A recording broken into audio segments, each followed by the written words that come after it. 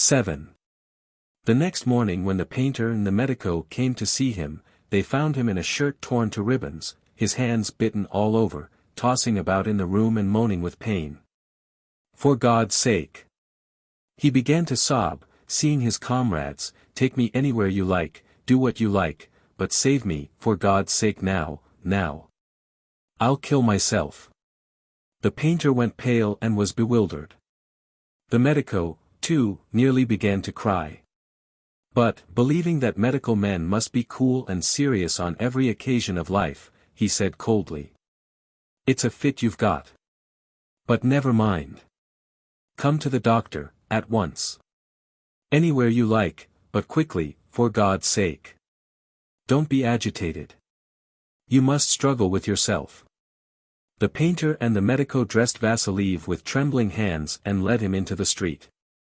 "Mikhail Sergeyich has been wanting to make your acquaintance for a long while," the medico said on the way. "He's a very nice man, and knows his job splendidly. He took his degree in '82, and has got a huge practice already. He keeps friends with the students."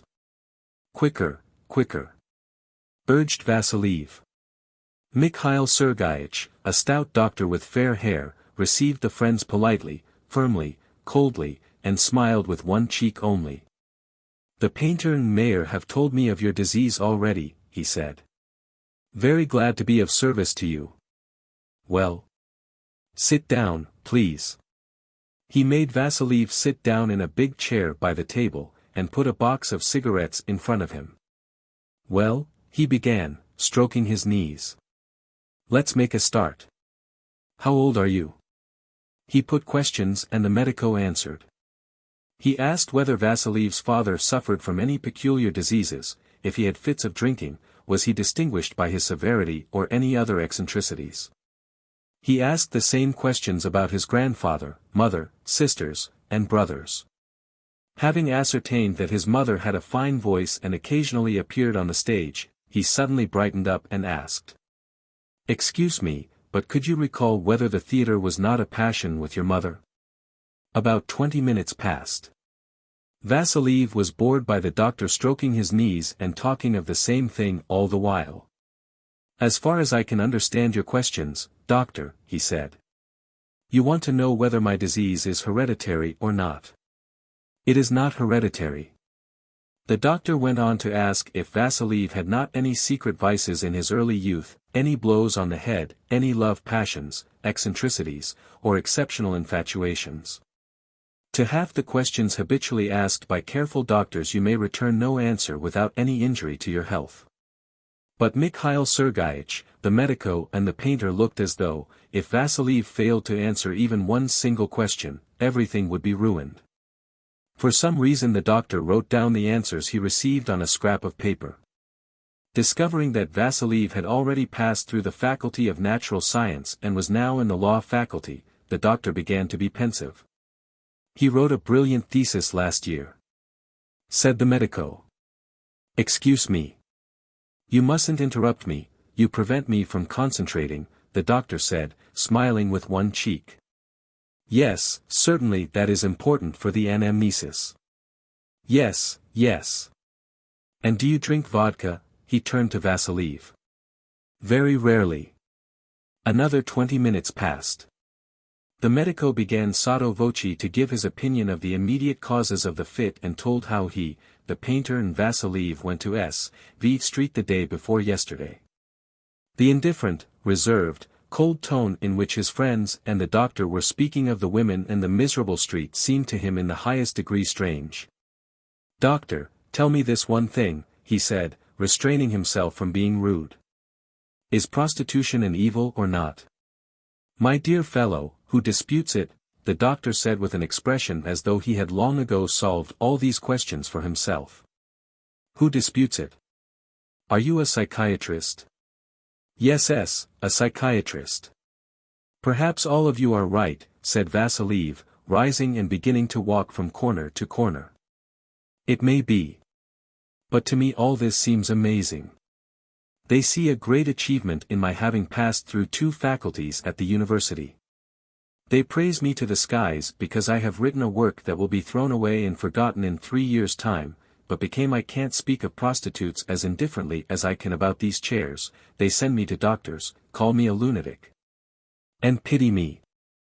For some reason Vassiliev suddenly began to feel an intolerable pity for himself, his friends, and everybody whom he had seen the day before yesterday, and for the doctor. He began to sob and fell into the chair. The friends looked interrogatively at the doctor. He, looking as though he magnificently understood the tears and the despair, and knew himself a specialist in this line, approached Vassiliev and gave him some drops to drink.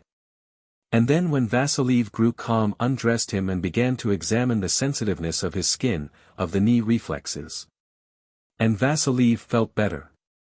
When he was coming out of the doctor's he was already ashamed, the noise of the traffic did not seem irritating, and the heaviness beneath his heart became easier and easier as though it were thawing. In his hand were 2 prescriptions. One was for calibromatum, the other, morphia. He used to take both before.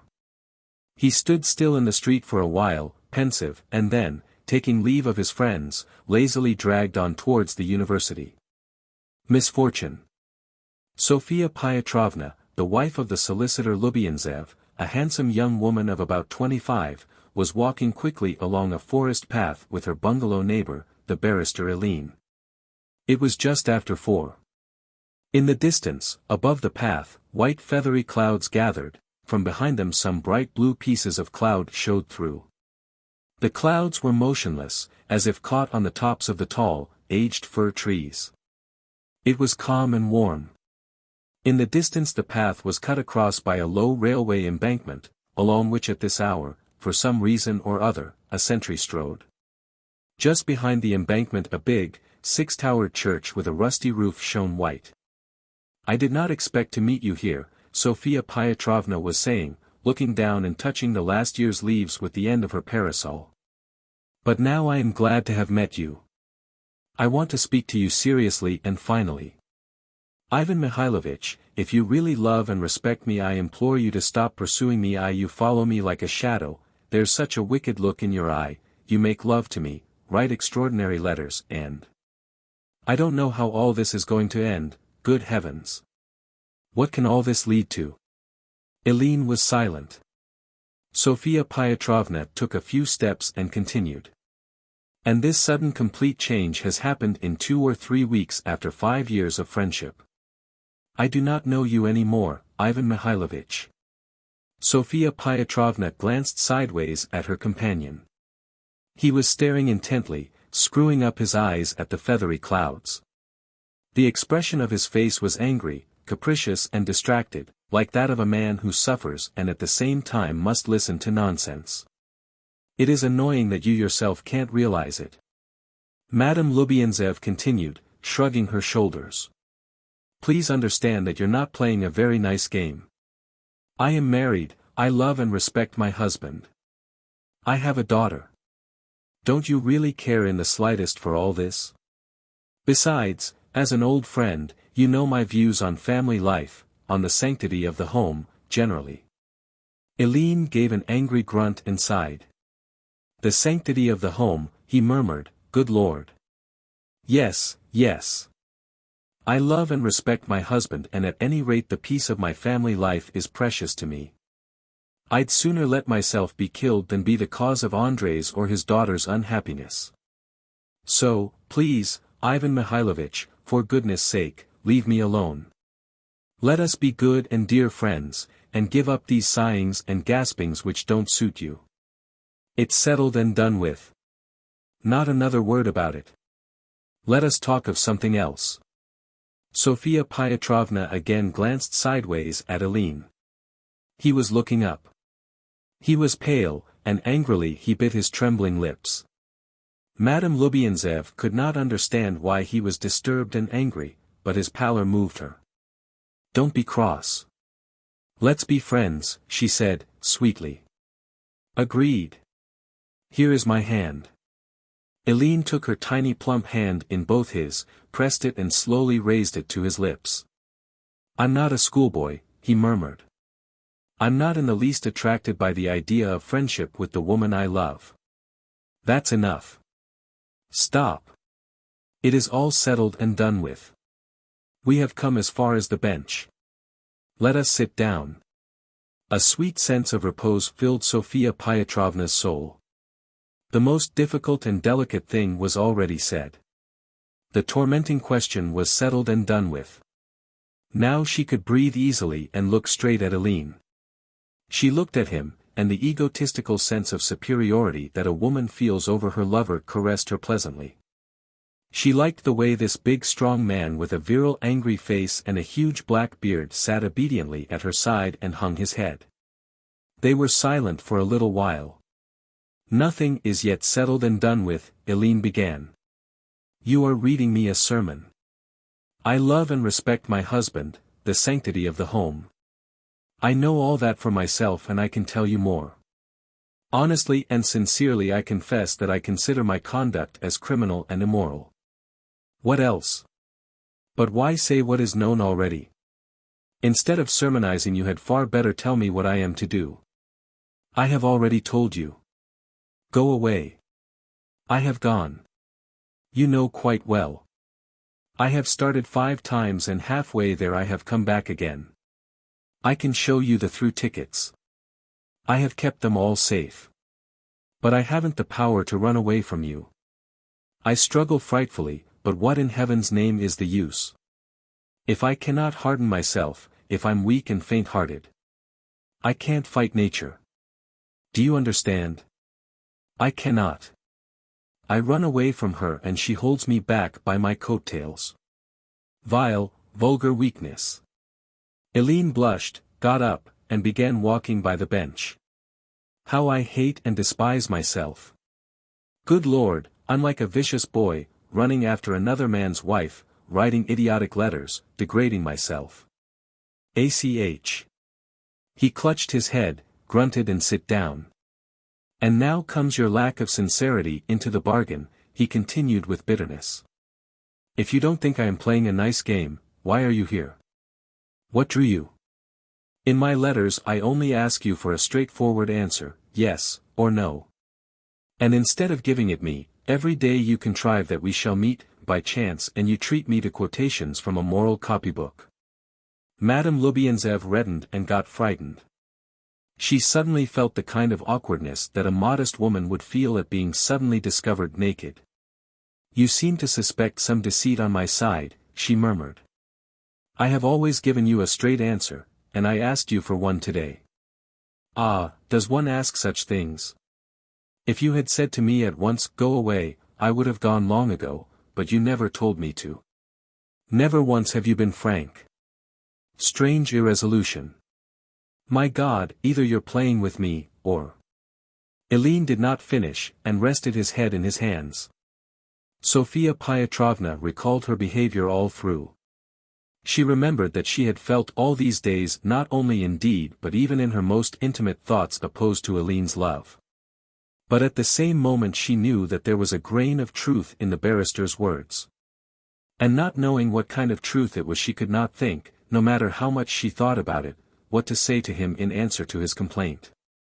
It was awkward being silent, so she said, shrugging her shoulders. So I'm to blame for that too? I don't blame you for your insincerity, sighed Aline. It slipped out unconsciously. Your insincerity is natural to you, in the natural order of things as well. If all mankind were to agree suddenly to become serious, everything would go to the devil, to ruin. Sophia Pyotrovna was not in the mood for philosophy. But she was glad of the opportunity to change the conversation and asked. Why indeed? Because only savages and animals are sincere. Since civilization introduced into society the demand, for instance, for such a luxury as woman's virtue, sincerity has been out of place. Angrily Aline began to thrust his stick into the sand. Madame Lubienzev listened without understanding much of it. She liked the conversation. First of all, she was pleased that a gifted man should speak to her, an average woman, about intellectual things. Also it gave her great pleasure to watch how the pale, lively, still angry, young face was working. Much she did not understand. But the fine courage of modern man was revealed to her, the courage by which he without reflection or surmise solves the great questions and constructs his simple conclusions. Suddenly she discovered that she was admiring him, and it frightened her. "Pardon, but I don't really understand," she hastened to say. "Why did you mention insincerity? I entreat you once more, be a dear, good friend and leave me alone. Sincerely, I ask it." "Good, I'll do my best. But hardly anything will come of it. Either I'll put a bullet through my brains or I'll start drinking in the stupidest possible way. Things will end badly for me.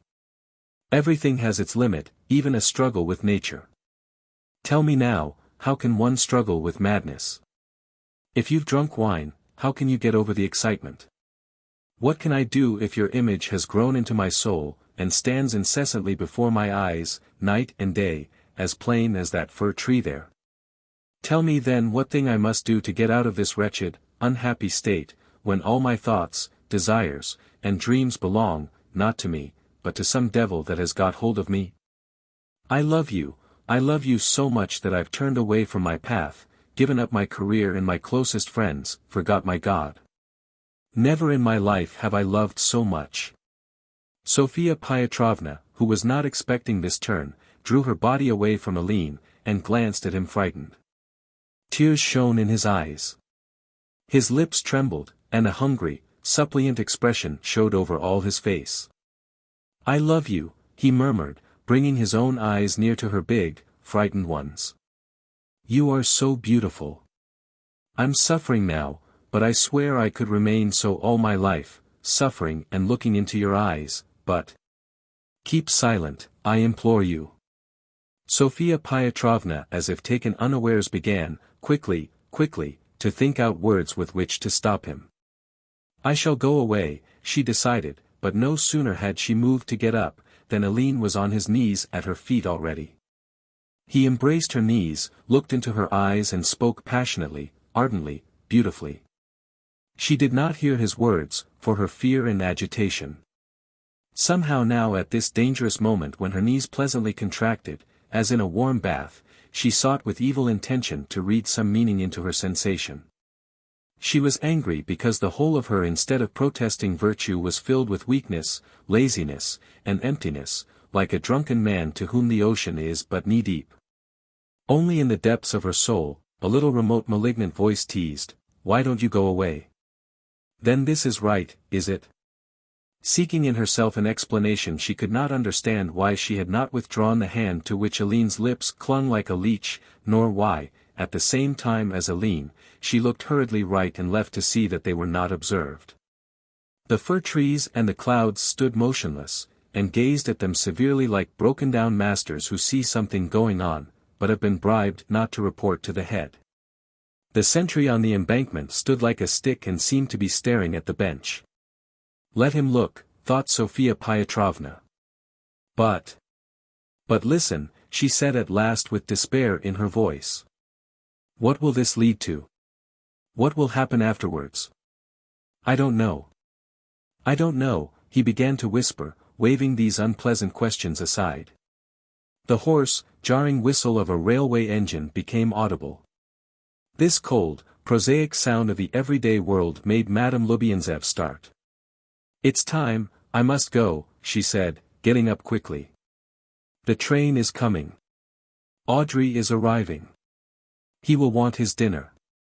Sophia Pyotrovna turned her blazing cheeks to the embankment. First the engine came slowly into sight, after it the carriages. It was not a bungalow train, but a goods train. In a long row, one after another like the days of man's life, the cars drew past the white background of the church, and there seemed to be no end to them. But at last the train disappeared, and the end car with the guard and the lighted lamps disappeared into the green. Sophia Pyotrovna turned sharply and not looking at Aline began to walk quickly back along the path. She had herself in control again. Red with shame, offended, not by Aline, no but by the cowardice and shamelessness with which she, a good, respectable woman, allowed a stranger to embrace her knees. She had only one thought now, to reach her bungalow and her family as quickly as possible. The barrister could hardly keep up with her. Turning from the path onto a little track, she glanced at him so quickly that she noticed only the sand on his knees, and she motioned with her hand at him to let her be. Running into the house, Sophia Pyotrovna stood for about 5 minutes motionless in her room, looking now at the window then at the writing table. "You disgraceful woman," she scolded herself, disgraceful. In spite of herself she recollected every detail, hiding nothing, how all these days she had been against Aline's love-making, yet she was somehow drawn to meet him and explain. But besides this, when he was lying at her feet she felt an extraordinary pleasure. She recalled everything, not sparing herself, and now, stifled with shame, she could have slapped her own face. Poor Andrei, she thought, trying, as she remembered her husband, to give her face the tenderest possible expression. Varya, my poor darling child, does not know what a mother she has. Forgive me, my dears. I love you very much, very much. And wishing to convince herself that she was still a good wife and mother, that corruption had not yet touched those sanctities of hers, of which she had spoken to Aline. Sophia Pyotrovna ran into the kitchen and scolded the cook for not having laid the table for Andrei Ilyitch. She tried to imagine her husband's tired, hungry look, and pitying him aloud, she laid the table herself, a thing which she had never done before. Then she found her daughter Varya, lifted her up in her hands and kissed her passionately. The child seemed to her heavy and cold, but she would not own it to herself, and she began to tell her what a good, dear, splendid father she had. But when, soon after, Andrei Ilyitch arrived, she barely greeted him. The flow of imaginary feelings had ebbed away without convincing her of anything, she was only exasperated and enraged by the lie. She sat at the window, suffered, and raged. Only in distress can people understand how difficult it is to master their thoughts and feelings. Sophia Pyotrovna said afterwards a confusion was going on inside her as hard to define as to count a cloud of swiftly flying sparrows. Thus, from the fact that she was delighted at her husband's arrival and pleased with the way he behaved at dinner, she suddenly concluded that she had begun to hate him. Andrei Ilyitch, languid with hunger and fatigue, while waiting for the soup, fell upon the sausage and ate it greedily, chewing loudly and moving his temples. My God, thought Sophia Pyotrovna. I do love and respect him, but why does he chew so disgustingly? Her thoughts were no less disturbed than her feelings. Madame Lubianzev, like all who have no experience of the struggle with unpleasant thought, did her best not to think of her unhappiness, and the more zealously she tried, the more vivid Aline became to her imagination, the sand on his knees, the feathery clouds, the train. Why did I, idiot, go today, she teased herself. And am I really a person who can't answer for herself? Fear has big eyes. When Andrei Ilyitch had finished the last course, she had already resolved to tell him everything and so escape from danger. Andrei, I want to speak to you seriously, she began after dinner, when her husband was taking off his coat and boots in order to have a lie down. Well? Let's go away from here. How, where to? It's still too early to go to town. No. Travel or something like that. Travel, murmured the solicitor, stretching himself. I dream of it myself, but where shall I get the money, and who'll look after my business? After a little reflection he added. Yes, really you are bored. Go by yourself if you want to. Sophia Pyotrovna agreed, but at the same time she saw that Aline would be glad of the opportunity to travel in the same train with her, in the same carriage. She pondered and looked at her husband, who was full-fed but still languid. For some reason her eyes stopped on his feet, tiny, almost womanish, in stupid socks. On the toe of both socks little threads were standing out. Under the drawn blind a bumblebee was knocking against the window pane and buzzing. Sophia Pyotrovna stared at the threads, listened to the bumblebee and pictured her journey. Day and night Aline sits opposite, without taking his eyes from her, angry with his weakness and pale with the pain of his soul. He brands himself as a libertine, accuses her, tears his hair. But when the dark comes he seizes the chance when the passengers go to sleep or alight at a station and falls on his knees before her and clasps her feet, as he did by the bench. She realized that she was dreaming. "Listen. I am not going by myself," she said. "You must come, too." "Safochka, that's all imagination," sighed Lubianzev. "You must be serious and only ask for the possible." "You'll come when you and out," thought Sophia Pyotrovna. Having decided to go away at all costs, she began to feel free from danger, her thoughts fell gradually into order, she became cheerful and even allowed herself to think about everything. Whatever she may think or dream about, she is going all the same. While her husband still slept, little by little, evening came. She sat in the drawing room playing the piano. Outside the window the evening animation, the sound of music, but chiefly the thought of her own cleverness in mastering her misery gave the final touch to her joy.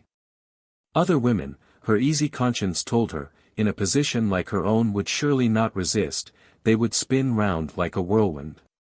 But she was nearly burnt up with shame, she suffered and now she had escaped from a danger which perhaps was non-existent. Her virtue and resolution moved her so much that she even glanced at herself in the glass 3 times. When it was dark visitors came. The men sat down to cards in the dining room, the ladies were in the drawing room and on the terrace. Eileen came last, he was stern and gloomy and looked ill. He sat down on a corner of the sofa and did not get up for the whole evening. Usually cheerful and full of conversation, he was now silent, frowning, and rubbing his eyes. When he had to answer a question he smiled with difficulty and only with his upper lip, answering abruptly and spitefully. He made about 5 jokes in all, but his jokes seemed crude and insolent. It seemed to Sophia Pyotrovna that he was on the brink of hysteria. But only now as she sat at the piano did she acknowledge that the unhappy man was not in the mood to joke, that he was sick in his soul, he could find no place for himself. It was for her sake he was ruining the best days of his career in his youth, wasting his last farthing on a bungalow, had left his mother and sisters uncared for, and, above all, was breaking down under the martyrdom of his struggle. From simple, common humanity she ought to take him seriously. All this was dear to her, even to paining her. If she were to go up to Eileen now and say to him, no, there would be such strength in her voice that it would be hard to disobey. But she did not go up to him and she did not say it, did not even think it. The petty selfishness of a young nature seemed never to have been revealed in her as strongly as that evening. She admitted that Bayan was unhappy and that he sat on the sofa as if on hot coals. She was sorry for him, but at the same time the presence of the man who loved her so desperately filled her with a triumphant sense of her own power. She felt her youth, her beauty, her inaccessibility, and, since she had decided to go away, she gave herself full rein this evening. She coquetted, laughed continually, she sang with singular emotion, and as one inspired. Everything made her gay and everything seemed funny. It amused her to recall the incident of the bench, the sentry looking on. The visitors seemed funny to her, Eileen's insolent jokes, his tie pin which she had never seen before. The pin was a little red snake with tiny diamond eyes, the snake seemed so funny that she was ready to kiss it.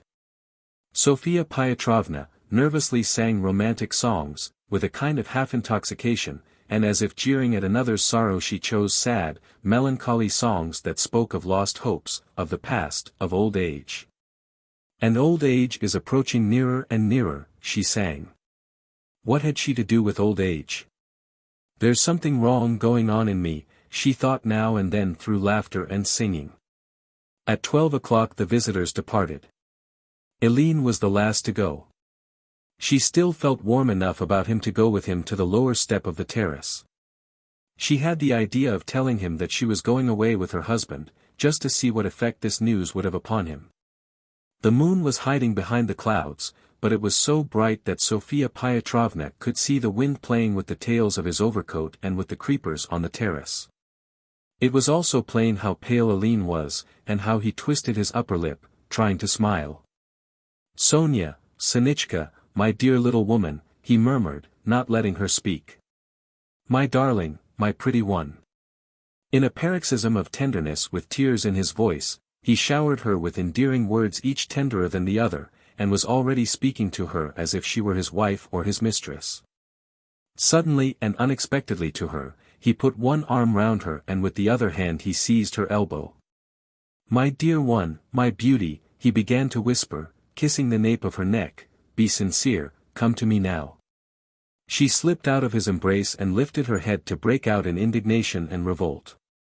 But indignation did not come, and of all her praiseworthy virtue and purity, there was left only enough for her to say that which all average women say in similar circumstances. "You must be mad." "But really let us go," continued Aline. "Just now and over there by the bench I felt convinced that you, Sonia, were as helpless as myself. You too will be all the worse for it. You love me, and you are making a useless bargain with your conscience." Seeing that she was leaving him, he seized her by her lace sleeve and ended quickly. "If not today, then tomorrow, but you will have to give in. What's the good of putting it off? My dear, my darling Sonia, the verdict has been pronounced. Why postpone the execution? Why deceive yourself?" Sophia Pyotrovna broke away from him and suddenly disappeared inside the door. She returned to the drawing room, shut the piano mechanically, stared for a long time at the cover of a music book, and sat down. She could neither stand nor think.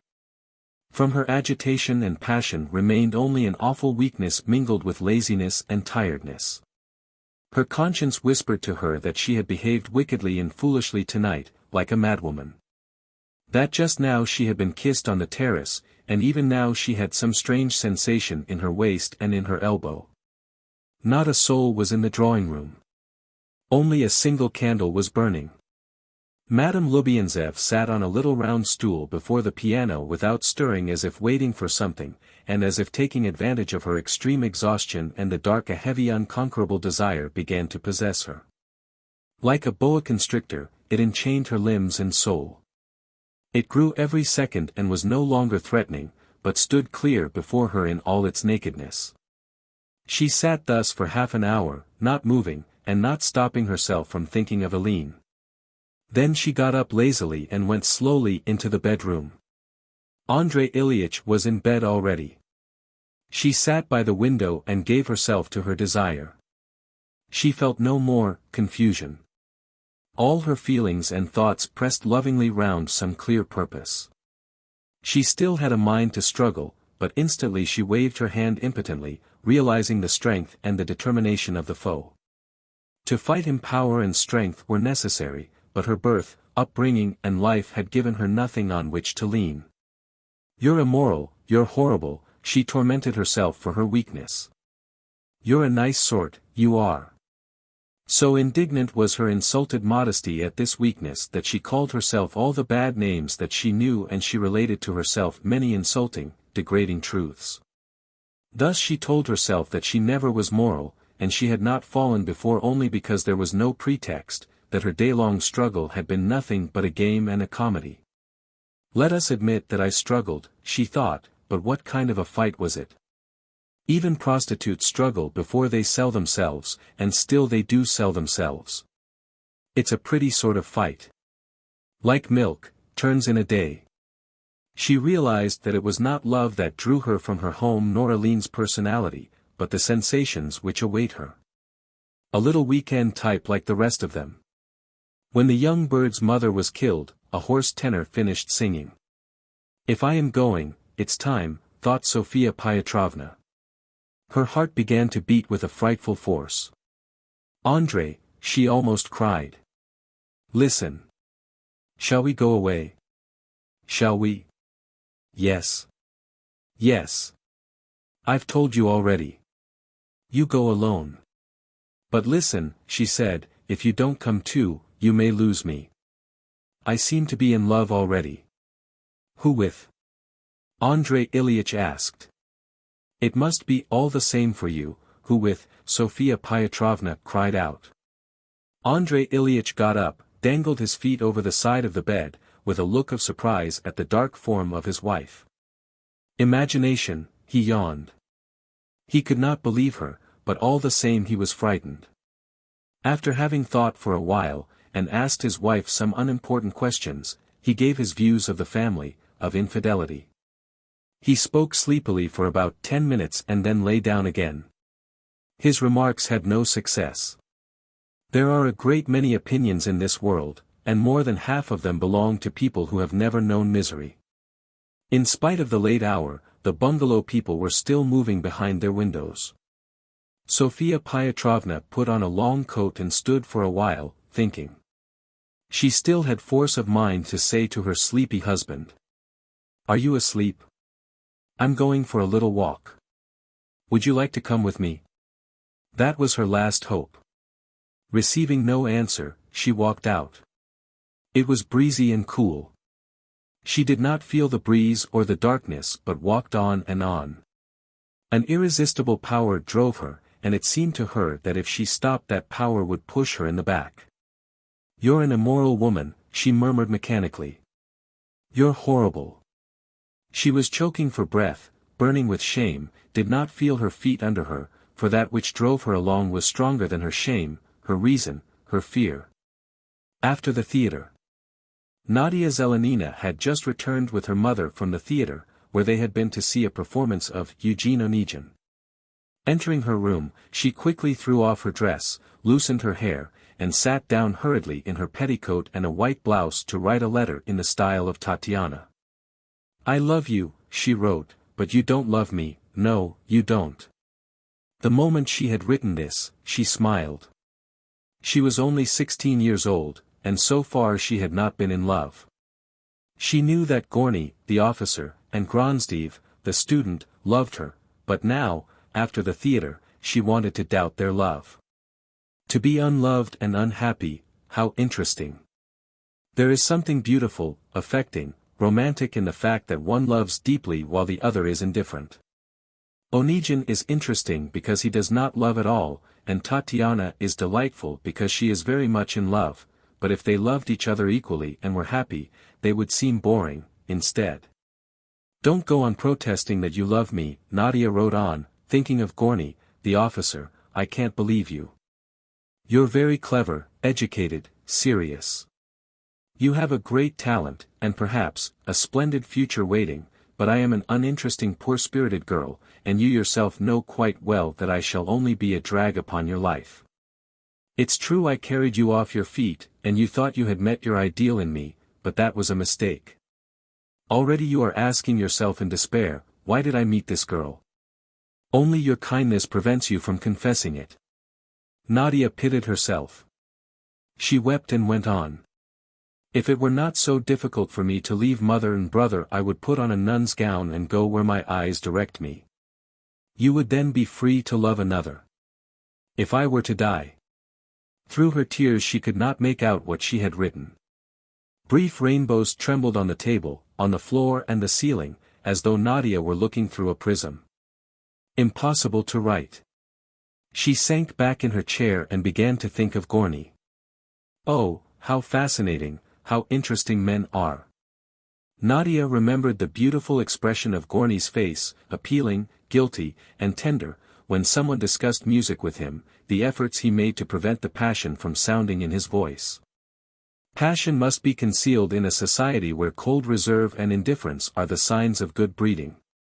And he does try to conceal it, but he does not succeed, and everybody knows quite well that he has a passion for music. Never-ending discussions about music, blundering pronouncements by men who do not understand, keep him in incessant tension. He is scared, timid, silent. He plays superbly, as an ardent pianist. If he were not an officer, he would be a famous musician. The tears dried in her eyes. Nadia remembered how Gorny told her of his love at a symphony concert, and again downstairs by the cloakroom.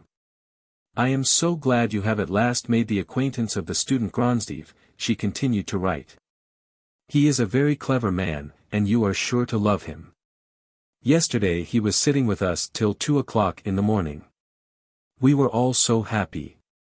I was sorry that you hadn't come to us. He said a lot of remarkable things." Nadia laid her hands on the table and lowered her head. Her hair covered the letter. She remembered that Gronsdev also loved her, and that he had the same right to her letter as Gorny. Perhaps she had better write to Gronsdev. For no cause, a happiness began to quicken in her breast. At first it was a little one, rolling about in her breast like a rubber ball. Then it grew broader and bigger, and broke forth like a wave. Nadia had already forgotten about Gorny and Gronsdev. Her thoughts became confused. The happiness grew more and more. From her breast it ran into her arms and legs, and it seemed that a light fresh breeze blew over her head, stirring her hair. Her shoulders trembled with quiet laughter. The table and the lamp-glass trembled. Tears from her eyes splashed the letter. She was powerless to stop her laughter, and to convince herself that she had a reason for it, she hastened to remember something funny. What a funny poodle!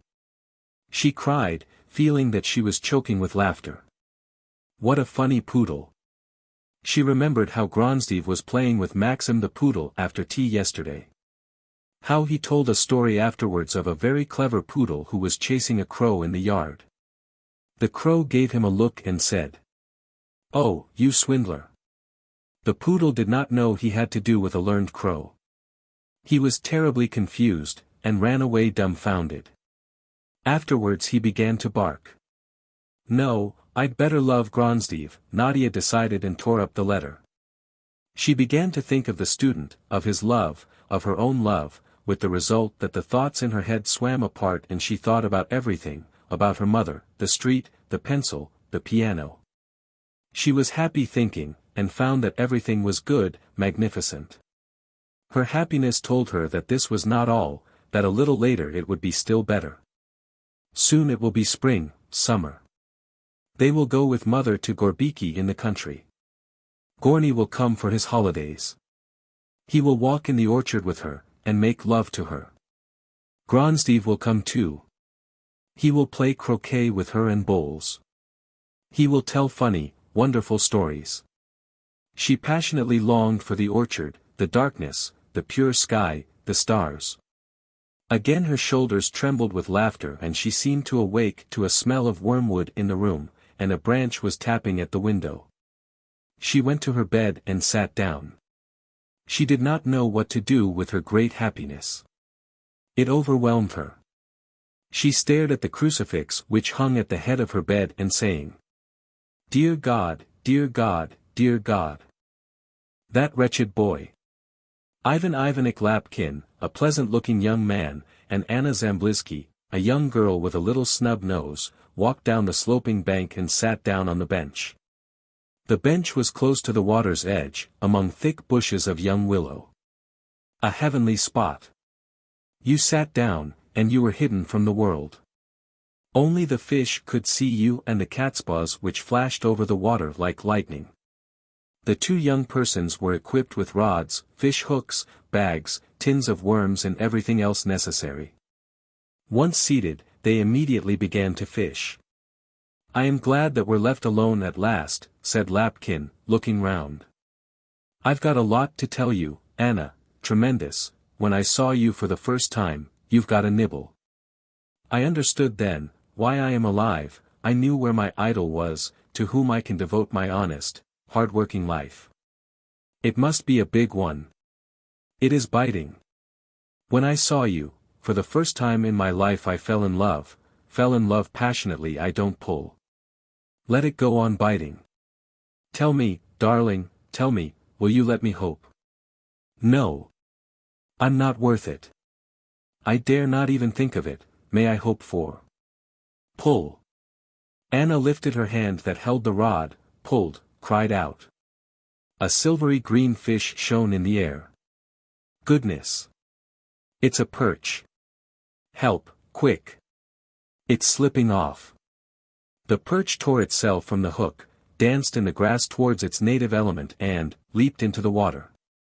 But instead of the little fish that he was chasing, Lapkin quite by accident caught hold of Anna's hand, quite by accident pressed it to his lips. She drew back, but it was too late, quite by accident their lips met and kissed. Yes, it was an absolute accident. They kissed and kissed. Then came vows and assurances. Blissful moments. But there is no such thing as absolute happiness in this life. If happiness itself does not contain a poison, poison will enter in from without. Which happened this time.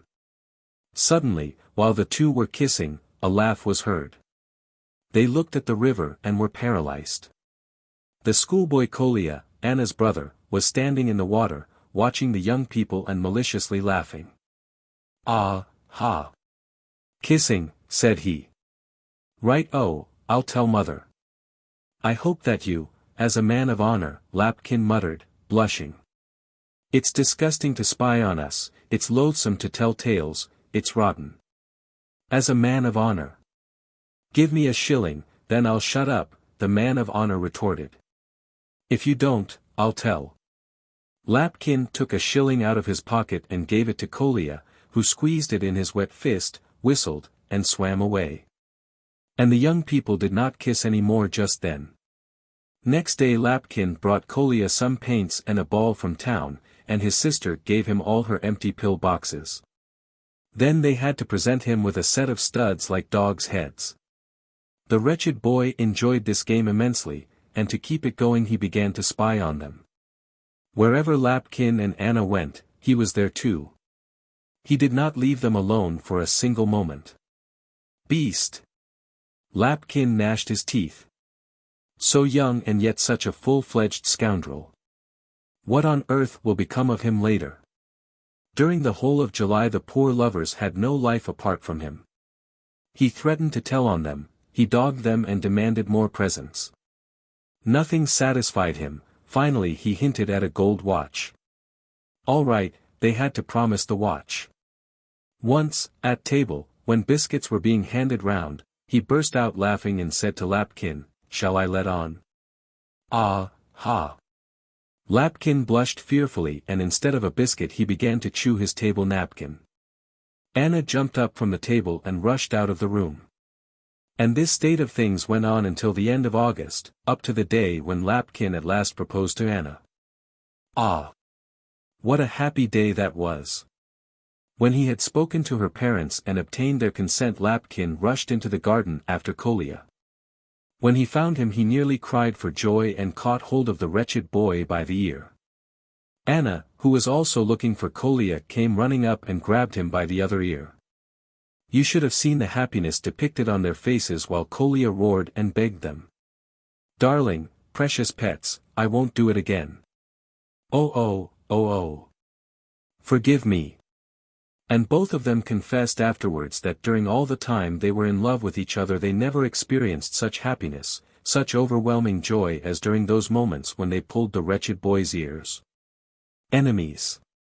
About 10 o'clock of a dark September evening the Zemstvo Dr. Krylov's only son, 6-year-old Andrei, died of diphtheria. As the doctor's wife dropped onto her knees before the dead child's cot and the first paroxysm of despair took hold of her, the bell rang sharply in the hall. When the diphtheria came all the servants were sent away from the house, that very morning. Krylov himself went to the door, just as he was, in his shirt sleeves with his waistcoat unbuttoned, without wiping his wet face or hands, which had been burnt with carbolic acid. It was dark in the hall, and of the person who entered could be distinguished only his middle height, a white scarf and a big, extraordinarily pale face, so pale that it seemed as though its appearance made the hall brighter. "Is the doctor in?" the visitor asked abruptly. "I'm at home," answered Krylov. "What do you want?"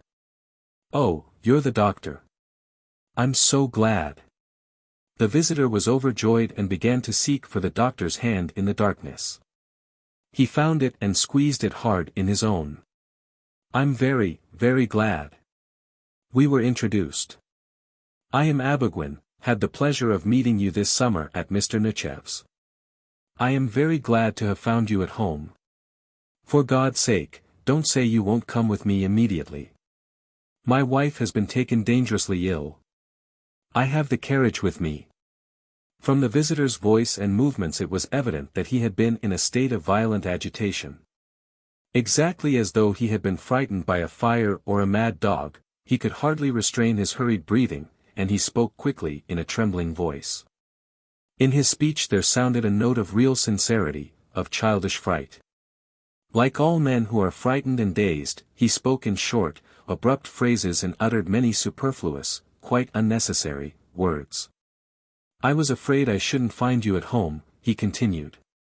"While I was coming to you I suffered terribly.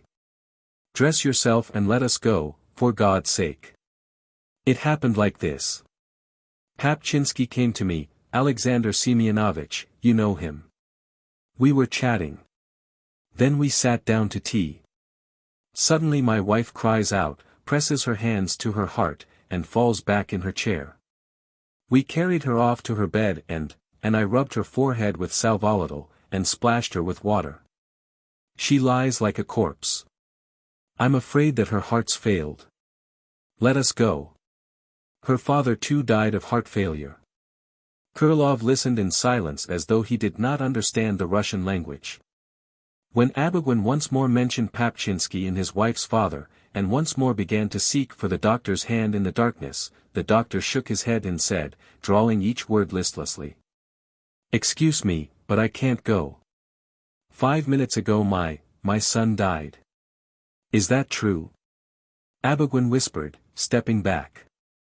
"My God, what an awful moment to come. It's a terribly fated day, terribly. What a coincidence, and it might have been on purpose." Abogin took hold of the door handle and drooped his head in meditation. Evidently he was hesitating, not knowing whether to go away, or to ask the doctor once more. "Listen," he said eagerly, seizing Krylov by the sleeve. "I fully understand your state. God knows I'm ashamed to try to hold your attention at such a moment, but what can I do? Think yourself, who can I go to? There isn't another doctor here besides you. For heaven's sake come. I'm not asking for myself. It's not I that's ill." Silence began. Krylov turned his back to Abogin, stood still for a while and slowly went out of the hall into the drawing room. To judge by his uncertain, machine-like movement, and by the attentiveness with which he arranged the hanging shade on the unlighted lamp in the drawing room and consulted a thick book which lay on the table, at such a moment he had neither purpose nor desire, nor did he think of anything. And probably had already forgotten that there was a stranger standing in his hall. The gloom and the quiet of the drawing room apparently increased his insanity. As he went from the drawing room to his study he raised his right foot higher than he need, felt with his hands for the doorposts, and then one felt a certain perplexity in his whole figure, as though he had entered a strange house by chance. Or for the first time in his life had got drunk, and now was giving himself up in bewilderment to the new sensation. A wide line of light stretched across the bookshelves on one wall of the study. This light, together with the heavy stifling smell of carbolic acid and ether, came from the door ajar that led from the study into the bedroom.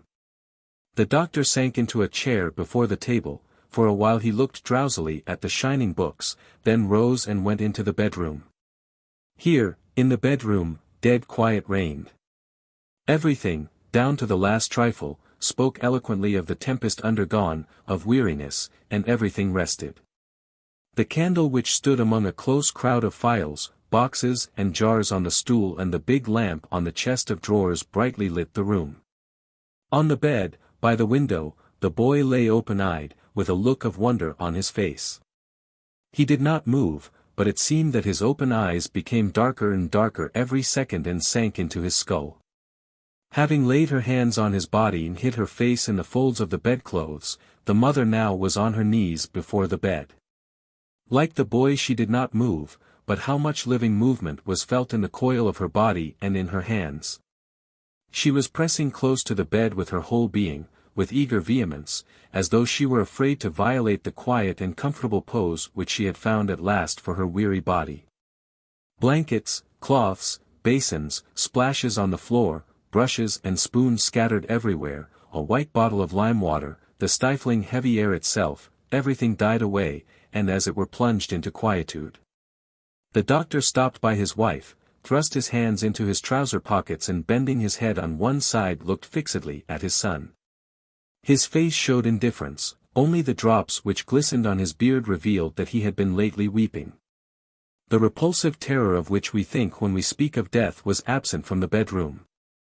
In the pervading dumbness, in the mother's pose, in the indifference of the doctor's face was something attractive that touched the heart, the subtle and elusive beauty of human grief, which it will take men long to understand and describe. And only music, it seems, is able to express. Beauty too was felt in the stern stillness.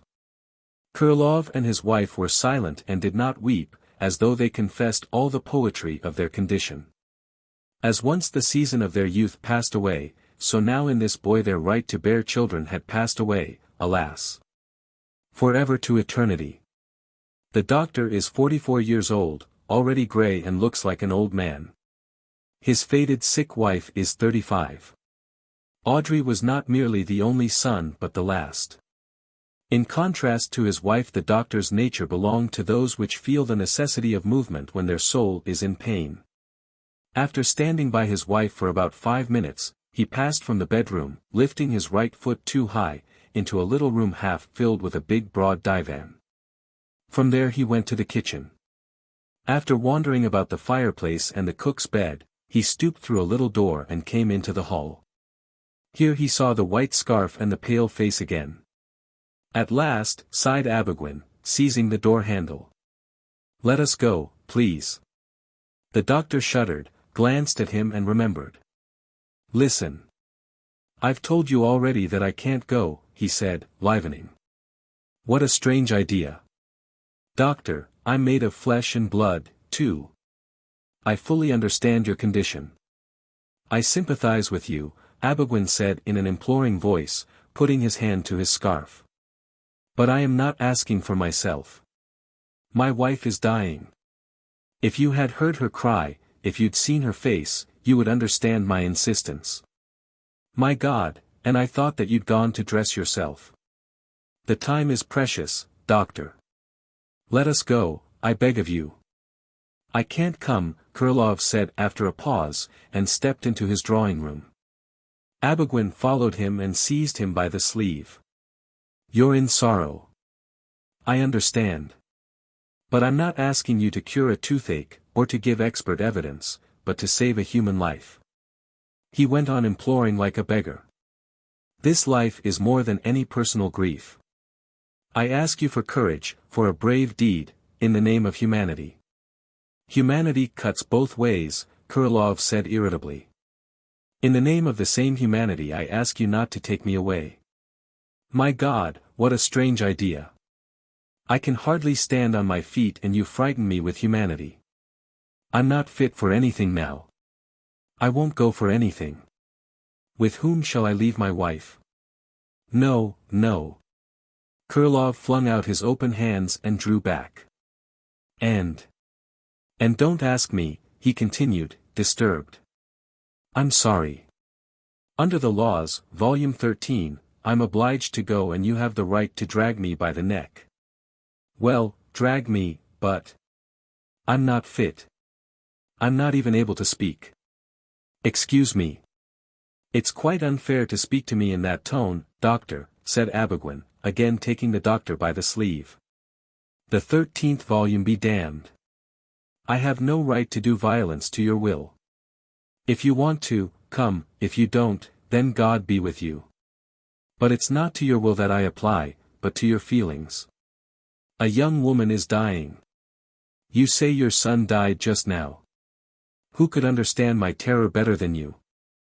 Abogin's voice trembled with agitation. His tremor and his tone were much more convincing than his words. Abogin was sincere, but it is remarkable that every phrase he used came out stilted, soulless, inopportunely florid, and as it were insulted the atmosphere of the doctor's house and the woman who was dying. He felt it himself, and in his fear of being misunderstood he exerted himself to the utmost to make his voice soft and tender so as to convince by the sincerity of his tone at least, if not by his words. As a rule, however deep and beautiful the words, they affect only the unconcerned. They cannot always satisfy those who are happy or distressed because the highest expression of happiness or distress is most often silence. Lovers understand each other best when they are silent, and a fervent passionate speech at the graveside affects only outsiders. To the widow and children it seems cold and trivial. Krylov stood still and was silent. When Abogin uttered some more words on the higher vocation of a doctor, and self-sacrifice, the doctor sternly asked. Is it far? 13 or 14 versts. I've got good horses, doctor. I give you my word of honor that I'll take you there and back in an hour. Only an hour. The last words impressed the doctor more strongly than the references to humanity or the doctor's vocation. He thought for a while and said with a sigh. Well, let us go. He went off quickly, with a step that was now sure, to his study and soon after returned in a long coat. Abogin, delighted, danced impatiently round him, helped him on with his overcoat, and accompanied him out of the house. Outside it was dark, but brighter than in the hall. Now in the darkness the tall stooping figure of the doctor was clearly visible with the long, narrow beard and the aquiline nose. Besides his pale face Abogin's big face could now be seen and a little student's cap which hardly covered the crown of his head. The scarf showed white only in front, but behind it was hid under his long hair. Believe me, I'm able to appreciate your magnanimity, murmured Abogin, as he helped the doctor to a seat in the carriage. We'll whirl away. Luke, dear man, drive as fast as you can, do. The coachman drove quickly. First appeared a row of bare buildings, which stood along the hospital yard. It was dark everywhere, save that at the end of the yard a bright light from someone's window broke through the garden fence, and 3 windows in the upper story of the separate house seemed to be paler than the air. Then the carriage drove into dense obscurity where you could smell mushroom damp, and hear the whisper of the trees. The noise of the wheels awoke the rooks who began to stir in the leaves and raised a doleful, bewildered cry as if they knew that the doctor's son was dead and Abogin's wife ill. Then began to appear separate trees, a shrub. Sternly gleamed the pond, where big black shadows slept. The carriage rolled along over an even plain. Now the cry of the rooks was but faintly heard far away behind. Soon it became completely still. Almost all the way Krylov and Abogin were silent, save that once Abogin sighed profoundly and murmured. It's terrible pain. One never loves his nearest so much as when there is the risk of losing them. And when the carriage was quietly passing through the river, Krylov gave a sudden start, as though the dashing of the water frightened him, and he began to move impatiently. Let me go, he said in anguish. I'll come to you later. I only want to send the attendant to my wife. She is all alone. Abogin was silent. The carriage, swaying and rattling against the stones, drove over the sandy bank and went on. Krylov began to toss about in anguish, and glanced around.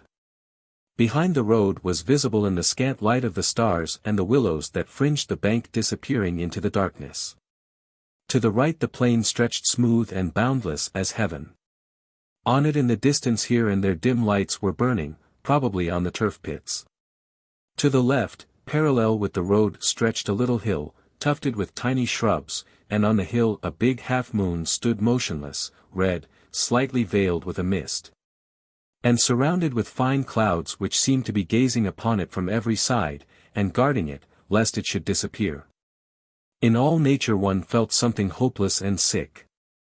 Like a fallen woman who sits alone in a dark room trying not to think of her past, the earth languished with reminiscence of spring and summer and waited in apathy for ineluctable winter.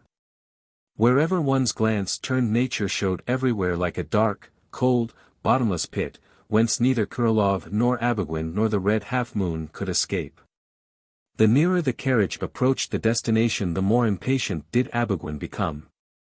He moved about, jumped up and stared over the driver's shoulder in front of him. And when at last the carriage drew up at the foot of the grand staircase, nicely covered with a striped linen awning, and he looked up at the lighted windows of the first floor, one could hear his breath trembling.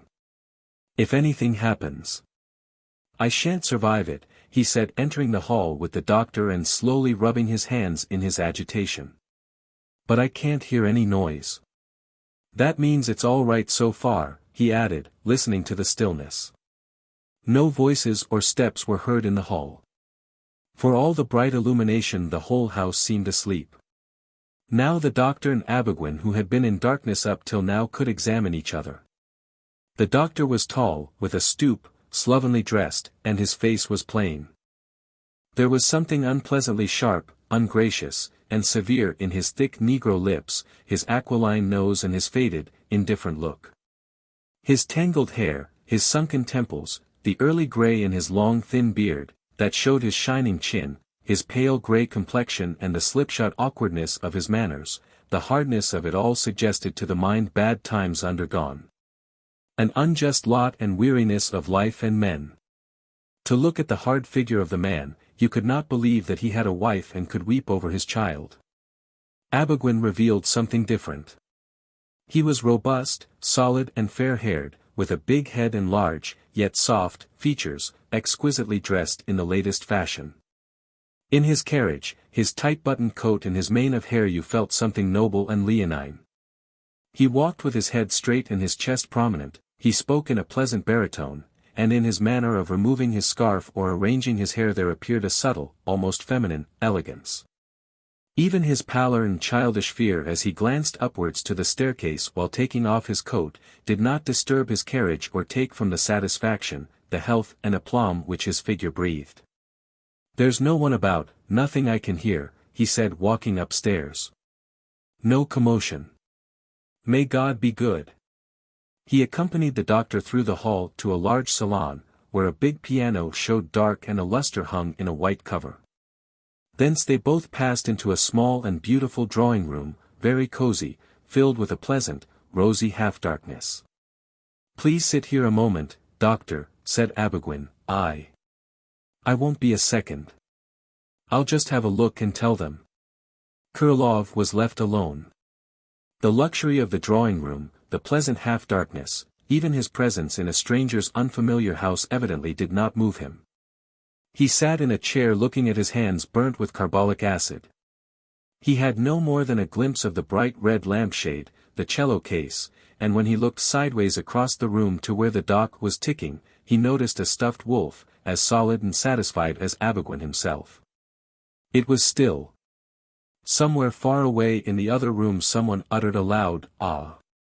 A glass door, probably a cupboard door, rang, and again everything was still.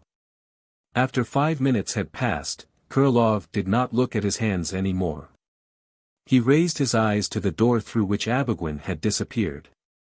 Abogwin was standing on the threshold, but not the same man as went out. The expression of satisfaction and subtle elegance had disappeared from him. His face and hands, the attitude of his body were distorted with a disgusting expression either of horror or of tormenting physical pain. His nose, lips, mustache, all his features were moving and as it were trying to tear themselves away from his face, but the eyes were as though laughing from pain. Abogwin took a long heavy step into the middle of the room, stooped, moaned, and shook his fists. "Deceived," he cried, emphasizing the syllable "cei. She deceived me. She's gone. She fell ill and sent me for the doctor only to run away with this fool Papchinsky. My God!" Abogwin stepped heavily towards the doctor, thrust his white soft fists before his face, and went on wailing, shaking his fists the while. "She's gone off. She's deceived me. But why this lie? My God, my God! Why this dirty, foul trick, this devilish, serpent's game? What have I done to her? She's gone off." Tears gushed from his eyes. He turned on his heel and began to pace the drawing-room. Now in his short jacket and his fashionable narrow trousers in which his legs seemed too thin for his body, he was extraordinarily like a lion. Curiosity kindled in the doctor's impassive face. He rose and eyed Abogwin. "Well, where's the patient?" The patient," cried Abogwin, laughing, weeping, and still shaking his fists.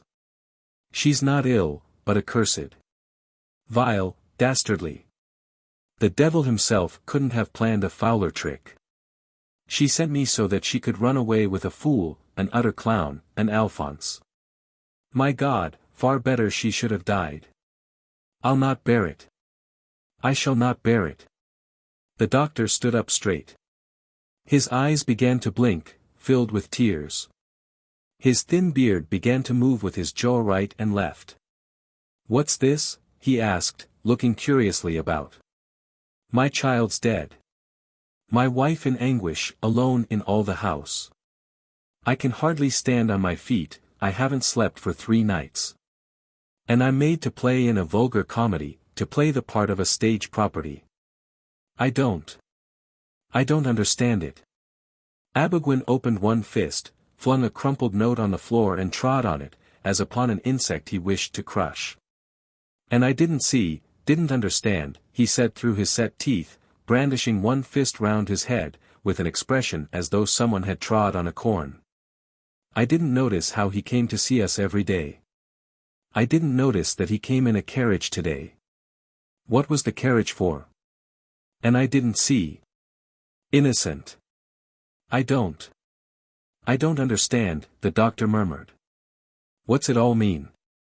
It's jeering at a man, laughing at a man's suffering. That's impossible. I've never seen it in my life before." With the dull bewilderment of a man who has just begun to understand that someone has bitterly offended him, the doctor shrugged his shoulders, waved his hands and not knowing what to say or do, dropped exhausted into a chair. "Well, she didn't love me any more. She loved another man. Very well. But why the deceit, why this foul treachery?" Abogwin spoke with tears in his voice. Why? What have I done to you?" "Listen, doctor," he said passionately approaching Kurlov. "You were the unwilling witness of my misfortune, and I am not going to hide the truth from you. I swear I loved this woman. I loved her with devotion, like a slave. I sacrificed everything for her. I broke with my family, I gave up the service and my music. I forgave her things I could not have forgiven my mother and sister. I never once gave her an angry look. I never gave her any cause. Why this lie then? I do not demand love, but why this abominable deceit? If you don't love any more then speak out honestly, above all when you know what I feel about this matter."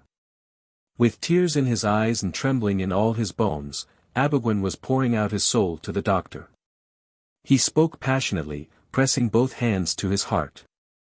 He revealed all the family secrets without hesitation, as though he were glad that these secrets were being torn from his heart. Had he spoken thus for an hour or two and poured out all his soul, he would surely have been easier. Who can say whether, had the doctor listened and given him friendly sympathy, he would not, as so often happens, have been reconciled to his grief unprotesting, without turning to unprofitable follies. But it happened otherwise. While Abogwin was speaking the offended doctor changed countenance visibly. The indifference and amazement in his face gradually gave way to an expression of bitter outrage, indignation, and anger. His features became still sharper, harder, and more forbidding. When Abogwin put before his eyes the photograph of his young wife, with a pretty, but dry, inexpressive face like a nun's, and asked if it were possible to look at that face and grant that it could express a lie, the doctor suddenly started away. With flashing eyes, and said, coarsely forging out each several word. "Why do you tell me all this? I do not want to hear. I don't want to," he cried and banged his fist upon the table. "I don't want your trivial vulgar secrets, to hell with them. You dare not tell me such trivialities. Or do you think I have not yet been insulted enough? That I'm a lackey to whom you can give the last insult? Yes." Abogwin drew back from Kurlov and stared at him in surprise. "Why did you bring me here?" the doctor went on, shaking his beard. "You marry out of high spirits, get angry out of high spirits, and make a melodrama, but where do I come in? What have I got to do with your romances? Leave me alone. I get on with your noble grabbing, parade your humane ideas, play." The doctor gave a side glance at the cello case, the double bass and the trombone. "Stuff yourselves like capons, but don't dare to jeer at a real man. If you can't respect him, then you can at least spare him your attentions." "What does all this mean?" Abogwin asked, blushing. "It means that it's vile and foul to play with a man. I am a doctor. You consider doctors and all men who work and don't reek of scent and harlotry, your footmen, your mauvais tons. Very well, but no one gave you the right to turn a man who suffers into a property. How dare you say that? Abogin asked quietly. Again his face began to twist about, this time in visible anger. How dare you bring me here to listen to trivial rubbish, when you know that I'm in sorrow? The doctor cried and banged his fists on the table once more. Who gave you the right to jeer at another's grief?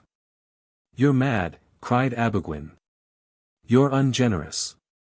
I too am deeply unhappy and. Unhappy, the doctor gave a sneering laugh. Don't touch the word, it's got nothing to do with you. Wasters who can't get money on a bill call themselves unhappy too. A capon's unhappy, oppressed with all its superfluous fat. You worthless lot. Sir, you're forgetting yourself, Abogin gave a piercing scream. For words like those, people are beaten. Do you understand? Abogin thrust his hand into his side pocket, took out a pocketbook, found 2 notes and flung them on the table. There's your fee, he said, and his nostrils trembled. You're paid. You dare not offer me money, said the doctor, and brushed the notes from the table to the floor. You don't settle an insult with money. Abogin and the doctor stood face to face, heaping each other with undeserved insults. Never in their lives, even in a frenzy, had they said so much that was unjust and cruel and absurd. In both the selfishness of the unhappy is violently manifest. Unhappy men are selfish, wicked, unjust, and less able to understand each other than fools. Unhappiness does not unite people, but separates them. And just where one would imagine that people should be united by the community of grief, there is more injustice and cruelty done than among the comparatively contented. Send me home, please, the doctor cried, out of breath. Abogin rang the bell violently. Nobody came. He rang once more, then flung the bell angrily to the floor. It struck dully on the carpet and gave out a mournful sound like a death moan. The footman appeared. Where have you been hiding, damn you? The master sprang upon him with clenched fists. Where have you been just now? Go away and tell them to send the carriage round for this gentleman, and get the brougham ready for me. Wait, he called out as the footman turned to go. Not a single traitor remains tomorrow. Pack off all of you. I will engage new ones. Rabble. While they waited, Abogin and the doctor were silent. Already the expression of satisfaction and the subtle elegance had returned to the former. He paced the drawing-room, shook his head elegantly and evidently was planning something. His anger was not yet cool, but he tried to make as if he did not notice his enemy. The doctor stood with one hand on the edge of the table, looking at Abogin with that deep, rather cynical, ugly contempt with which only grief and an unjust lot can look, when they see satiety and elegance before them. A little later, when the doctor took his seat in the carriage and drove away, his eyes still glanced contemptuously. It was dark, much darker than an hour ago. The red half-moon had now disappeared behind the little hill, and the clouds which watched it lay in dark spots round the stars. The brougham with the red lamps began to rattle on the road and passed the doctor. It was Abogin on his way to protest, to commit all manner of folly. All the way the doctor thought not of his wife or André, but only of Abogin and those who lived in the house he just left. His thoughts were unjust, inhuman, and cruel. He passed sentence on Abogin, his wife, Papchinsky, and all those who live in rosy semi-darkness and smell of scent. All the way he hated them, and his heart ached with his contempt for them. The conviction he formed about them would last his life long. Time will pass and cure law of sorrow, but this conviction, unjust and unworthy of the human heart, will not pass, but will remain in the doctor's mind until the grave. A trifling occurrence.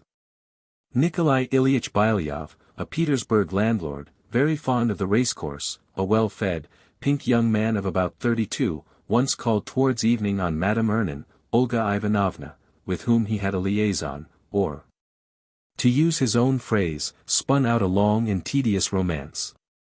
And indeed the first pages of this romance, pages of interest and inspiration, had been read long ago. Now they dragged on, and presented neither novelty nor interest. Finding that Olga Ivanovna was not at home, my hero lay down a moment on the drawing-room sofa and began to wait. "Good evening, Nikolai Ilyich," he suddenly heard a child's voice say. "Mother will be in a moment. She's gone to the dressmaker's with Sonia." In the same drawing-room on the sofa lay Olga Vasilievna's son, Alyosha, a boy about 8 years old, well-built, well looked after, dressed up like a picture in a velvet jacket and long black stockings. He lay on a satin pillow, and apparently imitating an acrobat whom he had lately seen in the circus, lifted up first one leg then the other. When his elegant legs began to be tired, he moved his hands, or he jumped up impetuously and then went on all fours, trying to stand with his legs in the air. All this he did with a most serious face, breathing heavily, as if he himself found no happiness in God's gift of such a restless body. "Ah, how do you do, my friend?" said Bilyov. "Is it you? I didn't notice you. Is your mother well?" At the moment Alyosha had just taken hold of the toe of his left foot in his right hand and got into a most awkward pose. He turned head over heels, jumped up, and glanced from under the big, fluffy lampshade at Bilyov. "How can I put it?" he said, shrugging his shoulders. "As a matter of plain fact, mother is never well. You see, she's a woman, and women, Nikolai Ilyich, have always some pain or another."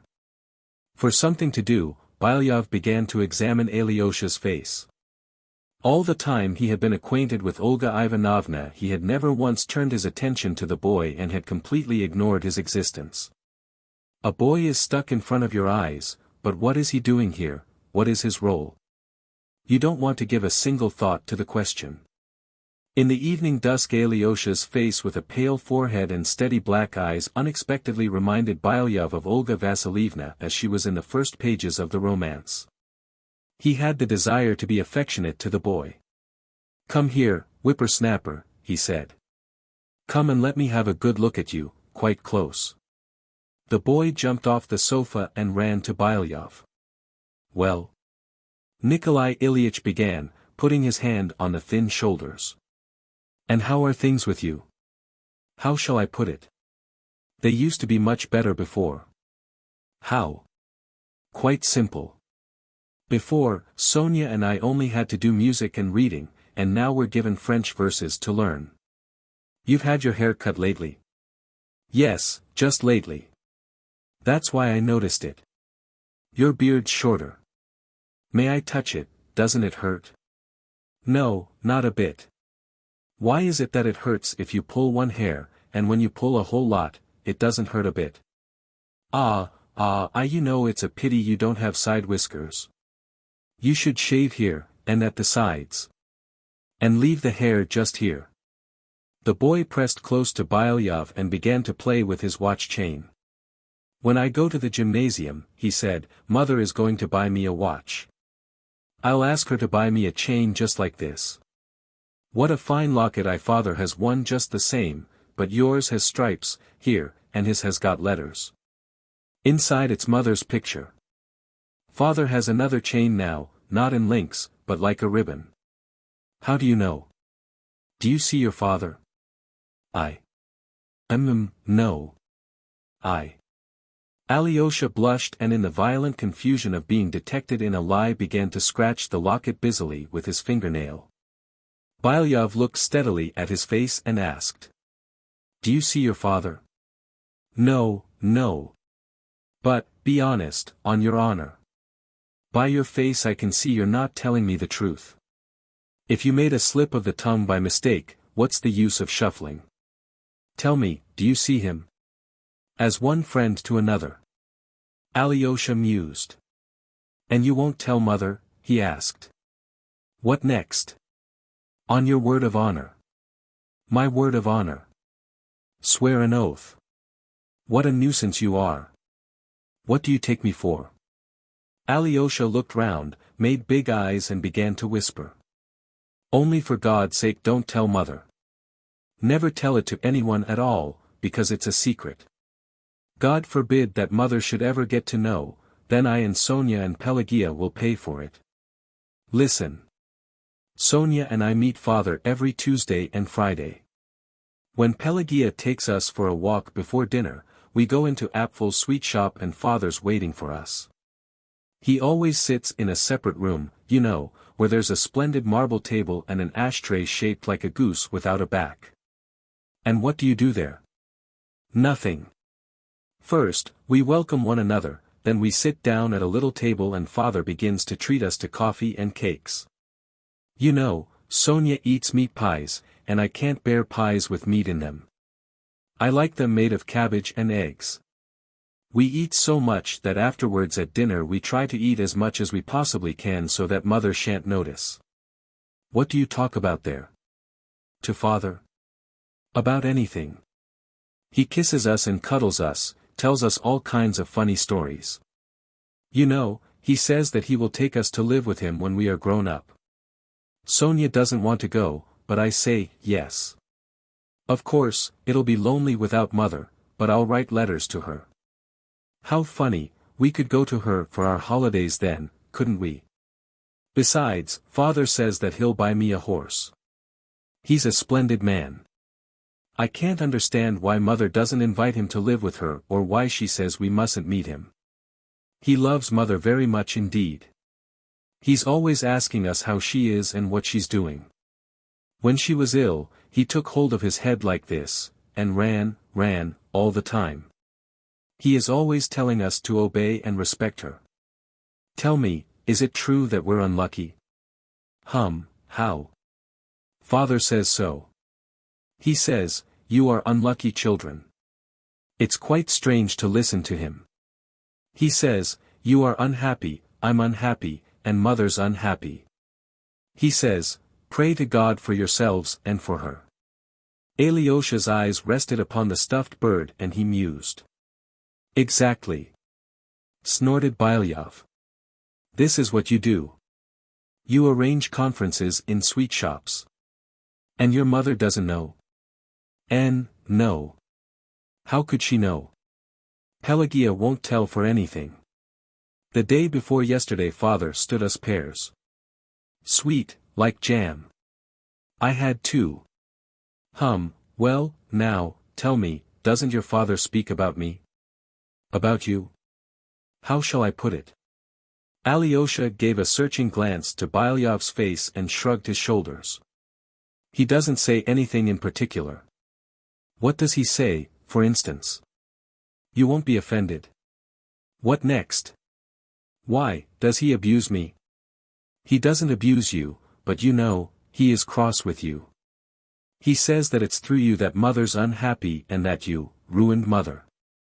But he is so queer. I explain to him that you are good and never shout at mother, but he only shakes his head. Does he say those very words, that I ruined her? Yes. Don't be offended, Nikolai Ilyich. Bilyov got up, stood still a moment, and then began to walk about the drawing room. This is strange and funny, he murmured, shrugging his shoulders and smiling ironically. He is to blame all round, and now I've ruined her, eh? What an innocent lamb. Did he say those very words to you, that I ruined your mother? Yes, but, you said that you wouldn't get offended. I'm not offended, and it's none of your business. No, it's quite funny though. I fell into the trap, yet I'm to be blamed as well. The bell rang. The boy dashed from his place and ran out. In a minute a lady entered the room with a little girl. It was Olga Ivanovna, Alyosha's mother. After her, humming noisily, and waving his hands, followed Alyosha. Of course, who is there to accuse except me, he murmured, sniffing. He's right, he's the injured husband. What's the matter? Asked Olga Ivanovna. What's the matter? Listen to the kind of sermon your dear husband preaches. It appears I'm a scoundrel and a murderer, I've ruined you and the children. All of you are unhappy, and only I am awfully happy. Awfully happy. I don't understand, Nikolai. What is it? Just listen to this young gentleman, Bylyov said, pointing to Alyosha. Alyosha blushed, then became pale suddenly and his whole face was twisted in fright. Nikolai Ilyitch, he whispered loudly. Shoo! Olga Ivanovna glanced in surprise at Alyosha, at Bylyov, and then again at Alyosha. Ask him, if you please, went on Bylyov. That stupid fool Pelagia of yours, takes them to sweet shops and arranges meetings with their dear father there. But that's not the point. The point is that the dear father is a martyr, and I'm a murderer, I'm a scoundrel, who broke the lives of both of you. Nikolai Ilyitch, moaned Alyosha. You gave your word of honor. Ah, let me alone. Bylyov waved his hand.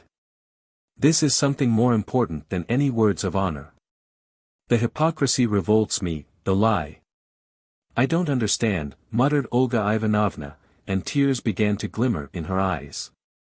Tell me, Lyalka, she turned to her son, do you see your father?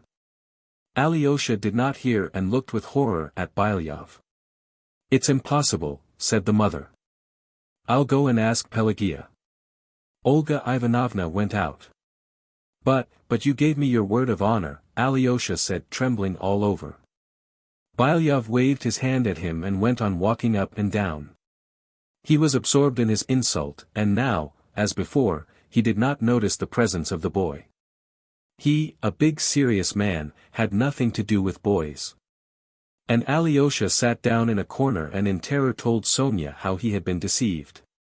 He trembled, stammered, wept. This was the first time in his life that he had been set, roughly, face to face with a lie. He had never known before that in this world besides sweet pears and cakes and expensive watches, there exist many other things which have no name in children's language. A gentleman friend. When she came out of the hospital, the charming Vanda, or, according to her passport, the honorable lady citizen Nastasia Konevkina, found herself in a position in which she had never been before, without a roof and without a son. What was to be done? First of all, she went to a pawnshop to pledge her turquoise ring, her only jewelry. They gave her a ruble for the ring, but what can you buy for a ruble? For that you can't get a short jacket à la mode, or an elaborate hat, or a pair of brown shoes, yet without these things she felt naked. She felt as though, not only the people, but even the horses and dogs were staring at her and laughing at the plainness of her clothes. And her only thought was for her clothes, she did not care at all what she ate or where she slept. If only I were to meet a gentleman friend. She thought. I could get some money.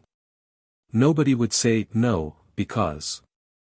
But she came across no gentleman men's. It's easy to find them of nights in the Renaissance, but they wouldn't let her go into the Renaissance in that plain dress and without a hat. What's to be done? After a long time of anguish, vexed and weary with walking, sitting, and thinking, Vanda made up her mind to play her last card, to go straight to the rooms of some gentleman friend and ask him for money. But who shall I go to? She pondered. I can't possibly go to Misha, he's got a family.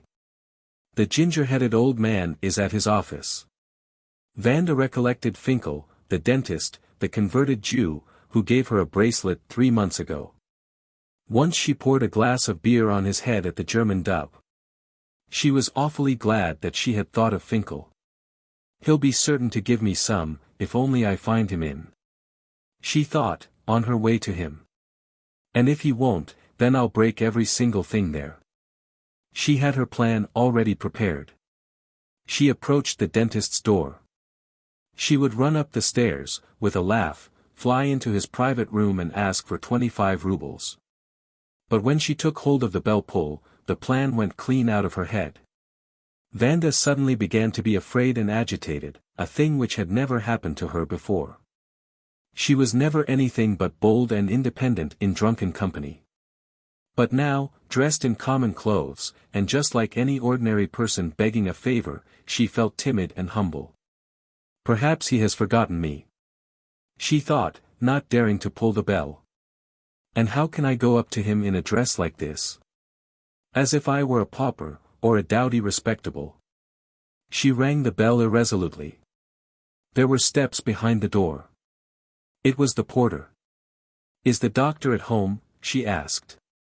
She would have been very pleased now if the porter had said no, but instead of answering he showed her into the hall, and took her jacket.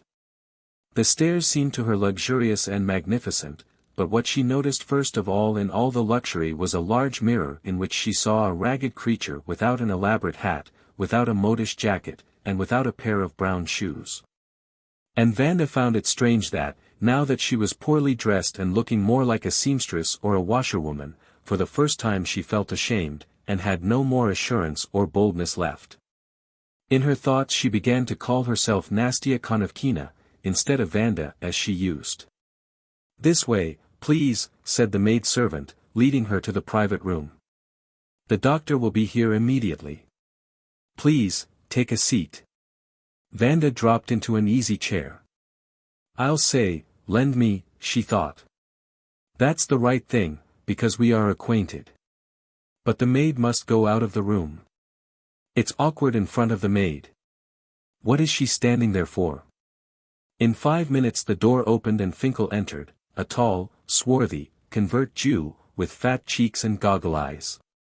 His cheeks, eyes, belly, fleshy hips, were all so full, repulsive, and coarse.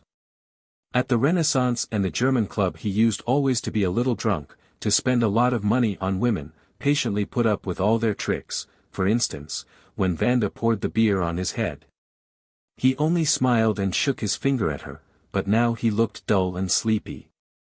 He had the pompous, chilly expression of a superior, and he was chewing something.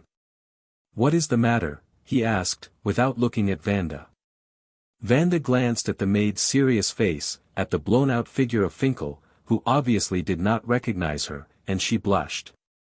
"What's the matter?" the dentist repeated, irritated. "Toothache," whispered Vanda. "Ah, which tooth?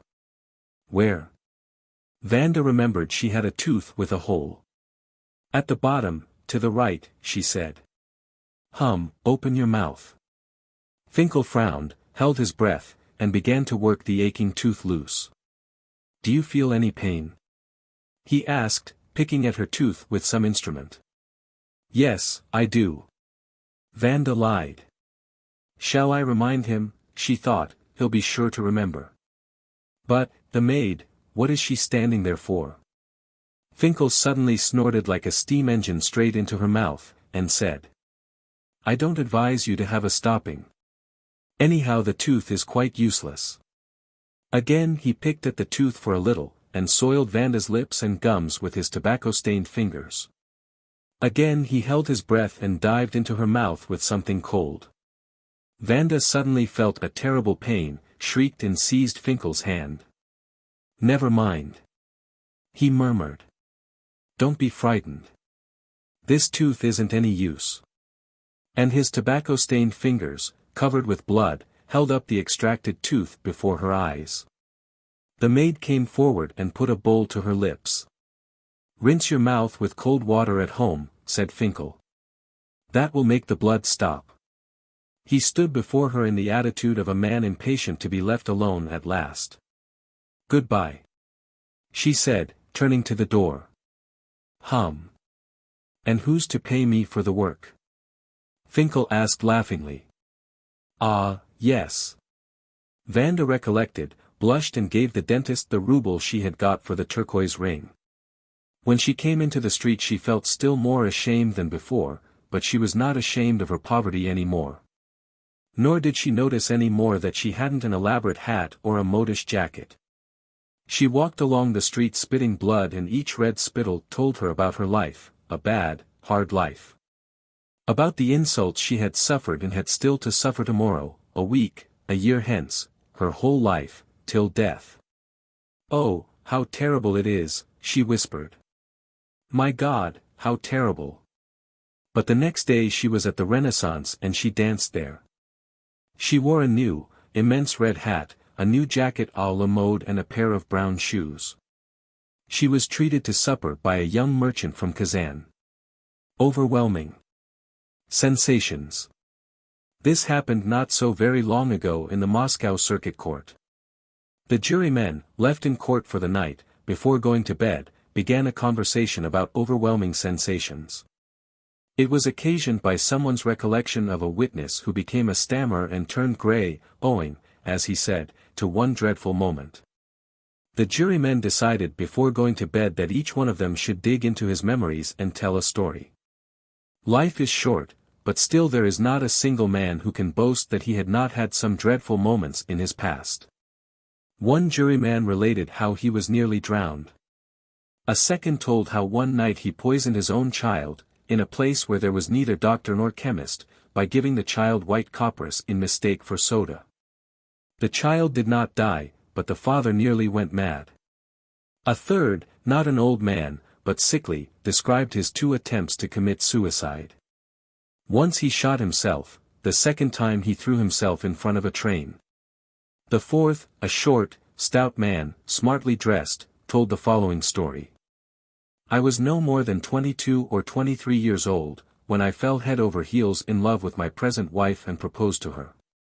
Now, I would gladly give myself a thrashing for that early marriage, but then, well, I don't know what would have happened to me if Natasha had refused.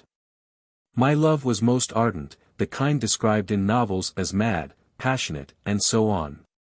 My happiness choked me, and I did not know how to escape from it. I bored my father, my friends, the servants by continually telling them how desperately I was in love. Happy people are quite the most tiresome and boring. I used to be awfully exasperating. Even now I'm ashamed. At the time I had a newly called barrister among my friends. The barrister is now known all over Russia, but then he was only at the beginning of his popularity, and he was not rich or famous enough to have the right not to recognize a friend when he met him or not to raise his hat. I used to go and see him once or twice a week. When I came, we used both to stretch ourselves upon the sofas and begin to philosophize. Once I lay on the sofa, harping on the theme that there is no more ungrateful profession than a barrister's. I tried to show that after the witnesses have been heard the court can easily dispense with the crown prosecutor and the barrister, because they are equally unnecessary in only hindrances. If an adult juryman, sound in spirit and mind, is convinced that this ceiling is white, or that Ivanov is guilty, no Demosthenes has the power to fight and overcome his conviction. Who can convince me that my mustache is carroty when I know it is black? When I listen to an orator I may perhaps get sentimental and even shed a tear, but my rooted convictions, for the most part based on the obvious and on facts, will not be changed an atom. My friend the barrister contended that I was still young and silly and was talking childish nonsense. In his opinion an obvious fact and illumined by conscientious experts became still more obvious. That was his first point.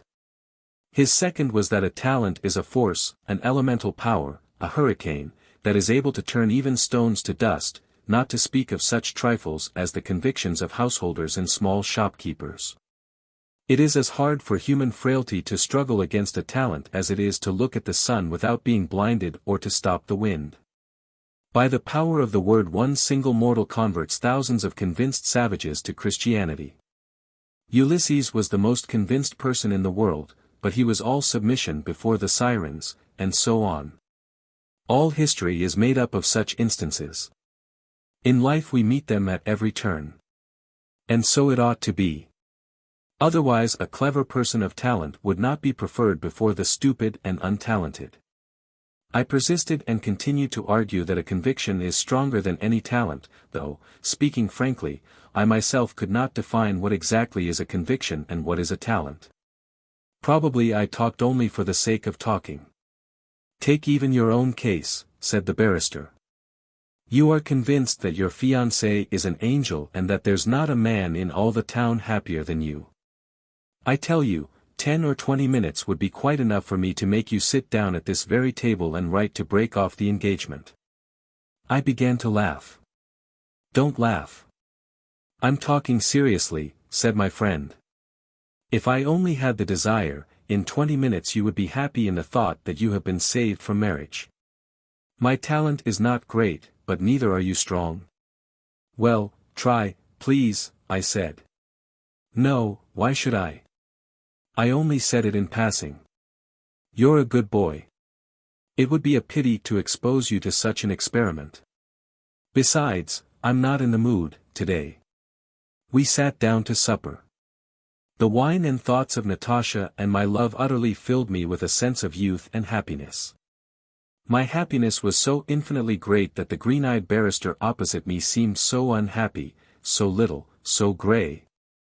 But do try, I pressed him. I beg you. The barrister shook his head and knit his brows. Evidently I had begun to bore him. I know, he said, that when the experiment is over you will thank me and call me savior, but one must think of your sweetheart too. She loves you, and your refusal would make her suffer. But what a beauty she is, I envy you. The barrister sighed, swallowed some wine, and began to speak of what a wonderful creature my Natasha was. He had an uncommon gift for description. He could pour out a whole heap of words about a woman's eyelashes or her little finger. I listened to him with delight.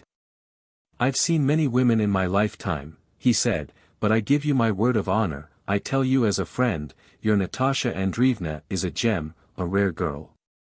Of course, there are defects, even a good many, I grant you, but still she is charming. And the barrister began to speak of the defects of my sweetheart. Now I quite understand it was a general conversation about women, one about their weak points in general, but it appeared to me then as though he was speaking only of Natasha. He went into raptures about her snub nose, her excited voice, her shrill laugh, her affectation, indeed, about everything I particularly disliked in her. All this was in his opinion infinitely amiable, gracious and feminine. Imperceptibly he changed from enthusiasm first to paternal edification, then to a light, sneering tone. There was no chairman of the bench with us to stop the barrister riding the high horse. I hadn't a chance of opening my mouth, and what could I have said? My friend said nothing new, his truths were long familiar. The poison was not at all in what he said, but altogether in the devilish form in which he said it. A form of Satan's own invention.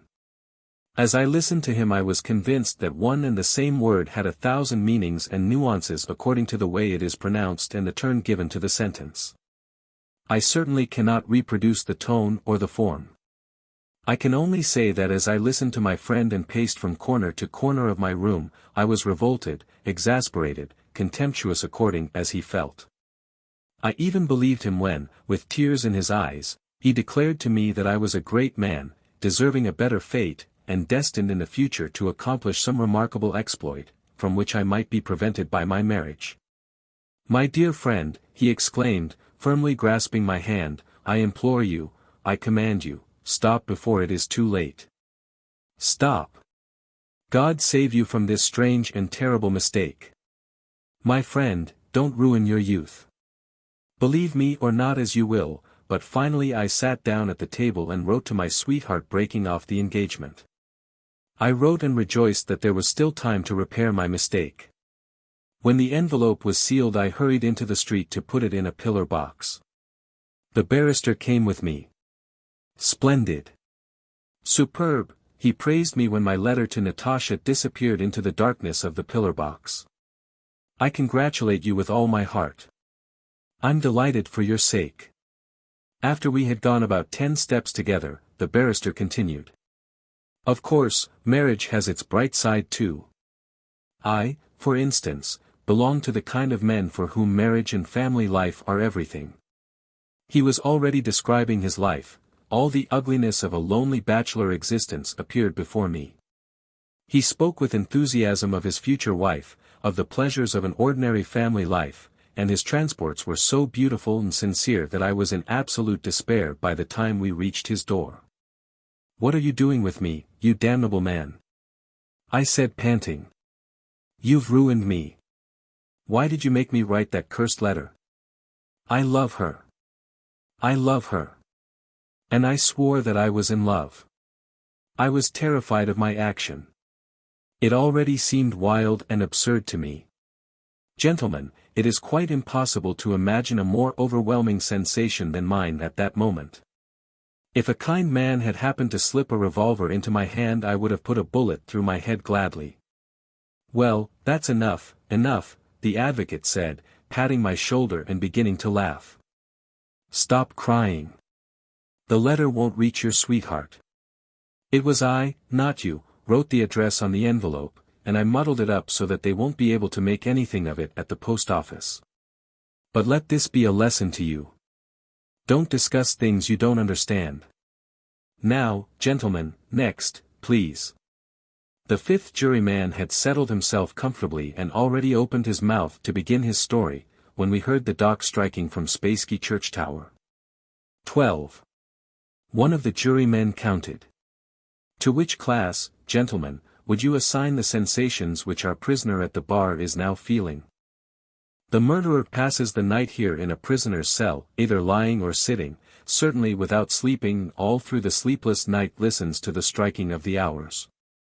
What does he think of? What dreams visit him? And all the jurymen suddenly forgot about overwhelming sensations.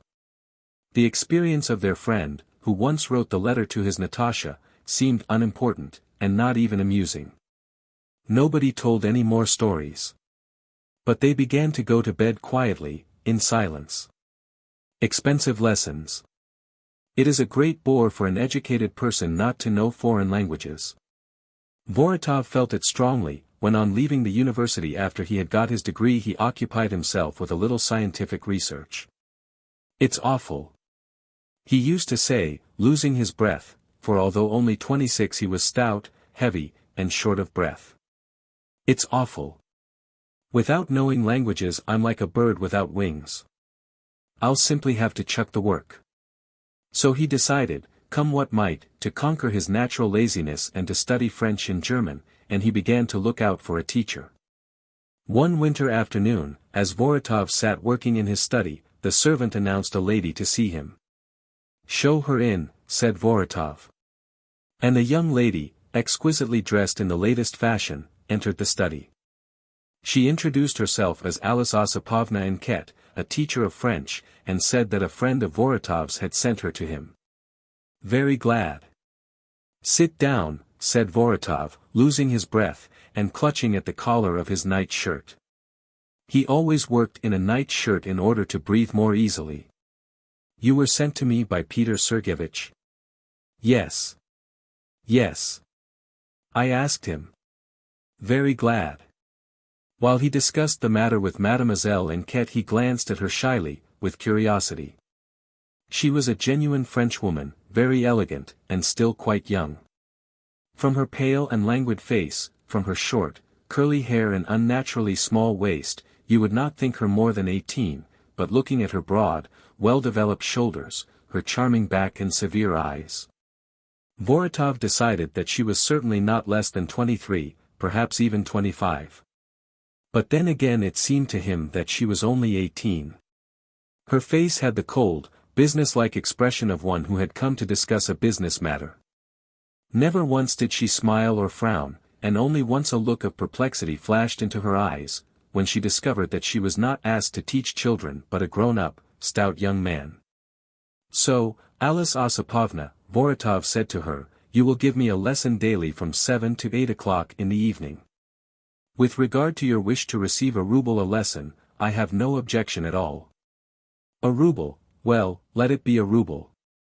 And he went on asking her if she wanted tea or coffee, if the weather was fine, and, smiling good-naturedly, stroking the tablecloth with the palm of his hand, he asked her kindly who she was, where she had completed her education, and how she earned her living. In a cold, business-like tone Alice Osipovna answered that she had completed her education at a private school, and had then qualified as a domestic teacher, that her father had died recently of scarlet fever. Her mother was alive and made artificial flowers, that she, Mademoiselle Enquete, gave private lessons at a pension in the morning, and from 1 o'clock right until the evening she taught in respectable private houses. She went, leaving a slight and almost imperceptible perfume of a woman's dress behind her. Vorotov did not work for a long time afterwards but sat at the table stroking the green cloth and thinking. It's very pleasant to see girls earning their own living, he thought. On the other hand, it is very unpleasant to realize that poverty does not spare even such elegant and pretty girls as Alice Osipovna. She, too, must struggle for her existence. Rotten luck. Having never seen virtuous French women, he also thought that this exquisitely dressed Alice Osipovna, with her well-developed shoulders and unnaturally small waist, was in all probability engaged in something else besides teaching. Next evening, when the clock pointed to 5 minutes to 7, Alice Osipovna arrived, rosy from the cold. She opened Margot, an elementary textbook, and began without any preamble. The French grammar has 26 letters. The first is called A, the second B. Pardon, interrupted Voronov, smiling, I must warn you, mademoiselle, that you will have to change your method somewhat in my case. The fact is that I know Russian, Latin and Greek very well. I have studied comparative philology, and it seems to me that we may leave out Margot and begin straight off to read some author. And he explained to the Frenchwoman how grown-up people study languages. A friend of mine, said he, who wished to know modern languages, put a French, German and Latin gospel in front of him and then minutely analyzed one word after another. The result, he achieved his purpose in less than a year. Let us take some author and start reading. The Frenchwoman gave him a puzzled look. It was evident that Voronov's proposal appeared to her naive and absurd.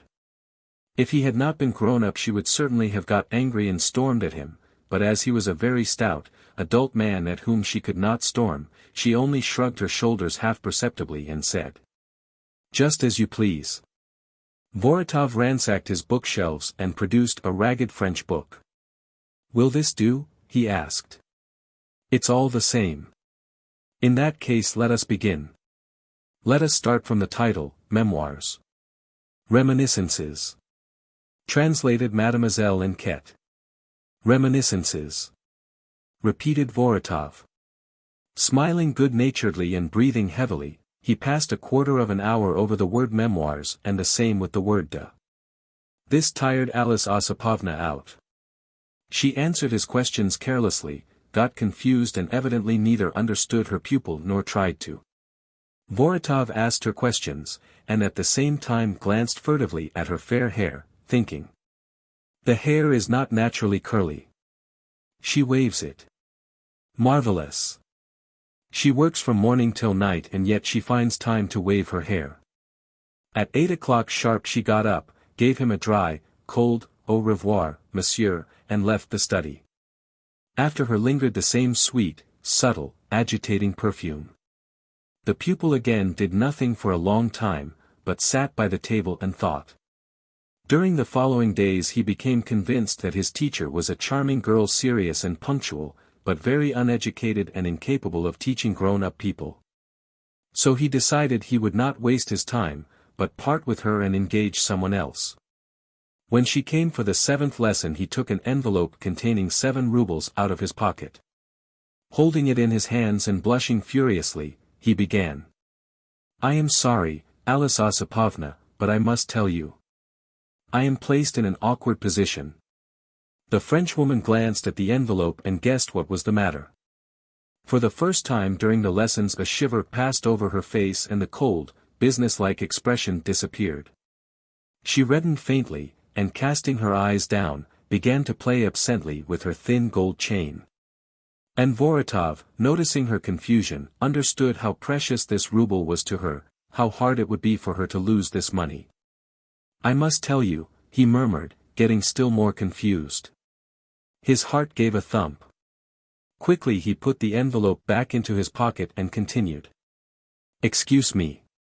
I will leave you for 10 minutes. And as though he did not want to dismiss her at all, but had only asked permission to retire for a moment, he went into another room and sat there for 10 minutes. Then he returned, more confused than ever. He thought that his leaving her like that would be explained by her in a certain way, and this made him awkward. The lessons began again. Voronov wanted them no more. Knowing that they would lead to nothing, he gave the Frenchwoman a free hand. He did not question or interrupt her any more. She translated at her own sweet will, 10 pages a lesson, but he did not listen. He breathed heavily and for want of occupation gazed now and then at her curly little head, her neck, her soft white hands, and inhaled the perfume of her dress. He caught himself thinking about her as he ought not and it shamed him, or admiring her, and then he felt aggrieved and angry because she behaved so coldly towards him, in such a businesslike way.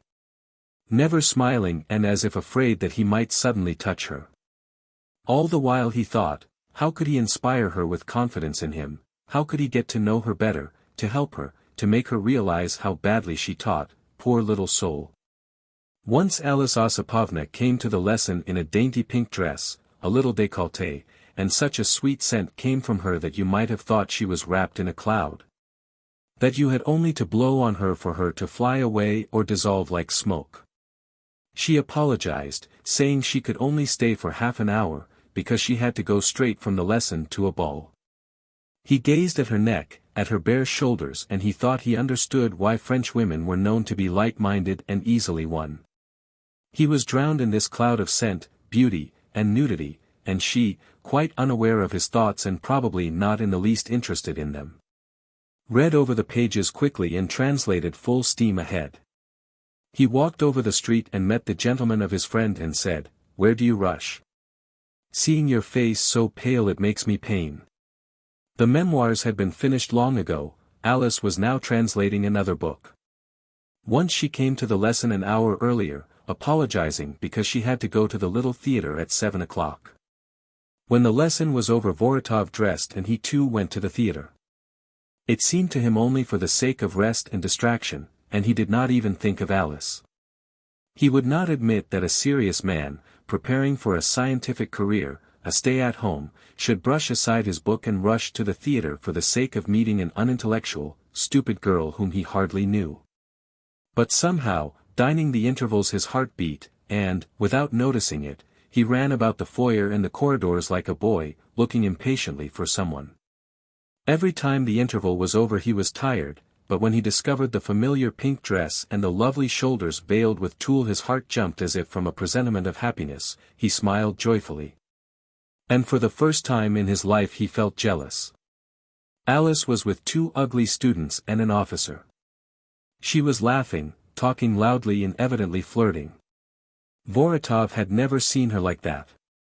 Apparently she was happy, contented, natural, warm. Why? What was the reason?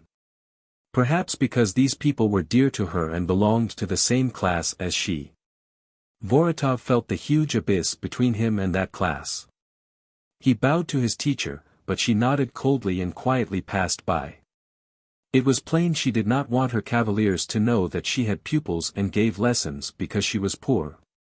After the meeting at the theatre Voronov knew that he was in love. During lessons that followed he devoured his elegant teacher with his eyes, and no longer struggling, he gave full rein to his pure and impure thoughts. Alice's face was always cold. Exactly at 8 o'clock every evening she said calmly, "Au revoir, monsieur," and he felt that she was indifferent to him and would remain indifferent, that his position was hopeless. Sometimes in the middle of a lesson he would begin dreaming, hoping, building plans. He composed an amorous declaration, remembering that French women were frivolous and complaisant, but he had only to give his teacher one glance for his thoughts to be blown out like a candle. When you carry it on to the veranda of a bungalow and the wind is blowing. Once, overcome, forgetting everything, in a frenzy, he could stand it no longer.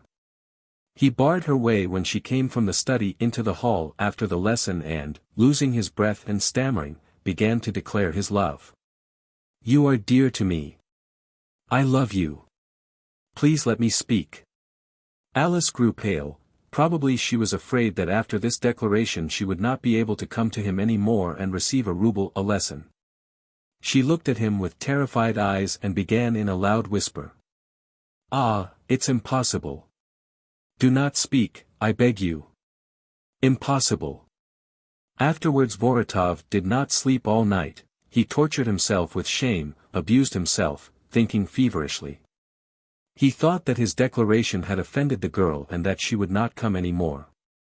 He made up his mind to find out where she lived from the address bureau and to write her an apology. But Alice came without the letter. For a moment she felt awkward, and then opened the book and began to translate quickly, in an animated voice, as always. "Oh, young gentleman, do not rend these flowers in my garden which I want to give to my sick daughter." She still goes. For books have been translated by now, but Voronov knows nothing beyond the word memoirs, and when he is asked about his scientific research work he waves his hand, leaves the question unanswered, and begins to talk about the weather. A living calendar.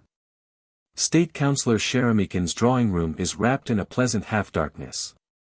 The big bronze lamp with the green shade, makes the walls, the furniture, the faces, all green, couleur Nut d'Ukraine. Occasionally a smoldering log flares up in the dying fire and for a moment casts a red glow over the faces. But this does not spoil the general harmony of light. The general tone, as the painters say, is well sustained. Sheremikin sits in a chair in front of the fireplace, in the attitude of a man who has just dined. He is an elderly man with a high official's grey side whiskers and meek blue eyes. Tenderness is shed over his face, and his lips are set in a melancholy smile. At his feet, stretched out lazily, with his legs towards the fireplace, Vice-Governor Lopnev sits on a little stool. He is a brave-looking man of about 40. Sheremikin's children are moving about round the piano, Nina, Kolya, Nadia, and Vanya. The door leading to Madame Sheremikin's room is slightly open and the light breaks through timidly. There behind the door sits Sheremikin's wife, Anna Pavlovna, in front of her writing table. She is president of the local ladies' committee, a lively, piquant lady of 30 years and a little bit over. Through her pince-nez her vivacious black eyes are running over the pages of a French novel. Beneath the novel lies a tattered copy of the report of the committee for last year. "Formerly our town was much better off in these things," says Sheremikin, screwing up his meek eyes at the glowing coals. "Never a winter passed but some star would pay us a visit. Famous actors and singers used to come, but now, besides acrobats and organ grinders, the devil only knows what comes. There's no aesthetic pleasure at all. We might be living in a forest." "Yes. And does your Excellency remember that Italian tragedian? What's his name? He was so dark, and tall. Let me think. Oh, yes. Luigi Ernesto di Ruggiero. Remarkable talent. And strength. He had only to say one word and the whole theatre was on the qui-vive. My darling Anna used to take a great interest in his talent. She hired the theatre for him and sold tickets for the performances in advance. In return he taught her elocution and gesture. A first-rate fellow. He came here, to be quite exact, 12 years ago. No, that's not true. Less, 10 years. Anna dear, how old is our Nina? She'll be 10 next birthday, calls Anna Pavlovna from her room. Why? Nothing in particular, my dear. I was just curious. And good singers used to come. Do you remember Prilipkin, the tenore di Grazia? What a charming fellow he was. How good-looking. Fair, a very expressive face, Parisian manners. And what a voice, Your Excellency. Only one weakness, he would sing some notes with his stomach and would take re falsetto, otherwise everything was good. Tamberlik, he said, had taught him. My dear Anna and I hired a hall for him at the social club, and in gratitude for that he used to sing to us for whole days and nights. He taught dear Anna to sing. He came, I remember it as though it were last night, in Lent, some 12 years ago. No, it's more. How bad my memory is getting, heaven help me. Anna dear, how old is our darling Nadia? 12. 12, then we've got to add 10 months. That makes it exact, 13. Somehow there used to be more life in our town then. Take, for instance, the charity soirees. What enjoyable soirees we used to have before. How elegant. There were singing, playing, and recitation. After the war, I remember, when the Turkish prisoners were here, dear Anna arranged a soiree on behalf of the wounded. We collected 1100 rubles. I remember the Turkish officers were passionately fond of dear Anna's voice, and kissed her hand incessantly. He. Asiatics, but a grateful nation. Would you believe me, the soirée was such a success that I wrote an account of it in my diary. It was, I remember it as though it had only just happened, in 76, no, in 77. No. Pray, when were the Turks here? Anna dear, how old is our little Kolya? I'm 7, Papa, says Kolya, a brat with a swarthy face and coal-black hair. Yes, we're old, and we've lost the energy we used to have, Lopnev agreed with a sigh. That's the real cause. Old age, my friend. No new moving spirits arrive, and the old ones grow old. The old fire is dull now. When I was younger I did not like company to be bored. I was your Anna Pavlovna's first assistant. Whether it was a charity soirée or a tombola to support a star who was going to arrive, whatever Anna Pavlovna was arranging, I used to throw over everything and begin to bustle about. One winter, I remember, I bustled and ran so much that I even got ill. I shan't forget that winter. Do you remember what a performance we arranged with Anna Pavlovna in aid of the victims of the fire? What year was it? Not so very long ago. In 79. No, in 80, I believe. Tell me how old is your Vanya? 5, Anna Pavlovna calls from the study. Well, that means it was 6 years ago. Yes, my dear friend, that was a time. It's all over now. The old fire's quite gone. Lopnev and Sheremikin grew thoughtful. The smoldering log flares up for the last time, and then is covered in ash.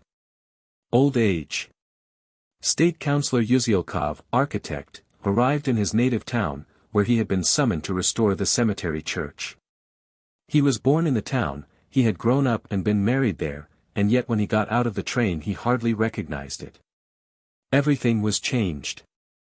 For instance, 18 years ago, when he left the town to settle in Petersburg, where the railway station is now, boys used to hunt for marmots. Now as you come into the high street there is a 4-storied Hotel Vienna, with apartments.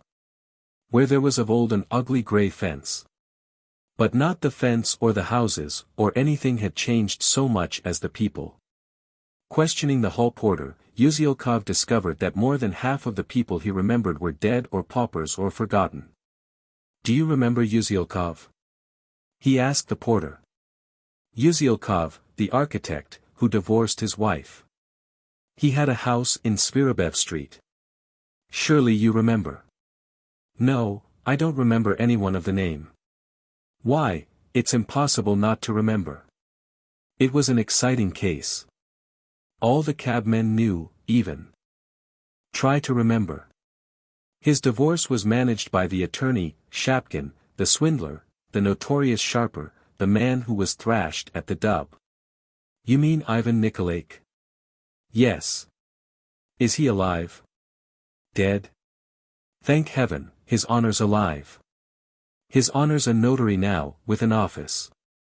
Well-to-do. 2 houses in Kirpikny Street.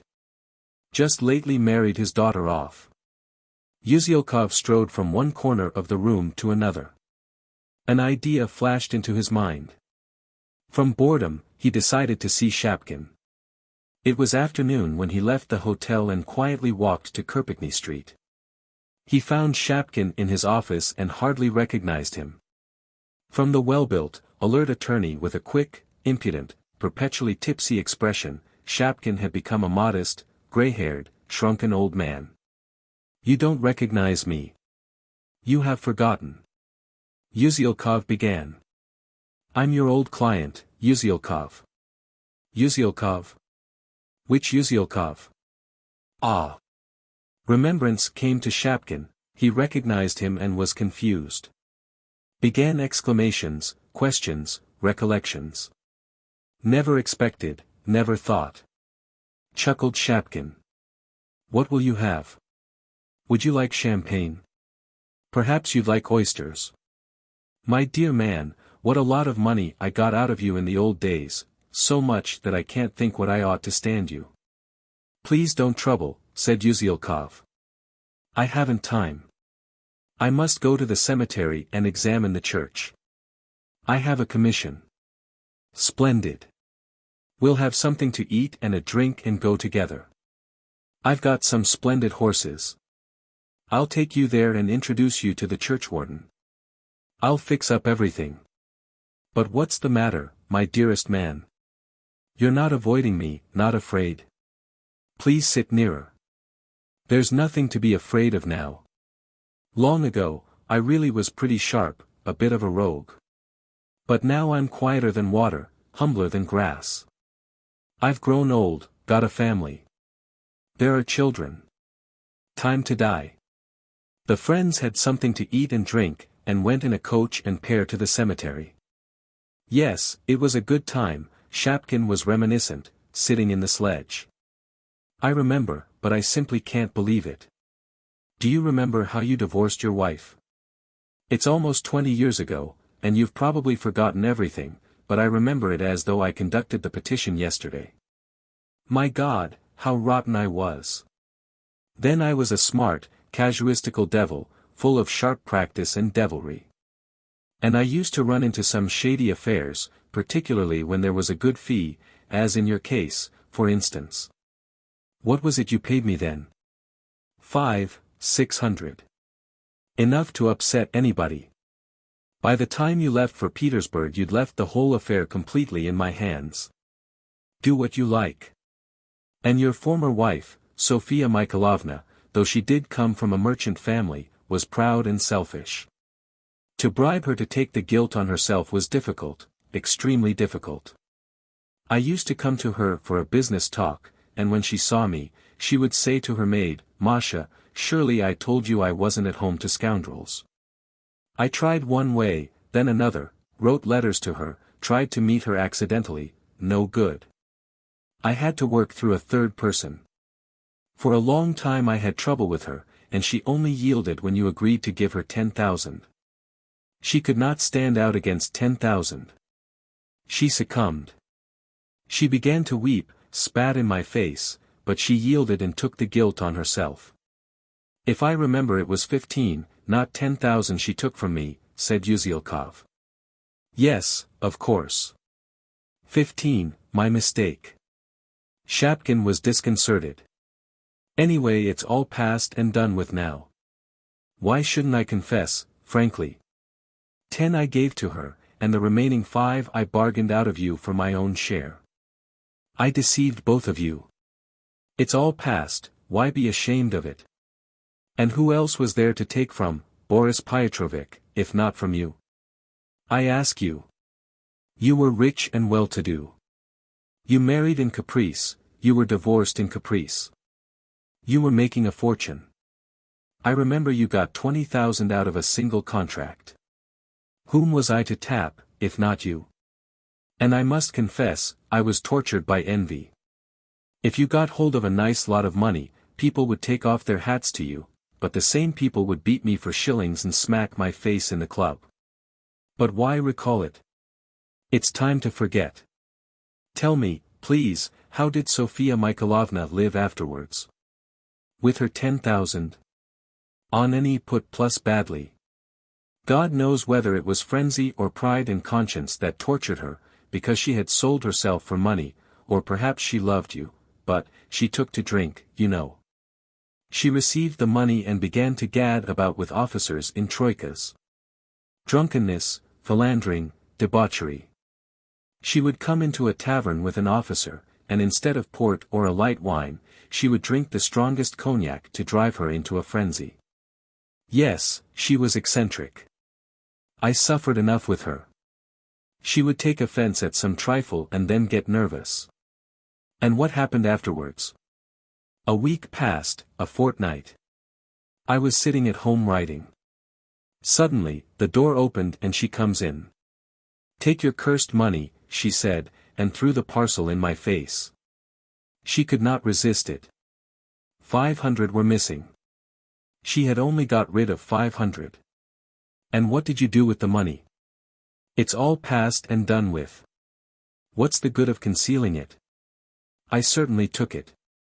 What are you staring at me like that for? Wait for the sequel. It's a complete novel, The Sickness of a Soul. 2 months passed by. One night I came home drunk, in a wicked mood. I turned on the light and saw Sofia Mikhailovna sitting on my sofa, drunk too, wandering a bit, with something savage in her face as if she had just escaped from the madhouse. "Give me my money back," she said. "I've changed my mind. If I'm going to the dogs, I want to go madly, passionately. Make haste, you scoundrel, give me the money." How indecent it was. "And you, did you give it her?" "I remember I gave her 10 rubles. "Oh, is it possible?" Yuzyelkov frowned. "If you couldn't do it yourself, or you didn't want to, you could have written to me. And I didn't know. I didn't know. My dear man, why should I write, when she wrote herself afterwards when she was in hospital? I was so taken up with the new marriage that I paid no attention to letters. But you were an outsider, you had no antagonism to Sofia Mikhailovna. Why didn't you help her? We can't judge by our present standards, Boris Pyotrovich. Now we think in this way, but then we thought quite differently. Now I might perhaps give her 1,000 rubles, but then even 10 rubles, she didn't get them for nothing. It's a terrible story. It's time to forget. But here you are." The sledge stopped at the churchyard gate. Yuzyelkov and Shapkin got out of the sledge, went through the gate and walked along a long, broad avenue. The bare cherry trees, the acacias, the grey crosses and monuments sparkled with hoarfrost. In each flake of snow the bright sunny day was reflected. There was the smell you find in all cemeteries of incense and fresh dug earth. "You have a beautiful cemetery," said Yuzyelkov. "It's almost an orchard." "Yes, but it's a pity the thieves steal the monuments.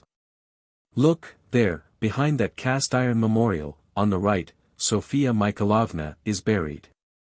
Would you like to see?" The friends turned to the right, stepping in deep snow towards the cast-iron memorial. "Down here," said Shapkin, pointing to a little stone of white marble. "Some subaltern or other put up the monument on her grave." Yuzyelkov slowly took off his hat and showed his bald pate to the snow. Eyeing him, Shapkin also took off his hat, and another baldness shone beneath the sun. The silence round about was like the tomb, as though the air were dead, too. The friends looked at the stone, silent, thinking. "She is asleep." Shapkin broke the silence. "And she cares very little that she took the guilt upon herself and drank cognac. Confess, Boris Pyotrovich." "What?" asked Yuzyelkov, sternly. "That, however loathsome the past may be, it's better than this." And Shapkin pointed to his grey hairs. "In the old days I did not even think of death. If I'd met her, I would have circumvented her, but now, well, now." Sadness took hold of Yuzyelkov. Suddenly he wanted to cry, passionately, as he once desired to love. And he felt that these tears would be exquisite, refreshing. Moisture came out of his eyes and a lump rose in his throat, but Shapkin was standing by his side, and Yuzyelkov felt ashamed of his weakness before a witness. He turned back quickly and walked towards the church. 2 hours later, having arranged with the churchwarden and examined the church, he seized the opportunity while Shapkin was talking away to the priest, and ran to shed a tear. He walked to the stone surreptitiously, with stealthy steps, looking round all the time.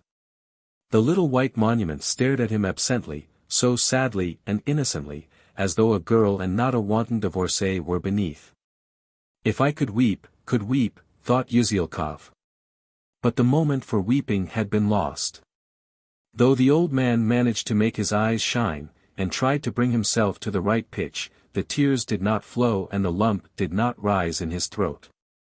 After waiting for about 10 minutes, Yuzyelkov waved his arm and went to look for plus Shapkin. The Darling and Other Stories. The Darling.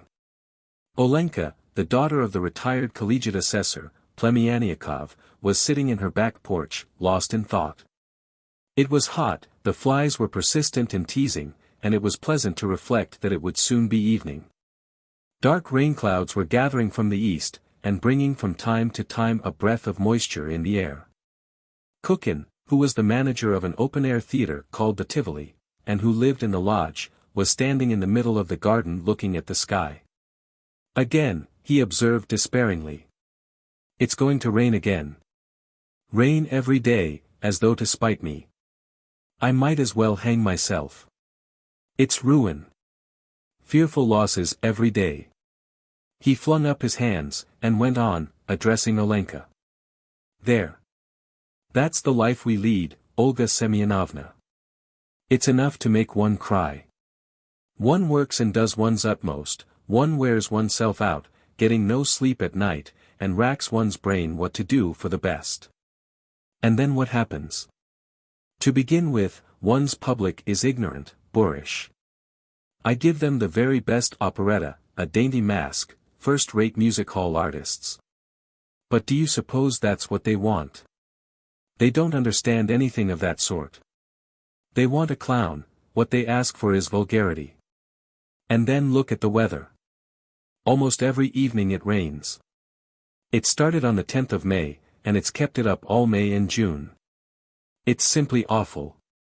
The public doesn't come, but I've to pay the rent just the same, and pay the artists." The next evening the clouds would gather again, and Kukin would say with an hysterical laugh. "Well, rain away, then. Flood the garden, drown me. Damn my luck in this world and the next. Let the artists have me up.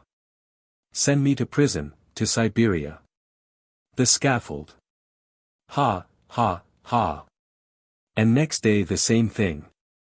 Olenka listened to Kukin with silent gravity, and sometimes tears came into her eyes. In the end his misfortunes touched her, she grew to love him. He was a small thin man, with a yellow face, and curls combed forward on his forehead. He spoke in a thin tenor, as he talked his mouth worked on one side, and there was always an expression of despair on his face. Yet he aroused a deep and genuine affection in her. She was always fond of someone, and could not exist without loving.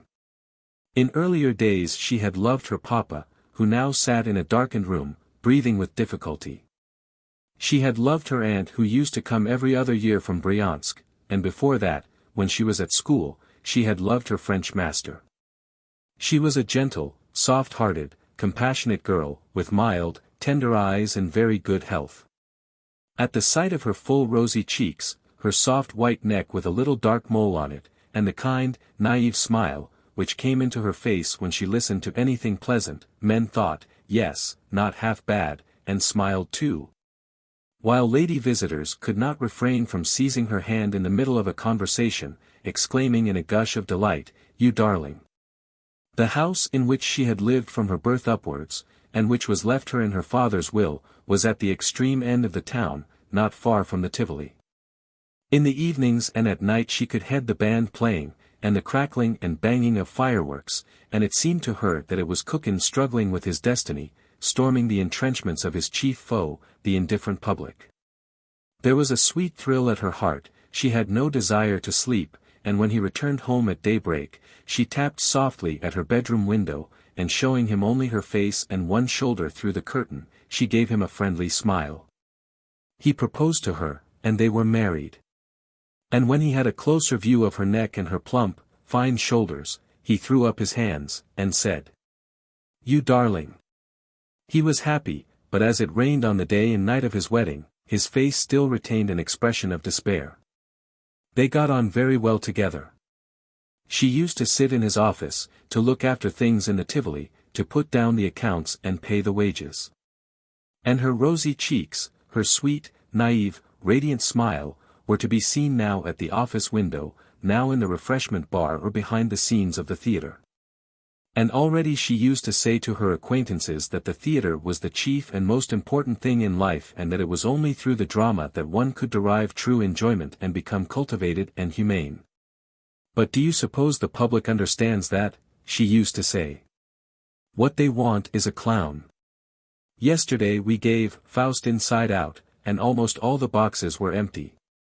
But if Vanichka and I had been producing some vulgar thing, I assure you the theatre would have been packed. Tomorrow Vanichka and I are doing Orpheus in Hell. Do come. And what Kukin said about the theatre and the actors she repeated. Like him, she despised the public for their ignorance and their indifference to art. She took part in the rehearsals, she corrected the actors, she kept an eye on the behavior of the musicians, and when there was an unfavorable notice in the local paper, she shed tears, and then went to the editor's office to set things right. The actors were fond of her and used to call her Vanichka and I, and the darling. She was sorry for them and used to lend them small sums of money, and if they deceived her, she used to shed a few tears in private, but did not complain to her husband. They got on well in the winter too. They took the theatre in the town for the whole winter, and let it for short terms to a little Russian company, or to a conjurer, or to a local dramatic society.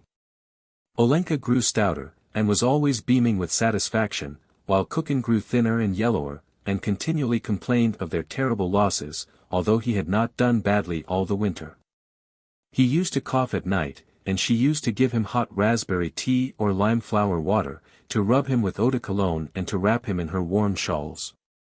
"You're such a sweet pet," she used to say with perfect sincerity, stroking his hair. "You're such a pretty dear."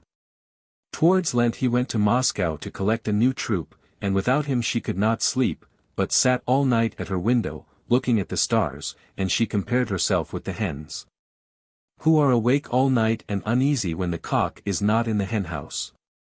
Kukin was detained in Moscow, and wrote that he would be back at Easter, adding some instructions about the Tivoli.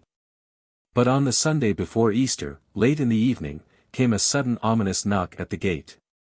Some one was hammering on the gate as though on a barrel, boom, boom, boom. The drowsy cook went flopping with her bare feet through the puddles, as she ran to open the gate. "Please open," said some one outside in a thick bass. "There is a telegram for you." Olenka had received telegrams from her husband before, but this time for some reason she felt numb with terror. With shaking hands she opened the telegram and read as follows. "Ivan Petrovich died suddenly Today. Awaiting immediate instructions funeral Tuesday." That was how it was written in the telegram, funeral, and the utterly incomprehensible word immediate. It was signed by the stage manager of the operatic company. "My darling," sobbed Olenka. "Vanka, my precious, my darling. Why did I ever meet you? Why did I know you and love you? Your poor heartbroken Olenka is alone without you." Kukin's funeral took place on Tuesday in Moscow. Olenka returned home on Wednesday, and as soon as she got indoors, she threw herself on her bed and sobbed so loudly that it could be heard next door, and in the street. "Poor darling," the neighbors said, as they crossed themselves. "Olga Semyonovna, poor darling. How she does take on." 3 months later Olenka was coming home from Mass, melancholy and in deep mourning. It happened that one of her neighbors, Vasily Andreevich Pustovalov, returning home from church, walked back beside her. He was the manager at Babakayev's, the timber merchants. He wore a straw hat, a white waistcoat, and a gold watch chain, and looked more a country gentleman than a man in trade. "Everything happens as it is ordained, Olga Semyonovna," he said gravely, with a sympathetic note in his voice. "And if any of our dear ones die, it must be because it is the will of God, so we ought have fortitude and bear it submissively." After seeing Olenka to her gate, he said goodbye and went on. All day afterward she heard his sedately dignified voice, and whenever she shut her eyes she saw his dark beard. She liked him very much. And apparently she had made an impression on him too, for not long afterwards an elderly lady, with whom she was only slightly acquainted, came to drink coffee with her, and as soon as she was seated at table began to talk about Pustovalov, saying that he was an excellent man whom one could thoroughly depend upon, and that any girl would be glad to marry him. 3 days later Pustovalov came himself. He did not stay long, only about 10 minutes, and he did not say much, but when he left, Olenka loved him so much that she lay awake all night in a perfect fever, and in the morning she sent for the elderly lady. The match was quickly arranged, and then came the wedding. Pustovalov and Olenka got on very well together when they were married. Usually he sat in the office till dinner time, then he went out on business, while Olenka took his place, and sat in the office till evening, making up accounts and booking orders. Timber gets dearer every year. The price rises 20%, she would say to her customers and friends. Only fancy we used to sell local timber, and now Vasicka always has to go for wood to the Mogilev district. And the freight. She would add, covering her cheeks with her hands in horror. The freight. It seemed to her that she had been in the timber trade for ages and ages, and that the most important and necessary thing in life was timber. And there was something intimate and touching to her in the very sound of words such as balk, post, beam, pole, scantling, batten, lath, plank, etc. At night when she was asleep she dreamed of perfect mountains of planks and boards, and long strings of wagons, carting timber somewhere far away. She dreamed that a whole regiment of 6-inch beams 40 feet high, standing on end, was marching upon the timber yard. That logs, beams, and boards knocked together with the resounding crash of dry wood, kept falling and getting up again, piling themselves on each other. Olenka cried out in her sleep, and Pustovalov said to her tenderly, "Olenka, what's the matter, darling? Cross yourself." Her husband's ideas were hers. If he thought the room was too hot, or that business was slack, she thought the same. Her husband did not care for entertainments, and on holidays he stayed at home. She did likewise. "You are always at home or in the office," her friend said to her. "You should go to the theater, darling, or to the circus." "Vasicka and I have no time to go to theaters," she would answer sedately. "We have no time for nonsense. What's the use of these theaters?" On Saturdays Pustovalov and she used to go to the evening service. On holidays to early mass, and they walked side by side with softened faces as they came home from church. There was a pleasant fragrance about them both, and her silk dress rustled agreeably. At home they drank tea, with fancy bread and jams of various kinds, and afterwards they ate pie. Every day at 12 o'clock there was a savory smell of beetroot soup and of mutton or duck in their yard, and on fast days of fish, and no one could pass the gate without feeling hungry. In the office the samovar was always boiling, and customers were regaled with tea and cracknels. Once a week the couple went to the baths and returned side by side, both red in the face. "Yes, we have nothing to complain of, thank God," Olenka used to say to her acquaintances. "I wish everyone were as well off as Vasicka and I." When Pustovalov went away to buy wood in the Mogilev district, she missed him dreadfully, lay awake and cried. A young veterinary surgeon in the army, called Smirnin, to whom they had let their lodge, used sometimes to come in the evening. He used to talk to her and play cards with her, and this entertained her in her husband's absence. She was particularly interested in what he told her of his home life. He was married and had a little boy, but was separated from his wife because she had been unfaithful to him, and now he hated her and used to send her 40 rubles a month for the maintenance of their son. And hearing of all this, Olenka sighed and shook her head. She was sorry for him. "Well, God keep you," she used to say to him at parting, as she lighted him down the stairs with a candle. "Thank you for coming to cheer me up, and may the Mother of God give you health." And she always expressed herself with the same sedateness and dignity, the same reasonableness, in imitation of her husband. As the veterinary surgeon was disappearing behind the door below, she would say, "You know, Vladimir Platonich, you'd better make it up with your wife. You should forgive her for the sake of your son. You may be sure the little fellow understands." And when Pustovalov came back, she told him in a low voice about the veterinary surgeon and his unhappy home life, and both sighed and shook their heads and talked about the boy, who, no doubt, missed his father. And by some strange connection of ideas, they went up to the holy icons, bowed to the ground before them and prayed that God would give them children. And so the Pustovalovs lived for 6 years quietly and peaceably in love and complete harmony. But behold! One winter day after drinking hot tea in the office, Vasily Andreitch went out into the yard without his cap on to see about sending off some timber, caught cold and was taken ill. He had the best doctors, but he grew worse and died after 4 months' illness. And Olenka was a widow once more. "I've nobody, now you've left me, my darling," she sobbed, after her husband's funeral. "How can I live without you, in wretchedness and misery? Pity me, good people, all alone in the world." She went about dressed in black with long weepers, and gave up wearing hat and gloves for good. She hardly ever went out, except to church, or to her husband's grave, and led the life of a nun.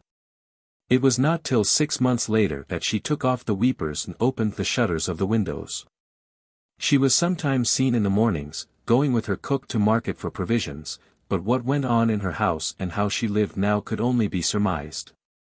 People guessed, from seeing her drinking tea in her garden with the veterinary surgeon, who read the newspaper aloud to her, and from the fact that, meeting a lady she knew at the post office, she said to her, "There is no proper veterinary inspection in our town, and that's the cause of all sorts of epidemics. One is always hearing of people's getting infection from the milk supply, or catching diseases from horses and cows. The health of domestic animals ought to be as well cared for as the health of human beings." She repeated the veterinary surgeon's words, and was of the same opinion as he about everything. It was evident that she could not live a year without some attachment, and had found new happiness in the lodge. In anyone else this would have been censured, but no one could think ill of Olenka, everything she did was so natural. Neither she nor the veterinary surgeon said anything to other people of the change in their relations, and tried, indeed, to conceal it, but without success, for Olenka could not keep a secret. When he had visitors, men serving in his regiment, and she poured out tea or served the supper, she would begin talking of the cattle plague, of the foot and mouth disease, and of the municipal slaughterhouses. He was dreadfully embarrassed, and when the guests had gone, he would seize her by the hand and hiss angrily, "I've asked you before not to talk about what you don't understand. When we veterinary surgeons are talking among ourselves, please don't put your word in. It's really annoying." And she would look at him with astonishment and dismay, and ask him in alarm, "But, Volodichka, what am I to talk about?" And with tears in her eyes she would embrace him, begging him not to be angry, and they were both happy. But this happiness did not last long. The veterinary surgeon departed for ever with his regiment, when it was transferred to a distant place to Siberia, it may be. And Olenka was left alone. Now she was absolutely alone. Her father had long been dead, and his armchair lay in the attic, covered with dust and lame of one leg. She got thinner and plainer, and when people met her in the street they did not look at her as they used to, and did not smile to her. Evidently her best years were over and left behind, and now a new sort of life had begun for her, which did not bear thinking about. In the evening Olenka sat in the porch, and heard the band playing and the fireworks popping in the Tivoli, but now the sound stirred no response. She looked into her yard without interest, thought of nothing, wished for nothing, and afterwards, when night came on she went to bed and dreamed of her empty yard. She ate and drank as it were unwillingly. And what was worst of all, she had no opinions of any sort. She saw the objects about her and understood what she saw, but could not form any opinion about them, and did not know what to talk about. And how awful it is not to have any opinions. One sees a bottle, for instance, or the rain, or a peasant driving in his cart, but what the bottle is for, or the rain, or the peasant, and what is the meaning of it, one can't say, and could not even for 1,000 rubles.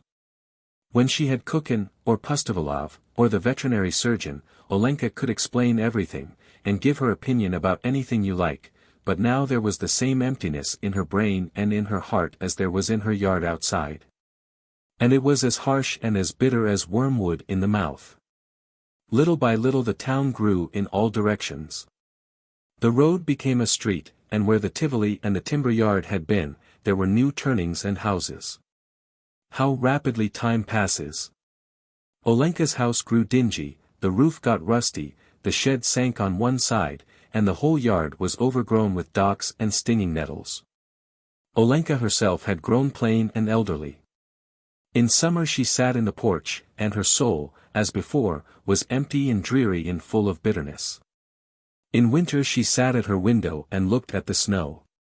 When she caught the scent of spring, or heard the chime of the church bells, a sudden rush of memories from the past came over her, there was a tender ache in her heart, and her eyes brimmed over with tears. But this was only for a minute, and then came emptiness again and the sense of the futility of life. The black kitten, Briska, rubbed against her and purred softly, but Olenka was not touched by these feline caresses. That was not what she needed. She wanted a love that would absorb her whole being, her whole soul and reason, that would give her ideas and an object in life, and would warm her old blood. And she would shake the kitten off her skirt and say with vexation, "Get along. I don't want you." And so it was, day after day and year after year, and no joy, and no opinions. Whatever Mavra, the cook, said she accepted. One hot July day, towards evening, just as the cattle were being driven away, and the whole yard was full of dust, some one suddenly knocked at the gate. Olenka went to open it herself and was dumbfounded when she looked out. She saw Smirnin, the veterinary surgeon, grey-headed, and dressed as a civilian. She suddenly remembered everything. She could not help crying and letting her head fall on his breast without uttering a word, and in the violence of her feeling she did not notice how they both walked into the house and sat down to tea. "My dear Vladimir Platonich. What fate has brought you?" she muttered, trembling with joy. "I want to settle here for good, Olga Semyonovna," he told her. "I have resigned my post, and have come to settle down and try my luck on my own account. Besides, it's time for my boy to go to school. He's a big boy. I am reconciled with my wife, you know." "Where is she?" asked Olenka. "She's at the hotel with the boy, and I'm looking for lodgings." "Good gracious, my dear soul. Lodgings? Why not have my house? Why shouldn't that suit you?" "Why, my goodness, I wouldn't take any rent," cried Olenka in a flutter, beginning to cry again. "You live here, and the lodge will do nicely for me. Oh dear! How glad I am." Next day the roof was painted and the walls were whitewashed, and Olenka, with her arms akimbo, walked about the yard giving directions. Her face was beaming with her old smile, and she was brisk and alert as though she had waked from a long sleep. The veterinary's wife arrived, a thin, plain lady, with short hair and a peevish expression. With her was her little Sasha, a boy of 10, small for his age, blue-eyed, chubby, with dimples in his cheeks. And scarcely had the boy walked into the yard when he ran after the cat, and at once there was the sound of his gay, joyous laugh. "Is that your puss, auntie?" he asked Olenka. "When she has little ones, do give us a kitten. Mama is awfully afraid of mice." Olenka talked to him, and gave him tea. Her heart warmed and there was a sweet ache in her bosom, as though the boy had been her own child. And when he sat at the table in the evening, going over his lessons, she looked at him with deep tenderness and pity as she murmured to herself, "You pretty pet. My precious. Such a fair little thing, and so clever." "An island is a piece of land which is entirely surrounded by water," he read aloud. "An island is a piece of land," she repeated, and this was the first opinion to which she gave utterance with positive conviction after so many years of silence and dearth of ideas. Now she had opinions of her own, and at supper she talked to Sasha's parents, saying how difficult the lessons were at the high schools, but that yet the high school was better than a commercial one. Since with a high school education all careers were open to one, such as being a doctor or an engineer. Sasha began going to the high school. His mother departed to Kharkov to her sisters and did not return. His father used to go off every day to inspect cattle, and would often be away from home for 3 days together, and it seemed to Olenka as though Sasha was entirely abandoned, that he was not wanted at home, that he was being starved. And she carried him off to her lodge and gave him a little room there. And for 6 months Sasha had lived in the lodge with her. Every morning Olenka came into his bedroom and found him fast asleep, sleeping noiselessly with his hand under his cheek. She was sorry to wake him. "Sashenka," she would say mournfully, "get up, darling. It's time for school." He would get up, dress and say his prayers, and then sit down to breakfast, drink 3 glasses of tea, and eat 2 large cracknels and a half a buttered roll. All this time he was hardly awake and a little ill-humored in consequence. "You don't quite know your fable, Sashenka," Olenka would say, looking at him as though he were about to set off on a long journey. "What a lot of trouble I have with you. You must work and do your best, darling, and obey your teachers. Oh, do leave me alone," Sasha would say. Then he would go down the street to school, a little figure, wearing a big cap and carrying a satchel on his shoulder. Olenka would follow him noiselessly. "Sashenka," she would call after him, and she would pop into his hand a date or a caramel. When he reached the street where the school was, he would feel ashamed of being followed by a tall, stout woman. He would turn round and say, "You'd better go home, auntie. I can go the rest of the way alone." She would stand still and look after him fixedly till he had disappeared at the school gate. Ah, how she loved him! Of her former attachments not one had been so deep. Never had her soul surrendered to any feeling so spontaneously, so disinterestedly, and so joyously as now that her maternal instincts were aroused. For this little boy with the dimple in his cheek and the big school cap, she would have given her whole life, she would have given it with joy and tears of tenderness. Why? Who can tell why? When she had seen the last of Sasha, she returned home, contented and serene, brimming over with love. Her face, which had grown younger during the last 6 months, smiled and beamed. People meeting her looked at her with pleasure. "Good morning, Olga Semyonovna, darling. How are you, darling? The lessons at the high school are very difficult now," she would relate at the market. "It's too much. In the first class yesterday they gave him a fable to learn by heart, and a Latin translation and a problem. You know it's too much for a little chap." And she would begin talking about the teachers, the lessons, and the school books, saying just what Sasha said. At 3 o'clock they had dinner together. In the evening they learned their lessons together and cried. When she put him to bed, she would stay a long time making the cross over him and murmuring a prayer. Then she would go to bed and dream of that faraway misty future when Sasha would finish his studies and become a doctor or an engineer, would have a big house of his own with horses and a carriage, would get married and have children. She would fall asleep still thinking of the same thing, and tears would run down her cheeks from her closed eyes, while the black cat lay purring beside her. Mr. Mr. Suddenly there would come a loud knock at the gate. Olenka would wake up breathless with alarm, her heart throbbing. Half a minute later would come another knock. It must be a telegram from Kharkov, she would think, beginning to tremble from head to foot.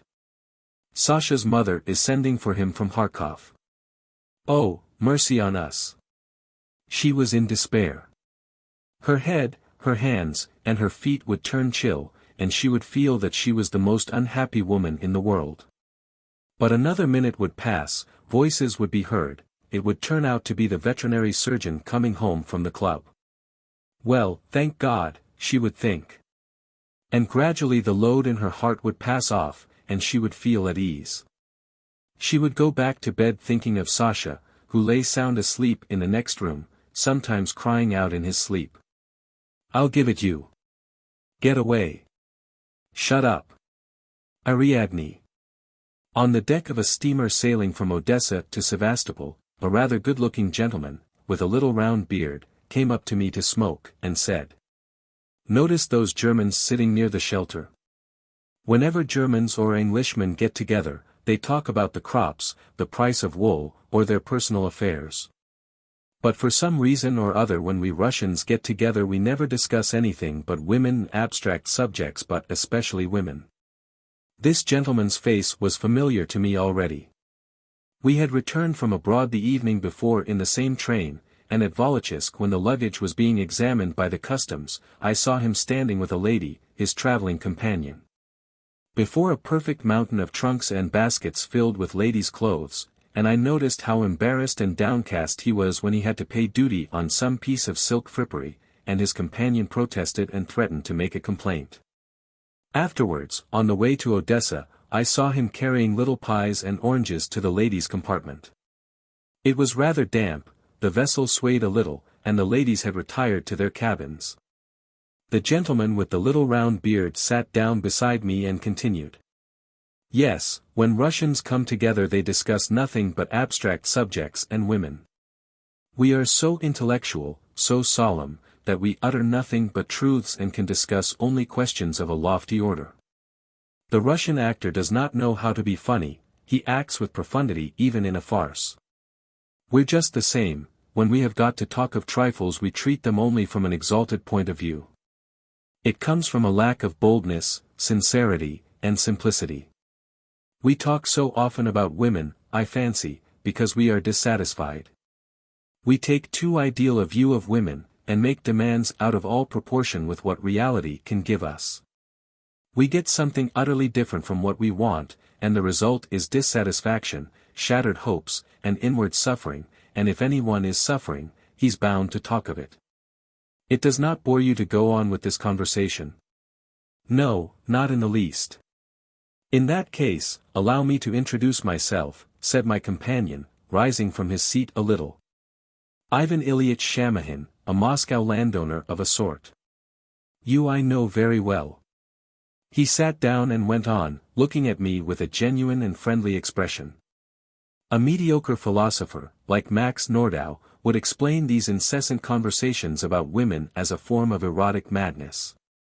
Or would put it down to our having been slave owners and so on. I take quite a different view of it. I repeat, we are dissatisfied because we are idealists. We want the creatures who bear us and our children to be superior to us and to everything in the world.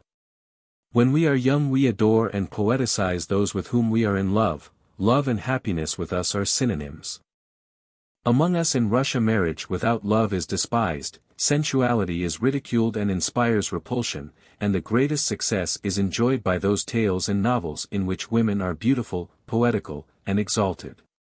And if the Russian has been for years in ecstasies over Raphael's Madonna, or is eager for the emancipation of women, I assure you there is no affectation about it. But the trouble is that when we have been married or been intimate with a woman for some 2 or 3 years, we begin to feel deceived and disillusioned, we pair off with others, and again disappointment, again repulsion. And in the long run we become convinced that women are lying, trivial, fussy, unfair, undeveloped, cruel in fact, far from being superior, are immeasurably inferior to us men. And in our dissatisfaction and disappointment there is nothing left for us but to grumble and talk about what we've been so cruelly deceived in. While Shamahin was talking I noticed that the Russian language and our Russian surroundings gave him great pleasure. This was probably because he had been very homesick abroad. Though he praised the Russians and ascribed to them a rare idealism, he did not disparage foreigners, and that I put down to his credit. It could be seen, too, that there was some uneasiness in his soul, that he wanted to talk more of himself than of women, and that I was in for a long story in the nature of a confession. And when we had asked for a bottle of wine and had each of us drunk a glass, this was how he did in fact begin. I remember in a novel of Weltman someone says, "So that's the story." And someone else answers, "No, that's not the story, that's only the introduction to the story." In the same way what I've said so far is only the introduction, what I really want to tell you is my own love story. Excuse me, I must ask you again. It won't bore you to listen. I told him it would not, and he went on. The scene of my story is laid in the Moscow province in one of its northern districts. The scenery there, I must tell you, is exquisite. Our homestead is on the high bank of a rapid stream, where the water chatters noisily day and night. Imagine a big old garden, neat flower beds, beehives, a kitchen garden, and below it a river with leafy willows, which, when there is a heavy dew on them, have a lustreless look as though they had turned grey. And on the other side a meadow, and beyond the meadow on the upland a terrible, dark pine forest. In that forest delicious, reddish agarics grow in endless profusion, and elk still live in its deepest recesses. When I am nailed up in my coffin I believe I shall still dream of those early mornings, you know, when the sun hurts your eyes, or the wonderful spring evenings when the nightingales and the landrails call in the garden and beyond the garden. And sounds of the harmonica float across from the village, while they play the piano indoors and the stream babbles. When there is such music, in fact, that one wants at the same time to cry and to sing aloud. We have not much arable land, but our pasture makes up for it, and with the forest yields about 2,000 rubles a year.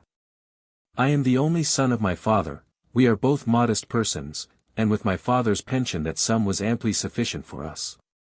The first 3 years after finishing at the university I spent in the country, looking after the estate and constantly expecting to be elected on some local assembly.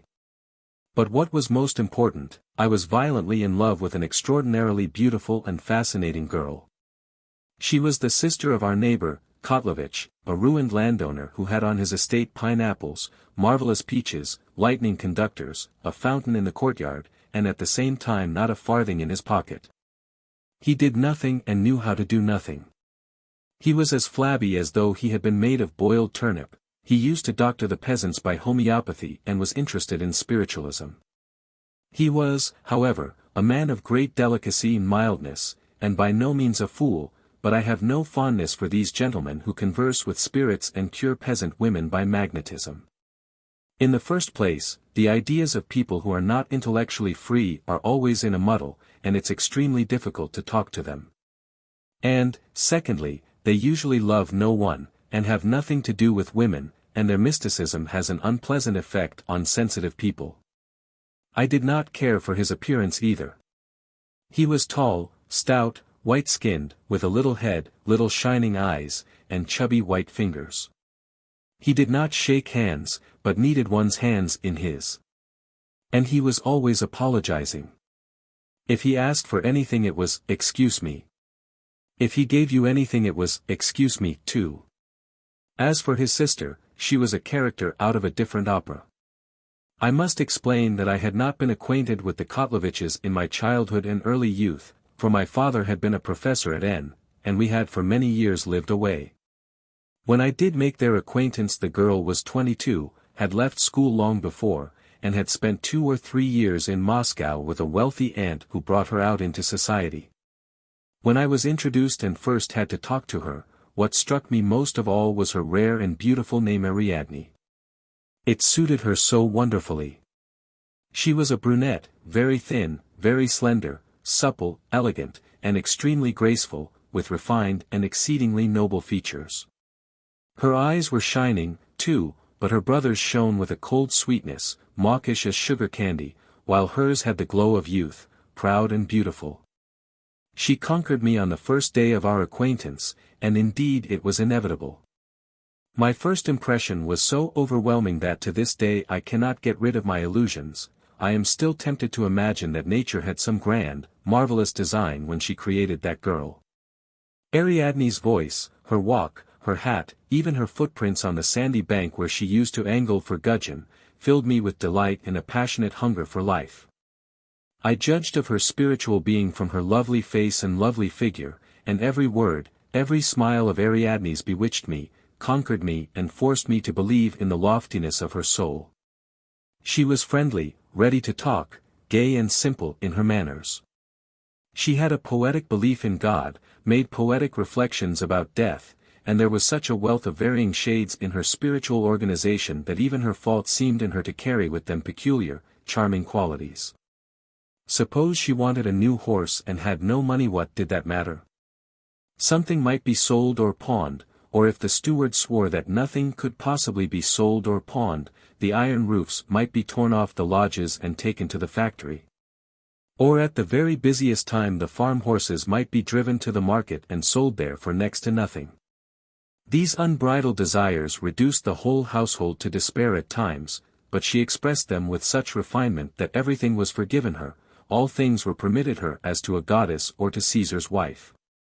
My love was pathetic and was soon noticed by every one, my father, the neighbors, and the peasants, and they all sympathized with me. When I stood the workman vodka, they would bow and say, "May the Kotlovich young lady be your bride, please God." And Ariadne herself knew that I loved her. She would often ride over on horseback or drive in the char-a-banc to see us, and would spend whole days with me and my father. She made great friends with the old man, and he even taught her to bicycle, which was his favorite amusement. I remember helping her to get on the bicycle one evening, and she looked so lovely that I felt as though I were burning my hands when I touched her. I shuddered with rapture, and when the two of them, my old father and she, both looking so handsome and elegant, bicycled side by side along the main road, a black horse ridden by the steward dashed aside on meeting them. And it seemed to me that it dashed aside because it too was overcome by her beauty. My love, my worship, touched Ariadne and softened her. She had a passionate longing to be captivated like me and to respond with the same love. It was so poetical. But she was incapable of really loving as I did, for she was cold and already somewhat corrupted. There was a demon in her, whispering to her day and night that she was enchanting, adorable. And, having no definite idea for what object she was created, or for what purpose life had been given her, she never pictured herself in the future except as very wealthy and distinguished. She had visions of balls, races, liveries, of sumptuous drawing rooms, of a salon of her own, and of a perfect swarm of counts, princes, ambassadors, celebrated painters and artists, all of them adoring her and in ecstasies over her beauty in her dresses. This thirst for personal success, and this continual concentration of the mind in one direction, makes people cold, and Ariadne was cold to me, to nature, and to music. Meanwhile time was passing, and still there were no ambassadors on the scene. Ariadne went on living with her brother, the spiritualist. Things went from bad to worse, so that she had nothing to buy hats and dresses with, and had to resort to all sorts of tricks and dodges to conceal her poverty. As luck would have it, a certain Prince Maktub, a wealthy man but an utterly insignificant person, had paid his addresses to her when she was living at her aunt's in Moscow. She had refused him, point blank. But now she was fretted by the worm of repentance that she had refused him. Just as a peasant pouts with repulsion at a mug of kvass with cockroaches in it but yet drinks it, so she frowned disdainfully at the recollection of the prince, and yet she would say to me, "Say what you like, there is something inexplicable, fascinating, in a title." She dreamed of a title, of a brilliant position, and at the same time she did not want to let me go. However one may dream of ambassadors, one's heart is not a stone, and one has wistful feelings for one's youth. Ariadne tried to fall in love, made a show of being in love, and even swore that she loved me. But I am a highly strung and sensitive man. When I am loved I feel it even at a distance, without vows and assurances. At once I felt as it were a coldness in the air, and when she talked to me of love, it seemed to me as though I were listening to the singing of a metal nightingale. Ariadne was herself aware that she was lacking in something. She was vexed, and more than once I saw her cry. Another time, can you imagine it, all of a sudden she embraced me and kissed me. It happened in the evening on the river bank, and I saw by her eyes that she did not love me, but was embracing me from curiosity, to test herself and to see what came of it. And I felt dreadful. I took her hands and said to her in despair, "These caresses without love cause me suffering." "What a queer fellow you are," she said with annoyance, and walked away. Another year or two might have passed, and in all probability I should have married her, and so my story would have ended, but fate was pleased to arrange our romance differently. It happened that a new personage appeared on our horizon. Ariadne's brother had a visit from an old university friend called Mikhail Ivanitch Lubkov, a charming man of whom coachmen and footmen used to say, an entertaining gentleman. He was a man of medium height, lean and bald, with a face like a good-natured bourgeois, not interesting, but pale and presentable, with a stiff, well-kept mustache, with a neck like goose skin, and a big Adam's apple. He used to wear pince-nez on a wide black ribbon, lisped, and could not pronounce either underscore or underscore L underscore. He was always in good spirits, everything amused him. He had made an exceedingly foolish marriage at 20, and had acquired 2 houses in Moscow as part of his wife's dowry. He began doing them up and building a bathhouse, and was completely ruined. Now his wife and 4 children lodged in Oriental buildings in great poverty, and he had to support them, and this amused him. He was 36 and his wife was by now 42, and that, too, amused him. His mother, a conceited, sulky personage, with aristocratic pretensions, despised his wife and lived apart with a perfect menagerie of cats and dogs, and he had to allow her 75 rubles a month also. He was, too, a man of taste, liked lunching at the Slavyansky Bazaar and dining at the Hermitage.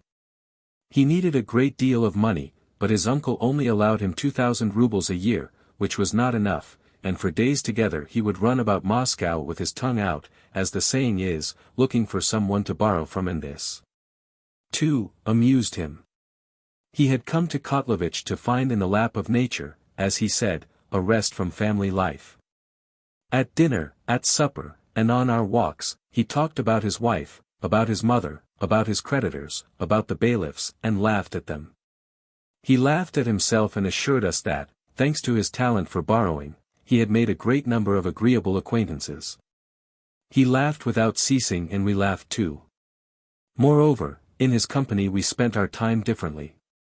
I was more inclined to quiet, so to say idyllic pleasures. I liked fishing, evening walks, gathering mushrooms. Lubkov preferred picnics, fireworks, hunting. He used to get up picnics 3 times a week, and Ariadne, with an earnest and inspired face, used to write a list of oysters, champagne, sweets, and used to send me into Moscow to get them, without inquiring, of course, whether I had money. And at the picnics there were toasts and laughter, and again mirthful descriptions of how old his wife was, what fat lapdogs his mother had, and what charming people his creditors were. Lubkov was fond of nature, but he regarded it as something long familiar and at the same time, in reality, infinitely beneath himself and created for his pleasure. He would sometimes stand still before some magnificent landscape and say, "It would be nice to have tea here." One day, seeing Ariadne walking in the distance with a parasol, he nodded towards her and said, "She's thin, and that's what I like. I don't like fat women." This made me wince. I asked him not to speak like that about women before me. He looked at me in surprise and said, "What is there amiss in my liking thin women and not caring for fat ones?" I made no answer. Afterwards, being in very good spirits and a trifle elevated, he said, "I've noticed Ariadne Grigoryevna likes you. I can't understand why you don't go in and win." His words made me feel uncomfortable, and with some embarrassment I told him how I looked at love and women. "I don't know," he sighed, "to my thinking, a woman's a woman and a man's a man. Ariadne Grigoryevna may be poetical and exalted, as you say, but it doesn't follow that she must be superior to the laws of nature. You see for yourself that she has reached the age when she must have a husband or a lover. I respect women as much as you do, but I don't think certain relations exclude poetry. Poetry's one thing and love is another. It's just the same as it is in farming. The beauty of nature is one thing and the income from your forests or fields is quite another." When Ariadne and I were fishing, Lubkov would lie on the sand close by and make fun of me, or lecture me on the conduct of life. "I wonder, my dear sir, how you can live without a love affair," he would say. "You are young, handsome, interesting, in fact, you're a man not to be sniffed at, yet you live like a monk. Ach! I can't stand these fellows who are old at 28. I'm nearly 10 years older than you are, and yet which of us is the younger? Ariadne Grigoryevna, which?" "You, of course," Ariadne answered him. And when he was bored with our silence and the attention with which we stared at our floats, he went home, and she said, looking at me angrily, "You're really not a man, but a mush, God forgive me. A man ought to be able to be carried away by his feelings, he ought to be able to be mad, to make mistakes, to suffer. A woman will forgive you audacity and insolence, but she will never forgive your reasonableness." She was angry in earnest, and went on. "To succeed, a man must be resolute and bold. Lubkov is not so handsome as you are, but he is more interesting. He will always succeed with women because he's not like you, he's a man.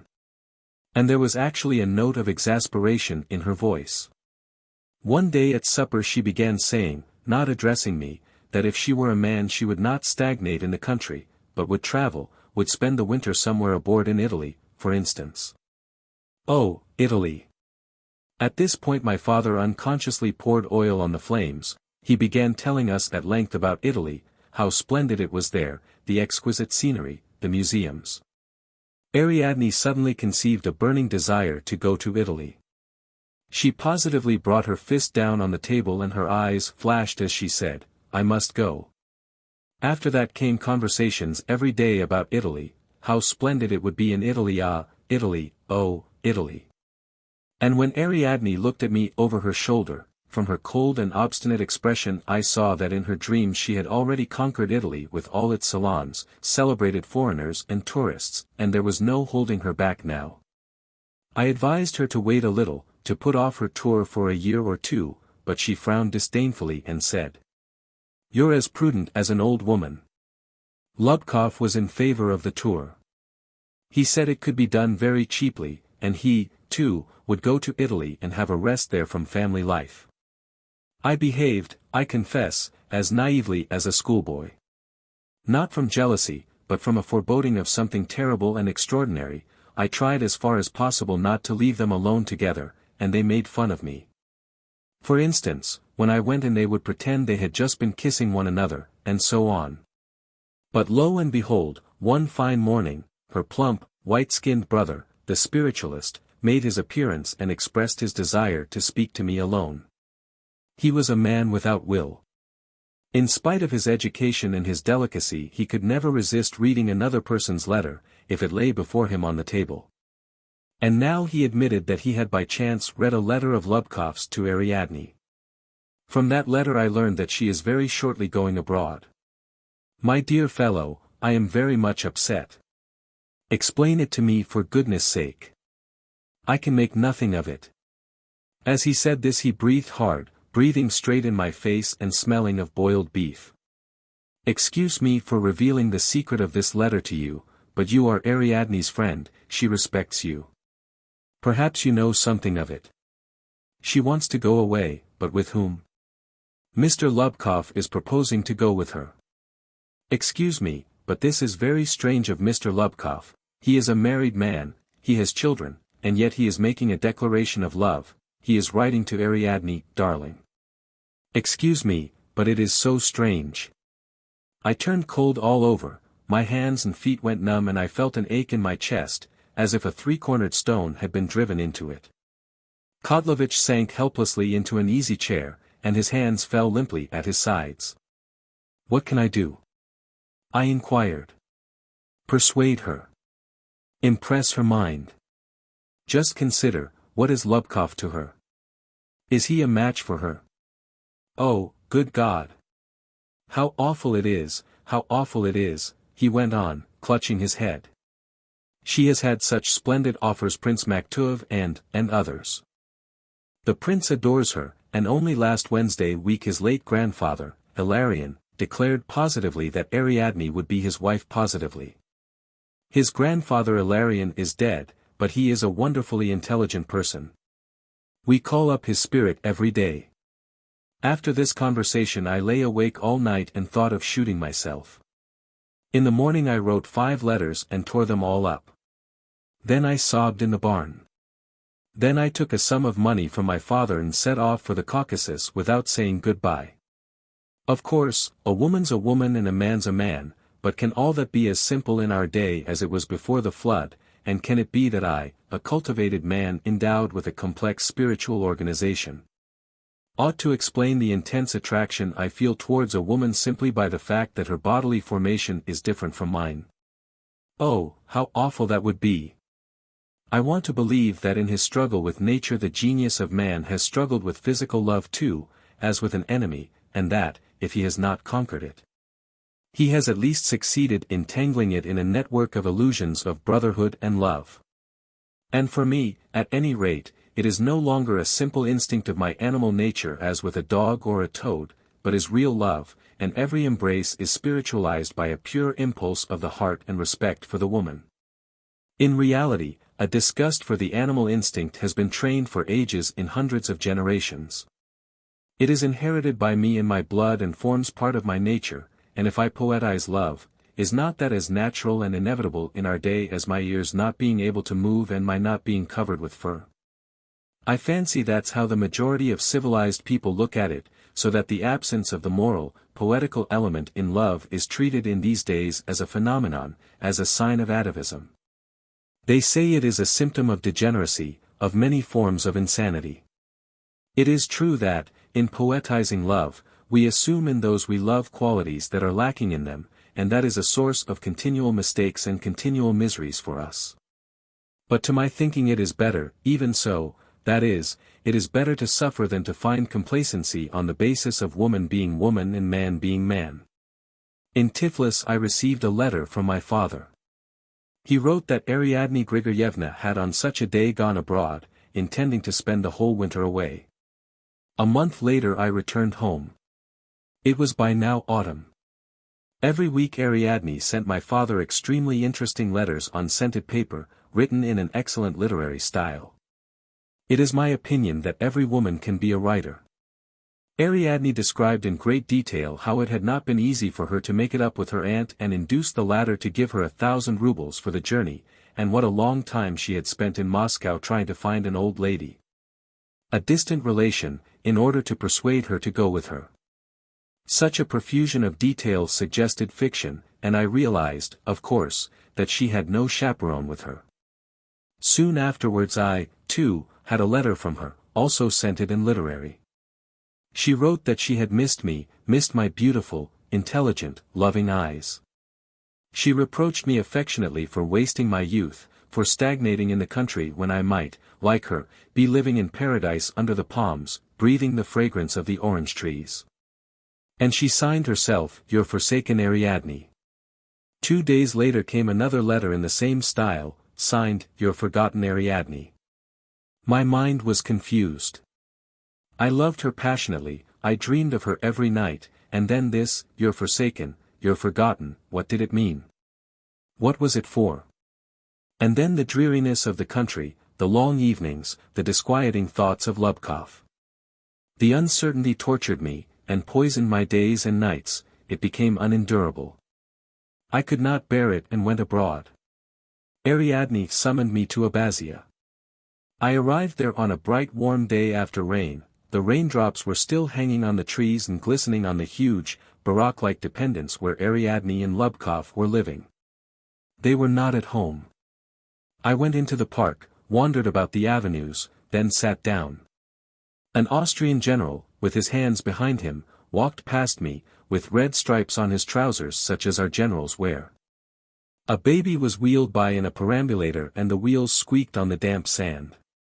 A decrepit old man with jaundice passed, then a crowd of English women, a Catholic priest, then the Austrian general again. A military band, only just arrived from Fiume, with glittering brass instruments, sauntered by to the bandstand they began playing. Have you ever been at Abbasia? It's a filthy little Slav town with only one street, which stinks, and in which one can't walk after rain without galoshes. I had read so much and always with such intense feeling about this earthly paradise that when afterwards, holding up my trousers, I cautiously crossed the narrow street, and in my ennui bought some hard pears from an old peasant woman who, recognizing me as a Russian, said, Chitiri, for Chitiri, for Davitsat, for Dvadsat, 20, and when I wondered in perplexity where to go and what to do here, and when I inevitably met Russians as disappointed as I was, I began to feel vexed and ashamed. There is a calm bay there full of steamers and boats with colored sails. From there I could see Fiume and the distant islands covered with lilac mist, and it would have been picturesque if the view over the bay had not been hemmed in by the hotels and their dependences buildings in an absurd, trivial style of architecture, with which the whole of that green shore has been covered by greedy money grubbers, so that for the most part you see nothing in this little paradise but windows, terraces, and little squares with tables and waiters' black coats. There is a park such as you find now in every watering place abroad.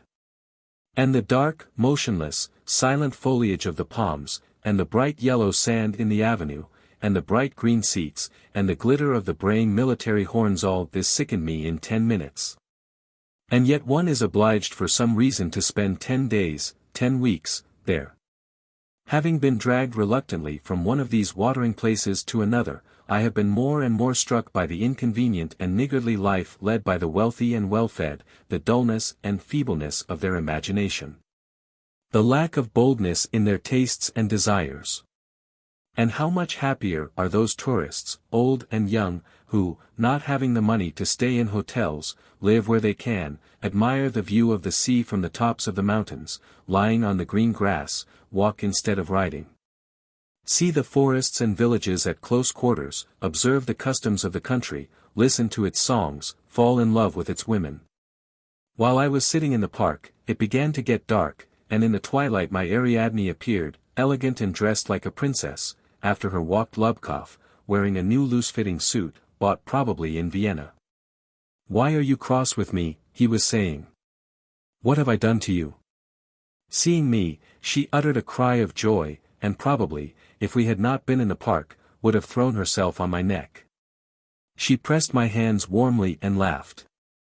And I laughed too and almost cried with emotion. Questions followed, of the village, of my father, whether I had seen her brother, and so on.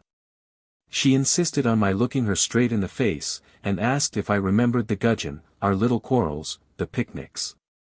How nice it all was really, she sighed. But we're not having a slow time here either. We have a great many acquaintances, my dear, my best of friends. Tomorrow I will introduce you to a Russian family here, but please buy yourself another hat. She scrutinized me and frowned. Abkhazia is not the country, she said. Here one must be _come_il_. Then we went to the restaurant. Ariadne was laughing and mischievous all the time. She kept calling me dear, good, clever, and seemed as though she could not believe her eyes that I was with her. We sat on till 11 o'clock, and parted very well satisfied both with the supper and with each other. Next day Ariadne presented me to the Russian family as the son of a distinguished professor whose estate is next to ours. She talked to this family about nothing but estates and crops, and kept appealing to me. She wanted to appear to be a very wealthy landowner, and did, in fact, succeed in doing so. Her manner was superb like that of a real aristocrat, which indeed she was by birth. But what a person my aunt is, she said suddenly, looking at me with a smile. We had a slight tiff, and she has bolted off to Marin. What do you say to that? Afterwards when we were walking in the park I asked her. What aunt were you talking of just now? What aunt is that? That was a saving lie, laughed Ariadne. They must not know I'm without a chaperone. After a moment's silence she came closer to me and said. My dear, do be friends with Lubkov. He is so unhappy. His wife and mother are simply awful.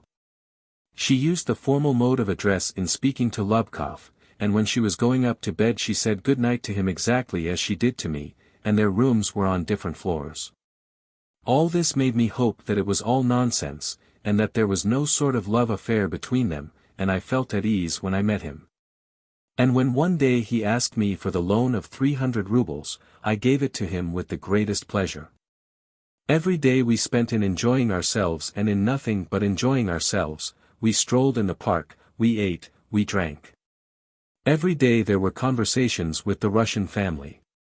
By degrees I got used to the fact that if I went into the park I should be sure to meet the old man with jaundice, the Catholic priest, and the Austrian general, who always carried a pack of little cards.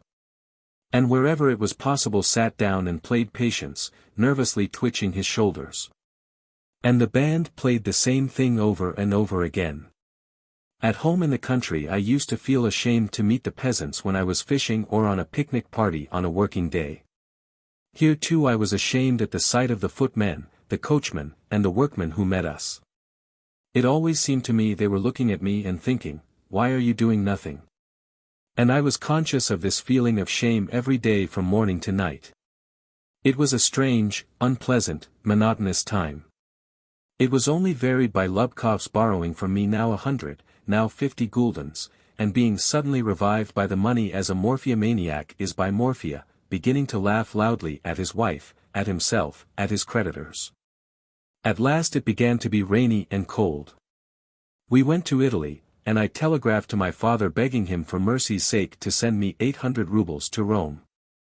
We stayed in Venice, in Bologna, in Florence, and in every town invariably put up at an expensive hotel, where we were charged separately for lights, and for service, and for heating, and for bread at lunch.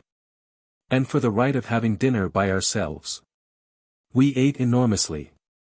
In the morning they gave us café complète at 1 o'clock lunch, meat, fish, some sort of omelette, cheese, fruits, and wine. At 6 o'clock dinner of 8 courses with long intervals, during which we drank beer and wine. At 9 o'clock tea. At midnight Ariadne would declare she was hungry, and ask for ham and boiled eggs. We would eat to keep her company. In the intervals between meals we used to rush about the museums and exhibitions in continual anxiety for fear we should be late for dinner or lunch. I was bored at the sight of the pictures, I longed to be at home to rest. I was exhausted, looked about for a chair and hypocritically repeated after other people, how exquisite, what atmosphere. Like overfed boa constrictors, we noticed only the most glaring objects. The shop windows hypnotized us. We went into ecstasies over imitation brooches and bought a mass of useless trumpery. The same thing happened in Rome, where it rained and there was a cold wind. After a heavy lunch we went to look at St. Peter's, and thanks to our replete condition and perhaps the bad weather, it made no sort of impression on us, and detecting in each other an indifference to art, we almost quarreled. The money came from my father. I went to get it, I remember, in the morning. Lubkov went with me. The present cannot be full and happy when one has a past, said he. I have heavy burdens left on me by the past. However, if only I get the money, it's no great matter, but if not, I'm in a fix. Would you believe it, I have only 8 francs left, yet I must send my wife 100 and my mother another. And we must live here too. Ariadne's like a child. She won't enter into the position, and flings away money like a duchess. Why did she buy a watch yesterday?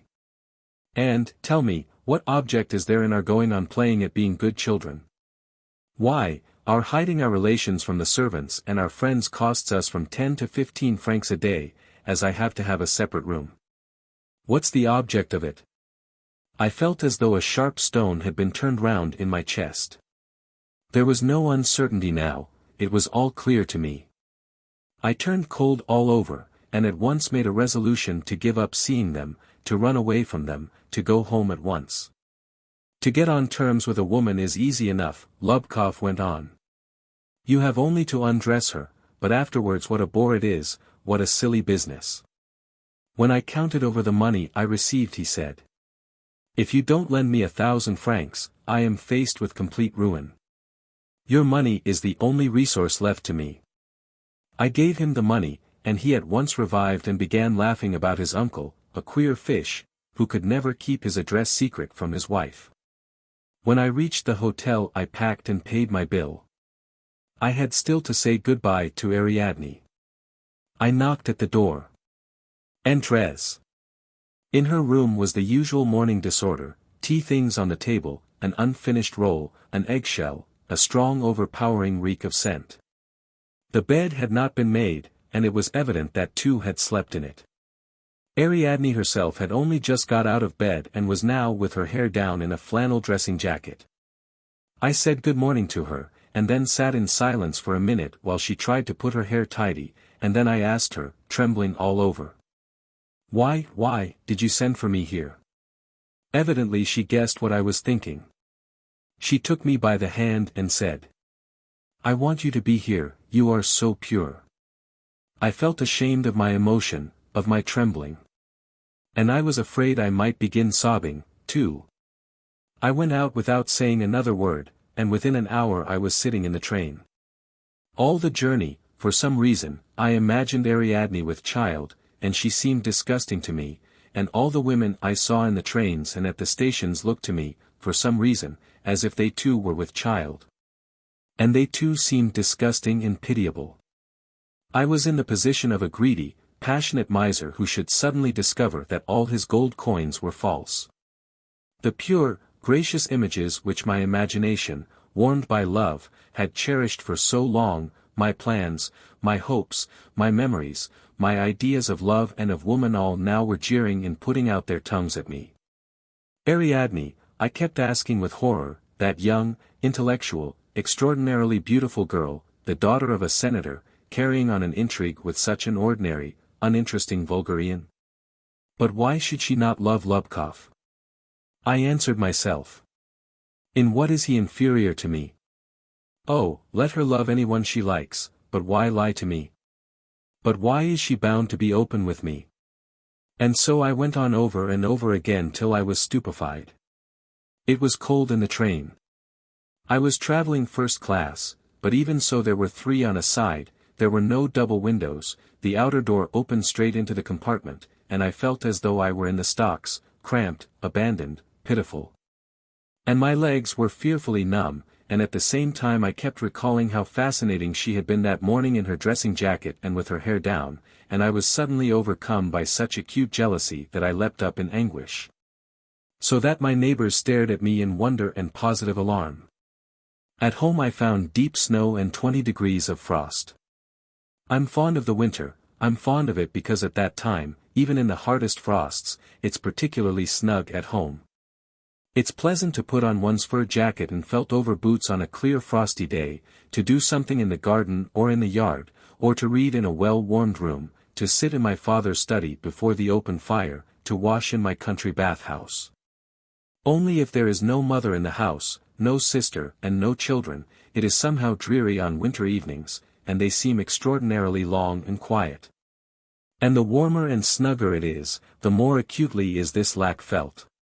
In the winter when I came back from abroad, the evenings were endlessly long, I was intensely depressed, so depressed that I could not even read. In the daytime I was coming and going, clearing away the snow in the garden or feeding the chickens and the calves, but in the evening it was all up with me. I had never cared for visitors before, but now I was glad of them, for I knew there was sure to be talk of Ariadne. Kotlovich, the spiritualist, used often to come to talk about his sister, and sometimes he brought with him his friend Prince Maktub, who was as much in love with Ariadne as I was. To sit in Ariadne's room, to finger the keys of her piano, to look at her music was a necessity for the prince. He could not live without it, and the spirit of his grandfather Ilarion was still predicting that sooner or later she would be his wife. The prince usually stayed a long time with us, from lunch to midnight, saying nothing all the time. In silence he would drink 2 or 3 bottles of beer, and from time to time, to show that he too was taking part in the conversation, he would laugh an abrupt, melancholy, foolish laugh. Before going home he would always take me aside and ask me in an undertone, "When did you see Ariadne Grigoryevna last? Was she quite well? I suppose she's not tired of being out there." Spring came on. There was the harrowing to do and then the sowing of spring corn and clover. I was sad, but there was the feeling of spring. One longed to accept the inevitable. Working in the fields and listening to the larks, I asked myself, couldn't I have done with this question of personal happiness once and for all? Couldn't I lay aside my fancy and marry a simple peasant girl? Suddenly when we were at our very busiest, I got a letter with the Italian stamp, and the clover and the beehives and the calves and the peasant girl all floated away like smoke. This time Ariadne wrote that she was profoundly, infinitely unhappy. She reproached me for not holding out a helping hand to her, for looking down upon her from the heights of my virtue and deserting her at the moment of danger. All this was written in a large, nervous handwriting with blots and smudges, and it was evident that she wrote in haste and distress. In conclusion she besought me to come and save her. Again my anchor was hauled up and I was carried away. Ariadne was in Rome. I arrived late in the evening, and when she saw me, she sobbed and threw herself on my neck. She had not changed at all that winter, and was just as young and charming. We had supper together and afterwards drove about Rome until dawn, and all the time she kept telling me about her doings. I asked where Lubkov was. "Don't remind me of that creature," she cried. "He is loathsome and disgusting to me." "But I thought you loved him," I said. "Never," she said. "At first he struck me as original and aroused my pity, that was all. He is insolent and takes a woman by storm. And that's attractive. But we won't talk about him. That is a melancholy page in my life. He has gone to Russia to get money. Serve him right. I told him not to dare to come back." She was living then, not at an hotel, but in a private lodging of 2 rooms which she had decorated in her own taste, frigidly and luxuriously. After Lubkov had gone away she had borrowed from her acquaintances about 5,000 francs, and my arrival certainly was the one salvation for her. I had reckoned on taking her back to the country, but I did not succeed in that. She was homesick for her native place, but her recollections of the poverty she had been through there, of privations, of the rusty roof on her brother's house, roused a shudder of disgust, and when I suggested going home to her, she squeezed my hands convulsively and said, "No, no, I shall die of boredom there." Then my love entered upon its final phase. "Be the darling that you used to be, love me a little," said Ariadne, bending over to me. "You're sulky and prudent, you're afraid to yield to impulse, and keep thinking of consequences, and that's dull. Come, I beg you, I beseech you, be nice to me. My pure one, my holy one, my dear one, I love you so." I became her lover. For a month anyway I was like a madman, conscious of nothing but rapture. To hold in one's arms a young and lovely body, with bliss to feel her warmth every time one waked up from sleep, and to remember that she was there, she, my Ariadne, oh, it was not easy to get used to that. But yet I did get used to it, and by degrees became capable of reflecting on my new position. First of all, I realized, as before, that Ariadne did not love me. But she wanted to be really in love, she was afraid of solitude, and, above all, I was healthy, young, vigorous, she was sensual, like all cold people, as a rule, and we both made a show of being united by a passionate, mutual love. Afterwards I realized something else, too. We stayed in Rome, in Naples, in Florence, we went to Paris, but there we thought it cold and went back to Italy. We introduced ourselves everywhere as husband and wife, wealthy landowners. People readily made our acquaintance, and Ariadne had great social success everywhere. As she took lessons in painting, she was called an artist, and only imagine, that quite suited her, though she had not the slightest trace of talent. She would sleep every day till 2 or 3 o'clock, she had her coffee and lunch in bed. At dinner she would eat soup, lobster, fish, meat, asparagus, game, and after she had gone to bed I used to bring up something, for instance roast beef, and she would eat it with a melancholy, careworn expression. And if she waked in the night she would eat apples and oranges. The chief, so to say fundamental, characteristic of the woman was an amazing duplicity. She was continually deceitful every minute, apparently apart from any necessity, as it were by instinct, by an impulse such as makes the sparrow chirrup and the cockroach waggle its antennae. She was deceitful with me, with the footman, with the porter, with the tradesmen in the shops, with her acquaintances. Not one conversation, not one meeting, took place without affectation and pretense. A man had only to come into our room, whoever it might be, a waiter, or a baron, for her eyes, her expression, her voice to change, even the contour of her figure was transformed.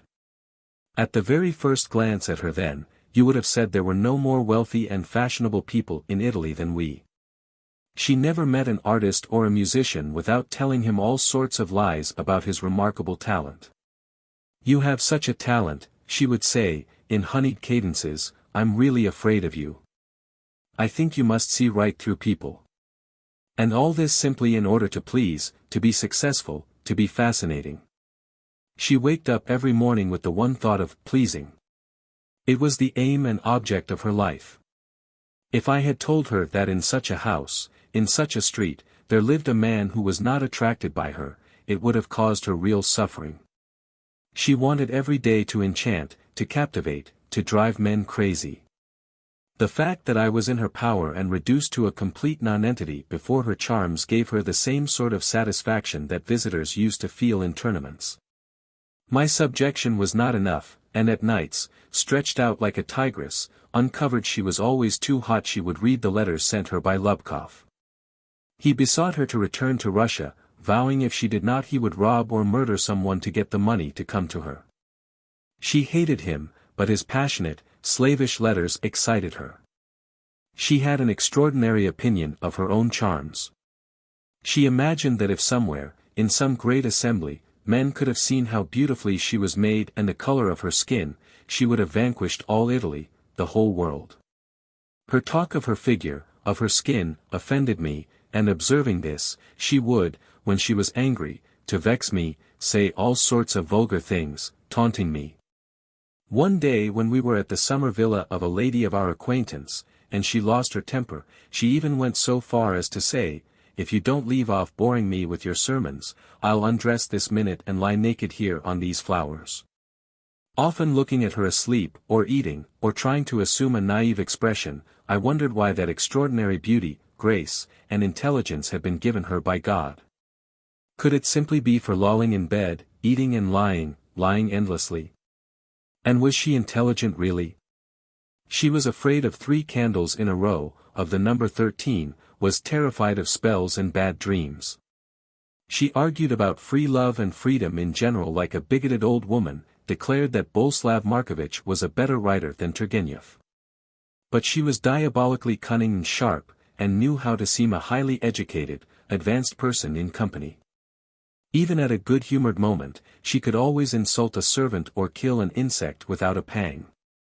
She liked bullfights, liked to read about murders, and was angry when prisoners were acquitted. For the life Ariadne and I were leading, we had to have a great deal of money. My poor father sent me his pension, all the little sums he received, borrowed for me wherever he could, and when one day he answered me, non habeo, I sent him a desperate telegram in which I besought him to mortgage the estate. A little later I begged him to get money somehow on a second mortgage. He did this too without a murmur and sent me every farthing. Ariadne despised the practical side of life. All this was no concern of hers, and when flinging away thousands of francs to satisfy her mad desires I groaned like an old tree, she would be singing Addio Bella Napoli with a light heart. Little by little I grew cold to her and began to be ashamed of our tie. I am not fond of pregnancy and confinements, but now I sometimes dreamed of a child who would have been at least a formal justification of our life. That I might not be completely disgusted with myself, I began reading and visiting museums and galleries, gave up drinking and took to eating very little. If one keeps oneself well in hand from morning to night, one's heart seems lighter. I began to bore Ariadne too. The people with whom she won her triumphs were, by the way, all of the middling sort. As before, there were no ambassadors, there was no salon, the money did not run to it, and this mortified her and made her sob, and she announced to me at last that perhaps she would not be against our returning to Russia. And here we are on our way. For the last few months she has been zealously corresponding with her brother. She evidently has some secret projects, but what they are God knows. I am sick of trying to fathom her underhand schemes.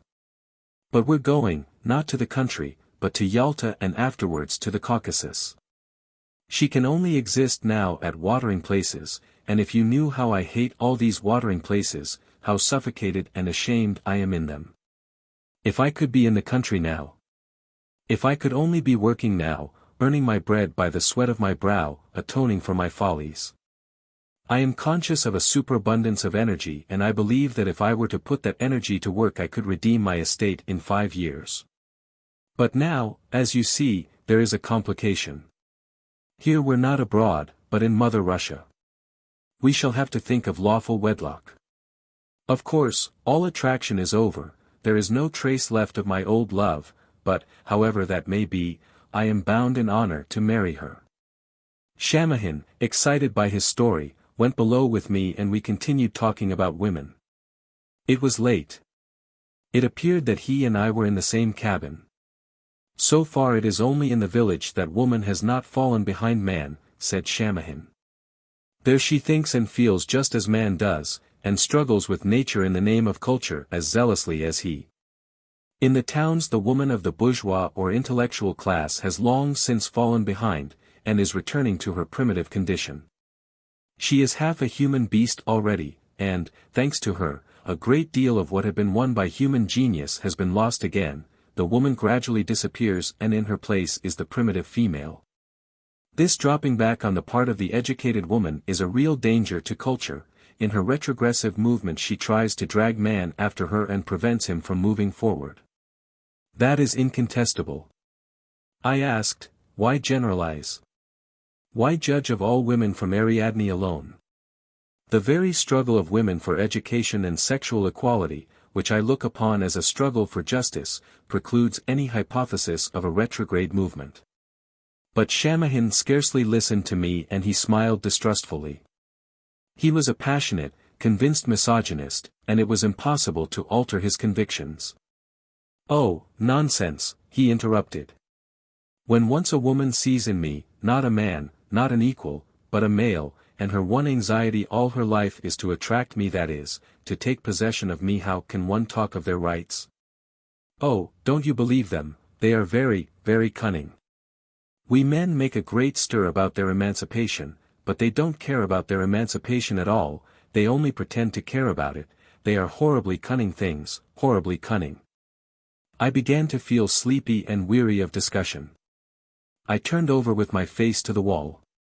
Yes, I heard as I fell asleep, yes, and it's our education that's at fault, sir. In our towns, the whole education and bringing up of women in its essence tends to develop her into the human beast, that is, to make her attractive to the male and able to vanquish him. Yes, indeed, Shamahiri sighed, little girls ought to be taught and brought up with boys, so that they might be always together. A woman ought to be trained so that she may be able, like a man, to recognize when she's wrong, or she always thinks she's in the right. Instill into a little girl from her cradle that a man is not first of all a cavalier or a possible lover, but her neighbor, her equal in everything. Train her to think logically, to generalize, and do not assure her that her brain weighs less than a man's and that therefore she can be indifferent to the sciences, to the arts, to the tasks of culture in general. The apprentice to the shoemaker or the house painter has a brain of smaller size than the grown-up man too, yet he works, suffers, takes his part in the general struggle for existence. We must give up our attitude to the physiological aspect, to pregnancy and childbirth, seeing that in the first place women don't have babies every month, secondly, not all women have babies. And, thirdly, a normal country woman works in the fields up to the day of her confinement and it does her no harm. Then there ought to be absolute equality in everyday life. If a man gives a lady his chair or picks up the handkerchief she has dropped, let her repay him in the same way. I have no objection if a girl of good family helps me to put on my coat or hands me a glass of water. I heard no more, for I fell asleep. Next morning when we were approaching Sevastopol, it was damp, unpleasant weather, the ship rocked. Shamahin sat on deck with me, brooding and silent. When the bell rang for tea, men with their coat collars turned up and ladies with pale, sleepy faces began going below. A young and very beautiful lady, the one who had been so angry with the customs officers at Woloczysk, stopped before Shamahin and said with the expression of a naughty, fretful child, "Jean, your birdie's been seasick." Afterwards when I was at Yalta I saw the same beautiful lady dashing about on horseback with a couple of officers hardly able to keep up with her. And one morning I saw her in an overall and a Phrygian cap, sketching on the seafront with a great crowd admiring her a little way off. I too was introduced to her. She pressed my hand with great warmth, and looking at me ecstatically, thanked me in honeyed cadences for the pleasure I had given her by my writings. "Don't you believe her," Shamahin whispered to me, "she has never read a word of them." When I was walking on the seafront in the early evening Shamahin met me with his arms full of big parcels of fruits and dainties. "Prince Maktub is here," he said joyfully. "He came yesterday with her brother, the spiritualist. Now I understand what she was writing to him about. Oh, Lord," he went on, gazing up to heaven, and pressing his parcels to his bosom. If she hits it off with the prince, it means freedom, then I can go back to the country with my father. And he ran on. I begin to believe in spirits, he called to me, looking back. The spirit of grandfather Ilarion seems to have prophesied the truth. Oh, if only it is so. The day after this meeting I left Yalta, and how Shamahin's story ended I don't know. Polinka. It is 1 o'clock in the afternoon. Shopping is at its height at the Nouveautés de Paris, a drapery establishment in one of the arcades. There is a monotonous hum of shopmen's voices, the hum one hears at school when the teacher sets the boys to learn something by heart. This regular sound is not interrupted by the laughter of lady customers nor the slam of the glass door, nor the scurrying of the boys. Polinka, a thin fair little person whose mother is the head of a dressmaking establishment, is standing in the middle of the shop looking about for someone. A dark-browed boy runs up to her and asks, looking at her very gravely. "What is your pleasure, madam?" "Nikolai Timofeich always takes my order," answers Polinka. Nikolai Timofeich, a graceful dark young man, fashionably dressed, with frizzled hair and a big pin in his cravat, has already cleared a place on the counter and is craning forward, looking at Polinka with a smile. "Morning, Pelagia Sergeevna," he cries in a pleasant, hearty baritone voice. "What can I do for you?" "Good morning," says Polinka, going up to him. "You see, I'm back again. Show me some gimp, please." "Gimp for what purpose?" "For a bodice trimming to trim a whole dress, in fact." "Certainly." Nikolai Timofeich lays several kinds of gimp before Polinka. She looks at the trimmings languidly and begins bargaining over them. "Oh, come, a ruble's not dear," says the shopman persuasively, with a condescending smile. "It's a French trimming, pure silk. We have a commoner sort, if you like, heavier. That's 45 kopecks a yard. Of course, it's nothing like the same quality." "I want a bead corselet, too, with gimp buttons," says Polinka, bending over the gimp and sighing for some reason. "And have you any bead motifs to match?" "Yes." Polinka bends still lower over the counter and asks softly. "And why did you leave us so early on Thursday, Nikolai Timofeich?" "XIII. It's queer you noticed it," says the shopman, with a smirk. "You were so taken up with that fine student that. It's queer you noticed it." Polinka flushes crimson and remains mute. With a nervous quiver in his fingers the shopman closes the boxes, and for no sort of object piles them one on the top of another. A moment of silence follows. "I want some bead lace, too," says Polinka, lifting her eyes guiltily to the shopman. "What sort? Black or colored?" "Bead lace on tulle is the most fashionable trimming." "And how much is it?" "The black's from 80 kopecks and the colored from 2.5 rubles. "I shall never come and see you again," Nikolai Timofeich adds in an undertone. "Why? Why? It's very simple. You must understand that yourself." "Why should I distress myself? It's a queer business. Do you suppose it's a pleasure to me to see that student carrying on with you? I see it all and I understand. Ever since autumn he's been hanging about you and you go for a walk with him almost every day, and when he is with you, you gaze at him as though he were an angel. You are in love with him, there's no one to beat him in your eyes. Well, all right, then, it's no good talking." Polinka remains dumb and moves her finger on the counter in embarrassment. "I see it all," the shopman goes on. "What inducement have I to come and see you? I've got some pride. It's not everyone likes to play gooseberry. What was it you asked for?" "Mama told me to get a lot of things, but I've forgotten. I want some feather trimming too." "What kind would you like?" "The best, something fashionable. The most fashionable now are real bird feathers. If you want the most fashionable color, it's heliotrope or _canic that is, claret with a yellow shade in it. We have an immense choice. And what all this affair is going to lead to, I really don't understand. Here you are in love, and how is it to end?" Patches of red come into Nikolai Timofeitch's face round his eyes. He crushes the soft feather trimming in his hand and goes on muttering. Do you imagine he'll marry you? Is that it?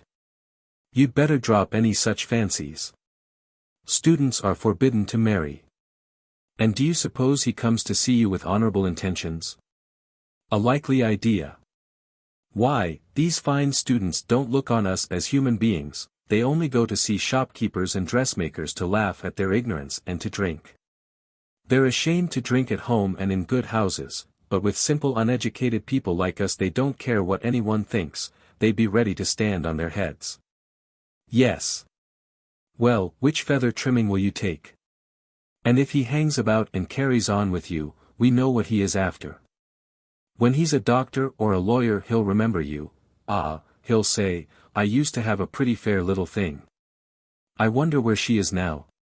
Even now I bet you he boasts among his friends that he's got his eye on a little dressmaker. Polinka sits down and gazes pensively at the pile of white boxes.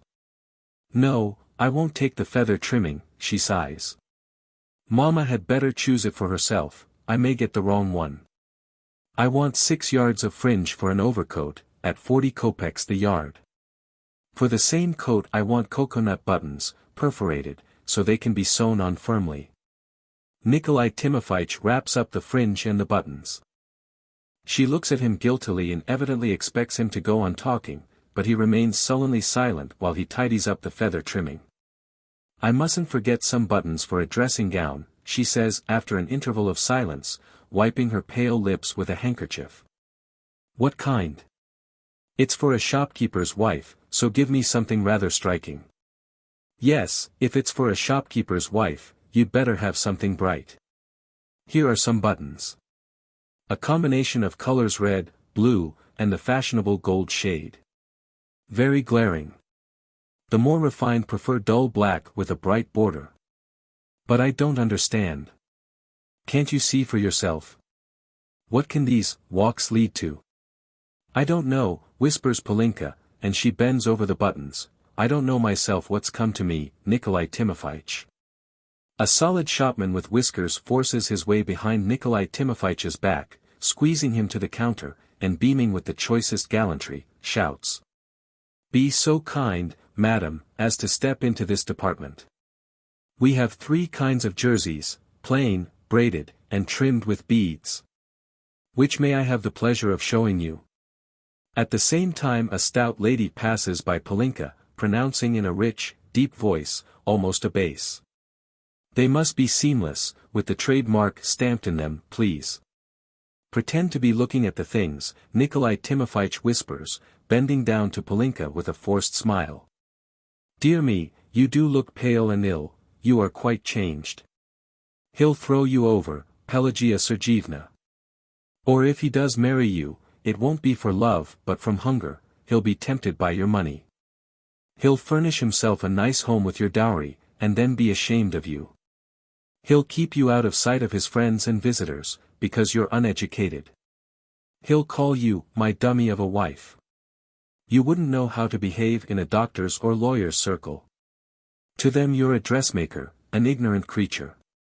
Nikolai Timofeitch, somebody shouts from the other end of the shop. The young lady here wants 3 yards of ribbon with a metal stripe. Have we any? Nikolai Timofeitch turns in that direction, smirks and shouts. Yes, we have. Ribbon with a metal stripe, ottoman with a satin stripe, and satin with a moire stripe. Oh, by the way, I mustn't forget, Olga asked me to get her a pair of stays, says Polinka. There are tears in your eyes, says Nikolai Timofeitch in dismay. What's that for? Come to the corset department, I'll screen you, it looks awkward. With a forced smile and exaggeratedly free and easy manner, the shopman rapidly conducts Polinka to the corset department and conceals her from the public eye behind a high pyramid of boxes. What sort of corset may I show you? He asks aloud, whispering immediately, wipe your eyes. I want, size 48 centimeters. Only she wanted one, lined, with real whalebone. I must talk to you, Nikolai Timofeitch. Come today. Talk. What about? There's nothing to talk about. You are the only person who cares about me, and I've no one to talk to but you. These are not reed or steel, but real whalebone. What is there for us to talk about? It's no use talking. You are going for a walk with him today, I suppose? Yes, I am. Then what's the use of talking? Talk won't help. You are in love, aren't you? Yes. Polinka whispers hesitatingly, and big tears gush from her eyes. What is there to say, mutters Nikolai Timofeich, shrugging his shoulders nervously and turning pale. There's no need of talk. Wipe your eyes, that's all. I ask for nothing. At that moment a tall, lanky shopman comes up to the pyramid of boxes, and says to his customer. Let me show you some good elastic garters that do not impede the circulation, certified by medical authority. Nikolai Timofeich screens Polinka, and, trying to conceal her emotion and his own, wrinkles his face into a smile and says aloud. There are two kinds of lace, madam, cotton and silk. Oriental, English, Valenciennes, crochet, torchon, are cotton. And rococo, soutache, cambray, are silk. For God's sake, wipe your eyes. They're coming this way. And seeing that her tears are still gushing he goes on louder than ever. Spanish, rococo, soutache, cambray. Stockings, thread, cotton, silk. Anyuta.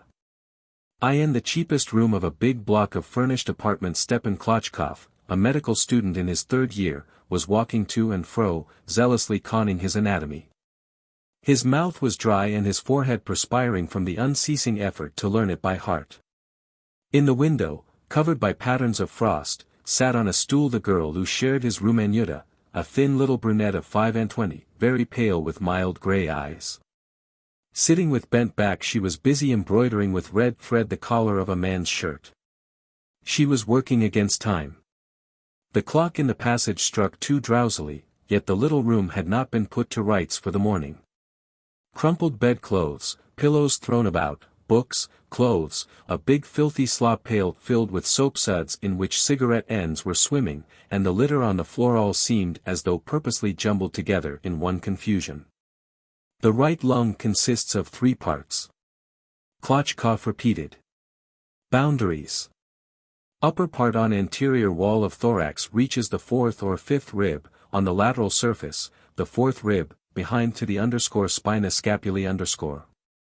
Klochkov raised his eyes to the ceiling, striving to visualize what he had just read. Unable to form a clear picture of it, he began feeling his upper ribs through his waistcoat. These ribs are like the keys of a piano, he said.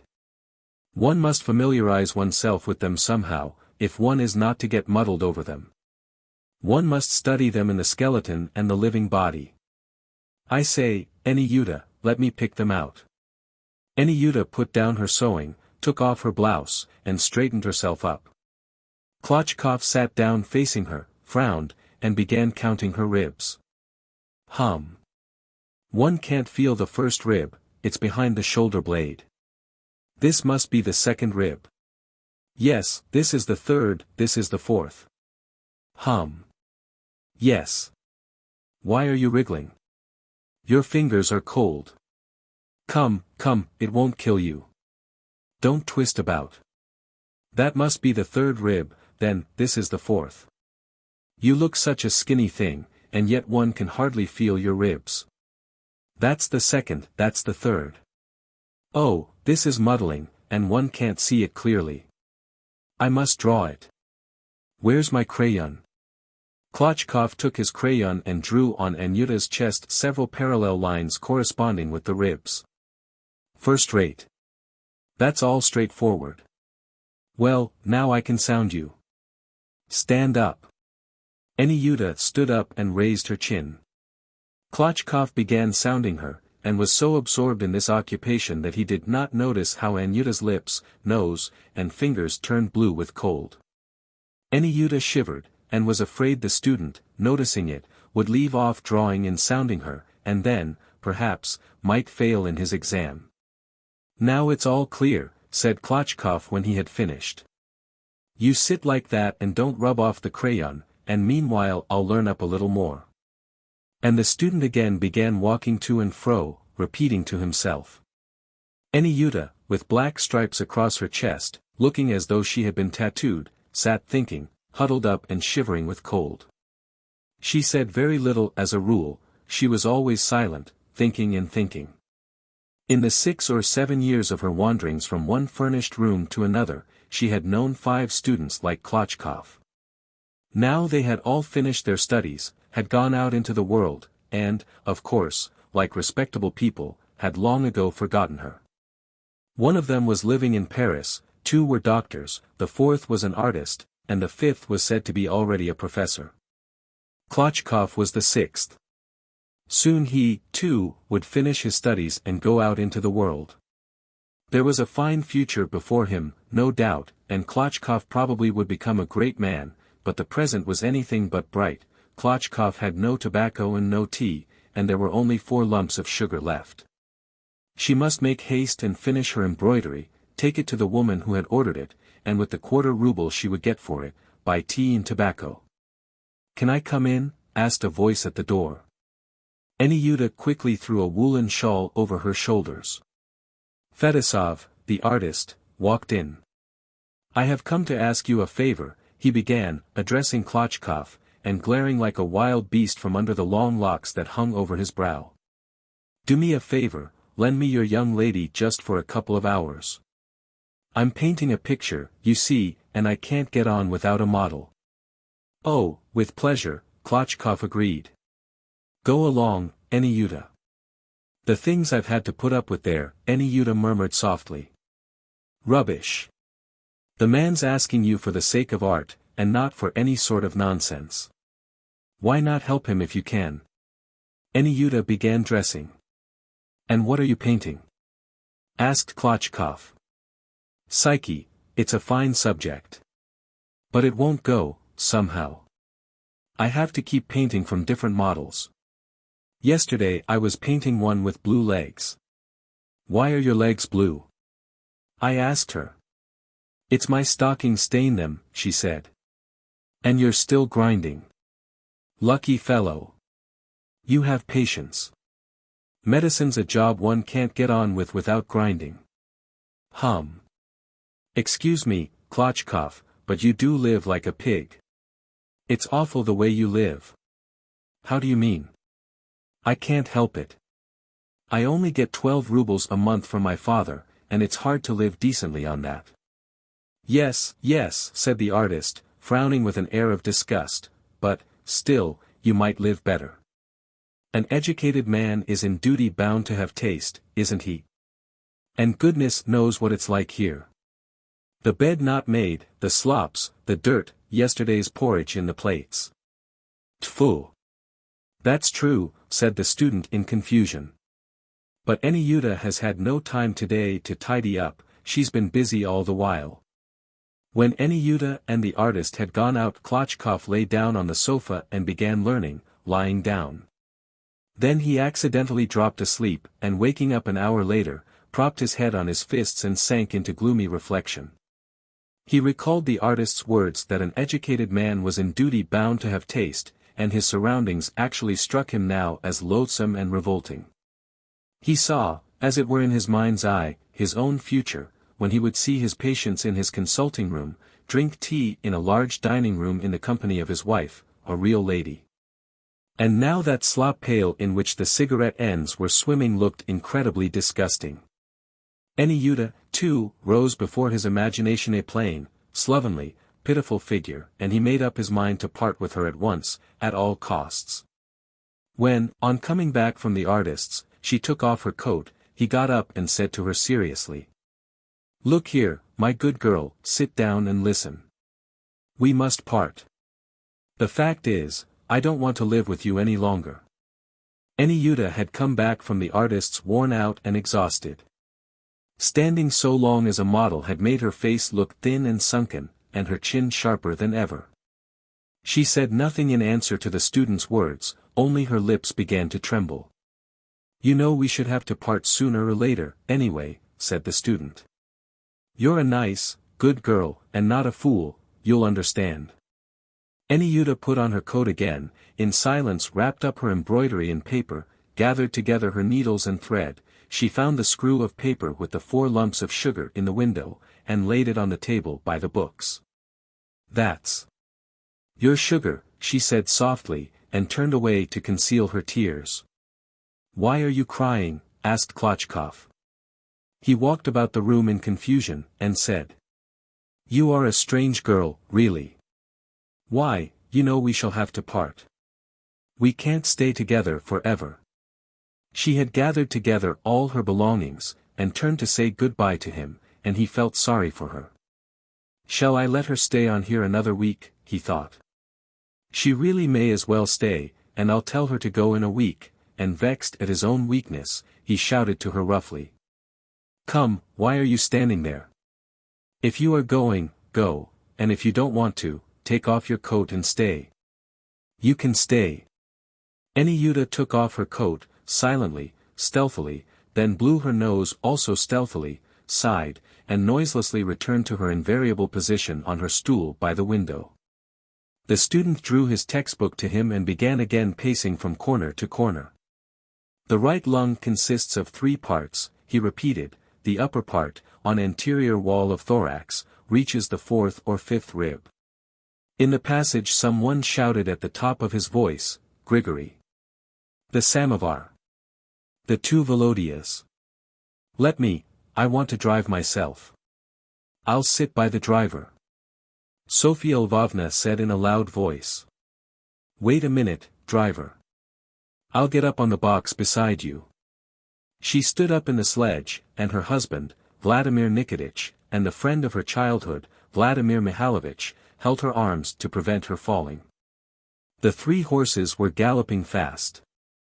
I said you ought not to have given her brandy, Vladimir Nikitich whispered to his companion with vexation. What a fellow you are, really. The colonel knew by experience that in women like his wife, Sofia Lvovna, after a little too much wine, turbulent gaiety was followed by hysterical laughter and then tears. He was afraid that when they got home, instead of being able to sleep, he would have to be administering compresses and drops. What? Cried Sofia Lvovna. I want to drive myself. She felt genuinely gay and triumphant. For the last 2 months, ever since her wedding, she had been tortured by the thought that she had married Colonel Yagich from worldly motives and, as it is said, par de pit. But that evening, at the restaurant, she had suddenly become convinced that she loved him passionately. In spite of his 54 years, he was so slim, agile, supple, he made puns and hummed to the gypsies' tunes so charmingly. Really, the older men were nowadays 1,000 times more interesting than the young. It seemed as though age and youth had changed parts. The colonel was 2 years older than her father, but could there be any importance in that if, honestly speaking, there were infinitely more vitality, go, and freshness in him than in herself, though she was only 23? Oh, my darling! She thought. You are wonderful. She had become convinced in the restaurant, too, that not a spark of her old feeling remained. For the friend of her childhood, Vladimir Mihailovich, or simply Volodya, with whom only the day before she had been madly, miserably in love, she now felt nothing but complete indifference. All that evening he had seemed to her spiritless, torpid, uninteresting, and insignificant, and the _sang-froid_ with which he habitually avoided paying at restaurants on this occasion revolted her, and she had hardly been able to resist saying. If you are poor, you should stay at home. The colonel paid for all. Perhaps because trees, telegraph posts, and drifts of snow kept flitting past her eyes, all sorts of disconnected ideas came rushing into her mind. She reflected, the bill at the restaurant had been 120 rubles, and 100 had gone to the gypsies, and tomorrow she could fling away 1,000 rubles if she liked. And only 2 months ago, before her wedding, she had not had 3 rubles of her own, and had to ask her father for every trifle. What a change in her life! Her thoughts were in a tangle. She recalled, how, when she was a child of 10, Colonel Yagich, now her husband, used to make love to her aunt, and every one in the house said that he had ruined her. And her aunt had, in fact, often come down to dinner with her eyes red from crying, and was always going off somewhere, and people used to say of her that the poor thing could find no peace anywhere. He had been very handsome in those days, and had an extraordinary reputation as a lady killer. So much so that he was known all over the town, and it was said of him that he paid a round of visits to his adorers every day like a doctor visiting his patients. And even now, in spite of his grey hair, his wrinkles, and his spectacles, his thin face looked handsome, especially in profile. Sofia Lvovna's father was an army doctor, and had at one time served in the same regiment with Colonel Yagich. Volodia's father was an army doctor too, and he, too, had once been in the same regiment as her father and Colonel Yagich. In spite of many amatory adventures, often very complicated and disturbing, Volodia had done splendidly at the university, and had taken a very good degree. Now he was specializing in foreign literature, and was said to be writing a thesis. He lived with his father, the army doctor, in the barracks, and had no means of his own, though he was 30. As children Sofia and he had lived under the same roof, though in different flats.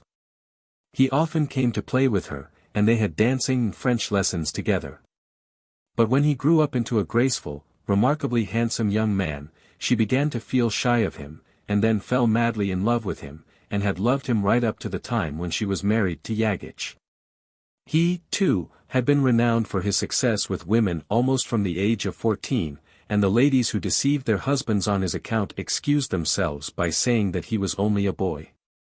Someone had told a story of him lately that when he was a student living in lodgings so as to be near the university, it always happened if one knocked at his door, that one heard his footstep, and then a whispered apology, _pardon. Je ne suis pas settle. Yagich was delighted with him, and blessed him as a worthy successor, as Derchevin blessed Pushkin. He appeared to be fond of him. They would play billiards or piquet by the hour together without uttering a word. If Yagich drove out on any expedition he always took Volodia with him, and Yagich was the only person Volodia initiated into the mysteries of his thesis. In earlier days, when Yagich was rather younger, they had often been in the position of rivals, but they had never been jealous of one another. In the circle in which they moved Yagich was nicknamed Big Volodia, and his friend Little Volodia. Besides Big Volodia, Little Volodia, and Sofia Lvovna, there was a fourth person in the sledge, Margarita Alexandrovna, or, as every one called her, Rita, a cousin of Madame Yagich, a very pale girl over 30, with black eyebrows and a pince-nez, who was forever smoking cigarettes, even in the bitterest frost, and who always had her knees and the front of her blouse covered with cigarette ash. She spoke through her nose, drawling every word, was of a cold temperament, could drink any amount of wine and liquor without being drunk, and used to tell scandalous anecdotes in a languid and tasteless way. At home she spent her days reading thick magazines, covering them with cigarette ash, or eating frozen apples. "Sonia, give over fooling," she said, drawling. "It's really silly." As they drew near the city gates they went more slowly, and began to pass people and houses. Sofia Lvovna subsided, nestled up to her husband, and gave herself up to her thoughts. Little Volodia sat opposite. By now her light-hearted and cheerful thoughts were mingled with gloomy ones.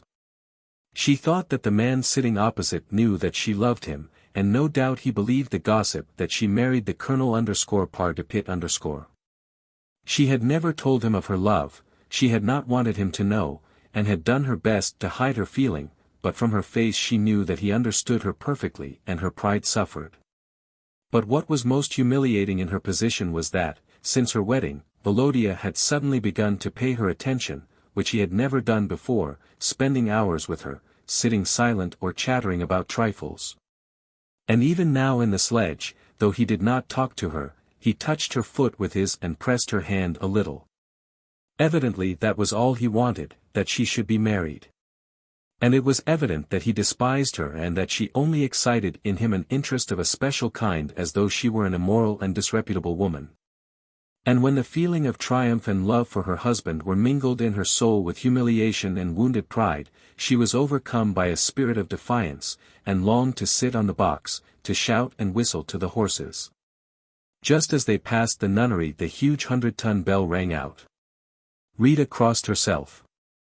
"Our Olga is in that nunnery," said Sofya Lvovna, and she, too, crossed herself and shuddered. "Why did she go into the nunnery?" said the colonel.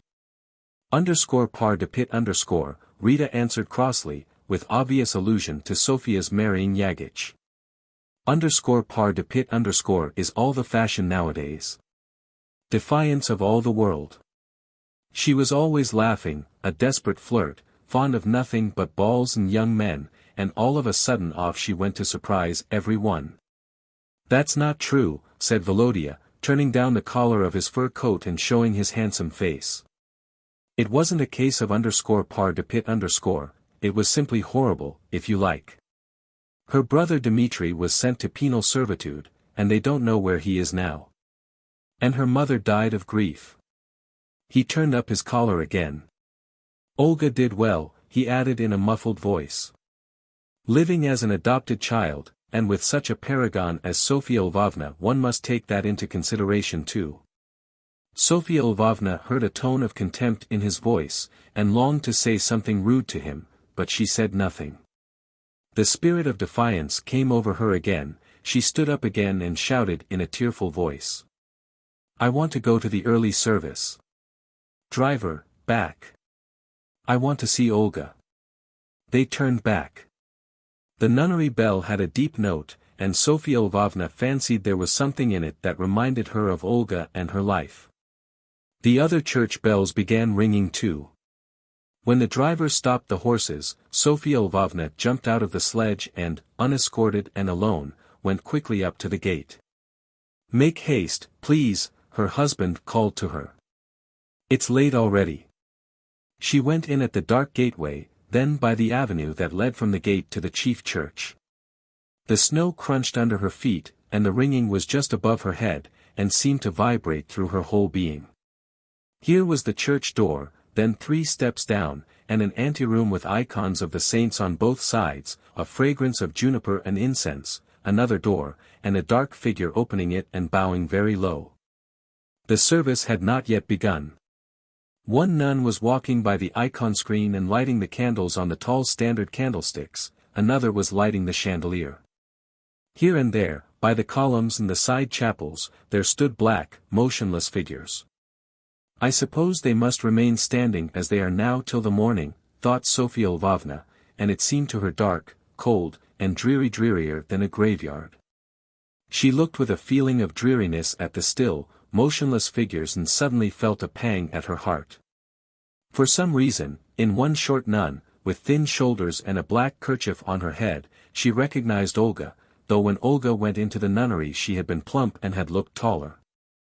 Hesitating and extremely agitated, Sofya Lvovna went up to the nun, and looking over her shoulder into her face, recognized her as Olga. "Olga," she cried, throwing up her hands, and could not speak from emotion. "Olga!" The nun knew her at once. She raised her eyebrows in surprise, and her pale, freshly washed face, and even, it seemed, the white headcloth that she wore under her wimple, beamed with pleasure. "What a miracle from God!" she said, and she, too, threw up her thin, pale little hands. Sofya Lvovna hugged her and kissed her warmly, and was afraid as she did so that she might smell of spirits. "We were just driving past, and we thought of you," she said, breathing hard, as though she had been running. "Dear me! How pale you are!" I'm very glad to see you." "Well, tell me, how are you? Are you dull?" Sofya Lvovna looked round at the other nuns, and went on in a subdued voice. "There've been so many changes at home, you know. I'm married to Colonel Yagich. You remember him, no doubt. I am very happy with him." "Well, thank God for that." "And is your father quite well?" "Yes, he is quite well. He often speaks of you. You must come and see us during the holidays, Olga, won't you?" "I will come," said Olga, and she smiled. I'll come on the second day. Sofia Lvovna began crying, she did not know why, and for a minute she shed tears in silence, then she wiped her eyes and said. Rita will be very sorry not to have seen you. She is with us too. And Volodya is here. They are close to the gate. How pleased they'd be if you'd come out and see them. Let's go out to them, the service hasn't begun yet. Let us, Olga agreed. She crossed herself 3 times and went out with Sofia Lvovna to the entrance. So you say you're happy, Sinichka? She asked when they came out at the gate. Very. Well, thank God for that. The 2 Volodyas, seeing the nun, got out of the sledge and greeted her respectfully. Both were visibly touched by her pale face and her black monastic dress, and both were pleased that she had remembered them and come to greet them. That she might not be cold, Sofia Lvovna wrapped her up in a rug and put 1/2 of her fur coat round her. Her tears had relieved and purified her heart, and she was glad that this noisy, restless, and, in reality, impure night should unexpectedly end so purely and serenely. And to keep Olga by her a little longer she suggested. Let us take her for a drive. Get in, Olga, we'll go a little way. The men expected the nun to refuse saints don't dash about in 3-horse sledges. But to their surprise, she consented and got into the sledge. And while the horses were galloping to the city gate all were silent, and only tried to make her warm and comfortable, and each of them was thinking of what she had been in the past and what she was now. Her face was now passionless, inexpressive, cold, pale, and transparent, as though there were water, not blood, in her veins. And 2 or 3 years ago she had been plump and rosy, talking about her suitors and laughing at every trifle. Near the city gate the sledge turned back. When it stopped 10 minutes later near the nunnery, Olga got out of the sledge. The bell had begun to ring more rapidly. The Lord save you, said Olga, and she bowed low as nuns do. Mind you come, Olga. I will, I will. She went and quickly disappeared through the gateway. And when after that they drove on again, Sofia Lvovna felt very sad. Everyone was silent. She felt dispirited and weak all over. That she should have made a nun get into a sledge and drive in a company hardly sober seemed to her now stupid, tactless, and almost sacrilegious. As the intoxication passed off, the desire to deceive herself passed away also.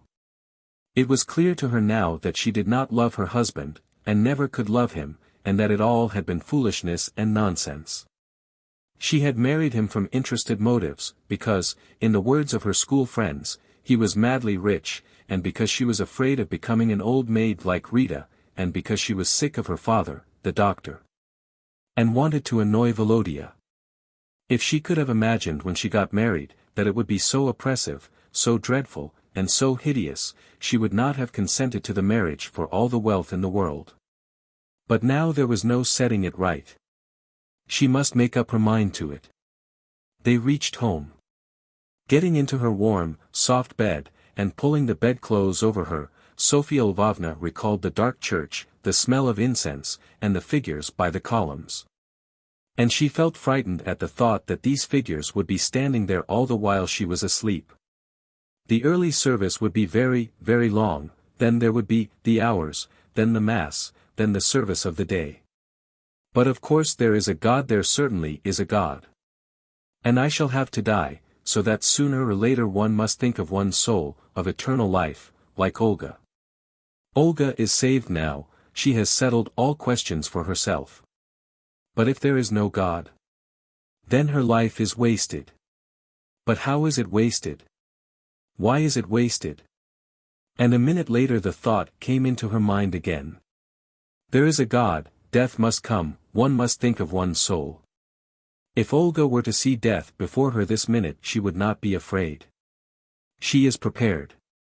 And the great thing is that she has already solved the problem of life for herself. There is a God, yes. But is there no other solution except going into a monastery? To go into the monastery means to renounce life, to spoil it. Sofia Lvovna began to feel rather frightened. she hid her head under her pillow. "I mustn't think about it," she whispered. "I mustn't."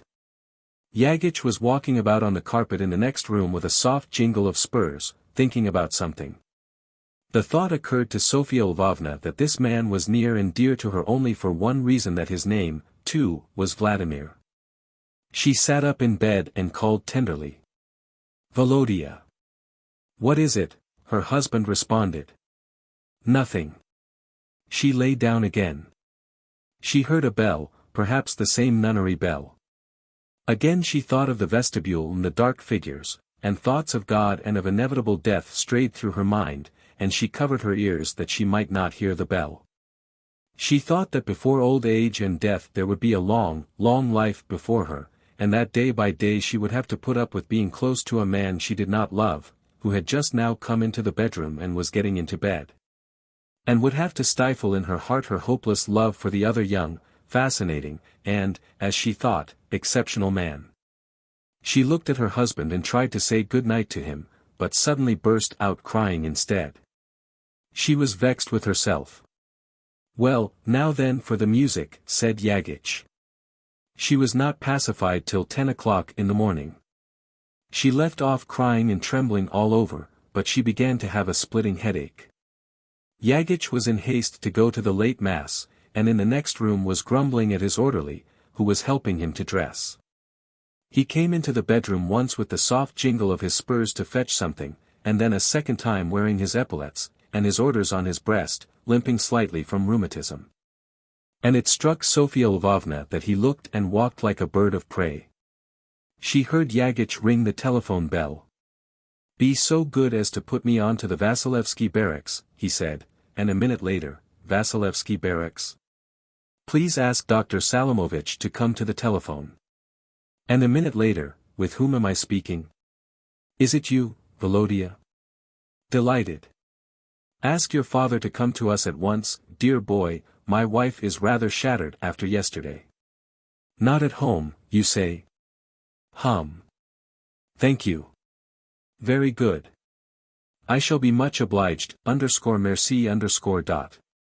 Yagich came into the bedroom for the third time, bent down to his wife, made the sign of the cross over her, gave her his hand to kiss. The women who had been in love with him used to kiss his hand, and he had got into the habit of it. And saying that he should be back to dinner, went out. At 12 o'clock the maid came in to announce that Vladimir Mihailovich had arrived. Sophia Lvovna, staggering with fatigue and headache, hurriedly put on her marvelous new lilac dressing gown trimmed with fur, and hastily did up her hair after a fashion. She was conscious of an inexpressible tenderness in her heart, and was trembling with joy and with fear that he might go away. She wanted nothing but to look at him. Volodya came dressed correctly for calling, in a swallowtail coat and white tie. When Sophia Lvovna came in he kissed her hand and expressed his genuine regret that she was ill. Then when they had sat down, he admired her dressing gown. "I was upset by seeing Olga yesterday," she said. "At first I felt it dreadful, but now I envy her. She is like a rock that cannot be shattered, there is no moving her." "But was there no other solution for her, Volodya? Is burying oneself alive the only solution of the problem of life? Why, it's death, not life." At the thought of Olga, Volodya's face softened. "Here, you are a clever man, Volodya," said Sophia Lvovna. "Show me how to do what Olga has done. Of course, I am not a believer and should not go into a nunnery, but one can do something equivalent. Life isn't easy for me," she added after a brief pause. "Tell me what to do. Tell me something I can believe in. Tell me something, if it's only one word." "One word?" "By all means, Terabum Dumdi." "Volodya, why do you despise me?" she asked hotly. "You talk to me in a special, fatuous way, if you'll excuse me, not as one talks to one's friends and women one respects. You are so good at your work, you are fond of science, why do you never talk of it to me? Why is it? Am I not good enough?" Volodya frowned with annoyance and said. "Why do you want science all of a sudden? Don't you perhaps want constitutional government?" Or sturgeon and horseradish? Very well, I am a worthless, trivial, silly woman with no convictions. I have a mass of defects. I am neurotic, corrupt, and I ought to be despised for it. But you, Volodya, are 10 years older than I am, and my husband is 30 years older. I've grown up before your eyes, and if you would, you could have made anything you liked of me an angel. But you, her voice quivered, treat me horribly. Yagich has married me in his old age, and you. Come, come, said Volodya, sitting nearer her and kissing both her hands. Let the Schopenhauers philosophize and prove whatever they like, while we'll kiss these little hands. You despise me, and if only you knew how miserable it makes me, she said uncertainly, knowing beforehand that he would not believe her. And if you only knew how I want to change, to begin another life. I think of it with enthusiasm. And tears of enthusiasm actually came into her eyes. To be good, honest, pure, not to be lying, to have an object in life. Come, come, come, please don't be affected. I don't like it, said Volodya, and an ill-humored expression came into his face. Upon my word, you might be on the stage. Let us behave like simple people. To prevent him from getting cross and going away, she began defending herself, and forced herself to smile to please him, and again she began talking of Olga, and of how she longed to solve the problem of her life and to become something real. Tarare boom di, he hummed. Tarare boom di. And all at once he put his arm round her waist, while she, without knowing what she was doing, laid her hands on his shoulders and for a minute gazed with ecstasy, almost intoxication, at his clever, ironical face, his brow, his eyes. His handsome beard. You have known that I love you for ever so long, she confessed to him, and she blushed painfully, and felt that her lips were twitching with shame. I love you. Why do you torture me? She shut her eyes and kissed him passionately on the lips, and for a long while, a full minute, could not take her lips away, though she knew it was unseemly, that he might be thinking the worse of her, that a servant might come in. Oh, how you torture me, she repeated. When half an hour later, having got all that he wanted, he was sitting at lunch in the dining room, she was kneeling before him, gazing greedily into his face. And he told her that she was like a little dog waiting for a bit of ham to be thrown to it. Then he sat her on his knee, and dancing her up and down like a child, hummed. Tararabum-di. Tararabum-di. And when he was getting ready to go she asked him in a passionate whisper. When? Today. Where? And held out both hands to his mouth as though she wanted to seize his answer in them. Today it will hardly be convenient, he said after a minute's thought. Tomorrow, perhaps. And they parted. Before dinner Sofya Lvovna went to the nunnery to see Olga, but there she was told that Olga was reading the Psalter somewhere over the dead. From the nunnery she went to her father's and found that he, too, was out. Then she took another sledge and drove aimlessly about the streets till evening. And for some reason she kept thinking of the aunt whose eyes were red with crying, and who could find no peace anywhere. And at night they drove out again with 3 horses to a restaurant out of town and listened to the gypsies. And driving back past the nunnery again, Sofya Lvovna thought of Olga, and she felt aghast at the thought that for the girls and women of her class there was no solution but to go on driving about and telling lies. Or going into a nunnery to mortify the flesh. And next day she met her lover, and again Sofya Lvovna drove about the town alone in a hired sledge thinking about her aunt. A week later Volodya threw her over. And after that life went on as before, uninteresting, miserable, and sometimes even agonizing. The colonel and Volodya spent hours playing billiards and piquet. Rita told anecdotes in the same languid, tasteless way.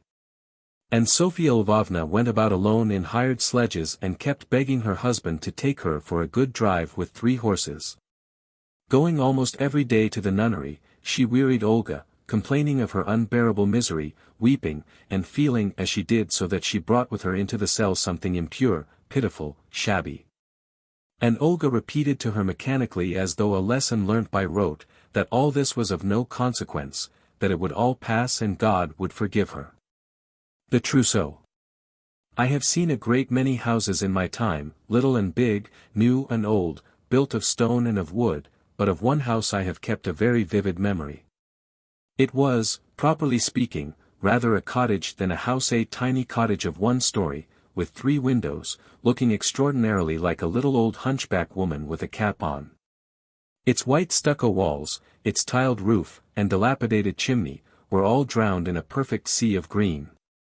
The cottage was lost to sight among the mulberry trees, acacias, and poplars planted by the grandfathers and great-grandfathers of its present occupants.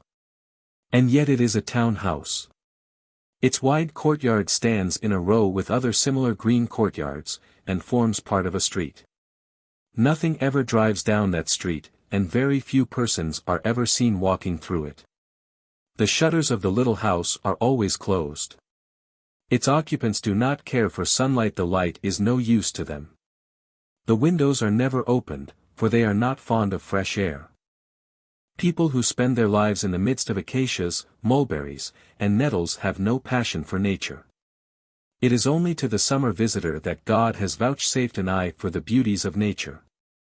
The rest of mankind remain steeped in profound ignorance of the existence of such beauties. People never prize what they have always had in abundance.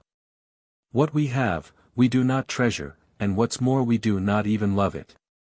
The little house stands in an earthly paradise of green trees with happy birds nesting in them. But inside, alas! In summer, it is close and stifling within. In winter, hot as a Turkish bath, not one breath of air, and the dreariness. The first time I visited the little house was many years ago on business. I brought a message from the colonel who was the owner of the house to his wife and daughter. That first visit I remember very distinctly. It would be impossible, indeed, to forget it. Imagine a limp little woman of 40, gazing at you with alarm and astonishment while you walk from the passage into the parlor. You are a stranger, a visitor, a young man, that's enough to reduce her to a state of terror and bewilderment. Though you have no dagger, axe, or revolver in your hand, and though you smile affably, you are met with alarm. "Whom have I the honor and pleasure of addressing?" the little lady asks in a trembling voice. I introduced myself and explained why I had come. The alarm and amazement were at once succeeded by a shrill, joyful "ach," and she turned her eyes upwards to the ceiling. This "ach" was caught up like an echo and repeated from the hall to the parlor, from the parlor to the kitchen, and so on down to the cellar. Soon the whole house was resounding with "ach" in various voices. 5 minutes later I was sitting on a big, soft, warm lounge in the drawing-room listening to the "ach" echoing all down the street. There was a smell of moth powder, and of goatskin shoes, a pair of which lay on a chair beside me wrapped in a handkerchief. In the windows were geraniums, and muslin curtains, and on the curtains were torpid flies. On the wall hung the portrait of some bishop, painted in oils, with the glass broken at one corner, and next to the bishop a row of ancestors with lemon-colored faces of a gypsy type. On the table lay a thimble, a reel of cotton, and a half-knitted stocking, and paper patterns and a black blouse, tacked together, were lying on the floor. In the next room 2 alarmed and fluttered old women were hurriedly picking up similar patterns and pieces of tailor's chalk from the floor. "You must, please, excuse us, we are dreadfully untidy," said the little lady. While she talked to me, she stole embarrassed glances towards the other room where the patterns were still being picked up. The door, too, seemed embarrassed, opening an inch or 2 and then shutting again. "What's the matter?" said the little lady, addressing the door. "O est mon cravat liquel mon père aimavait envoy de Kursk?" Asked a female voice at the door. "STEK, Marie, K Really, it's impossible. Nous avons donc chez nous peu connaît de nous, asked Lacuria. How well we speak French, though. I read in the eyes of the little lady, who was flushing with pleasure. Soon afterwards the door opened and I saw a tall, thin girl of 19, in a long muslin dress with a gilt belt from which, I remember, hung a mother-of-pearl fan. She came in, dropped a curtsy, and flushed crimson. Her long nose, which was slightly pitted with smallpox, turned red first, and then the flush passed up to her eyes and her forehead. "My daughter," chanted the little lady, and, "Manechka, this is a young gentleman who has come," etc. I was introduced, and expressed my surprise at the number of paper patterns. Mother and daughter dropped their eyes. "We had a fair here at Ascension," said the mother. "We always buy materials at the fair, and then it keeps us busy with sewing till the next year's fair comes around again. We never put things out to be made. My husband's pay is not very ample, and we are not able to permit ourselves luxuries. So we have to make up everything ourselves. But who will ever wear such a number of things? There are only 2 of you. Oh, as though we were thinking of wearing them. They are not to be worn, they are for the trousseau." "Ah, _mamam_, what are you saying?" said the daughter, and she crimsoned again. Our visitor might suppose it was true. "I don't intend to be married. Never." She said this, but at the very word "married" her eyes glowed. Tea, biscuits, butter, and jam were brought in, followed by raspberries and cream. At 7 o'clock, we had supper, consisting of 6 courses, and while we were at supper I heard a loud yawn from the next room. I looked with surprise towards the door. It was a yawn that could only come from a man. "That's my husband's brother, Yegor Semyonitch," the little lady explained, noticing my surprise. "He's been living with us for the last year. Please excuse him. He cannot come in to see you. He is such an unsociable person, he is shy with strangers. He is going into a monastery. He was unfairly treated in the service, and the disappointment has preyed on his mind." After supper the little lady showed the vestment which Yegor Semyonitch was embroidering with his own hands as an offering for the church. Manechka threw off her shyness for a moment and showed me the tobacco pouch she was embroidering for her father. When I pretended to be greatly struck by her work, she flushed crimson and whispered something in her mother's ear. The latter beamed all over, and invited me to go with her to the storeroom. There I was shown 5 large trunks, and a number of smaller trunks and boxes. "This is her trousseau," her mother whispered, "we made it all ourselves." After looking at these forbidding trunks I took leave of my hospitable hostesses. They made me promise to come and see them again some day.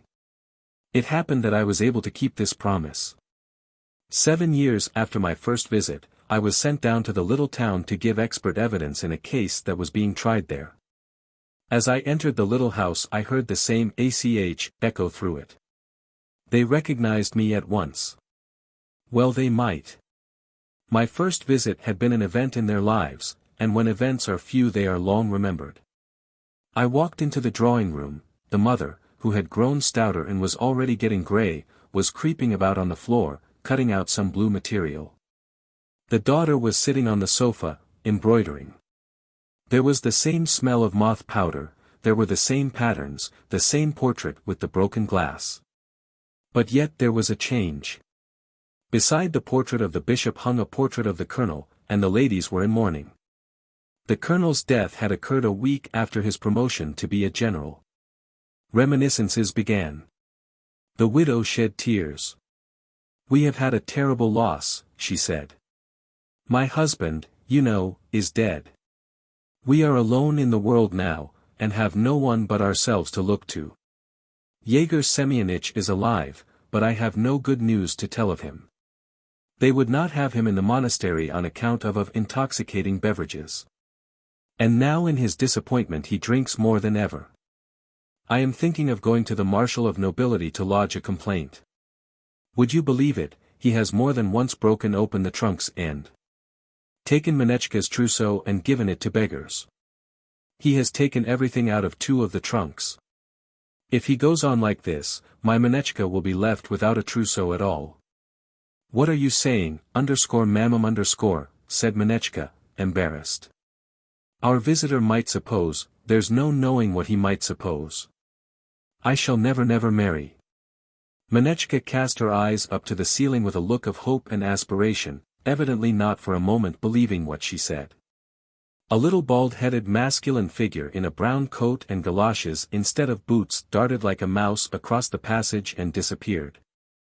Yegor Semyonich, I suppose, I thought. I looked at the mother and daughter together. They both looked much older and terribly changed.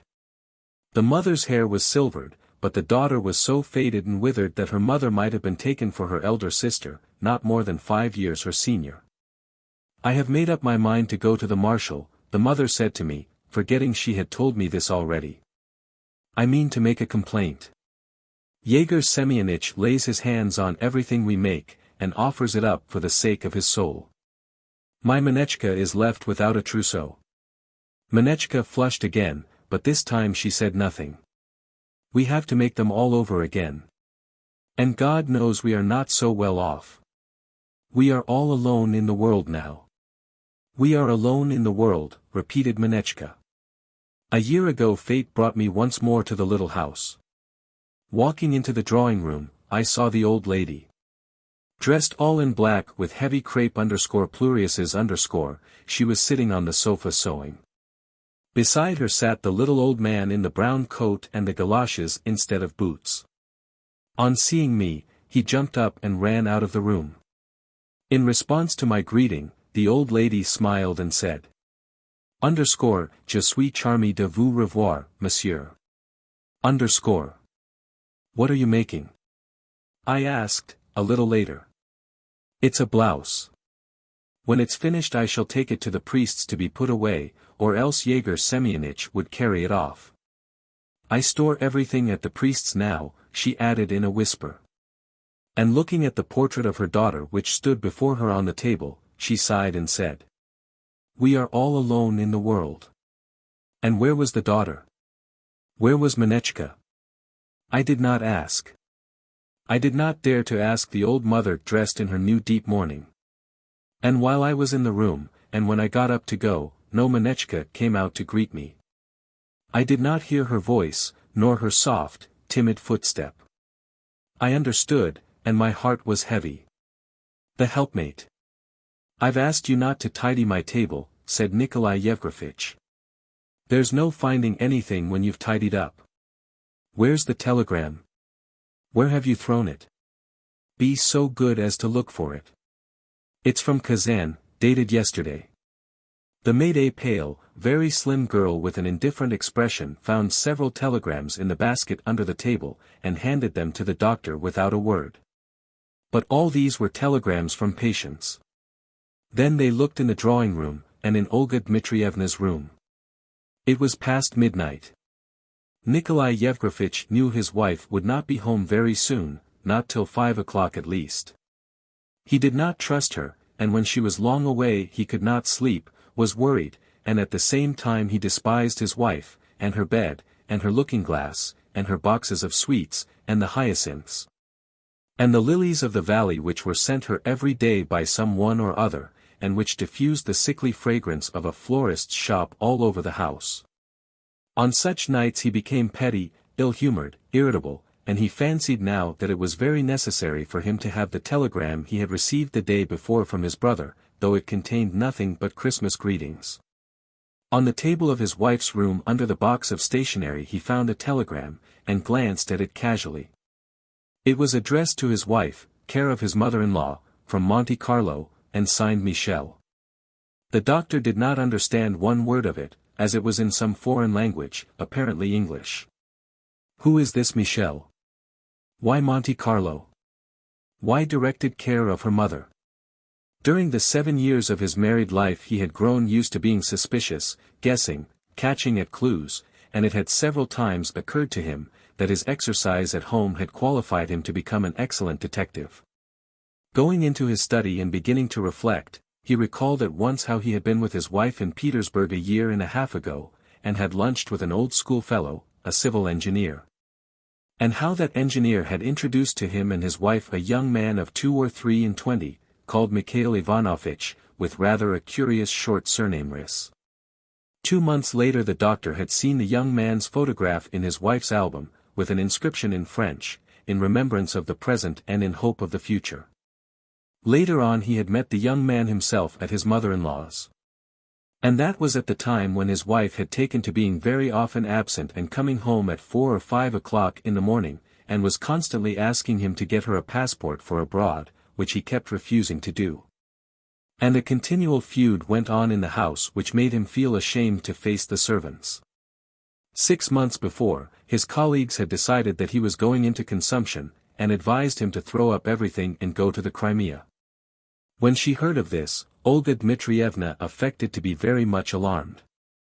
She began to be affectionate to her husband, and kept assuring him that it would be cold and dull in the Crimea, and that he had much better go to Nice, and that she would go with him, and there would nurse him, look after him, take care of him. Now, he understood why his wife was so particularly anxious to go to Nice. Her Michel lived at Monte Carlo. He took an English dictionary, and translating the words, and guessing their meaning, by degrees he put together the following sentence: I drink to the health of my beloved darling, and kiss her little foot 1,000 times. And am impatiently expecting her arrival. He pictured the pitiable, ludicrous part he would play if he had agreed to go to Nice with his wife. He felt so mortified that he almost shed tears and began pacing to and fro through all the rooms of the flat in great agitation. His pride, his plebeian fastidiousness, was revolted.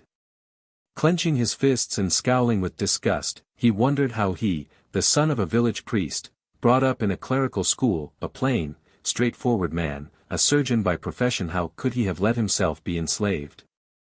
Have sunk into such shameful bondage to this weak, worthless, mercenary, low creature. Little foot, he muttered to himself, crumpling up the telegram, little foot. Of the time when he fell in love and proposed to her, and the 7 years that he had been living with her, all that remained in his memory was her long, fragrant hair, a mass of soft lace, and her little feet, which certainly were very small. Beautiful feet. And even now it seemed as though he still had from those old embraces the feeling of lace and silk upon his hands and face, and nothing more. Nothing more, that is, not counting hysterics, shrieks, reproaches, threats, and lies, brazen, treacherous lies.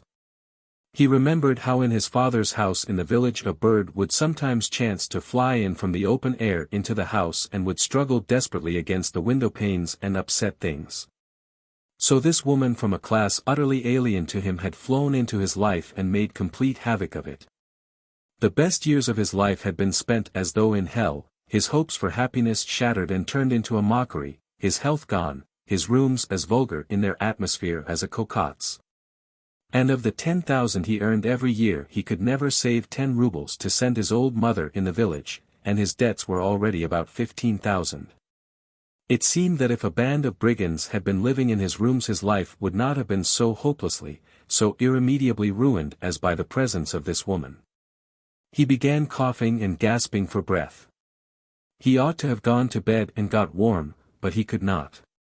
He kept walking about the rooms, or sat down to the table, nervously fidgeting with a pencil and scribbling mechanically on a paper.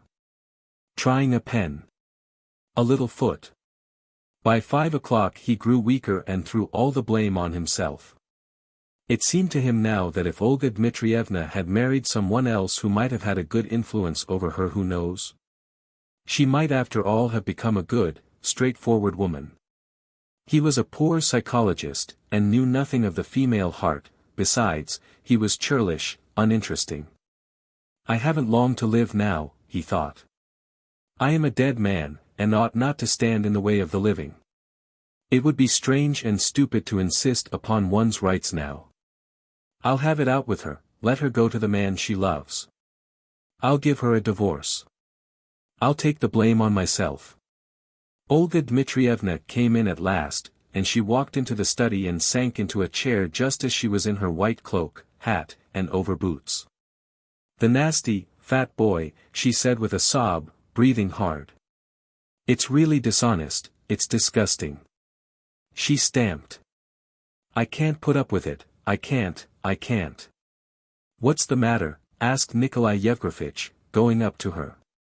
That student, Azarbekov, was seeing me home, and he lost my bag, and there was 15 rubles in it. I borrowed it from Mama. She was crying in a most genuine way, like a little girl, and not only her handkerchief, but even her gloves, were wet with tears. "It can't be helped," said the doctor. "If he's lost it, and it's no good worrying over it. Calm yourself, I want to talk to you. I am not a millionaire to lose money like that. He says he'll pay it back, but I don't believe him, he's poor." Her husband begged her to calm herself and to listen to him, but she kept on talking of the student and of the 15 rubles she had lost. "Ach. I'll give you 25 rubles tomorrow if you'll only hold your tongue," he said irritably. "I must take off my things," she said, crying. "I can't talk seriously in my fur coat." "How strange you are." He helped her off with her coat and overboots, detecting as he did so the smell of the white wine she liked to drink with oysters. In spite of her etherealness she ate and drank a great deal. She went into her room and came back soon after, having changed her things and powdered her face, though her eyes still showed traces of tears. She sat down, retreating into her light, lacy dressing gown, and in the mass of billowy pink her husband could see nothing but her hair, which she had let down, and her little foot wearing a slipper. "What do you want to talk about?" she asked, swinging herself in a rocking chair. "I happened to see this," and he handed her the telegram. She read it and shrugged her shoulders. "Well," she said, rocking herself faster. "That's the usual New Year's greeting and nothing else. There are no secrets in it. You are reckoning on my not knowing English." "No, I don't know it, but I have a dictionary." "That telegram is from Riss. He drinks to the health of his beloved and sends you 1,000 kisses. But let us leave that," the doctor went on hurriedly. "I don't in the least want to reproach you or make a scene. We've had scenes and reproaches enough, it's time to make an end of them. This is what I want to say to you, you are free, and can live as you like." There was a silence. She began crying quietly. "I set you free from the necessity of lying and keeping up pretenses," Nikolai Yevgrafitch continued. "If you love that young man, love him, if you want to go abroad to him, go. You are young, healthy, and I am a wreck, and haven't long to live. In short, you understand me." He was agitated and could not go on. Olga Dmitrievna, crying and speaking in a voice of self-pity, acknowledged that she loved Riss, and used to drive out of town with him and see him in his rooms, and now she really did long to go abroad. "You see, I hide nothing from you," she added, with a sigh. "My whole soul lies open before you. And I beg you again, be generous, get me a passport. I repeat, you are free." She moved to another seat nearer him to look at the expression of his face. She did not believe him and wanted now to understand his secret meaning. She never did believe anyone, and however generous were their intentions, she always suspected some petty or ignoble motive or selfish object in them. And when she looked searchingly into his face, it seemed to him that there was a gleam of green light in her eyes as in a cat's. "When shall I get the passport?" she asked softly. He suddenly had an impulse to say, "Never." But he restrained himself and said, "When you like. I shall only go for a month. You'll go to Riss for good. I'll get you a divorce, take the blame on myself, and Riss can marry you. But I don't want a divorce." Olga Dmitrievna retorted quickly, with an astonished face. "I am not asking you for a divorce. Get me a passport, that's all." "But why don't you want the divorce?" asked the doctor, beginning to feel irritated. "You are a strange woman. How strange you are. If you are fond of him in earnest and he loves you too, in your position you can do nothing better than get married. Can you really hesitate between marriage and adultery?" "I understand you," she said, walking away from him, and a spiteful, vindictive expression came into her face. "I understand you perfectly. You are sick of me, and you simply want to get rid of me, to force this divorce on me. Thank you very much. I am not such a fool as you think. I won't accept the divorce and I won't leave you. I won't. To begin with, I don't want to lose my position in society," she continued quickly, as though afraid of being prevented from speaking. Secondly, I am 27 and Riss is only 23, he'll be tired of me in a year and throw me over. And what's more, if you care to know, I'm not certain that my feeling will last long, so there. I'm not going to leave you. Then I'll turn you out of the house, shouted Nikolai Yevgrafitch, stamping. I shall turn you out, you vile, loathsome woman. We shall see, she said, and went out. It was broad daylight outside, but the doctor still sat at the table moving the pencil over the paper and writing mechanically. My dear sir. Little foot. Or he walked about and stopped in the drawing room before a photograph taken 7 years ago, soon after his marriage, and looked at it for a long time. It was a family group, his father-in-law, his mother-in-law, his wife Olga Dmitrievna when she was 20, and himself in the role of a happy young husband. His father-in-law, a clean-shaven, dropsical privy councillor, crafty and avaricious. His mother-in-law, a stout lady with small predatory features like a weasel, who loved her daughter to distraction and helped her in everything. If her daughter were strangling someone, the mother would not have protested, but would only have screened her with her skirts. Olga Dmitrievna, too, had small predatory-looking features, but more expressive and bolder than her mother's. She was not a weasel, but a beast on a bigger scale. And Nikolai Yevgrafitch himself in the photograph looked such a guileless soul, such a kindly, good fellow, so open and simple-hearted. His whole face was relaxed in the naive, good-natured smile of a divinity student. And he had had the simplicity to believe that that company of beasts of prey into which destiny had chanced to thrust him would give him romance and happiness and all he had dreamed of when as a student he used to sing the song, "Youth is wasted. Life is not, when the heart is cold and loveless." And once more he asked himself in perplexity how he, the son of a village priest, with his democratic bringing up a plain, blunt, straightforward man could have so helplessly surrendered to the power of this worthless, false, vulgar, petty creature, whose nature was so utterly alien to him. When at 11 o'clock he put on his coat to go to the hospital, the servant came into his study. "What is it?" he asked. "The mistress has got up and asks you for the 25 rubles you promised her yesterday." Talent. An artist called Yegor Savich, who was spending his summer holidays at the house of an officer's widow, was sitting on his bed, given up to the depression of mourning. It was beginning to look like autumn out of doors. Heavy, clumsy clouds covered the sky in thick layers, there was a cold, piercing wind, and with a plaintive wail the trees were all bending on one side. He could see the yellow leaves whirling round in the air and on the earth. Farewell, summer. This melancholy of nature is beautiful and poetical in its own way, when it is looked at with the eyes of an artist, but Yegor Savich was in no humor to see beauty. He was devoured by ennui and his only consolation was the thought that by tomorrow he would not be there. The bed, the chairs, the tables, the floor, were all heaped up with cushions, crumpled bedclothes, boxes. The floor had not been swept, the cotton curtains had been taken down from the windows. Next day he was moving, to town. His landlady, the widow, was out. She had gone off somewhere to hire horses and carts to move next day to town. Profiting by the absence of her severe mamma, her daughter Katya, aged 20, had for a long time been sitting in the young man's room. Next day the painter was going away, and she had a great deal to say to him. She kept talking, and yet she felt that she had not said a tenth of what she wanted to say. With her eyes full of tears, she gazed at his shaggy head, gazed at it with rapture and sadness. And Yegor Savich was shaggy to a hideous extent, so that he looked like a wild animal. His hair hung down to his shoulder blades, his beard grew from his neck, from his nostrils, from his ears, his eyes were lost under his thick overhanging brows. It was all so thick, so matted, that if a fly or a beetle had been caught in his hair, it would never have found its way out of this enchanted thicket. Yegor Savich listened to Katya, yawning.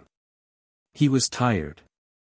When Katya began whimpering, he looked severely at her from his overhanging eyebrows, frowned, and said in a heavy, deep bass, "I cannot marry." "Why not?" Katia asked softly. Because for a painter, and in fact any man who lives for art, marriage is out of the question. An artist must be free. But in what way should I hinder you, Yegor Savvich?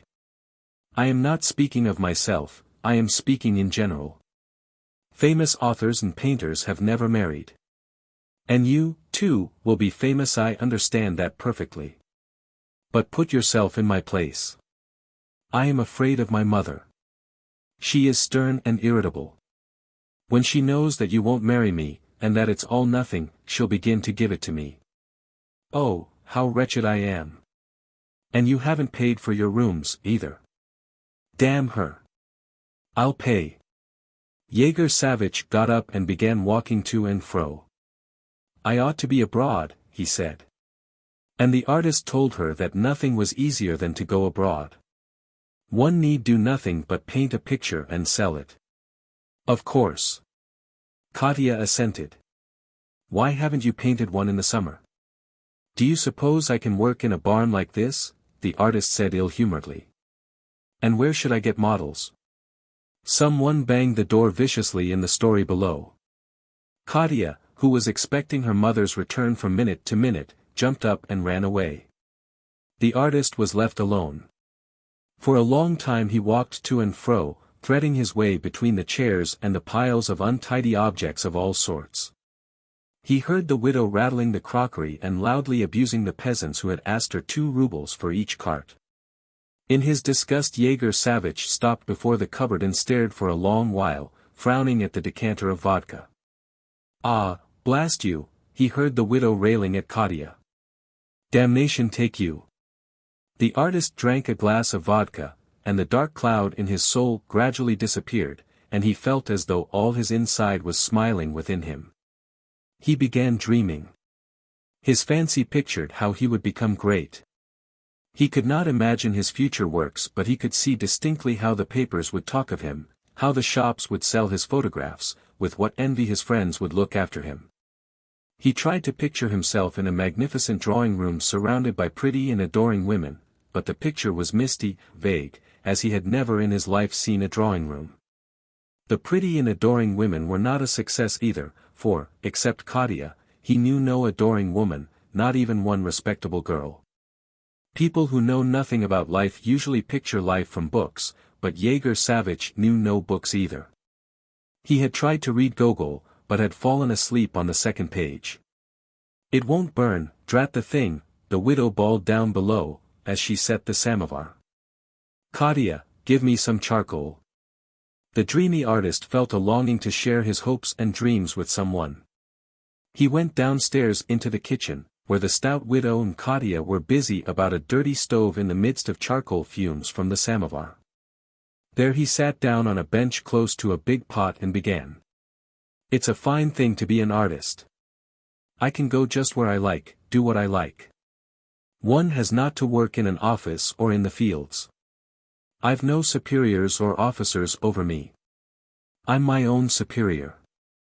And with all that I'm doing good to humanity.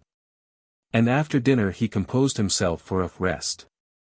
He usually slept till the twilight of evening. But this time soon after dinner he felt that someone was pulling at his leg.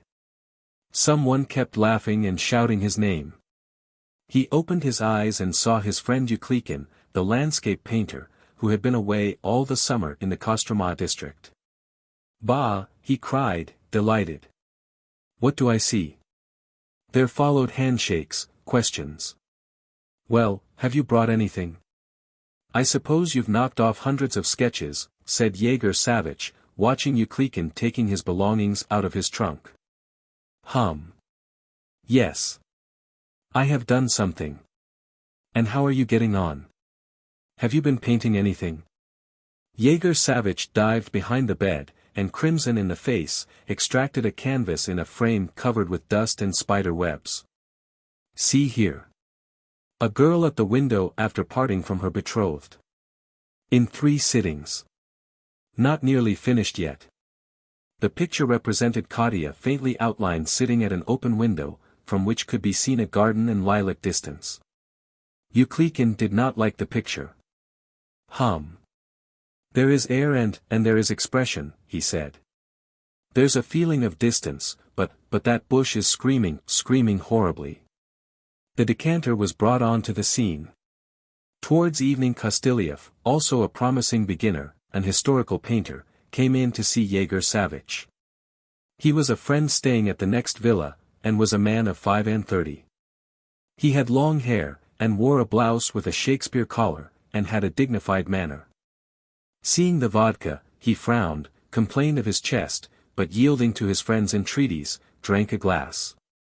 "I've thought of a subject, my friends," he began, getting drunk. "I want to paint some new Herod or Clepentian, or some blackguard of that description, you understand, and to contrast with him the idea of Christianity. On the one side Rome, you understand, and on the other Christianity. I want to represent the spirit, you understand. The spirit." And the widow downstairs shouted continually. "Katya, give me the cucumbers. Go to Sidorov's and get some kvass, you jade." Like wolves in a cage, the three friends kept pacing to and fro from one end of the room to the other. They talked without ceasing, talked, hotly and genuinely. All three were excited, carried away. To listen to them it would seem they had the future, fame, money, in their hands.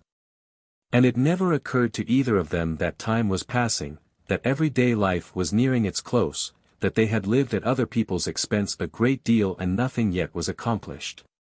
That they were all bound by the inexorable law by which of 100 promising beginners only 2 or 3 rise to any position and all the others draw blanks in the lottery, perish playing the part of flesh for the cannon.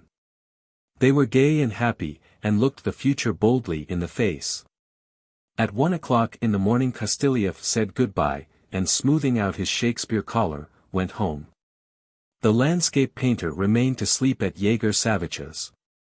Before going to bed, Yegor Savvitch took a candle and made his way into the kitchen to get a drink of water. In the dark, narrow passage Katya was sitting, on a box, and, with her hands clasped on her knees, was looking upwards. A blissful smile was straying on her pale, exhausted face, and her eyes were beaming. "Is that you? What are you thinking about?"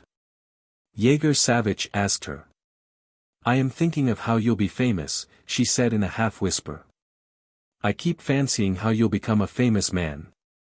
I overheard all your talk. I keep dreaming and dreaming." Katya went off into a happy laugh, cried, and laid her hands reverently on her idol's shoulders. An artist's story. It was 6 or 7 years ago when I was living in one of the districts of the province of T, on the estate of a young landowner called Bialokurov, who used to get up very early, wear a peasant tunic, drink beer in the evenings, and continually complain to me that he never met with sympathy from any one. He lived in the lodge in the garden, and I in the old seigneurial house, in a big room with columns, where there was no furniture except a wide sofa on which I used to sleep, and a table on which I used to lay out patience. There was always, even in still weather, a droning noise in the old Amos stoves, and in thunderstorms the whole house shook and seemed to be cracking into pieces. And it was rather terrifying, especially at night, when all the 10 big windows were suddenly lit up by lightning. Condemned by destiny to perpetual idleness, I did absolutely nothing.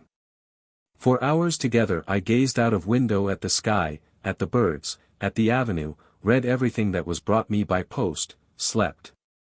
Sometimes I went out of the house and wandered about till late in the evening. One day as I was returning home, I accidentally strayed into a place I did not know. The sun was already sinking, and the shades of evening lay across the flowering rye. 2 rows of old, closely planted, very tall fir trees stood like 2 dense walls forming a picturesque, gloomy avenue. I easily climbed over the fence and walked along the avenue, slipping over the fir needles which lay 2 inches deep on the ground.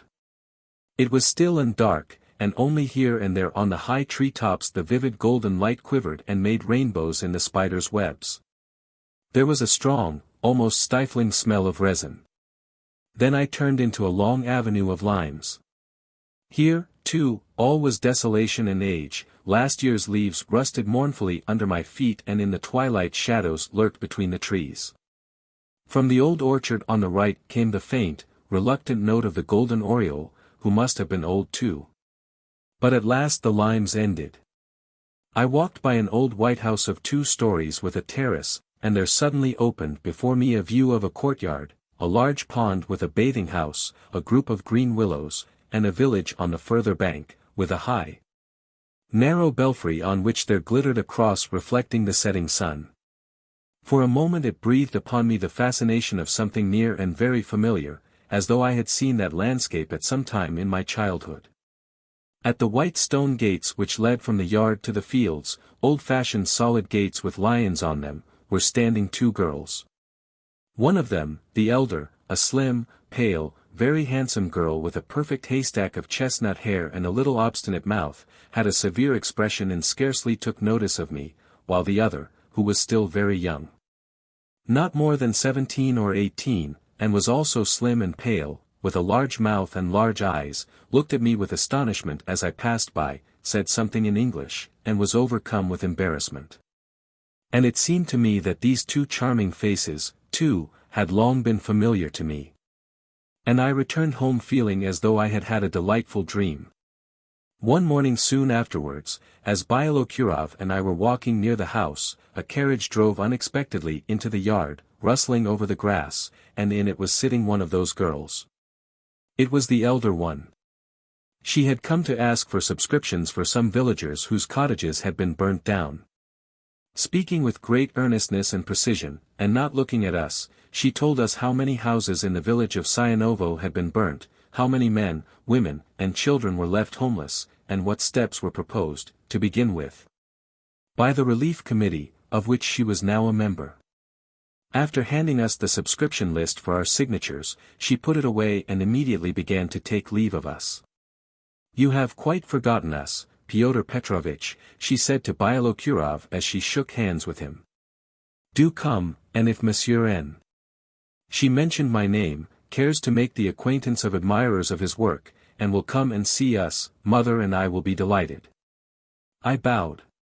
When she had gone, Pyotr Petrovitch began to tell me about her. The girl was, he said, of good family, and her name was Lydia Volchaninov, and the estate on which she lived with her mother and sister, like the village on the other side of the pond, was called Shelkovka. Her father had once held an important position in Moscow, and had died with the rank of privy councillor.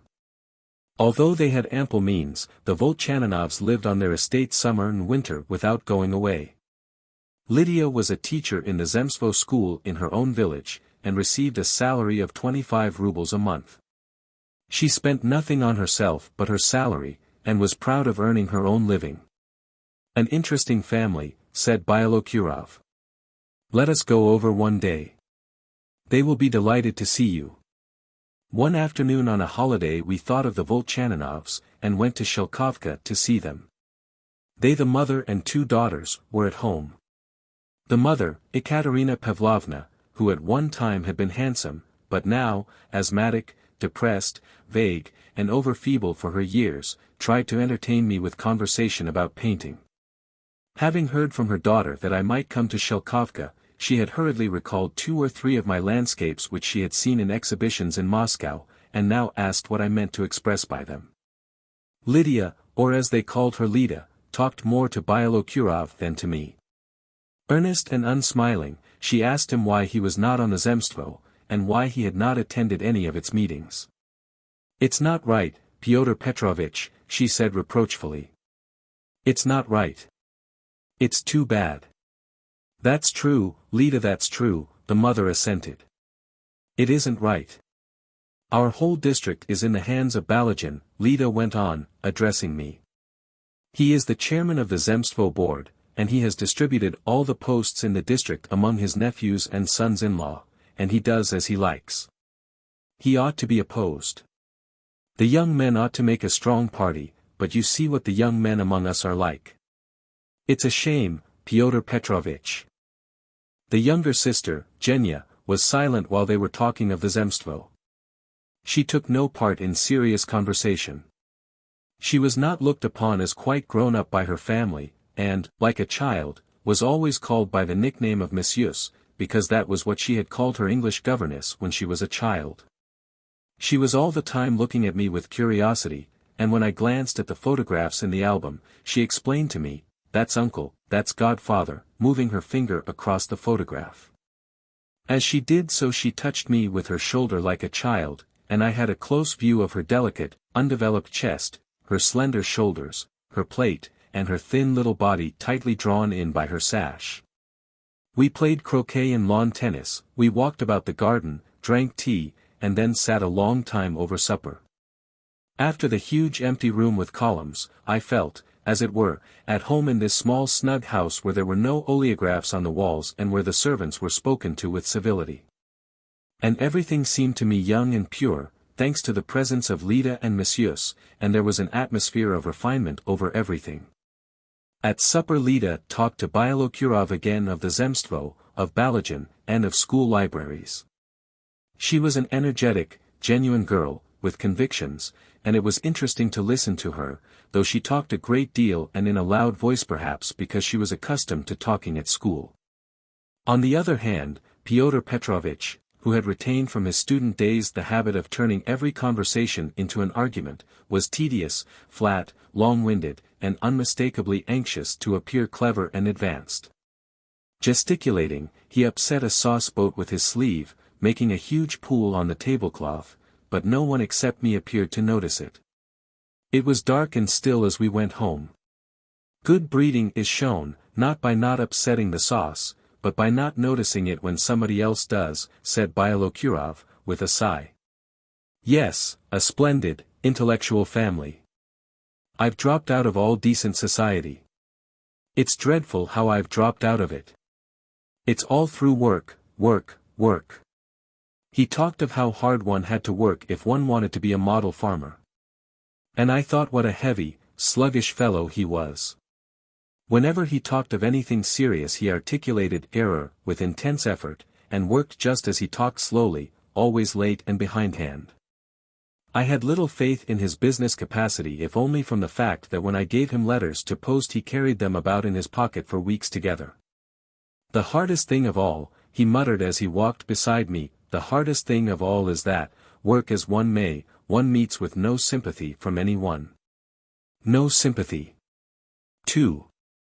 I took to going to see the Volchaninovs. As a rule I sat on the lower step of the terrace, I was fretted by dissatisfaction with myself. I was sorry at the thought of my life passing so rapidly and uninterestingly, and felt as though I would like to tear out of my breast the heart which had grown so heavy. And meanwhile I heard talk on the terrace, the rustling of dresses, the pages of a book being turned.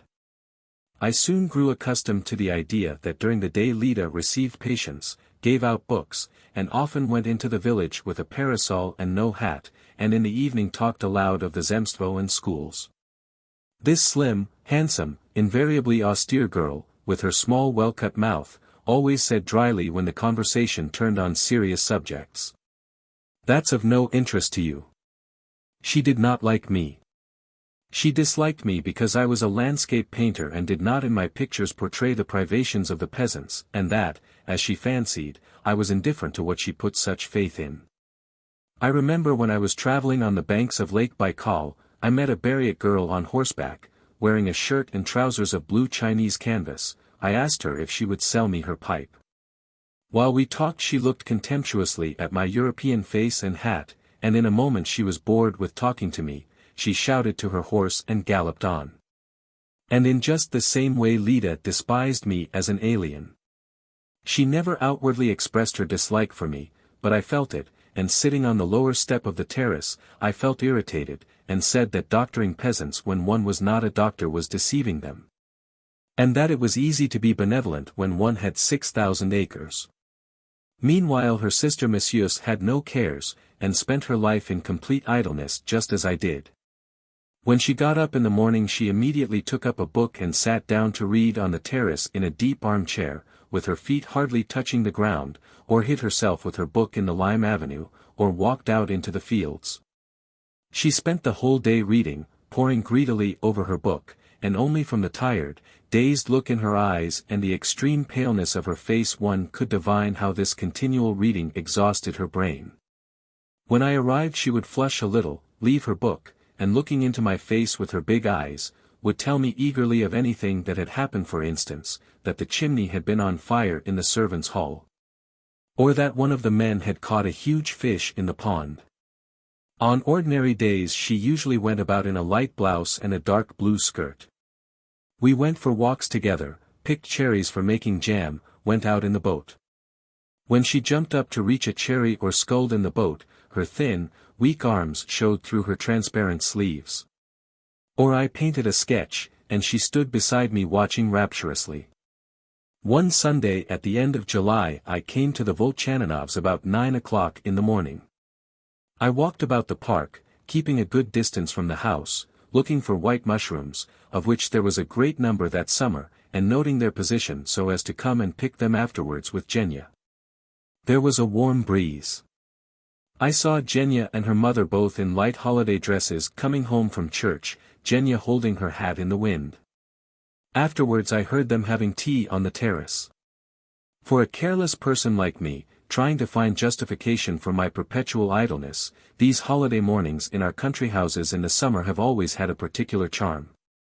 When the green garden, still wet with dew, is all sparkling in the sun and looks radiant with happiness, when there is a scent of mignonette and oleander near the house. When the young people have just come back from church and are having breakfast in the garden, all so charmingly dressed and gay, and one knows that all these healthy, well-fed, handsome people are going to do nothing the whole long day. One wishes that all life were like that. Now, too, I had the same thought, and walked about the garden prepared to walk about like that, aimless and unoccupied, the whole day, the whole summer. Genya came out with a basket. She had a look in her face as though she knew she would find me in the garden, or had a presentiment of it.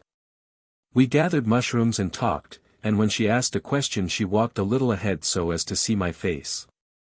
"A miracle happened in the village yesterday," she said. "The lame woman Pelagia has been ill the whole year. No doctors or medicines did her any good, but yesterday an old woman came and whispered something over her, and her illness passed away." "That's nothing much," I said. "You mustn't look for miracles only among sick people and old women. Isn't health a miracle? And life itself? Whatever is beyond understanding is a miracle. And aren't you afraid of what is beyond understanding?" "No. Phenomena I don't understand I face boldly, and am not overwhelmed by them. I am above them. Man ought to recognize himself as superior to lions, tigers, stars, superior to everything in nature, even what seems miraculous and is beyond his understanding, or else he is not a man, but a mouse afraid of everything." Genya believed that as an artist I knew a very great deal, and could guess correctly what I did not know. She longed for me to initiate her into the domain of the eternal and the beautiful, into that higher world in which, as she imagined, I was quite at home. And she talked to me of God, of the eternal life, of the miraculous. And I, who could never admit that myself and my imagination would be lost forever after death, answered, "Yes, men are immortal, yes, there is eternal life in store for us." And she listened, believed, and did not ask for proofs. As we were going home she stopped suddenly and said, "Our Lida is a remarkable person, isn't she? I love her very dearly, and would be ready to give my life for her any minute. But tell me," Genya touched my sleeve with her finger, "tell me, why do you always argue with her? Why are you irritated?" "Because she is wrong." Genya shook her head and tears came into her eyes. "How incomprehensible that is," she said. At that minute Lida had just returned from somewhere, and standing with a whip in her hand, a slim, beautiful figure in the sunlight, at the steps, she was giving some orders to one of the men. Talking loudly, she hurriedly received 2 or 3 sick villagers, then with a busy and anxious face she walked about the rooms, opening one cupboard after another, and went upstairs. It was a long time before they could find her and call her to dinner, and she came in when we had finished our soup. All these tiny details I remember with tenderness, and that whole day I remember vividly, though nothing special happened. After dinner Genya lay in a long armchair reading, while I sat upon the bottom step of the terrace. We were silent. The whole sky was overcast with clouds, and it began to spot with fine rain. It was hot. The wind had dropped, and it seemed as though the day would never end. Ekaterina Pavlovna came out on the terrace, looking drowsy and carrying a fan.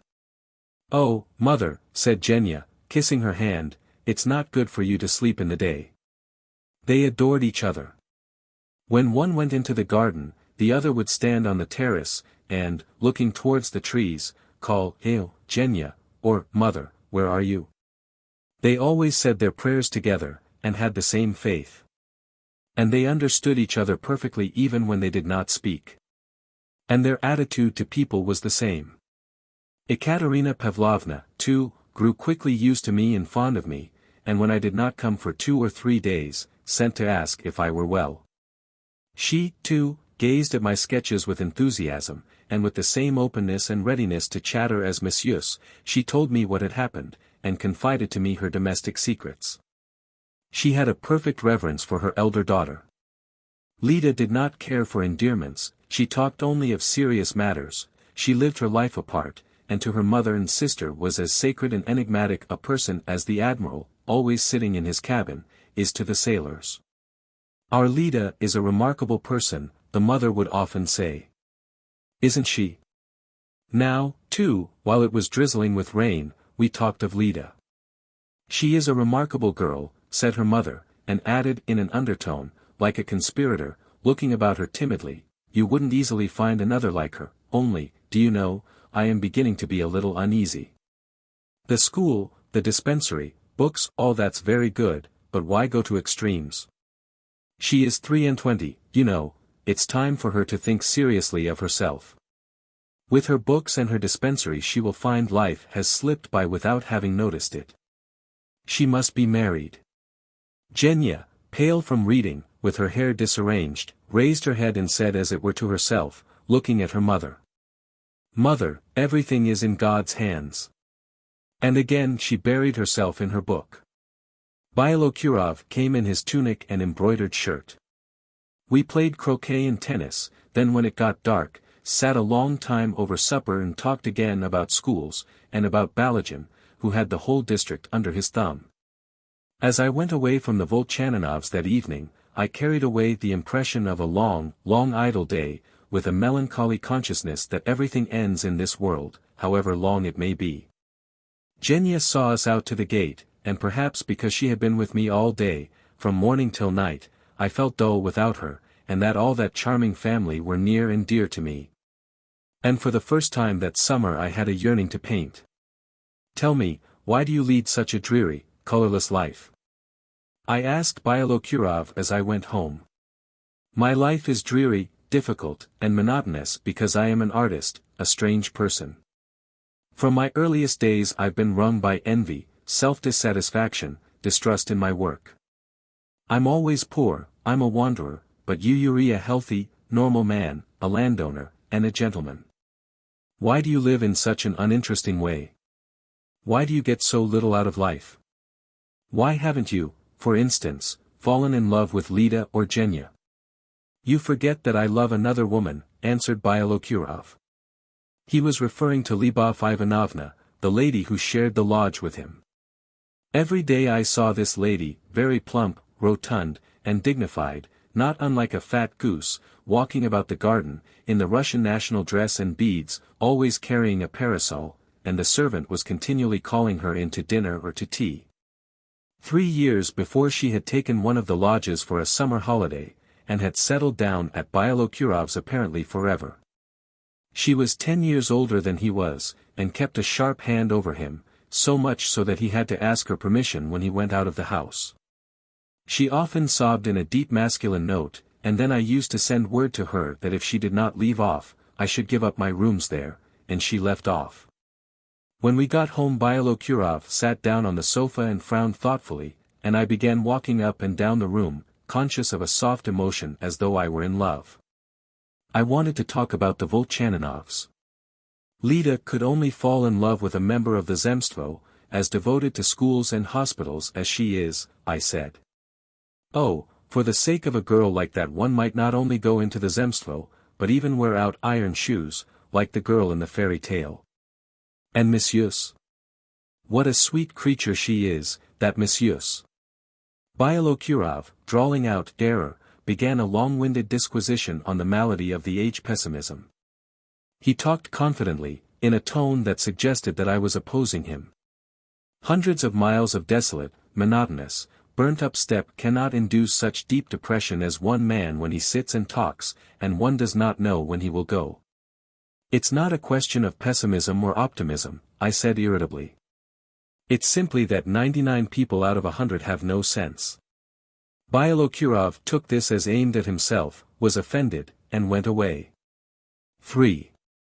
The prince is staying at Molosyemovo, and he asks to be remembered to you, said Lida to her mother. She had just come in, and was taking off her gloves. He gave me a great deal of interesting news. He promised to raise the question of a medical relief center at Molosyemovo again at the provincial assembly, but he says there is very little hope of it. And turning to me, she said, "Excuse me, I always forget that this cannot be interesting to you." I felt irritated. Why not interesting to me? I said, shrugging my shoulders. You do not care to know my opinion, but I assure you the question has great interest for me. Yes. Yes. In my opinion, a medical relief center at Molosyemovo is quite unnecessary. My irritation infected her. She looked at me, screwing up her eyes, and asked. What is necessary? Landscapes? Landscapes are not, either. Nothing is. She finished taking off her gloves, and opened the newspaper, which had just been brought from the post. A minute later she said quietly, evidently restraining herself. Last week Anna died in childbirth, and if there had been a medical relief center near, she would have lived. And I think even landscape painters ought to have some opinions on the subject. I have a very definite opinion on that subject, I assure you, I answered, and she screened herself with the newspaper, as though unwilling to listen to me. To my mind, all these schools, dispensaries, libraries, medical relief centers, under present conditions, only serve to aggravate the bondage of the people. The peasants are fettered by a great chain, and you do not break the chain, but only add fresh links to it. That's my view of it. She raised her eyes to me and smiled ironically, and I went on trying to formulate my leading idea.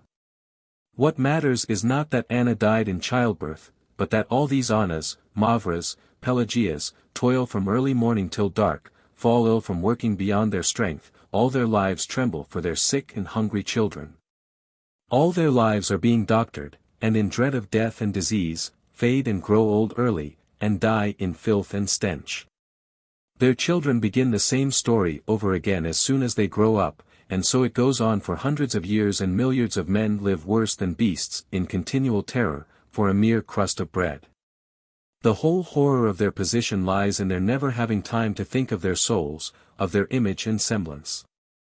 Cold, hunger, animal terror, a burden of toil, like avalanches of snow, block for them every way to spiritual activity, that is, to what distinguishes man from the brutes and what is the only thing which makes life worth living. You go to their help with hospitals and schools, but you don't free them from their fetters by that. On the contrary, you bind them in closer bonds, as, by introducing new prejudices, you increase the number of their wants, to say nothing of the fact that they've got to pay the zemstvo for drugs and books, and so toil harder than ever. I am not going to argue with you, said Lida, putting down the paper. I've heard all that before. I will only say one thing: one cannot sit with one's hands in one's lap.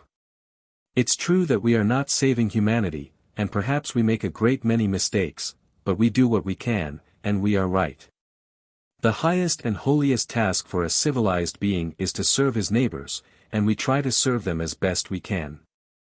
You don't like it, but one can't please every one. That's true, Lida, said her mother, that's true. In Lida's presence she was always a little timid, and looked at her nervously as she talked, afraid of saying something superfluous or inopportune. And she never contradicted her, but always assented, that's true, Lida, that's true. teaching the peasants to read and write, books of wretched precepts and rhymes, and medical relief centers, cannot diminish either ignorance or the death rate, just as the light from your windows cannot light up this huge garden, said I. You give nothing. By meddling in these people's lives you only create new wants in them, and new demands on their labor. ACH. Good heavens! But one must do something, said Leda with vexation, and from her tone one could see that she thought my arguments worthless and despised them. The people must be freed from hard physical labor, said I. We must lighten their yoke, let them have time to breathe, that they may not spend all their lives at the stove, at the wash-tub, and in the fields, but may also have time to think of their souls. Of God, may have time to develop their spiritual capacities. The highest vocation of man is spiritual activity, the perpetual search for truth and the meaning of life. Make coarse animal labor unnecessary for them, let them feel themselves free, and then you will see what a mockery these dispensaries and books are. Once a man recognizes his true vocation, he can only be satisfied by religion, science, and art, and not by these trifles. Free them from labor, laughed Leda. But is that possible? Yes. Take upon yourself a share of their labor.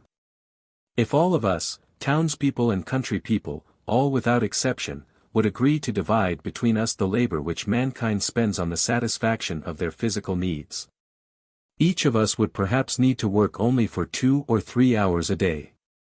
Imagine that we all, rich and poor, work only for 3 hours a day, and the rest of our time is free.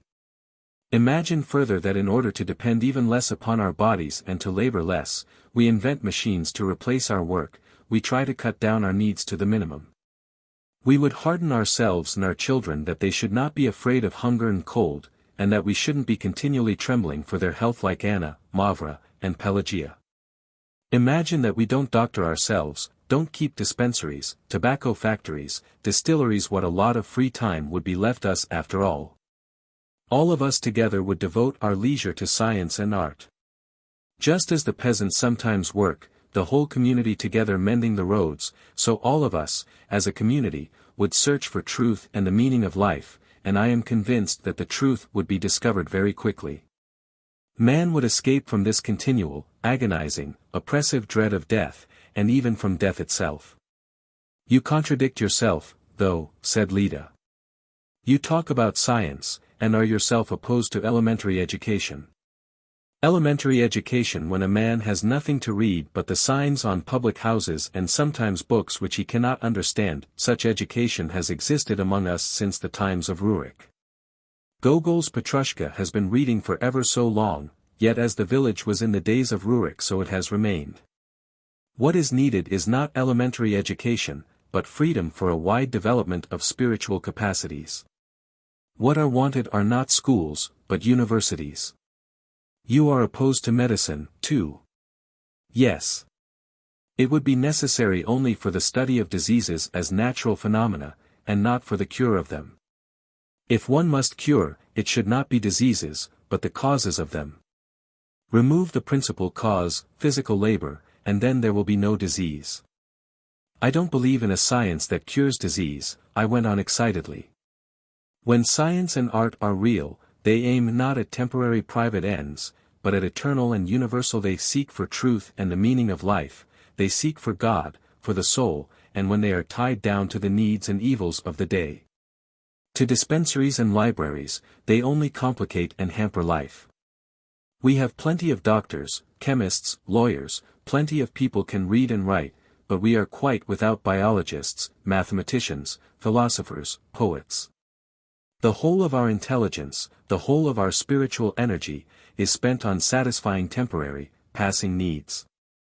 Scientific men, writers, artists, are hard at work. Thanks to them, the conveniences of life are multiplied from day to day. Our physical demands increase, yet truth is still a long way off, and man still remains the most rapacious and dirty animal. Everything is tending to the degeneration of the majority of mankind, and the loss forever of all fitness for life. In such conditions an artist's work has no meaning, and the more talented he is, the stranger and the more unintelligible is his position, as when one looks into it.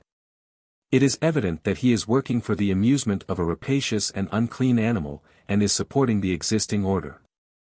And I don't care to work, and I won't work. Nothing is any use, let the earth sink to perdition. Messieurs, go out of the room, said Lida to her sister, apparently thinking my words pernicious to the young girl. Genya looked mournfully at her mother and sister, and went out of the room. These are the charming things people say when they want to justify their indifference, said Lida. It is easier to disapprove of schools and hospitals, than to teach or heal. That's true, Lida, that's true, the mother assented. You threaten to give up working, said Lida. You evidently set a high value on your work. Let us give up arguing. We shall never agree, since I put the most imperfect dispensary or library of which you have just spoken so contemptuously on a higher level than any landscape. And turning at once to her mother, she began speaking in quite a different tone. The prince is very much changed, and much thinner than when he was with us last. He is being sent to Vichy. She told her mother about the prince in order to avoid talking to me. Her face glowed, and to hide her feelings she bent low over the table as though she were short-sighted, and made a show of reading the newspaper. My presence was disagreeable to her. I said goodbye and went home.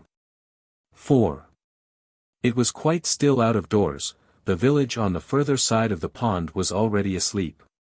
There was not a light to be seen, and only the stars were faintly reflected in the pond. At the gate with the lions on it Genya was standing motionless, waiting to escort me. Every one is asleep in the village, I said to her, trying to make out her face in the darkness, and I saw her mournful dark eyes fixed upon me. The publican and the horse stealers are asleep, while we, well-bred people, argue and irritate each other. It was a melancholy August night, melancholy because there was already a feeling of autumn. The moon was rising behind a purple cloud, and it shed a faint light upon the road and on the dark fields of winter corn by the sides. From time to time a star fell.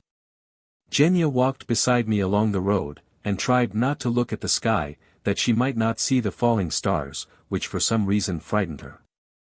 I believe you are right, she said, shivering with the damp night air. If people, all together, could devote themselves to spiritual ends, they would soon know everything. Of course. We are higher beings, and if we were really to recognize the whole force of human genius and lived only for higher ends, we should in the end become like gods. But that will never be. Mankind will degenerate till no traces of genius remain. When the gates were out of sight, Genya stopped and shook hands with me. Good night, she said, shivering. She had nothing but her blouse over her shoulders and was shrinking with cold. Come tomorrow. I felt wretched at the thought of being left alone, irritated and dissatisfied with myself and other people, and I, too, tried not to look at the falling stars. Stay another minute, I said to her, I entreat you. I loved Genya. I must have loved her because she met me when I came and saw me off when I went away, because she looked at me tenderly and enthusiastically. How touchingly beautiful were her pale face, slender neck, slender arms, her weakness, her idleness, her reading. And intelligence? I suspected in her intelligence above the average. I was fascinated by the breadth of her views, perhaps because they were different from those of the stern, handsome Lida, who disliked me. Genya liked me, because I was an artist. I had conquered her heart by my talent, and had a passionate desire to paint for her sake alone. And I dreamed of her as of my little queen who with me would possess those trees, those fields, the mists, the dawn, the exquisite and beautiful scenery in the midst of which I had felt myself hopelessly solitary and useless. Stay another minute, I begged her. I beseech you. I took off my overcoat and put it over her chilly shoulders.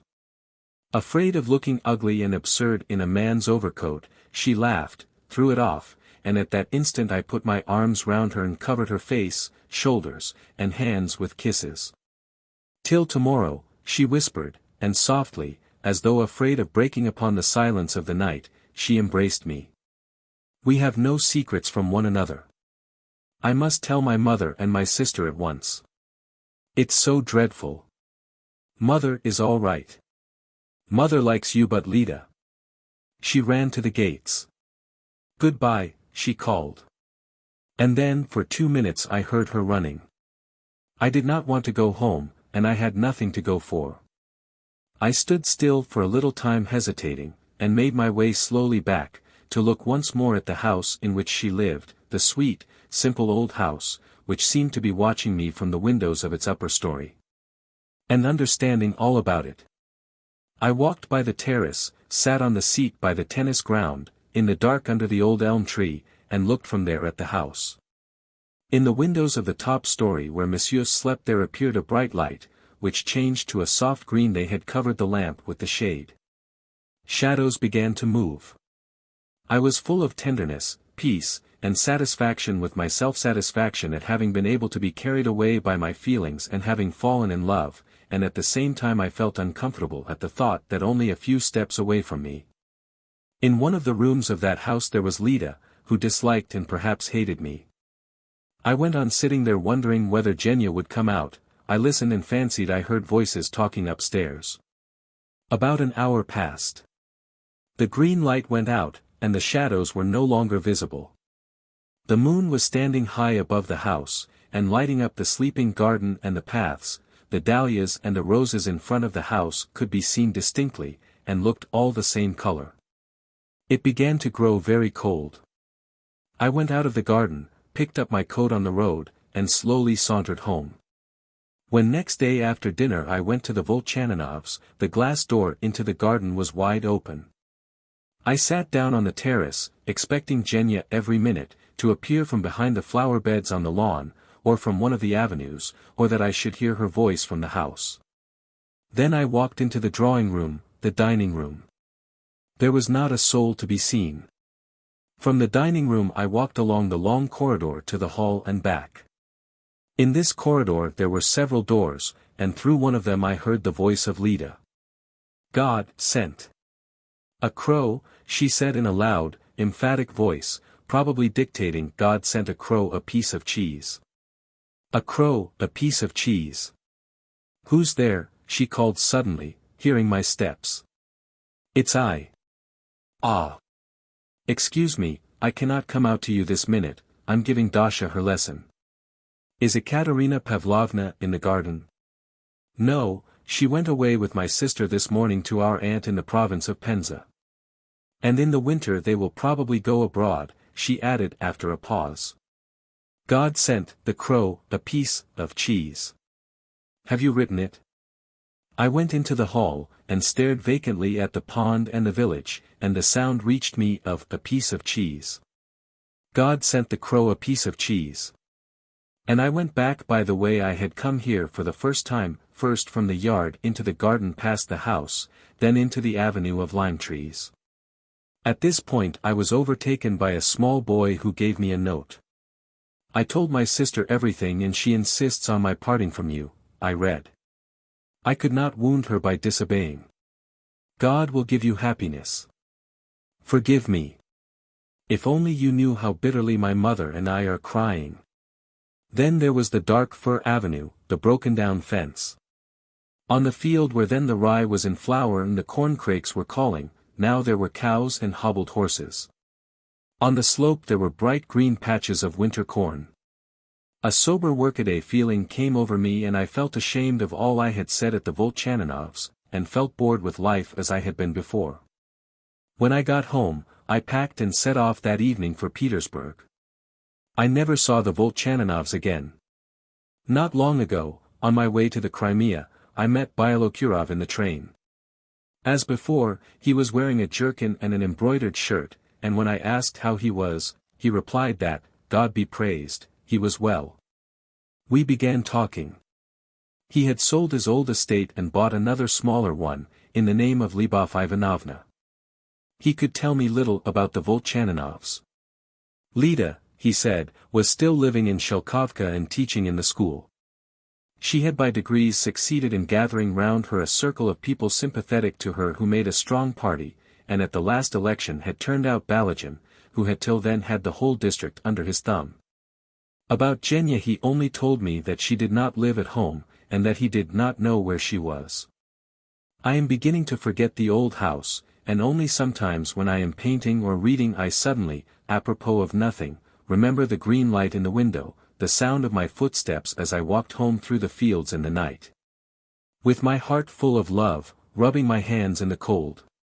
And still more rarely, at moments when I am sad and depressed by loneliness, I have dim memories, and little by little I begin to feel that she is thinking of me, too, that she is waiting for me, and that we shall meet. Messieurs, where are you? 3 years. It was dark, and already lights had begun to gleam here and there in the houses, and a pale moon was rising behind the barracks at the end of the street. Laptev was sitting on a bench by the gate waiting for the end of the evening service at the church of St. Peter and St. Paul. He was reckoning that Yulia Sergeyevna would pass by on her way from the service, and then he would speak to her, and perhaps spend the whole evening with her. He had been sitting there for an hour and a half already, and all that time his imagination had been busy picturing his Moscow rooms, his Moscow friends, his man Pyotr, and his writing table. He gazed half wonderingly at the dark, motionless trees, and it seemed strange to him that he was living now, not in his summer villa at Sokolniki, but in a provincial town in a house by which a great herd of cattle was driven every morning and evening, accompanied by terrible clouds of dust and the blowing of a horn. He thought of long conversations in which he had taken part quite lately in Moscow, conversations in which it had been maintained that one could live without love, that passionate love was an obsession, that finally there is no such love, but only a physical attraction between the sexes and so on, in the same style. He remembered them and thought mournfully that if he were asked now what love was, he could not have found an answer. The service was over, the people began to appear. Laptev strained his eyes gazing at the dark figures. The bishop had been driven by in his carriage, the bells had stopped ringing, and the red and green lights in the belfry were one after another extinguished. There had been an illumination. As it was dedication day, but the people were still coming out, lingering, talking, and standing under the windows. But at last Laptev heard a familiar voice, his heart began beating violently, and he was overcome with despair on seeing that Yulia Sergeyevna was not alone, but walking with 2 ladies. "It's awful, awful," he whispered, feeling jealous. "It's awful." At the corner of the lane, she stopped to say goodbye to the ladies, and while doing so glanced at Laptev. "I was coming to see you," he said. "I'm coming for a chat with your father." "Is he at home?" "Most likely," she answered. "It's early for him to have gone to the club." There were gardens all along the lane, and a row of lime trees growing by the fence cast a broad patch of shadow in the moonlight, so that the gate and the fences were completely plunged in darkness on one side, from which came the sounds of women whispering, smothered laughter, and someone playing softly on a balalaika. There was a fragrance of lime flowers and of hay. This fragrance and the murmur of the unseen whispers worked upon Laptev. He was all at once overwhelmed with a passionate longing to throw his arms round his companion, to shower kisses on her face, her hands, her shoulders, to burst into sobs, to fall at her feet and to tell her how long he had been waiting for her. A faint, scarcely perceptible scent of incense hung about her, and that scent reminded him of the time when he, too, believed in God and used to go to evening service, and when he used to dream so much of pure romantic love. And it seemed to him that, because this girl did not love him, all possibility of the happiness he had dreamed of then was lost to him forever. She began speaking sympathetically of the illness of his sister, Nina Fyodorovna. 2 months before his sister had undergone an operation for cancer, and now everyone was expecting a return of the disease. "I went to see her this morning," said Yulia Sergeyevna, "and it seemed to me that during the last week she has, not exactly grown thin, but has, as it were, faded." "Yes, yes," Laptev agreed. "There's no return of the symptoms, but every day I notice she grows weaker and weaker, and is wasting before my eyes. I don't understand what's the matter with her. Oh dear. And how strong she used to be, plump and rosy," said Yulia Sergeyevna after a moment's silence. "Everyone here used to call her the Moscow lady. how she used to laugh. On holidays she used to dress up like a peasant girl, and it suited her so well. Dr. Sergei Borisovich was at home. He was a stout, red-faced man, wearing a long coat that reached below his knees, and looking as though he had short legs. He was pacing up and down his study, with his hands in his pockets, and humming to himself in an undertone, "Roar. His grey whiskers looked unkempt, and his hair was unbrushed, as though he had just got out of bed. And his study with pillows on the sofa, with stacks of papers in the corners, and with a dirty invalid poodle lying under the table, produced the same impression of unkemptness and untidiness as himself. Loptev wants to see you, his daughter said to him, going into his study. Ruar, he hummed louder than ever, and turning into the drawing room, gave his hand to Loptev, and asked, "What good news have you to tell me?" It was dark in the drawing room. Loptev, still standing with his hat in his hand, began apologizing for disturbing him. He asked what was to be done to make his sister sleep at night, and why she was growing so thin. And he was embarrassed by the thought that he had asked those very questions at his visit that morning.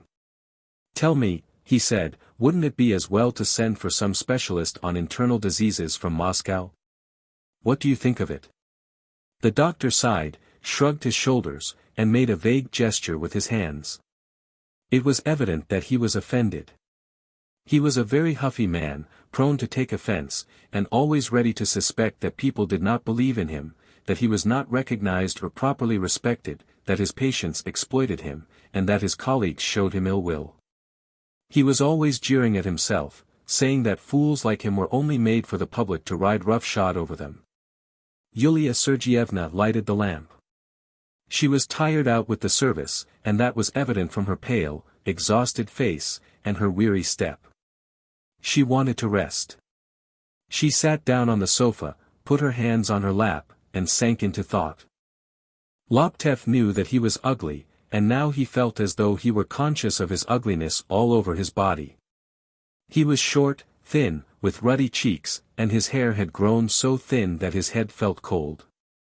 In his expression there was none of that refined simplicity which makes even rough, ugly faces attractive. In the society of women, he was awkward, over-talkative, affected. And now he almost despised himself for it. He must talk that Yulia Sergeyevna might not be bored in his company. But what about? About his sister's illness again? And he began to talk about medicine, saying what is usually said. He approved of hygiene, and said that he had long ago wanted to found a night refuge in Moscow. In fact, he had already calculated the cost of it. According to his plan, the workmen who came in the evening to the night refuge were to receive a supper of hot cabbage soup with bread, a warm, dry bed with a rug, and a place for drying their clothes and their boots. Yulia Sergeyevna was usually silent in his presence, and in a strange way, perhaps by the instinct of a lover, he divined her thoughts and intentions. And now, from the fact that after the evening service she had not gone to her room to change her dress and drink tea, he deduced that she was going to pay some visit elsewhere. "But I'm in no hurry with the night refuge," he went on, speaking with vexation and irritability, and addressing the doctor, who looked at him, as it were, blankly and in perplexity. Evidently unable to understand what induced him to raise the question of medicine and hygiene. "And most likely it will be a long time, too, before I make use of our estimate. I fear our night shelter will fall into the hands of our pious humbugs and philanthropic ladies, who always ruin any undertaking."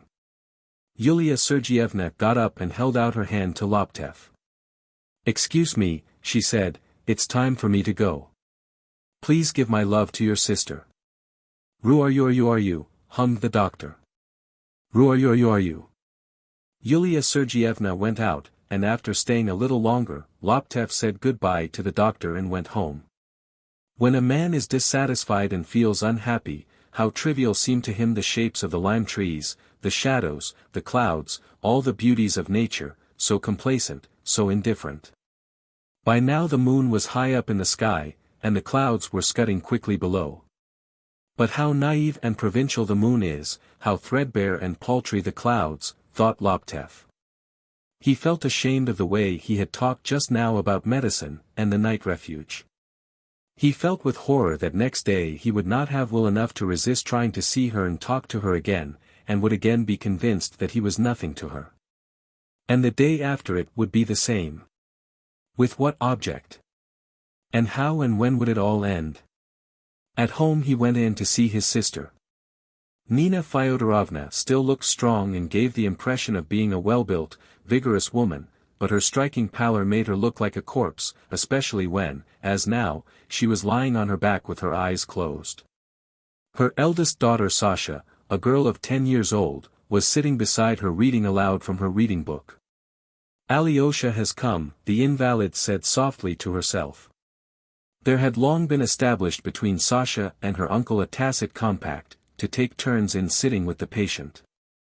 On this occasion Sasha closed her reading book, and without uttering a word, went softly out of the room. Laptev took an historical novel from the chest of drawers, and looking for the right page, sat down and began reading it aloud. Nina Fyodorovna was born in Moscow of a merchant family. She and her 2 brothers had spent their childhood and early youth, living at home in Pyatnitsky Street. Their childhood was long and wearisome. Her father treated her sternly, and had even on 2 or 3 occasions flogged her, and her mother had had a long illness and died. The servants were coarse, dirty, and hypocritical. The house was frequented by priests and monks, also hypocritical. They ate and drank and coarsely flattered her father, whom they did not like. The boys had the good fortune to go to school, while Nina was left practically uneducated. All her life she wrote an illegible scrawl, and had read nothing but historical novels. 17 years ago, when she was 22, on a summer holiday at Himki, she made the acquaintance of her present husband, a landowner called Panorov, had fallen in love with him, and married him secretly against her father's will. Panorov, a handsome, rather impudent fellow, who whistled and lighted his cigarette from the holy lamp, struck the father as an absolutely worthless person. And when the son-in-law began in his letters demanding a dowry, the old man wrote to his daughter that he would send her furs, silver, and various articles that had been left at her mother's death, as well as 30,000 rubles. But without his paternal blessing. Later he sent another 20,000. This money, as well as the dowry, was spent. The estate had been sold and Panorov moved with his family to the town and got a job in a provincial government office. In the town he formed another tie, and had a second family, and this was the subject of much talk, as his illicit family was not a secret. Nina Fyodorovna adored her husband. And now, listening to the historical novel, she was thinking how much she had gone through in her life, how much she had suffered, and that if anyone were to describe her life it would make a very pathetic story. As the tumor was in her breast, she was persuaded that love and her domestic grief were the cause of her illness, and that jealousy and tears had brought her to her hopeless state. At last Alexey Fyodorovitch closed the book and said, "That's the end, and thank God for it. Tomorrow we'll begin a new one." Nina Fyodorovna laughed. She had always been given to laughter, but of late Laptev had begun to notice that at moments her mind seemed weakened by illness, and she would laugh at the smallest trifle, and even without any cause at all. "Yulia came before dinner while you were out," she said. "So far as I can see, she hasn't much faith in her papa. Let papa go on treating you," she said, "but write in secret to the holy elder to pray for you, too. There is a holy man somewhere here. Yulia forgot her parasol here, you must take it to her tomorrow," she went on after a brief pause. "No, when the end comes, neither doctors nor holy men are any help. Nina, why can't you sleep at night?" Laptev asked, to change the subject. "Oh, well, I don't go to sleep, that's all. I lie and think." "What do you think about, dear?" "About the children, about you, about my life. I've gone through a great deal, Alyosha, you know. When one begins to remember and remember. My God!" She laughed. "It's no joke to have borne 5 children as I have, to have buried 3. Sometimes I was expecting to be confined while my Grigory Nikolaich would be sitting at that very time with another woman. There would be no one to send for the doctor or the midwife. I would go into the passage or the kitchen for the servant, and their Jews, tradesmen, moneylenders, would be waiting for him to come home. My head used to go round. He did not love me, though he never said so openly. Now I've grown calmer, it doesn't weigh on my heart, but in old days, when I was younger, it hurt me How it hurt me, darling. Once, while we were still in the country, I found him in the garden with a lady, and I walked away. I walked on aimlessly, and I don't know how, but I found myself in the church porch. I fell on my knees, Queen of Heaven. I said. And it was night, the moon was shining. She was exhausted, she began gasping for breath. Then, after resting a little, she took her brother's hand and went on in a weak, toneless voice. How kind you are, Alyosha. And how clever. What a good man you've grown up into. At midnight Laptev said good night to her, and as he went away he took with him the parasol that Yulia Sergeyevna had forgotten. In spite of the late hour, the servants, male and female, were drinking tea in the dining room. How disorderly. The children were not in bed, but were there in the dining room, too. They were all talking softly in undertones, and had not noticed that the lamp was smoking and would soon go out.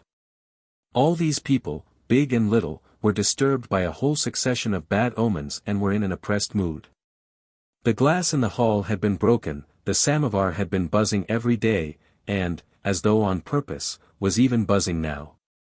They were describing how a mouse had jumped out of Nina Fyodorovna's boot when she was dressing. And the children were quite aware of the terrible significance of these omens. The elder girl, Sasha, a thin little brunette, was sitting motionless at the table, and her face looked scared and woebegone, while the younger, Lida, a chubby fair child of 7, stood beside her sister looking from under her brows at the light. Laptev went downstairs to his own rooms in the lower story, where under the low ceilings it was always close and smelt of geraniums. In his sitting room, Panorov, Nina Fyodorovna's husband, was sitting reading the newspaper. Laptev nodded to him and sat down opposite. Both sat still and said nothing. They used to spend whole evenings like this without speaking, and neither of them was in the least put out by this silence. The little girls came down from upstairs to say good night. Deliberately and in silence, Panorov made the sign of the cross over them several times, and gave them his hand to kiss. They dropped curtsies, and then went up to Laptev, who had to make the sign of the cross and give them his hand to kiss also. This ceremony with the hand-kissing and curtsying was repeated every evening. When the children had gone out, Panorov laid aside the newspaper and said, "It's not very lively in our God-fearing town. I must confess, my dear fellow," he added with a sigh, "I'm very glad that at last you found some distraction." "What do you mean?" asked Laptev. "I saw you coming out of Dr. Bylovin's just now. I expect you don't go there for the sake of the papa." "Of course not," said Laptev, and he blushed. "Well, of course not. And by the way, you wouldn't find such another old brute as that papa if you hunted by daylight with a candle. You can't imagine what a foul, stupid, clumsy beast he is. You cultured people in the capitals are still interested in the provinces only on the lyrical side, only from the _paysage _ poor Anton point of view, but I can assure you, my boy, there's nothing logical about it. There's nothing but barbarism, meanness, and nastiness, that's all. Take the local devotees of science, the local intellectuals, so to speak. Can you imagine there are here in this town 28 doctors? They've all made their fortunes, and they are living in houses of their own, and meanwhile the population is in just as helpless a condition as ever. Here, Nina had to have an operation, quite an ordinary one really, yet we were obliged to get a surgeon from Moscow, not one doctor here would undertake it. It's beyond all conception. They know nothing, they understand nothing. They take no interest in anything. Ask them, for instance, what cancer is, what it is, what it comes from." And Panorov began to explain what cancer was. He was a specialist on all scientific subjects, and explain from a scientific point of view everything that was discussed. But he explained it all in his own way. He had a theory of his own about the circulation of the blood, about chemistry, about astronomy. He talked slowly, softly, convincingly. "It's beyond all conception," he pronounced in an imploring voice, screwing up his eyes, sighing languidly, and smiling as graciously as a king, and it was evident that he was very well satisfied with himself. And never gave a thought to the fact that he was 50. "I am rather hungry," said Laptev. "I should like something savory." "Well, that can easily be managed." Not long afterwards Laptev and his brother-in-law were sitting upstairs in the dining room having supper. Laptev had a glass of vodka, and then began drinking wine. Panarov drank nothing. He never drank, and never gambled, yet in spite of that he had squandered all his own and his wife's property, and had accumulated debts. To squander so much in such a short time, one must have, not passions, but a special talent.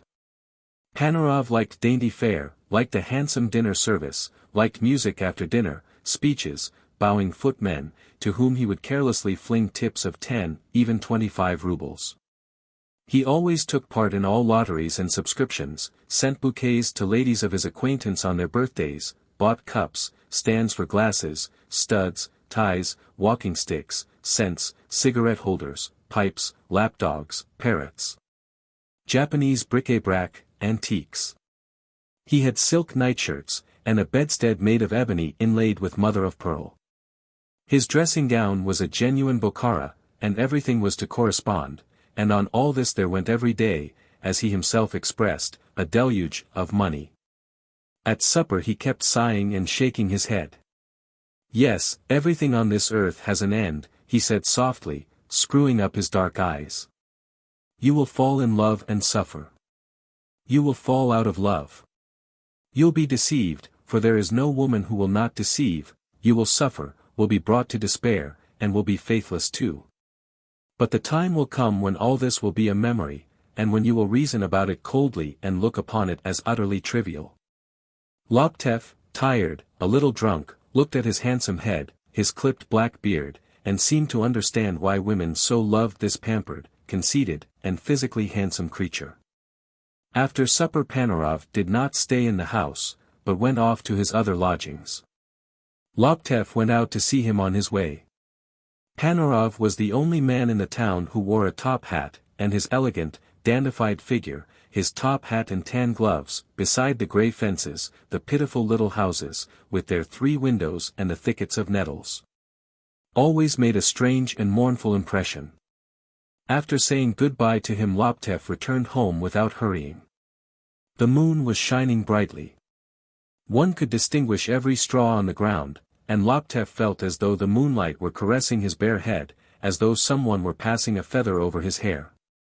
"I love," he pronounced aloud, and he had a sudden longing to run to overtake Panarov, to embrace him, to forgive him, to make him a present of a lot of money, and then to run off into the open country, into a wood, to run on and on without looking back. At home he saw lying on the chair the parasol Yulia Sergeyevna had forgotten. He snatched it up and kissed it greedily. The parasol was a silk one, no longer new, tied round with old elastic. The handle was a cheap one, of white bone. Laptev opened it over him, and he felt as though there were the fragrance of happiness about him. He settled himself more comfortably in his chair, and still keeping hold of the parasol, began writing to Moscow to one of his friends. "Dear precious Kostya, here is news for you. I'm in love again. I say _again_, because 6 years ago I fell in love with a Moscow actress, though I didn't even succeed in making her acquaintance. And for the last year and a half I have been living with a certain person, you know, a woman neither young nor good-looking. Ah, my dear boy, how unlucky I am in love. I've never had any success with women, and if I say _again_, it's simply because it's rather sad and mortifying to acknowledge even to myself that my youth has passed entirely without love. And that I'm in love in a real sense now for the first time in my life, at 34. Let it stand that I love _again_. If only you knew what a girl she was. She couldn't be called a beauty. She has a broad face, she is very thin, but what a wonderful expression of goodness she has when she smiles. When she speaks, her voice is as clear as a bell. She never carries on a conversation with me. I don't know her, but when I'm beside her I feel she's a striking, exceptional creature, full of intelligence and lofty aspirations. She is religious, and you cannot imagine how deeply this touches me and exalts her in my eyes. On that point I am ready to argue with you endlessly. You may be right, to your thinking, but, still, I love to see her praying in church. She is a provincial, but she was educated in Moscow. She loves our Moscow, she dresses in the Moscow style, and I love her for that. Love her, love her. I see you frowning and getting up to read me a long lecture on what love is, and what sort of woman one can love, and what sort one cannot, and so on, and so on. But, dear Kostya, before I was in love I, too, knew quite well what love was. My sister thanks you for your message. She often recalls how she used to take Kostya Kochevoy to the preparatory class, and never speaks of you except as _poor Kostya_, as she still thinks of you as the little orphan boy she remembers. And so, poor orphan, I'm in love. While it's a secret, don't say anything to a certain person. I think it will all come right of itself, or, as the footman says in Tolstoy, will come round. When he had finished his letter Laptev went to bed. He was so tired that he couldn't keep his eyes open, but for some reason he could not get to sleep. The noise in the street seemed to prevent him. The cattle were driven by to the blowing of a horn, and soon afterwards the bells began ringing for early mass. At 1 minute a cart drove by creaking, at the next, he heard the voice of some woman going to market. And the sparrows twittered the whole time. 2. The next morning was a cheerful one, it was a holiday. At 10 o'clock Nina Fyodorovna, wearing a brown dress and with her hair neatly arranged, was led into the drawing-room, supported on each side.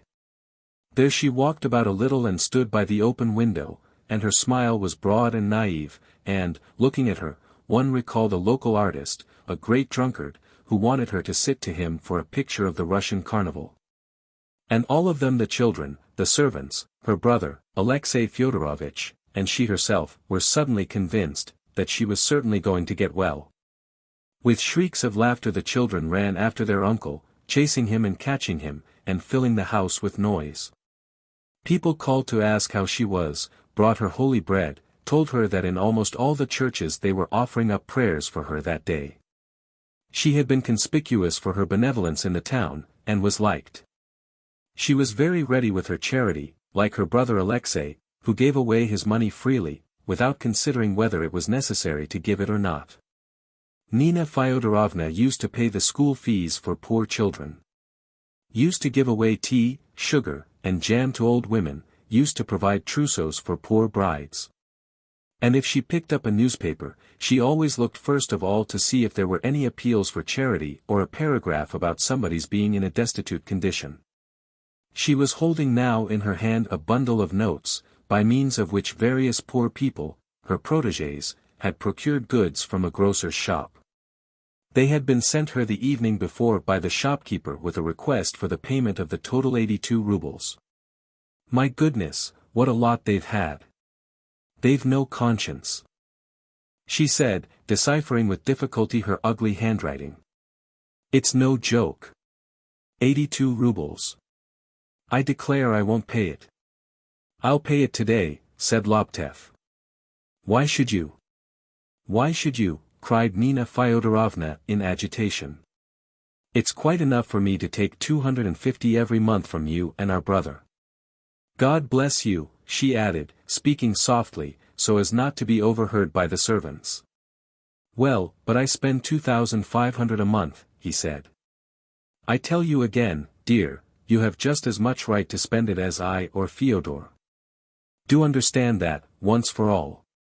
There are 3 of us, and of every 3 kopecks of our father's money, 1 belongs to you. But Nina Fyodorovna did not understand, and her expression looked as though she were mentally solving some very difficult problem. And this lack of comprehension in pecuniary matters, always made Laptev feel uneasy and troubled. He suspected that she had private debts in addition which worried her and of which she scrupled to tell him. Then came the sound of footsteps and heavy breathing. It was the doctor coming up the stairs, disheveled and unkempt as usual. "Are you?" he was humming. Are you? To avoid meeting him, Laptev went into the dining room, and then went downstairs to his own room. It was clear to him that to get on with the doctor and to drop in at his house without formalities was impossible. And to meet the "bold brute," as Panorov called him, was distasteful. That was why he so rarely saw Yulia. He reflected now that the father was not at home, that if he were to take Yulia Sergeyevna her parasol, he would be sure to find her at home alone, and his heart ached with joy. Haste, haste. He took the parasol and, violently agitated, flew on the wings of love. It was hot in the street. In the big courtyard of the doctor's house, overgrown with coarse grass and nettles, some 20 urchins were playing ball. These were all the children of working-class families who tenanted the 3 disreputable-looking lodges, which the doctor was always meaning to have done up, though he put it off from year to year. The yard resounded with ringing, healthy voices. At some distance on one side, Yulia Sergeyevna was standing at her porch, her hands folded, watching the game. "Good morning." Laptev called to her. She looked round. Usually he saw her indifferent, cold, or tired as she had been the evening before. Now her face looked full of life and frolic, like the faces of the boys who were playing ball. "Look, they never play so merrily in Moscow," she said, going to meet him. "There are no such big yards there, though, they've no place to run there. Papa has only just gone to you," she added, looking round at the children. "I know.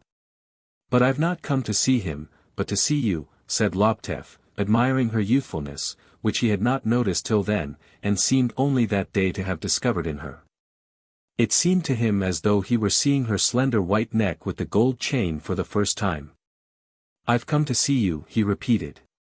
"My sister has sent you your parasol, you forgot it yesterday." She put out her hand to take the parasol, but he pressed it to his bosom and spoke passionately, without restraint, yielding again to the sweet ecstasy he had felt the night before, sitting under the parasol. "I entreat you, give it me. I shall keep it in memory of you, of our acquaintance. It's so wonderful." "Take it," she said, and blushed, but there's nothing wonderful about it. He looked at her in ecstasy, in silence, not knowing what to say. "Why am I keeping you here in the heat?" she said after a brief pause, laughing. "Let us go indoors. I am not disturbing you." They went into the hall. Yulia Sergeyevna ran upstairs, her white dress with blue flowers on it rustling as she went. "I can't be disturbed," she answered, stopping on the landing. "I never do anything. Every day is a holiday for me, from morning till night." "What you say is inconceivable to me," he said, going up to her. "I grew up in a world in which everyone without exception, men and women alike, worked hard every day." "But if one has nothing to do?" she asked. "One has to arrange one's life under such conditions, that work is inevitable. There can be no clean and happy life without work." Again he pressed the parasol to his bosom, and to his own surprise spoke softly, in a voice unlike his own. "If you would consent to be my wife, I would give everything, I would give everything. There's no price I would not pay, no sacrifice I would not make." She started and looked at him with wonder and alarm.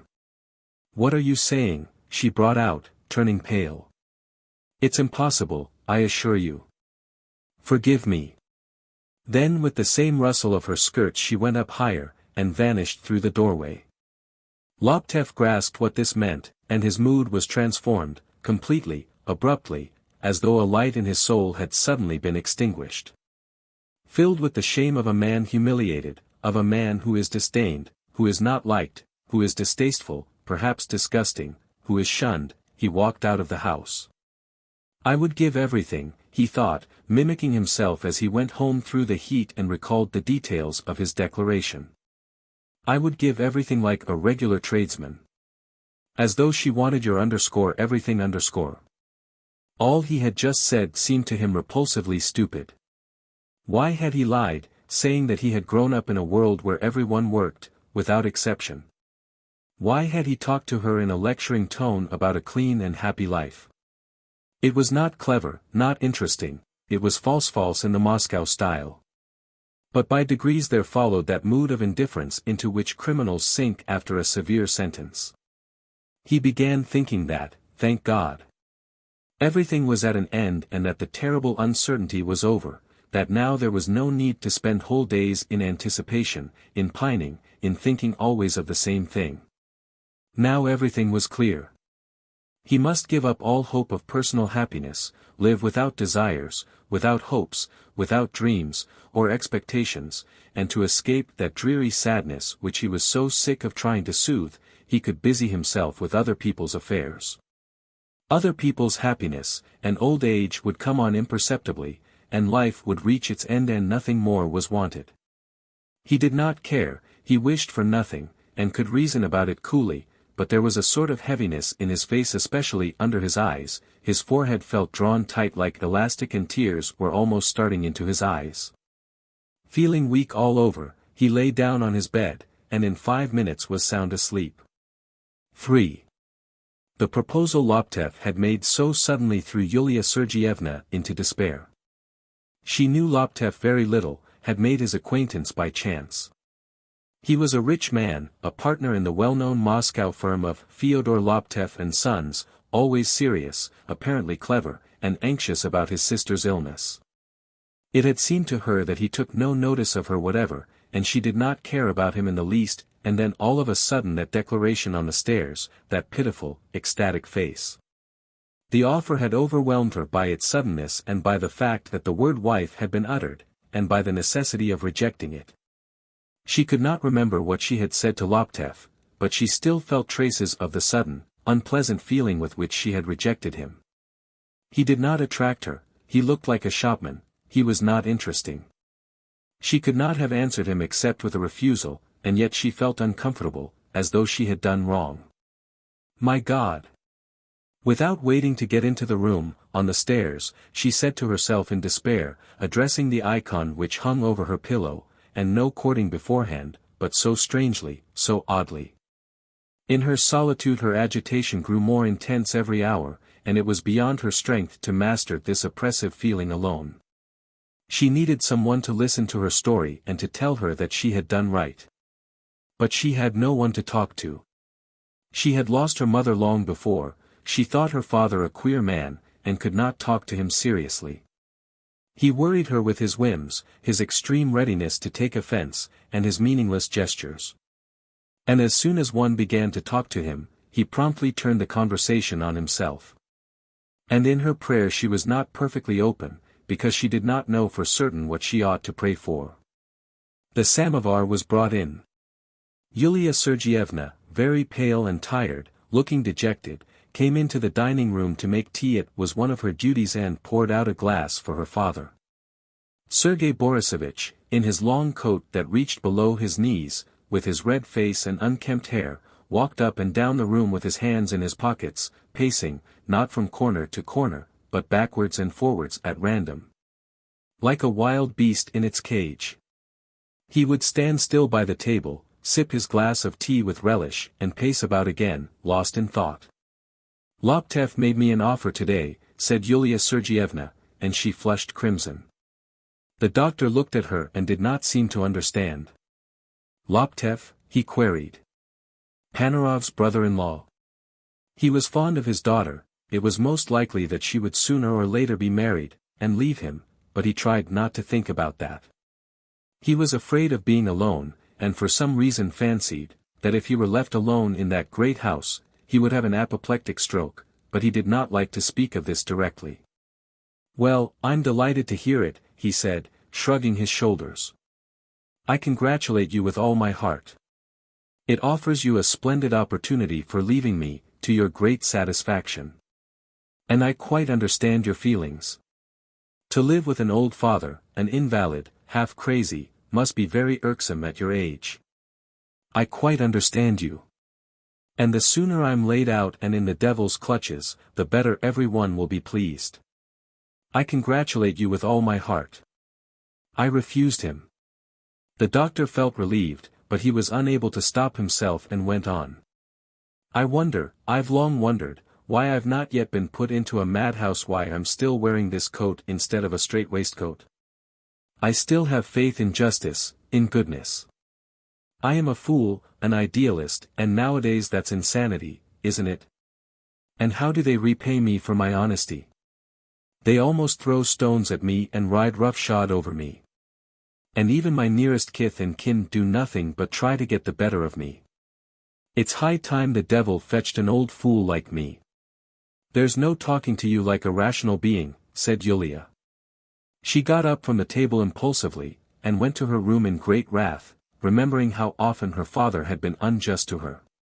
But a little while afterward she felt sorry for her father, too, and when he was going to the club she went downstairs with him, and shut the door after him. It was a rough and stormy night. The door shook with the violence of the wind, and there were draughts in all directions in the passage, so that the candle was almost blown out. In her own domain upstairs Yulia Sergeyevna went the round of all the rooms, making the sign of the cross over every door and window. The wind howled, and it sounded as though someone were walking on the roof. Never had it been so dreary, never had she felt so lonely. She asked herself whether she had done right in rejecting a man, simply because his appearance did not attract her. It was true he was a man she did not love, and to marry him would mean renouncing forever her dreams, her conceptions of happiness in married life, but would she ever meet the man of whom she dreamed, and would he love her? She was 21 already. There were no eligible young men in the town. She pictured all the men she knew, government clerks, schoolmasters, officers, and some of them were married already, and their domestic life was conspicuous for its dreariness and triviality. Others were uninteresting, colorless, unintelligent, immoral. Laptev was, anyway, a Moscow man, had taken his degree at the university, spoke French. He lived in the capital, where there were lots of clever, noble, remarkable people. Where there was noise and bustle, splendid theaters, musical evenings, first-rate dressmakers, confectioners. In the Bible it was written that a wife must love her husband, and great importance was given to love in novels, but wasn't there exaggeration in it? Was it out of the question to enter upon married life without love? It was said, of course, that love soon passed away, and that nothing was left but habit, and that the object of married life was not to be found in love, nor in happiness, but in duties, such as the bringing up of one's children, the care of one's household, and so on. And perhaps what was meant in the Bible was love for one's husband as one's neighbor, respect for him, charity. At night Yulia Sergeyevna read the evening prayers attentively, then knelt down, and pressing her hands to her bosom, gazing at the flame of the lamp before the icon, said with feeling, "Give me understanding, Holy Mother, our defender. Give me understanding, O Lord." She had in the course of her life come across elderly maiden ladies, poor and of no consequence in the world, who bitterly repented and openly confessed their regret that they had refused suitors in the past. Would not the same thing happen to her? Had not she better go into a convent or become a sister of mercy? She undressed and got into bed, crossing herself and crossing the air around her. Suddenly the bell rang sharply and plaintively in the corridor. "Oh, my God," she said, feeling a nervous irritation all over her at the sound. She lay still and kept thinking how poor this provincial life was in events, monotonous and yet not peaceful. One was constantly having to tremble, to feel apprehensive, angry or guilty, and in the end one's nerves were so strained, that one was afraid to peep out of the bedclothes. A little while afterwards the bell rang just as sharply again. The servant must have been asleep and had not heard. Yulia Sergeyevna lighted a candle, and feeling vexed with the servant, began with a shiver to dress, and when she went out into the corridor, the maid was already closing the door downstairs.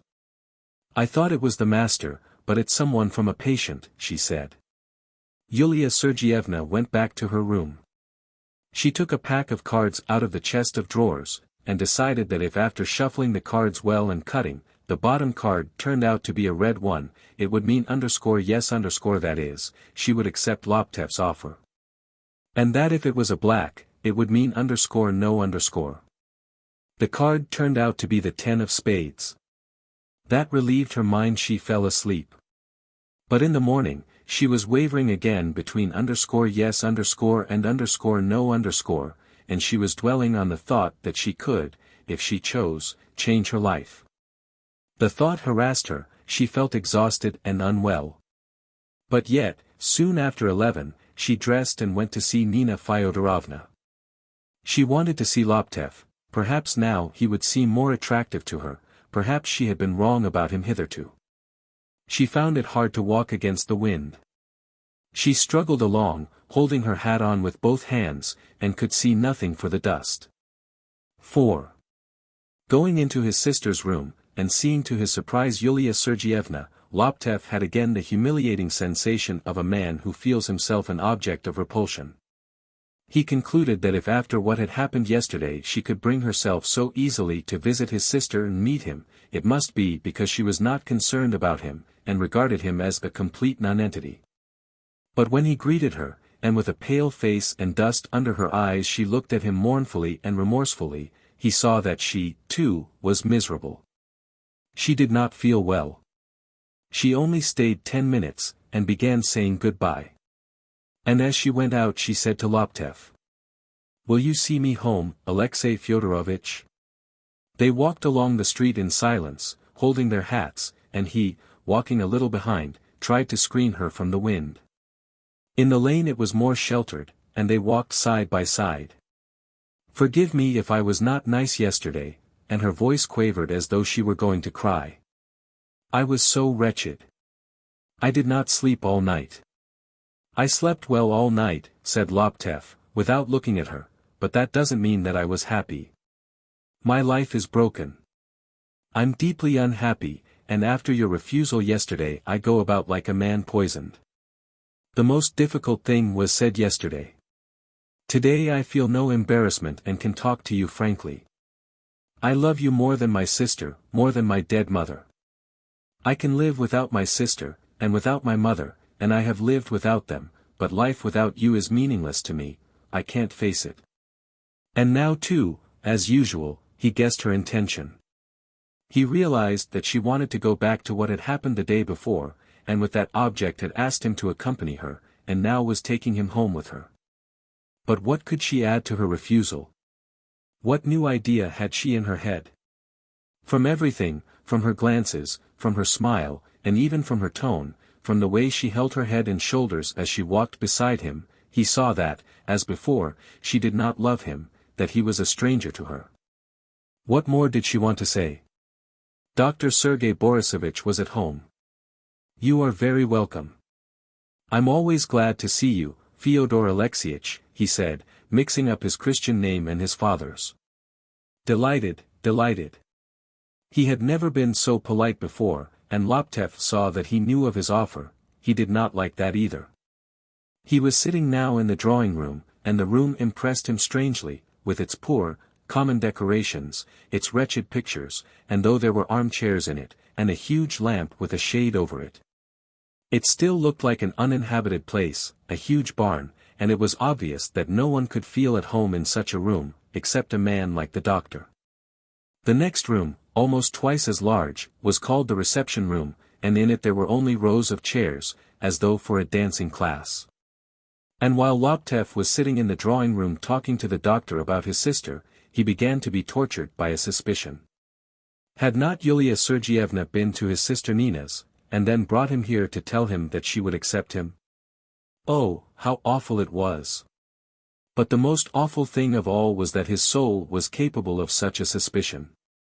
And he imagined how the father and the daughter had spent the evening, and perhaps the night before, in prolonged consultation, perhaps dispute, and at last had come to the conclusion that Yulia had acted thoughtlessly in refusing a rich man. The words that parents use in such cases kept ringing in his ears. "It is true you don't love him, but think what good you could do." The doctor was going out to see patients. Loptev would have gone with him, but Yulia Sergeyevna said, "I beg you to stay. She was distressed and dispirited, and told herself now that to refuse an honorable, good man who loved her, simply because he was not attractive, especially when marrying him would make it possible for her to change her mode of life. Her cheerless, monotonous, idle life in which youth was passing with no prospect of anything better in the future, to refuse him under such circumstances was madness, caprice and folly, and that God might even punish her for it. The father went out. When the sound of his steps had died away, she suddenly stood up before Laptev and said resolutely, turning horribly white as she did so. "I thought for a long time yesterday, Alexey Fyodorovitch. I accept your offer." He bent down and kissed her hand. She kissed him awkwardly on the head with cold lips. He felt that in this love scene the chief thing her love was lacking, and that there was a great deal that was not wanted. And he longed to cry out, to run away, to go back to Moscow at once. But she was close to him, and she seemed to him so lovely, and he was suddenly overcome by passion. He reflected that it was too late for deliberation now. He embraced her passionately, and muttered some words, calling her thou. He kissed her on the neck, and then on the cheek, on the head. She walked away to the window, dismayed by these demonstrations, and both of them were already regretting what they had said, and both were asking themselves in confusion, "Why has this happened? If only you knew how miserable I am," she said, wringing her hands. "What is it?" he said, going up to her, wringing his hands too. "My dear, for God's sake, tell me what is it? Only tell the truth, I entreat you, nothing but the truth. Don't pay any attention to it," she said, and forced herself to smile. "I promise you I'll be a faithful, devoted wife. Come this evening." Sitting afterwards with his sister and reading aloud an historical novel, he recalled it all and felt wounded that his splendid, pure, rich feeling was met with such a shallow response. He was not loved, but his offer had been accepted in all probability because he was rich, that is, what was thought most of in him was what he valued least of all in himself. It was quite possible that Yulia, who was so pure and believed in God, had not once thought of his money. But she did not love him, and evidently she had interested motives, vague, perhaps, and not fully thought out. Still, it was so. The doctor's house with its common furniture was repulsive to him, and he looked upon the doctor himself as a wretched, greasy miser, a sort of operatic Gaspard from Les Cloches de Corneville. The very name Yulia had a vulgar sound.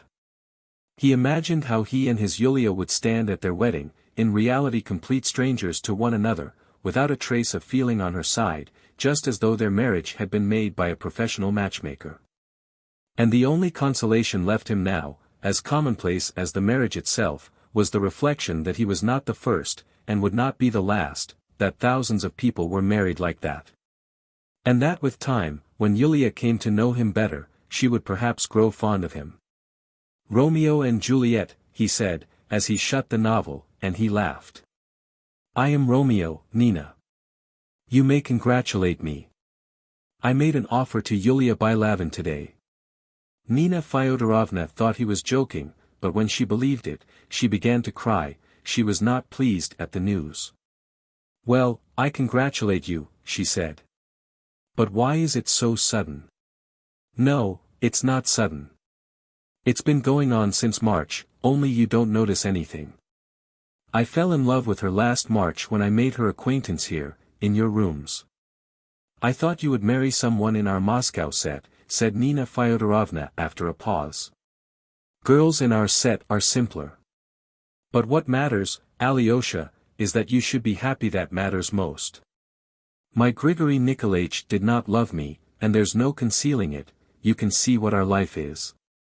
Of course any woman may love you for your goodness and your brains, but, you see, Yulichka is a girl of good family from a high-class boarding school. Goodness and brains are not enough for her. She is young, and you, Alyosha, are not so young, and are not good-looking." To soften the last words, she stroked his head and said, "You're not good-looking, but you're a dear." She was so agitated that a faint flush came into her cheeks, and she began discussing eagerly whether it would be the proper thing for her to bless Alyosha with the icon at the wedding. She reasoned, his elder sister, and took the place of his mother, and she kept trying to convince her dejected brother that the wedding must be celebrated in proper style, with pomp and gaiety, so that no one could find fault with it. Then he began going to the Bilovins as an accepted suitor, 3 or 4 times a day, and now he never had time to take Sasha's place and read aloud the historical novel. Yulia used to receive him in her 2 rooms, which were at a distance from the drawing room and her father's study, and he liked them very much. The walls in them were dark, in the corner stood a case of icons. And there was a smell of good scent and of the oil in the holy lamp. Her rooms were at the furthest end of the house, her bedstead and dressing table were shut off by a screen. The doors of the bookcase were covered on the inside with a green curtain, and there were rugs on the floor, so that her footsteps were noiseless, and from this he concluded that she was of a reserved character, and that she liked a quiet, peaceful, secluded life. In her own home she was treated as though she were not quite grown up. She had no money of her own, and sometimes when they were out for walks together, she was overcome with confusion at not having a farthing. Her father allowed her very little for dress and books, hardly £10 a year. And, indeed, the doctor himself had not much money in spite of his good practice. He played cards every night at the club, and always lost. Moreover, he bought mortgaged houses through a building society, and let them. The tenants were irregular in paying the rent, but he was convinced that such speculations were profitable. He had mortgaged his own house in which he and his daughter were living, and with the money so raised had bought a piece of waste ground, and had already begun to build on it a large 2-story house, meaning to mortgage it, too, as soon as it was finished. Laptev now lived in a sort of cloud, feeling as though he were not himself, but his double, and did many things which he would never have brought himself to do before. He went 3 or 4 times to the club with the doctor, had supper with him, and offered him money for house building. He even visited Panarov at his other establishment. It somehow happened that Panarov invited him to dinner, and without thinking, Laptev accepted. He was received by a lady of 35. She was tall and thin, with hair touched with grey, and black eyebrows, apparently not Russian. There were white patches of powder on her face. She gave him a honeyed smile and pressed his hand jerkily, so that the bracelets on her white hands tinkled. It seemed to Laptev that she smiled like that because she wanted to conceal from herself and from others that she was unhappy. He also saw 2 little girls, aged 5 and 3, who had a marked likeness to Sasha. For dinner they had milk soup, cold veal, and chocolate. It was insipid and not good, but the table was splendid, with gold forks, bottles of Soyer, and cayenne pepper, an extraordinary bizarre cruet stand, and a gold pepper pot. It was only as he was finishing the milk soup that Laptev realized how very inappropriate it was for him to be dining there. The lady was embarrassed, and kept smiling, showing her teeth. Panarov expounded didactically what being in love was, and what it was due to. "We have in it an example of the action of electricity," he said in French, addressing the lady. "Every man has in his skin microscopic glands which contain currents of electricity. If you meet with a person whose currents are parallel with your own, then you get love." When Laptev went home and his sister asked him where he had been, he felt awkward, and made no answer. He felt himself in a false position right up to the time of the wedding. His love grew more intense every day, and Yulia seemed to him a poetic and exalted creature, but, all the same, there was no mutual love, and the truth was that he was buying her and she was selling herself. Sometimes, thinking things over, he fell into despair and asked himself, should he run away? He did not sleep for nights together, and kept thinking how he should meet in Moscow the lady whom he had called in his letters a certain person, and what attitude his father and his brother, difficult people, would take towards his marriage and towards Yulia. He was afraid that his father would say something rude to Yulia at their first meeting. And something strange had happened of late to his brother Fyodor. In his long letters he had taken to writing of the importance of health, of the effect of illness on the mental condition, of the meaning of religion, but not a word about Moscow or business. These letters irritated Laptev, and he thought his brother's character was changing for the worse. The wedding was in September. The ceremony took place at the church of St. Peter and St. Paul, after Mass, and the same day the young couple set off for Moscow. When Laptev and his wife, in a black dress with a long train, already looking not a girl but a married woman, said goodbye to Nina Fyodorovna, the invalid's face worked, but there was no tear in her dry eyes. She said, "If which God forbid I should die, take care of my little girls." "Oh, I promise," answered Yulia Sergeyevna, and her lips and eyelids began quivering too. "I shall come to see you in October," said Laptev, much moved. "You must get better, my darling." They traveled in a special compartment. Both felt depressed and uncomfortable. She sat in the corner without taking off her hat, and made a show of dozing, and he lay on the seat opposite, and he was disturbed by various thoughts of his father, of a certain person, whether Yulia would like her Moscow flat. And looking at his wife, who did not love him, he wondered dejectedly why this had happened. The Laptevs had a wholesale business in Moscow, dealing in fancy goods, fringe, tape, trimmings, crochet cotton, buttons, and so on. The gross receipts reached 2 millions a year. What the net profit was, no one knew but the old father. The sons and the clerks estimated the profits at approximately 300,000, and said that it would have been 100,000 more if the old man had not been too free-handed, that is, had not allowed credit indiscriminately. In the last 10 years alone the bad debts had mounted up to the sum of 1 million. And when the subject was referred to, the senior clerk would wink slyly and deliver himself of sentences the meaning of which was not clear to every one. The psychological sequences of the age. Their chief commercial operations were conducted in the town market in a building which was called the warehouse. The entrance to the warehouse was in the yard, where it was always dark, and smelt of matting and where the dray horses were always stamping their hoofs on the asphalt. A very humble-looking door, studded with iron, led from the yard into a room with walls discolored by damp and scrawled over with charcoal, lighted up by a narrow window covered by an iron grating. Then on the left was another room larger and cleaner with an iron stove and a couple of chairs, though it, too, had a prison window. This was the office, and from it a narrow stone staircase led up to the second story, where the principal room was. This was rather a large room, but owing to the perpetual darkness, the low-pitched ceiling, the piles of boxes and bales, and the numbers of men that kept flitting to and fro in it, it made as unpleasant an impression on a newcomer as the others. In the offices on the top story the goods lay in bales, in bundles and in cardboard boxes on the shelves. There was no order nor neatness in the arrangement of it, and if crimson threads, tassels, ends of fringe, had not peeped out here and there from holes in the paper parcels, no one could have guessed what was being bought and sold here. And looking at these crumpled paper parcels and boxes, no one would have believed that 1 million was being made out of such trash, and that 50 men were employed every day in this warehouse, not counting the buyers. When at midday, on the day after his arrival at Moscow, Laptev went into the warehouse, the workmen packing the goods were hammering so loudly that in the outer room and the office no one heard him come in. A postman he knew was coming down the stairs with a bundle of letters in his hand. He was wincing at the noise, and he did not notice Laptev either. The first person to meet him upstairs was his brother Fyodor Fyodorovitch, who was so like him that they passed for twins.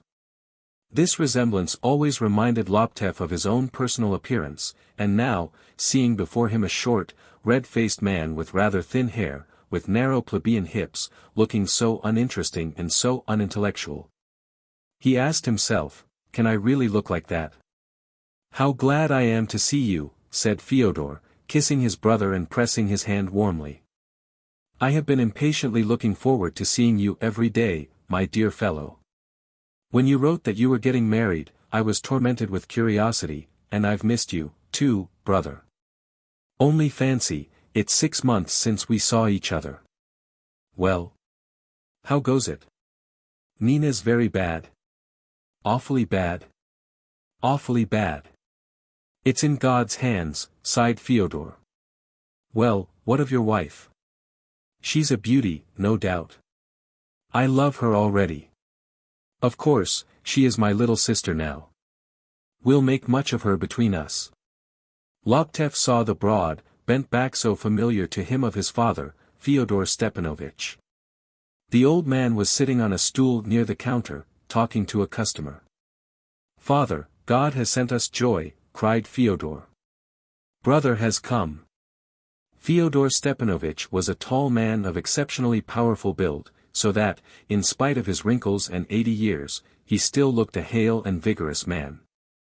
He spoke in a deep, rich, sonorous voice, that resounded from his broad chest as from a barrel. He wore no beard, but a short-clipped military mustache, and smoked cigars. As he was always too hot, he used all the year round to wear a canvas coat at home and at the warehouse. He had lately had an operation for cataract. His sight was bad, and he did nothing in the business but talk to the customers and have tea and jam with them. Laptev bent down and kissed his head and then his lips. "It's a good long time since we saw you, honored sir," said the old man. "A good long time. Well, am I to congratulate you on entering the state of holy matrimony? Very well, then, I congratulate you." And he put his lips out to be kissed. Laptev bent down and kissed him. "Well, have you brought your young lady?" The old man asked, and without waiting for an answer, he said, addressing the customer, "Herewith I beg to inform you, father, that I'm going to marry such and such a young lady." "Yes. But as for asking for his father's counsel or blessing, that's not in the rules nowadays. Now they go their own way. When I married I was over 40, but I went on my knees to my father and asked his advice. Nowadays we've none of that." The old man was delighted to see his son, but thought it unseemly to show his affection or make any display of his joy. His voice and his manner of saying, "your young lady," brought back to Laptev the depression he had always felt in the warehouse. Here every trifling detail reminded him of the past, when he used to be flogged and put on Lenten fare. He knew that even now boys were thrashed and punched in the face till their noses bled, and that when those boys grew up they would beat others. And before he had been 5 minutes in the warehouse, he always felt as though he were being scolded or punched in the face. Fyodor slapped the customer on the shoulder and said to his brother, "Here, Alyosha, I must introduce our Tambov benefactor, Grigory Timofeich. He might serve as an example for the young men of the day. He's past his 50th birthday, and he has tiny children." The clerks laughed, and the customer, a lean old man with a pale face, laughed too. "Nature above the normal capacity," observed the head clerk, who was standing at the counter close by. "It always comes out when it's there." The head clerk, a tall man of 50, in spectacles, with a dark beard, and a pencil behind his ear, usually expressed his ideas vaguely in roundabout hints, while his sly smile betrayed that he attached particular significance to his words. He liked to obscure his utterances with bookish words, which he understood in his own way, and many such words he used in a wrong sense. For instance, the word "except." When he had expressed some opinion positively and did not want to be contradicted, he would stretch out his hand and pronounce "except." And what was most astonishing, the customers and the other clerks understood him perfectly. His name was Ivan Vasilich Potchatkin, and he came from Kashira. Now, congratulating Laptev, he expressed himself as follows. "It's the reward of valor, for the female heart is a strong opponent." Another important person in the warehouse was a clerk called Makachev, a stout, solid, fair man with whiskers and a perfectly bald head. He went up to Laptev and congratulated him respectfully in a low voice. "I have the honor, sir. The Lord has heard your parents' prayer. Thank God." Then the other clerks began coming up to congratulate him on his marriage. They were all fashionably dressed, and looked like perfectly well-bred, educated men. Since between every 2 words they put in a "sir," their congratulations, something like "best wishes, sir, for happiness, sir," uttered very rapidly in a low voice, sounded rather like the hiss of a whip in the air. SHSHSHSSSS. Laptev was soon bored and longing to go home, but it was awkward to go away. He was obliged to stay at least 2 hours at the warehouse to keep up appearances. He walked away from the counter and began asking Makachev whether things had gone well while he was away, and whether anything new had turned up, and the clerk answered him respectfully, avoiding his eyes. A boy with a cropped head, wearing a grey blouse, handed Laptev a glass of tea without a saucer. Not long afterwards another boy, passing by, stumbled over a box, and almost fell down, and Makachev's face looked suddenly spiteful and ferocious like a wild beast's, and he shouted at him. "Keep on your feet." The clerks were pleased that their young master was married and had come back at last. They looked at him with curiosity and friendly feeling, and each one thought it his duty to say something agreeable when he passed him. But Laptev was convinced that it was not genuine, and that they were only flattering him because they were afraid of him. He never could forget how 15 years before, a clerk, who was mentally deranged, had run out into the street with nothing on but his shirt and shaking his fists at the windows, shouted that he had been ill-treated. And how, when the poor fellow had recovered, the clerks had jeered at him for long afterwards, reminding him how he had called his employers planters, instead of exploiters. Altogether the employees at Laptev's had a very poor time of it, and this fact was a subject of conversation for the whole market. The worst of it was that the old man, Fyodor Stepanovich, maintained something of an Asiatic despotism in his attitude to them. Thus, no one knew what wages were paid to the old man's favorites, Potchatkin and Makachev. They received no more than 3,000 a year, together with bonuses, but he made out that he paid then 7. The bonuses were given to all the clerks every year, but privately, so that the man who got little was bound from vanity to say he had got more. Not one boy knew when he would be promoted to be a clerk. Not one of the men knew whether his employer was satisfied with him or not. Nothing was directly forbidden, and so the clerks never knew what was allowed, and what was not. They were not forbidden to marry, but they did not marry for fear of displeasing their employer and losing their place. They were allowed to have friends and pay visits, but the gates were shut at 9 o'clock, and every morning the old man scanned them all suspiciously, and tried to detect any smell of vodka about them. "Now then, breathe," he would say. Every clerk was obliged to go to early service, and to stand in church in such a position that the old man could see them all. The fasts were strictly observed. On great occasions, such as the birthday of their employer or of any member of his family, the clerks had to subscribe and present a cake from Flay's, or an album. The clerks lived 3 or 4 in a room in the lower story, and in the lodges of the house in Pyatnitsky Street, and at dinner ate from a common bowl, though there was a plate set before each of them. If one of the family came into the room while they were at dinner, they all stood up. Laptev was conscious that only, perhaps, those among them who had been corrupted by the old man's training could seriously regard him as their benefactor. The others must have looked on him as an enemy and a planter. Now, after 6 months' absence, he saw no change for the better. There was indeed something new which boded nothing good.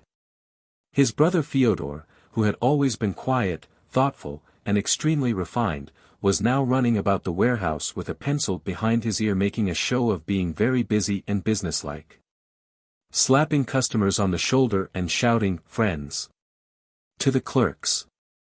Apparently he had taken up a new role, and Alexei did not recognize him in the part. The old man's voice boomed unceasingly. Having nothing to do, he was laying down the law to a customer, telling him how he should order his life and his business, always holding himself up as an example. That boastfulness, that aggressive tone of authority, Laptev had heard 10, 15, 20 years ago. The old man adored himself. From what he said it always appeared that he had made his wife and all her relations happy, that he had been munificent to his children, and a benefactor to his clerks and employees. And that every one in the street and all his acquaintances remembered him in their prayers. Whatever he did was always right, and if things went wrong with people it was because they did not take his advice. Without his advice nothing could succeed.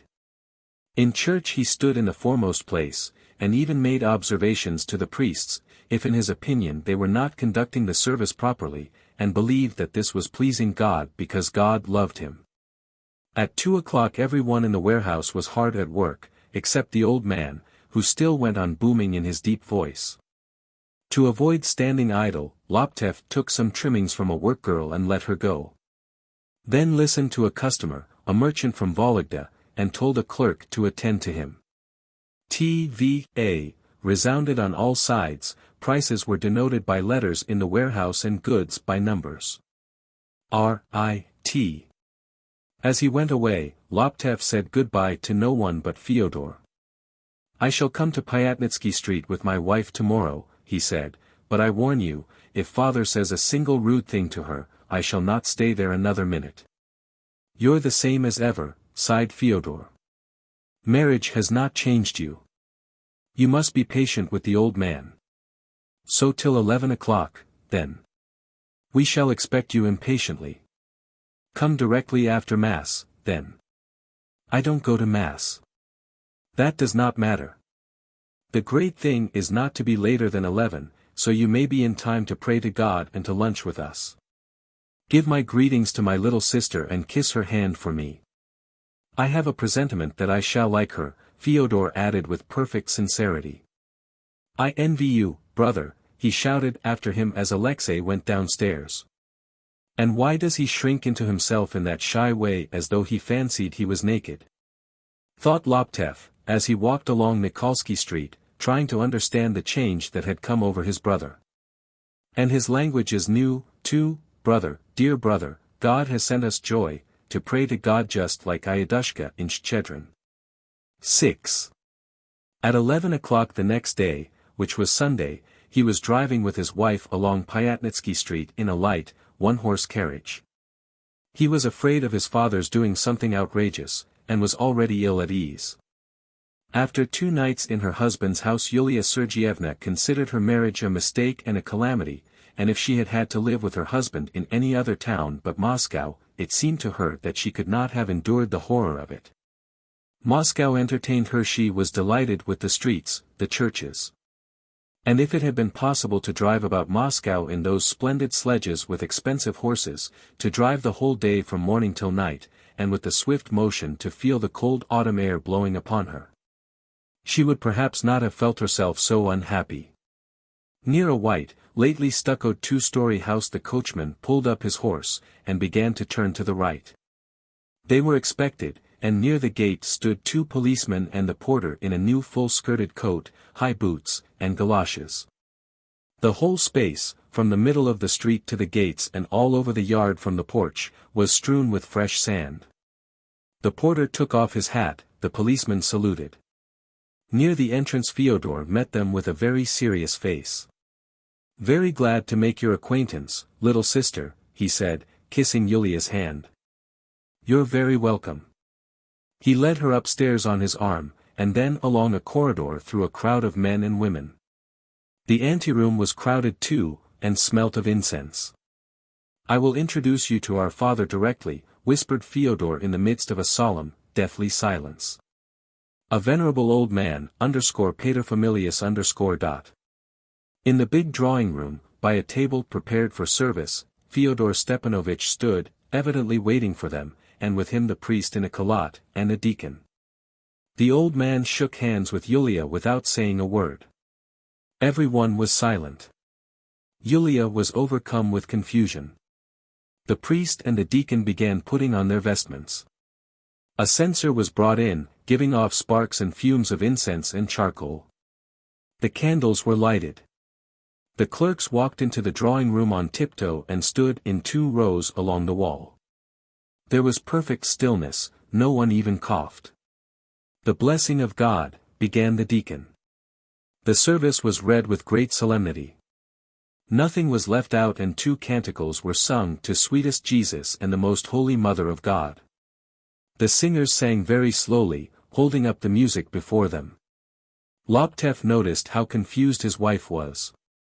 While they were singing the canticles, and the singers in different keys brought out, "Lord have mercy on us," he kept expecting in nervous suspense that the old man would make some remark such as, "You don't know how to cross yourself." And he felt vexed. Why this crowd, and why this ceremony with priests and choristers? It was too bourgeois. But when she, like the old man, put her head under the gospel and afterward several times dropped upon her knees, he realized that she liked it all, and was reassured. At the end of the service, during many, many years, the priest gave the old man and Alexei the cross to kiss, but when Yulia went up, he put his hand over the cross, and showed he wanted to speak. Signs were made to the singers to stop. The prophet Samuel, began the priest, went to Bethlehem at the bidding of the Lord, and there the elders of the town with fear and trembling asked him, Comest thou peaceably? And the prophet answered, Peaceably, I am come to sacrifice unto the Lord, sanctify yourselves and come with me to the sacrifice. Even so, Yulia, servant of God, shall we ask of thee, dost thou come bringing peace into this house? Yulia flushed with emotion. As he finished, the priest gave her the cross to kiss, and said in quite a different tone of voice. Now Fyodor Fyodorovitch must be married, it's high time. The choir began singing once more, people began moving, and the room was noisy again. The old man, much touched, with his eyes full of tears, kissed Yulia 3 times, made the sign of the cross over her face, and said, This is your home. I'm an old man and need nothing. The clerks congratulated her and said something, but the choir was singing so loud that nothing else could be heard. Then they had lunch and drank champagne. She sat beside the old father, and he talked to her, saying that families ought not to be parted but live together in one house, that separation and disunion led to permanent rupture. I've made money and the children only do the spending of it, he said. Now, you live with me and save money. It's time for an old man like me to rest. Yulia had all the time a vision of Fyodor flitting about so like her husband, but shyer and more restless. He fussed about her and often kissed her hand. We are plain people, little sister, he said, and patches of red came into his face as he spoke. We live simply in Russian style, like Christians, little sister. As they went home, Laptev felt greatly relieved that everything had gone off so well, and that nothing outrageous had happened as he had expected. He said to his wife, You're surprised that such a stalwart, broad-shouldered father should have such stunted, narrow-chested sons as Fyodor and me. Yes, but it's easy to explain. My father married my mother when he was 45, and she was only 17. She turned pale and trembled in his presence. Nina was born firstborn of a comparatively healthy mother, and so she was finer and sturdier than we were. Fyodor and I were begotten and born after mother had been worn out by terror. I can remember my father correcting me or, to speak plainly, beating me before I was 5 years old. He used to thrash me with a birch, pull my ears, hit me on the head, and every morning when I woke up my first thought was whether he would beat me that day. Play and childish mischief was forbidden us. We had to go to morning service and to early mass. When we met priests or monks we had to kiss their hands, at home we had to sing hymns. Here you are religious and love all that, but I'm afraid of religion, and when I pass a church I remember my childhood, and am overcome with horror. I was taken to the warehouse as soon as I was 8 years old. I worked like a working boy, and it was bad for my health, for I used to be beaten there every day. Afterwards when I went to the high school, I used to go to school till dinner time, and after dinner I had to sit in that warehouse till evening. And things went on like that till I was 22, till I got to know Yartsev, and he persuaded me to leave my father's house. That Yartsev did a great deal for me. I tell you what, said Laptev, and he laughed with pleasure, let us go and pay Yartsev a visit at once. He's a very fine fellow. How touched he will be. 7. On a Saturday in November Anton Rubinstein was conducting in a symphony concert. It was very hot and crowded. Laptev stood behind the columns, while his wife and Kostya Kochevoy were sitting in the 3rd or 4th row some distance in front. At the very beginning of an interval a certain person, Polina Nikolaevna Razadin, quite unexpectedly passed by him. He had often since his marriage thought with trepidation of a possible meeting with her. When now she looked at him openly and directly, he realized that he had all this time shirked having things out with her, or writing her 2 or 3 friendly lines, as though he had been hiding from her. He felt ashamed and flushed crimson. She pressed his hand tightly and impulsively and asked, Have you seen Yartsev? And without waiting for an answer she went striding on impetuously as though someone were pushing her on from behind. She was very thin and plain, with a long nose.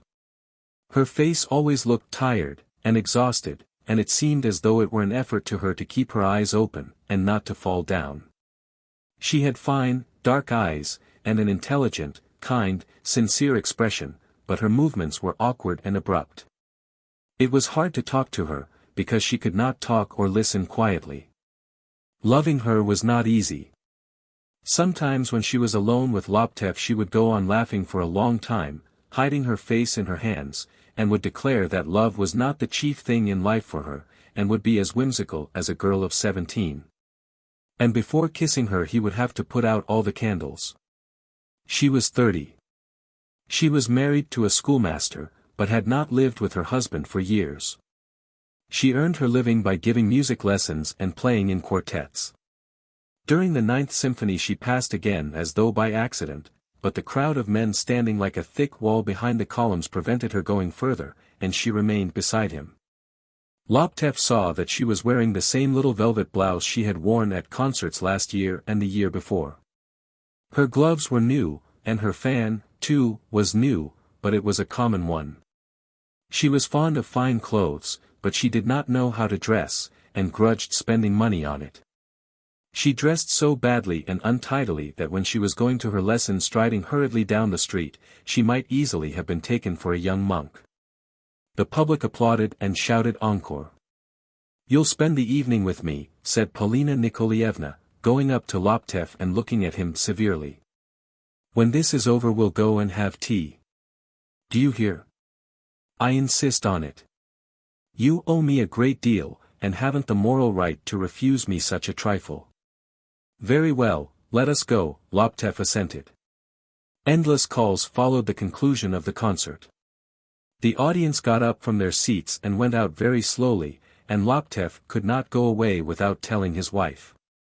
He had to stand at the door and wait. "I'm dying for some tea," Polina Nikolaevna said plaintively. "My very soul is parched." "You can get something to drink here," said Laptev. "Let's go to the buffet." "Oh, I've no money to fling away on waiters. I'm not a shopkeeper." He offered her his arm. She refused, in a long, wearisome sentence which he had heard many times, to the effect that she did not class herself with the feebler fair sex, and did not depend on the services of gentlemen. As she talked to him she kept looking about at the audience and greeting acquaintances. They were her fellow students at the higher courses and at the conservatorium, and her pupils. She gripped their hands abruptly, as though she were tugging at them. But then she began twitching her shoulders, and trembling as though she were in a fever, and at last said softly, looking at Laptev with horror. "Who is it you've married? Where were your eyes, you mad fellow? What did you see in that stupid, insignificant girl? Why, I loved you for your mind, for your soul, but that china doll wants nothing but your money." "Let us drop that, Polina," he said in a voice of supplication.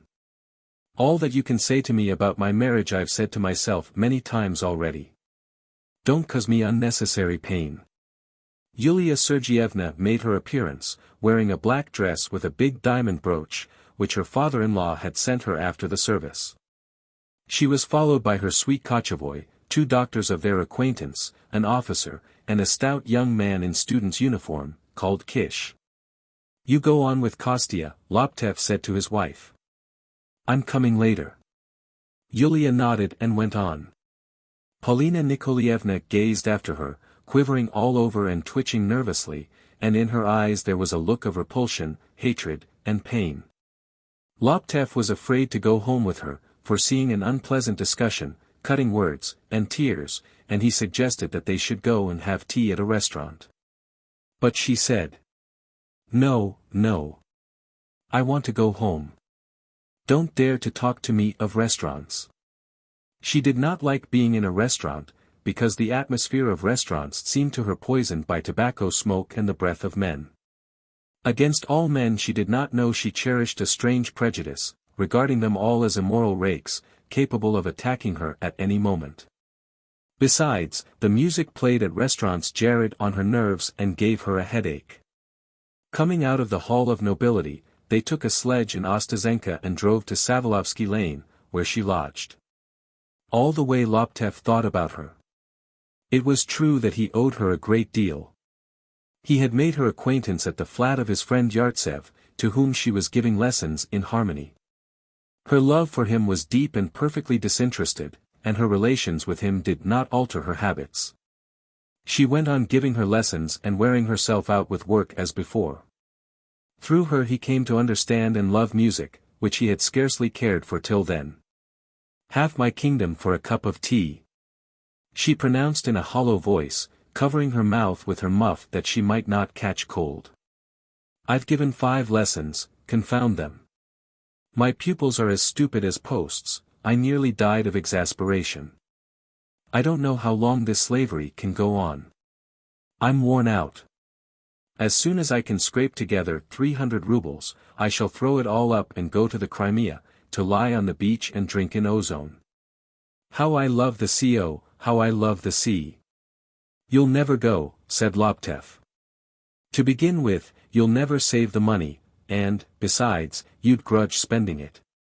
Forgive me, I repeat again, surely it's quite as humiliating to collect the money by farthings from idle people who have music lessons to while away their time, as to borrow it from your friends."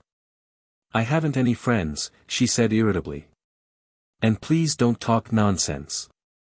The working class to which I belong has one privilege, the consciousness of being incorruptible, the right to refuse to be indebted to wretched little shopkeepers, and to treat them with scorn.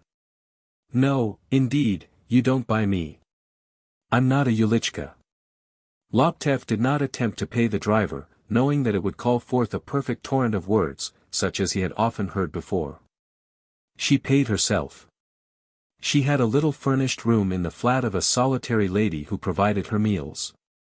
Her big Becker piano was for the time at Yartsev's in Great Nikitsky Street, and she went there every day to play on it.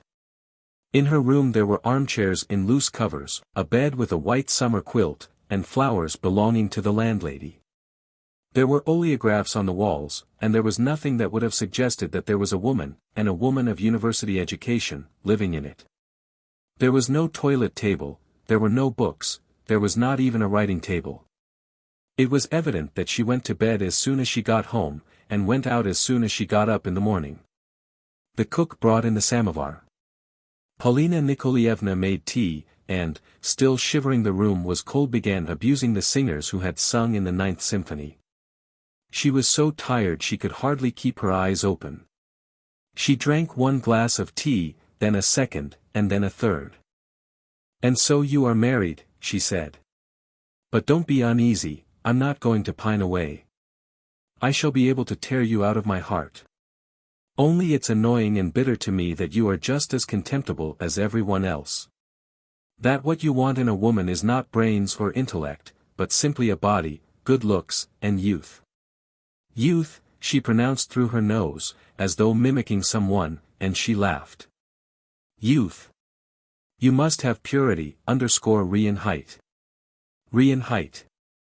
Underscore, she laughed, throwing herself back in her chair. Reinheit, underscore. When she left off laughing her eyes were wet with tears. "You're happy, at any rate?" she asked. "No. Does she love you?" Loptev, agitated, and feeling miserable, stood up and began walking about the room. "No," he repeated. "If you want to know, Paulina, I'm very unhappy. There's no help for it, I've done the stupid thing, and there's no correcting it now. I must look at it philosophically. She married me without love, stupidly, perhaps with mercenary motives, but without understanding, and now she evidently sees her mistake and is miserable. I see it. At night we sleep together, but by day she is afraid to be left alone with me for 5 minutes, and tries to find distraction, society. With me she feels ashamed and frightened. And yet she takes money from you. That's stupid, Paulina," cried Loptev. "She takes money from me because it makes absolutely no difference to her whether she has it or not. She is an honest, pure girl. She married me simply because she wanted to get away from her father, that's all. And are you sure she would have married you if you had not been rich? Asked Polina. I'm not sure of anything, said Laptev dejectedly. Not of anything. I don't understand anything. For God's sake, Polina, don't let us talk about it. Do you love her? Desperately. A silence followed. She drank a fourth glass, while he paced up and down, thinking that by now his wife was probably having supper at the doctor's club. But is it possible to love without knowing why? Asked Polina, shrugging her shoulders. No, it's the promptings of animal passion. You are poisoned, intoxicated by that beautiful body, that _Rian height, _go away from me, you are unclean. Go to her. She brandished her hand at him, then took up his hat and hurled it at him. He put on his fur coat without speaking and went out, but she ran after him into the passage, clutched his arm above the elbow, and broke into sobs. Hush, Polina. Don't. He said, and could not unclasp her fingers. Calm yourself, I entreat you. She shut her eyes and turned pale, and her long nose became an unpleasant waxy color like a corpse's, and Laptev still could not unclasp her fingers. She had fainted. He lifted her up carefully, laid her on her bed, and sat by her for 10 minutes till she came to herself. Her hands were cold, her pulse was weak and uneven. Go home, she said, opening her eyes. Go away, or I shall begin howling again. I must take myself in hand. When he came out, instead of going to the doctor's club where his friends were expecting him, he went home.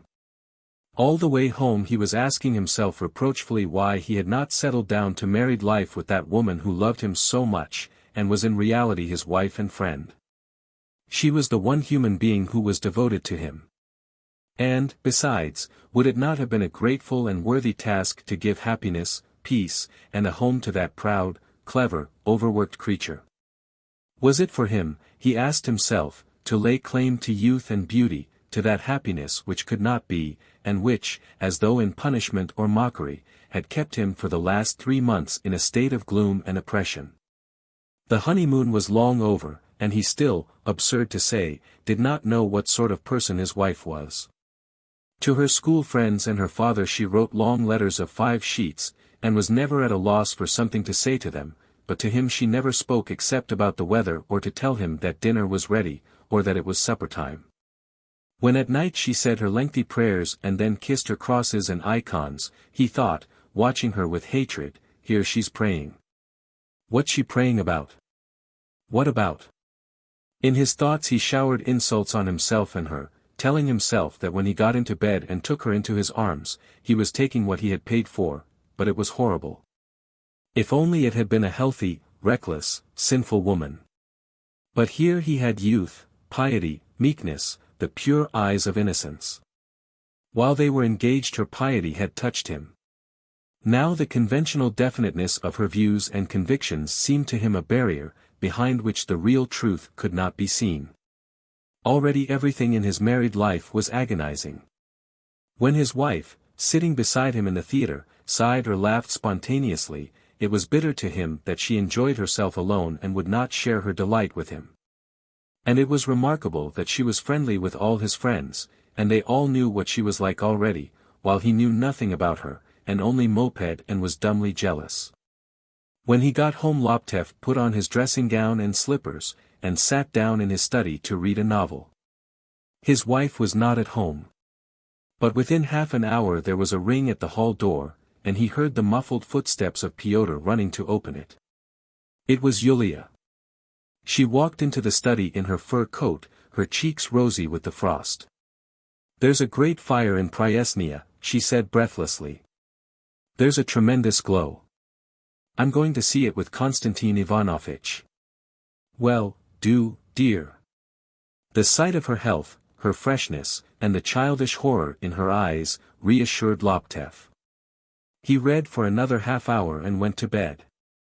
Next day Polina Nikolaevna sent to the warehouse 2 books she had borrowed from him, all his letters and his photographs. With them was a note consisting of one word _basta. Underscore. 8. Towards the end of October, Nina Fyodorovna had unmistakable symptoms of a relapse. There was a change in her face, and she grew rapidly thinner.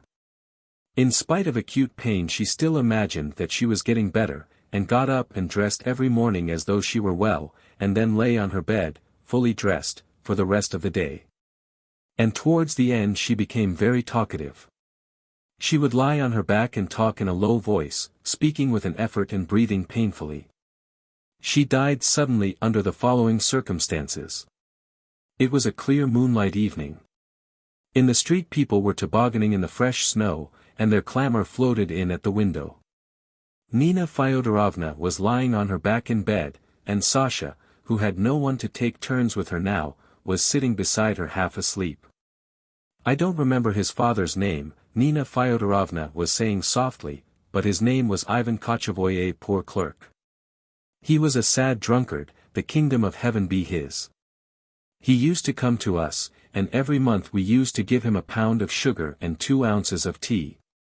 And money, too, sometimes, of course. Yes. And then, this is what happened. Our Kochevoy began drinking heavily and died, consumed by vodka. He left a little son, a boy of 7. Poor little orphan. We took him and hid him in the clerk's quarters, and he lived there for a whole year, without father's knowing. And when father did see him, he only waved his hand and said nothing. When Kostya, the little orphan, was 9 years old, by that time I was engaged to be married, I took him round to all the day schools. I went from one to the other, and no one would take him. And he cried. What are you crying for, little silly? I said. I took him to Razgolye, to the second school, where God bless them for it. They took him, and the boy began going every day on foot from Pyatnitsky Street to Razgolye Street and back again. Alyosha paid for him. By God's grace the boy got on, was good at his lessons, and turned out well. He's a lawyer now in Moscow, a friend of Alyosha's, and so good in science. Yes, we had compassion on a fellow creature and took him into our house, and now I dare say, he remembers us in his prayers. Yes. Nina Fyodorovna spoke more and more slowly with long pauses, then after a brief silence she suddenly raised herself and sat up. There's something the matter with me, something seems wrong, she said. Lord have mercy on me. Oh, I can't breathe. Sasha knew that her mother would soon die, seeing now how suddenly her face looked drawn, she guessed that it was the end, and she was frightened. Mother, you mustn't, she began sobbing. You mustn't. Run to the kitchen. Let them go for father. I am very ill indeed. Sasha ran through all the rooms calling, but there were none of the servants in the house, and the only person she found was Lida asleep on a chest in the dining room with her clothes on and without a pillow. Sasha ran into the yard just as she was without her galoshes, and then into the street. On a bench at the gate her nurse was sitting watching the tobogganing. From beyond the river, where the tobogganing slope was, came the strains of a military band. Nurse, mother's dying, sobbed Sasha. You must go for father. The nurse went upstairs, and, glancing at the sick woman, thrust a lighted wax candle into her hand.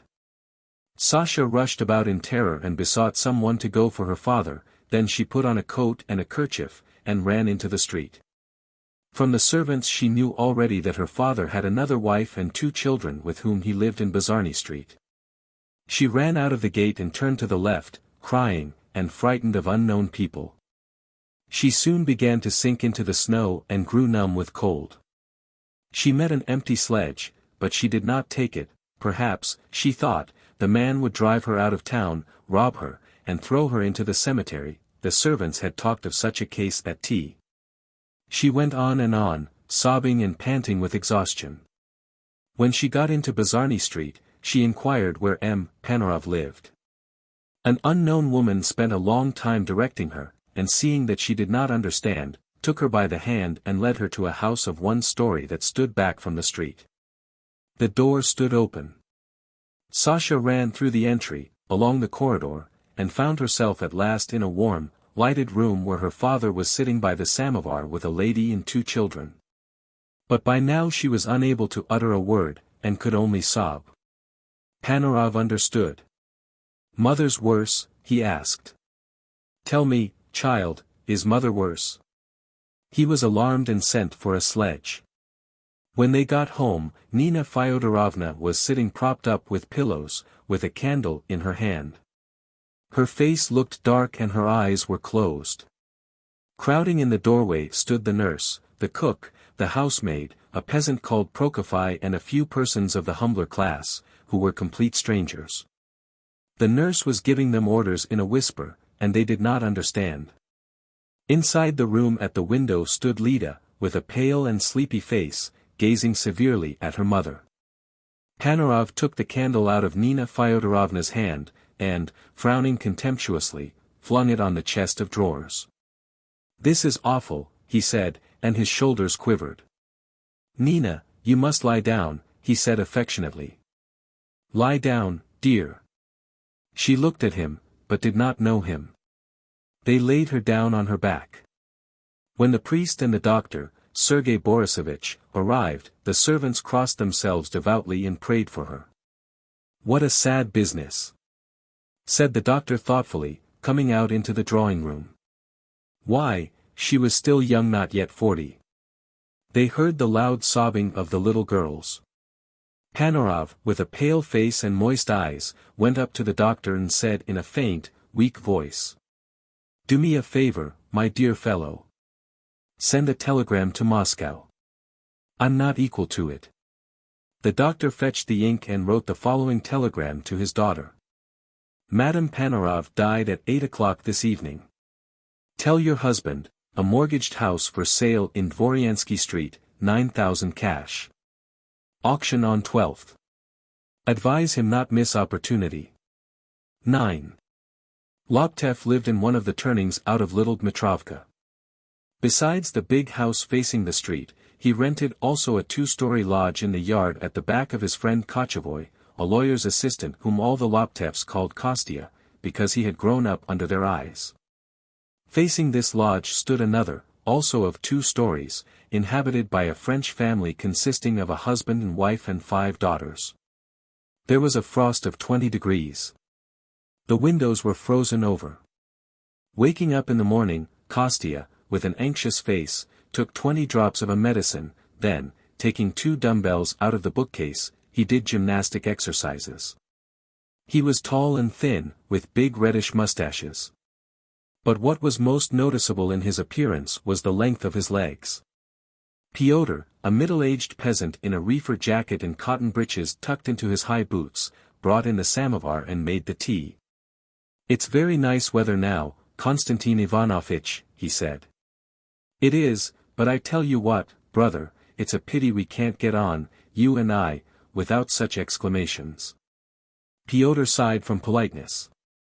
"What are the little girls doing?" asked Kochevoy. "The priest has not come. Alexey Fyodorovitch is giving them their lesson himself." Kostya found a spot in the window that was not covered with frost, and began looking through a field glass at the windows of the house where the French family lived. "There's no seeing," he said. Meanwhile Alexey Fyodorovitch was giving Sasha and Lida a scripture lesson below. For the last 6 weeks they had been living in Moscow, and were installed with their governess in the lower story of the lodge. And 3 times a week a teacher from a school in the town, and a priest, came to give them lessons. Sasha was going through the New Testament and Lida was going through the Old. The time before Lida had been set the story up to Abraham to learn by heart. "And so Adam and Eve had 2 sons, said Loptev. "Very good. But what were they called? Try to remember them." Lida, still with the same severe face, gazed dumbly at the table. She moved her lips, but without speaking, and the elder girl, Sasha, looked into her face, frowning. "You know it very well, only you mustn't be nervous," said Loptev. "Come, what were Adam's sons called?" "Abel and Canel," Lida whispered. "Cain and Abel," Loptev corrected her. A big tear rolled down Lida's cheek and dropped on the book. Sasha looked down and turned red, and she, too, was on the point of tears. Laptev felt a lump in his throat, and was so sorry for them he could not speak. He got up from the table and lighted a cigarette. At that moment Kochevoy came down the stairs with a paper in his hand. The little girls stood up, and without looking at him, made curtsies. "For God's sake, Kostya, give them their lessons," said Laptev, turning to him. "I'm afraid I shall cry, too, and I have to go to the warehouse before dinner." "All right." Alexey Fyodorovitch went away. Kostya, with a very serious face, sat down to the table and drew the scripture history towards him. "Well," he said, "where have you got to?" "She knows about the flood," said Sasha. "The flood? All right. Let's peg in at the flood. Fire away about the flood." Kostya skimmed through a brief description of the flood in the book, and said, "I must remark that there really never was a flood such as is described here. And there was no such person as Noah. Some thousands of years before the birth of Christ, there was an extraordinary inundation of the earth, and that's not only mentioned in the Jewish Bible, but in the books of other ancient peoples, the Greeks, the Chaldeans, the Hindus. But whatever the inundation may have been, it couldn't have covered the whole earth. It may have flooded the plains, but the mountains must have remained. You can read this book, of course, but don't put too much faith in it." Tears trickled down Lida's face again. She turned away and suddenly burst into such loud sobs, that Kostya started and jumped up from his seat in great confusion. "I want to go home," she said, "to Papa and to Nurse." Sasha cried too. Kostya went upstairs to his own room, and spoke on the telephone to Yulia Sergeyevna. "My dear soul," he said, "the little girls are crying again, there's no doing anything with them." Yulia Sergeyevna ran across from the big house in her indoor dress, with only a knitted shawl over her shoulders, and chilled through by the frost, began comforting the children. Do believe me," she said in an imploring voice, hugging first one and then the other. "Your papa's coming today, he has sent a telegram. You're grieving for mother, and I grieve too. My heart's torn, but what can we do? We must bow to God's will." When they left off crying, she wrapped them up and took them out for a drive. They stopped near the Iverskoy chapel, put up candles at the shrine, and, kneeling down, prayed. On the way back they went in Filipov's, and had cake sprinkled with poppy seeds. The Laptevs had dinner between 2 and 3. Pyotr handed the dishes. This Pyotr waited on the family, and by day ran to the post, to the warehouse, to the law courts for Kostya. He spent his evenings making cigarettes, ran to open the door at night, and before 5 o'clock in the morning was up lighting the stoves, and no one knew where he slept. He was very fond of opening seltzer water bottles and did it easily, without a bang and without spilling a drop. "With God's blessing," said Kostya, drinking off a glass of vodka before the soup. At first Yulia Sergeyevna did not like Kostya. His bass voice, his phrases such as, "landed him one on the beak," "filth," "produced the samovar," etc., his habit of clinking glasses and making sentimental speeches, seemed to her trivial. But as she got to know him better, she began to feel very much at home with him. He was open with her. He liked talking to her in a low voice in the evening, and even gave her novels of his own composition to read, though these had been kept a secret even from such friends as Laptev and Yartsev. She read these novels and praised them, so that she might not disappoint him, and he was delighted because he hoped sooner or later to become a distinguished author. In his novels he described nothing but country house life, though he had only seen the country on rare occasions when visiting friends at a summer villa, and had only been in a real country house once in his life. When he had been to Volokholamsk on law business. He avoided any love interest as though he were ashamed of it. He put in frequent descriptions of nature, and in them was fond of using such expressions as, the capricious lines of the mountains, the miraculous forms of the clouds, the harmony of mysterious rhythms. His novels had never been published, and this he attributed to the censorship. He liked the duties of a lawyer, but yet he considered that his most important pursuit was not the law but these novels. He believed that he had a subtle, aesthetic temperament, and he always had leanings towards art. He neither sang nor played on any musical instrument, and was absolutely without an ear for music, but he attended all the symphony and philharmonic concerts, got up concerts for charitable objects, and made the acquaintance of singers. They used to talk at dinner. "It's a strange thing," said Laptev, "my Fyodor took my breath away again. He said we must find out the date of the centenary of our firm, so as to try and get raised to noble rank, and he said it quite seriously. What can be the matter with him? I confess I begin to feel worried about him." They talked of Fyodor, and of its being the fashion nowadays to adopt some pose or other. Fyodor, for instance, tried to appear like a plain merchant, though he had ceased to be one. And when the teacher came from the school, of which old Laptev was the patron, to ask Fyodor for his salary, the latter changed his voice and deportment, and behaved with the teacher as though he were someone in authority. There was nothing to be done. After dinner they went into the study. They talked about the decadence, about the Maid of Orleans, and Kostya delivered a regular monologue. He fancied that he was very successful in imitating Ermolova. Then they sat down and played whist. The little girls had not gone back to the lodge but were sitting together in one armchair, with pale and mournful faces, and were listening to every noise in the street, wondering whether it was their father coming. In the evening when it was dark and the candles were lighted, they felt deeply dejected. The talk over the whist, the footsteps of Pyotr, the crackling in the fireplace, jarred on their nerves, and they did not like to look at the fire.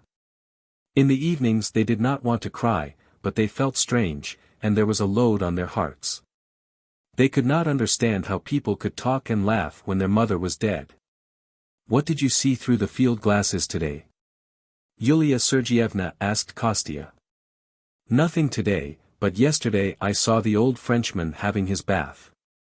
At 7 o'clock Yulia and Kostya went to the little theater. Laptev was left with the little girls. "It's time your father was here," he said, looking at his watch. "The train must be late." The children sat in their armchair dumb and huddling together like animals when they are cold, while he walked about the room looking impatiently at his watch. It was quiet in the house. But just before 9 o'clock someone rang at the bell. Pyotr went to open the door. Hearing a familiar voice, the children shrieked, burst into sobs, and ran into the hall. Panorov was wearing a sumptuous coat of antelope skin, and his head and mustaches were white with hoarfrost. In a minute, he muttered, while Sasha and Lida, sobbing and laughing, kissed his cold hands, his hat, his antelope coat. With the languor of a handsome man spoilt by too much love, he fondled the children without haste, then went into the study and said, rubbing his hands, "I've not come to stay long, my friends. I'm going to Petersburg tomorrow. They've promised to transfer me to another town." He was staying at the Dresden Hotel. A friend who was often at the Laptevs was Ivan Gavrilich Yartsev. He was a strong, healthy man with black hair and a clever, pleasant face. He was considered to be handsome, but of late he had begun to grow stout, and that rather spoilt his face and figure. Another thing that spoilt him was that he wore his hair cut so close that the skin showed through. At the university his tall figure and physical strength had won him the nickname of the Pounder among the students. He had taken his degree with the Laptev brothers in the faculty of philology, then he went in for science and now had the degree of _magister_ in chemistry. But he had never given a lecture or even been a demonstrator. He taught physics and natural history in the modern school, and in 2 girls' high schools. He was enthusiastic over his pupils, especially the girls, and used to maintain that a remarkable generation was growing up. At home he spent his time studying sociology and Russian history, as well as chemistry, and he sometimes published brief notes in the newspapers and magazines, signing them Y. When he talked of some botanical or zoological subject, he spoke like an historian. When he was discussing some historical question, he approached it as a man of science. Kish, nicknamed the Eternal Student, was also like one of the family at the Laptevs. He had been for 3 years studying medicine. Then he took up mathematics, and spent 2 years over each year's course. His father, a provincial druggist, used to send him 40 rubles a month, to which his mother, without his father's knowledge, added another 10. And this sum was not only sufficient for his board and lodging, but even for such luxuries as an overcoat lined with Polish beaver, gloves, scent, and photographs. He often had photographs taken of himself and used to distribute them among his friends. He was neat and demure, slightly bald, with golden side whiskers, and he had the air of a man nearly always ready to oblige. He was always busy looking after other people's affairs. At one time he would be rushing about with a subscription list. At another time he would be freezing in the early morning at a ticket office to buy tickets for ladies of his acquaintance, or at somebody's request would be ordering a wreath or a bouquet. People simply said of him, "Kish will go, Kish will do it, Kish will buy it." He was usually unsuccessful in carrying out his commissions. Reproaches were showered upon him, people frequently forgot to pay him for the things he bought, but he simply sighed in hard cases and never protested.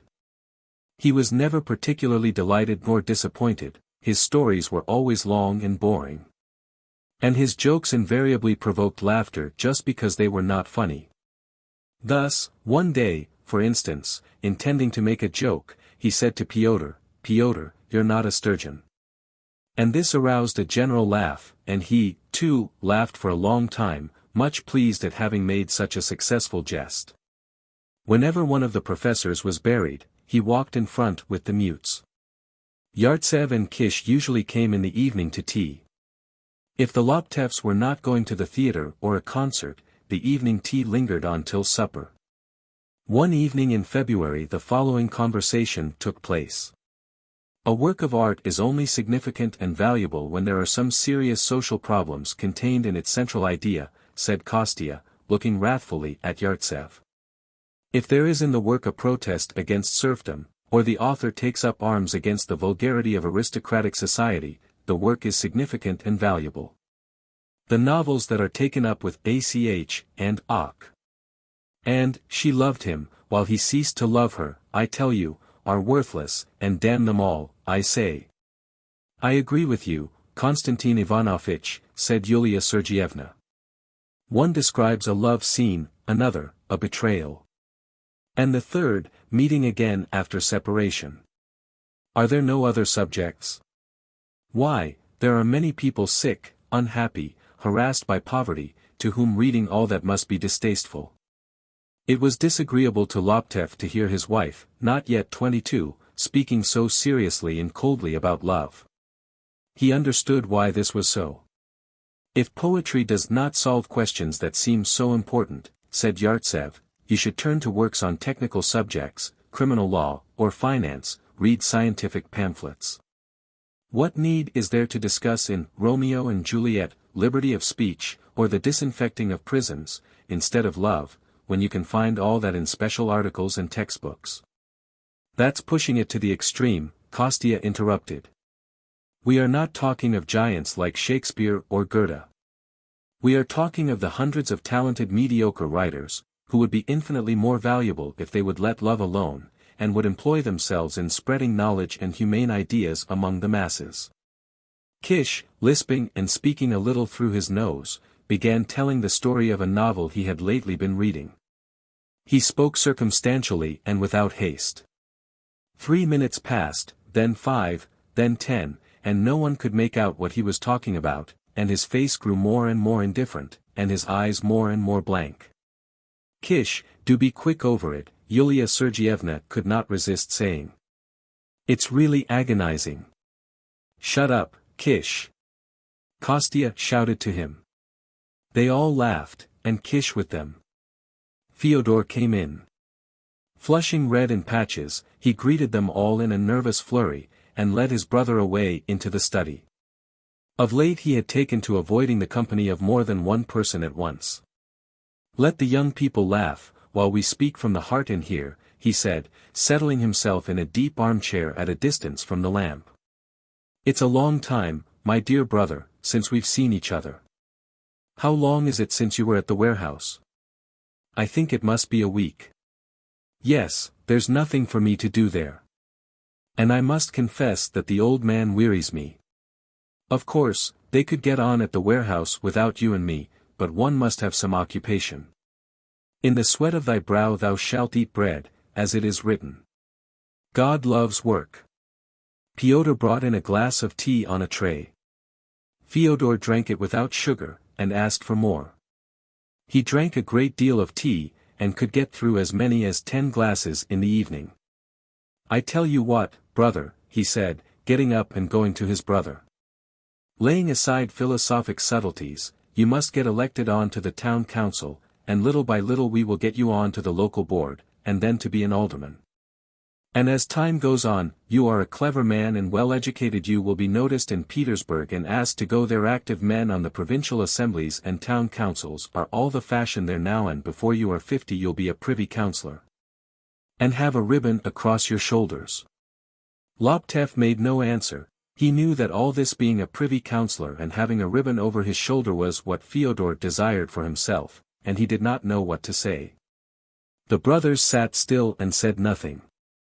Fyodor opened his watch and for a long, long time gazed into it with strained attention, as though he wanted to detect the motion of the hand, and the expression of his face struck Loptev as strange. They were summoned to supper. Loptev went into the dining room, while Fyodor remained in the study. The argument was over and Yartsev was speaking in the tones of a professor giving a lecture. Owing to differences of climate, of energy, of tastes, of age, equality among men is physically impossible. But civilized man can make this inequality innocuous, as he has already done with bogs and bears. A learned man succeeded in making a cat, a mouse, a falcon, a sparrow, all eat out of one plate. And education, one must hope, will do the same thing with men. Life continually progresses, civilization makes enormous advances before our eyes, and obviously a time will come when we shall think, for instance, the present condition of the factory population as absurd as we now do the state of serfdom, in which girls were exchanged for dogs. That won't be for a long while, a very long while, said Kostya, with a laugh, not till Rothschild thinks his cellars full of gold absurd, until then the workers may bend their backs and die of hunger. No, that's not it. We mustn't wait for it. We must struggle for it. Do you suppose because the cat eats out of the same saucer as the mouse, do you suppose that she is influenced by a sense of conscious intelligence? Not a bit of it. She's made to do it by force. Fyodor and I are rich. Our father's a capitalist, a millionaire. You will have to struggle with us, said Loptev, rubbing his forehead with his hand. Struggle with me is an idea I cannot grasp. I am rich, but what has money given me so far? What has this power given me? In what way am I happier than you? My childhood was slavery, and money did not save me from the birch. When Nina was ill and died, my money did not help her. If people don't care for me, I can't make them like me if I spend 100 million. But you can do a great deal of good, said Kish. Good, indeed. You spoke to me yesterday of a mathematical man who is looking for a job. Believe me, I can do as little for him as you can. I can give money, but that's not what he wants. I asked a well-known musician to help a poor violinist, and this is what he answered: you apply to me just because you are not a musician yourself. In the same way I say to you that you apply for help to me so confidently because you've never been in the position of a rich man. Why you bring in the comparison with a well-known musician I don't understand, said Yulia Sergeyevna, and she flushed crimson. What has the well-known musician to do with it? Her face was quivering with hatred, and she dropped her eyes to conceal the feeling. And not only her husband, but all the men sitting at the table, knew what the look in her face meant. What has the well-known musician got to do with it? She said slowly. Why, nothing's easier than helping someone poor. Silence followed. Pyotr handed the woodcock, but they all refused it, and ate nothing but salad. Loptev did not remember what he had said, but it was clear to him that it was not his words that were hateful, but the fact of his meddling in the conversation at all. After supper he went into his study, intently, with a beating heart, expecting further humiliation, he listened to what was going on in the hall. An argument had sprung up there again. Then XVIII sat down to the piano and played a sentimental song. He was a man of varied accomplishments, he could play and sing, and even perform conjuring tricks. "You may please yourselves, my friends, but I'm not going to stay at home," said Yulia. "We must go somewhere." They decided to drive out of town, and sent Kish to the Merchants' Club to order a 3-horse sledge. They did not ask Laptev to go with them because he did not usually join these expeditions, and because his brother was sitting with him. But he took it to mean that his society bored them, and that he was not wanted in their light-hearted youthful company. And his vexation, his bitter feeling, was so intense that he almost shed tears. He was positively glad that he was treated so ungraciously, that he was scorned, that he was a stupid, dull husband, a money-bag. And it seemed to him, that he would have been even more glad if his wife were to deceive him that night with his best friend, and were afterwards to acknowledge it, looking at him with hatred. He was jealous on her account of their student friends, of actors, of singers, of XVIII, even of casual acquaintances, and now he had a passionate longing for her really to be unfaithful to him. He longed to find her in another man's arms, and to be rid of this nightmare forever. Fyodor was drinking tea, gulping it noisily. But he, too, got up to go. "Our old father must have got cataract," he said, as he put on his fur coat. "His sight has become very poor." Laptev put on his coat, too, and went out. After seeing his brother part of the way home, he took a sledge and drove to Yar's. "And this is family happiness," he said, jeering at himself.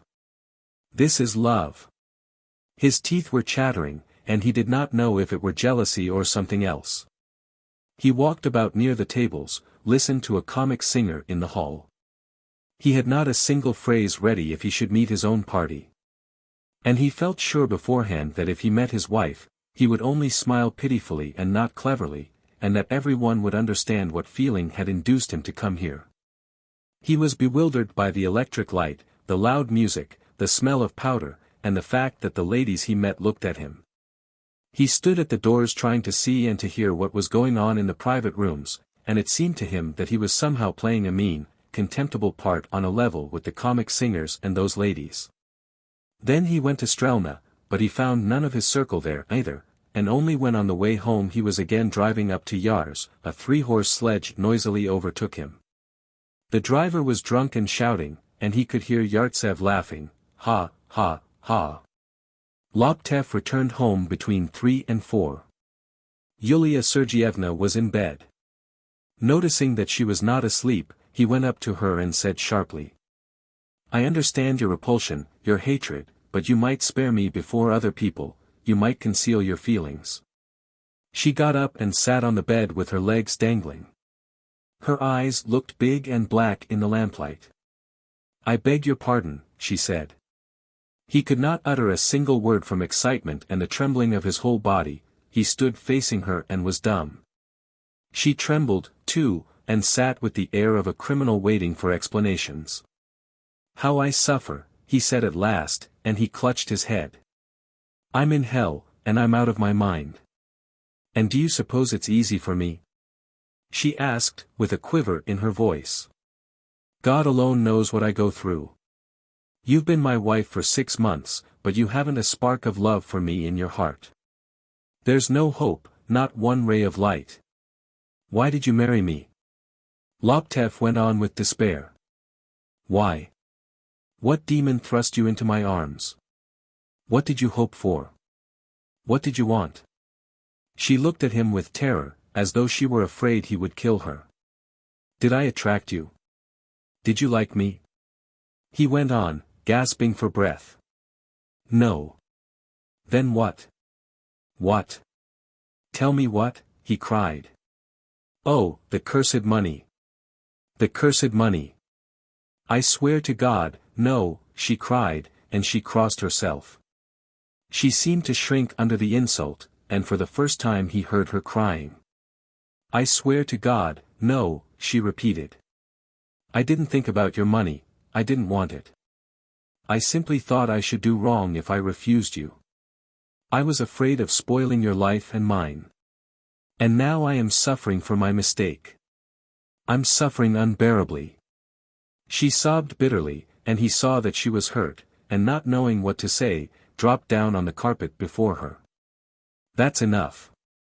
That's enough," he muttered. "I insulted you because I love you madly." He suddenly kissed her foot and passionately hugged it. "If only a spark of love," he muttered. "Come, lie to me, tell me a lie. Don't say it's a mistake." But she went on crying, and he felt that she was only enduring his caresses as an inevitable consequence of her mistake. And the foot he had kissed she drew under her like a bird. He felt sorry for her. She got into bed and covered her head over. He undressed and got into bed, too. In the morning they both felt confused and did not know what to talk about, and he even fancied she walked unsteadily on the foot he had kissed. Before dinner Panorov came to say goodbye. Yulia had an irresistible desire to go to her own home. It would be nice, she thought, to go away and have a rest from married life, from the embarrassment and the continual consciousness that she had done wrong. It was decided at dinner that she should set off with Panorov, and stay with her father for 2 or 3 weeks until she was tired of it. 11. She traveled with Panorov in a reserved compartment. He had on his head an astrakhan cap of peculiar shape. "Yes, Petersburg did not satisfy me," he said, drawling, with a sigh. "They promise much, but nothing definite." "Yes, my dear girl. I have been a justice of the peace, a member of the local board, chairman of the board of magistrates, and finally councillor of the provincial administration. I think I have served my country and have earned the right to receive attention. But would you believe it, I can never succeed in wringing from the authorities a post in another town." Panorov closed his eyes and shook his head. "They don't recognize me," he went on, as though dropping asleep.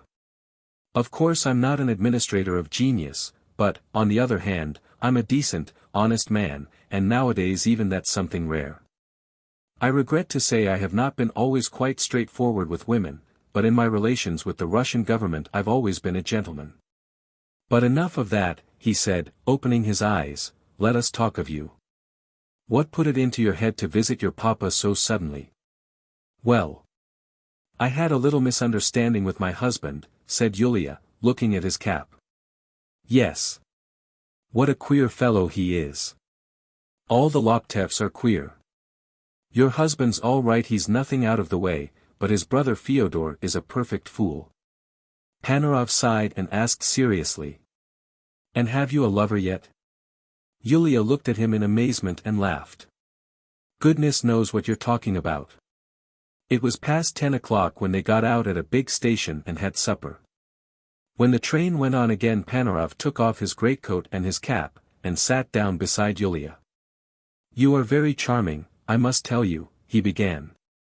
"Excuse me for the eating-house comparison, but you remind me of fresh salted cucumber. It still smells of the hotbed, so to speak, and yet has a smack of the salt and a scent of fennel about it. As time goes on you will make a magnificent woman, a wonderful, exquisite woman. If this trip of ours had happened 5 years ago," he sighed, "I should have felt it my duty to join the ranks of your adorers, but now, alas, I'm a veteran on the retired list." He smiled mournfully, but at the same time graciously, and put his arm round her waist. "You must be mad," she said. She flushed crimson and was so frightened that her hands and feet turned cold. "Leave off, Grigory Nikolaevich. What are you afraid of, dear?" he asked softly. "What is there dreadful about it? It's simply that you're not used to it." If a woman protested he always interpreted it as a sign that he had made an impression on her and attracted her. Holding Yulia round the waist, he kissed her firmly on the cheek, then on the lips, in the full conviction that he was giving her intense gratification. Yulia recovered from her alarm and confusion, and began laughing. He kissed her once more and said, as he put on his ridiculous cap, "That is all that the old veteran can give you." A Turkish pasha, a kind-hearted old fellow, was presented by some one or inherited, I fancy it was a whole harem. When his beautiful young wives drew up in a row before him, he walked round them, kissed each one of them, and said, "That is all that I am equal to giving you." And that's just what I say, too. All this struck her as stupid and extraordinary, and amused her. She felt mischievous. Standing up on the seat and humming, she got a box of sweets from the shelf, and throwing him a piece of chocolate, shouted, "Catch!" He caught it. With a loud laugh she threw him another sweet, then a third, and he kept catching them and putting them into his mouth, looking at her with imploring eyes. And it seemed to her that in his face, his features, his expression, there was a great deal that was feminine and childlike. And when, out of breath, she sat down on the seat and looked at him, laughing, he tapped her cheek with 2 fingers, and said as though he were vexed, "Naughty girl." "Take it," she said, giving him the box.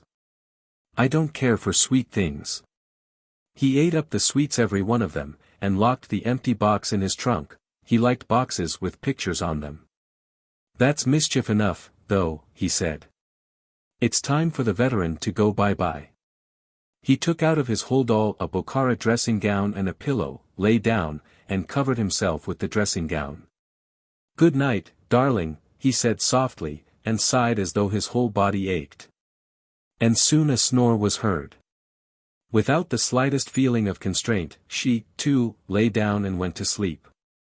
When next morning she drove through her native town from the station homewards, the streets seemed to her empty and deserted. The snow looked grey, and the houses small, as though someone had squashed them.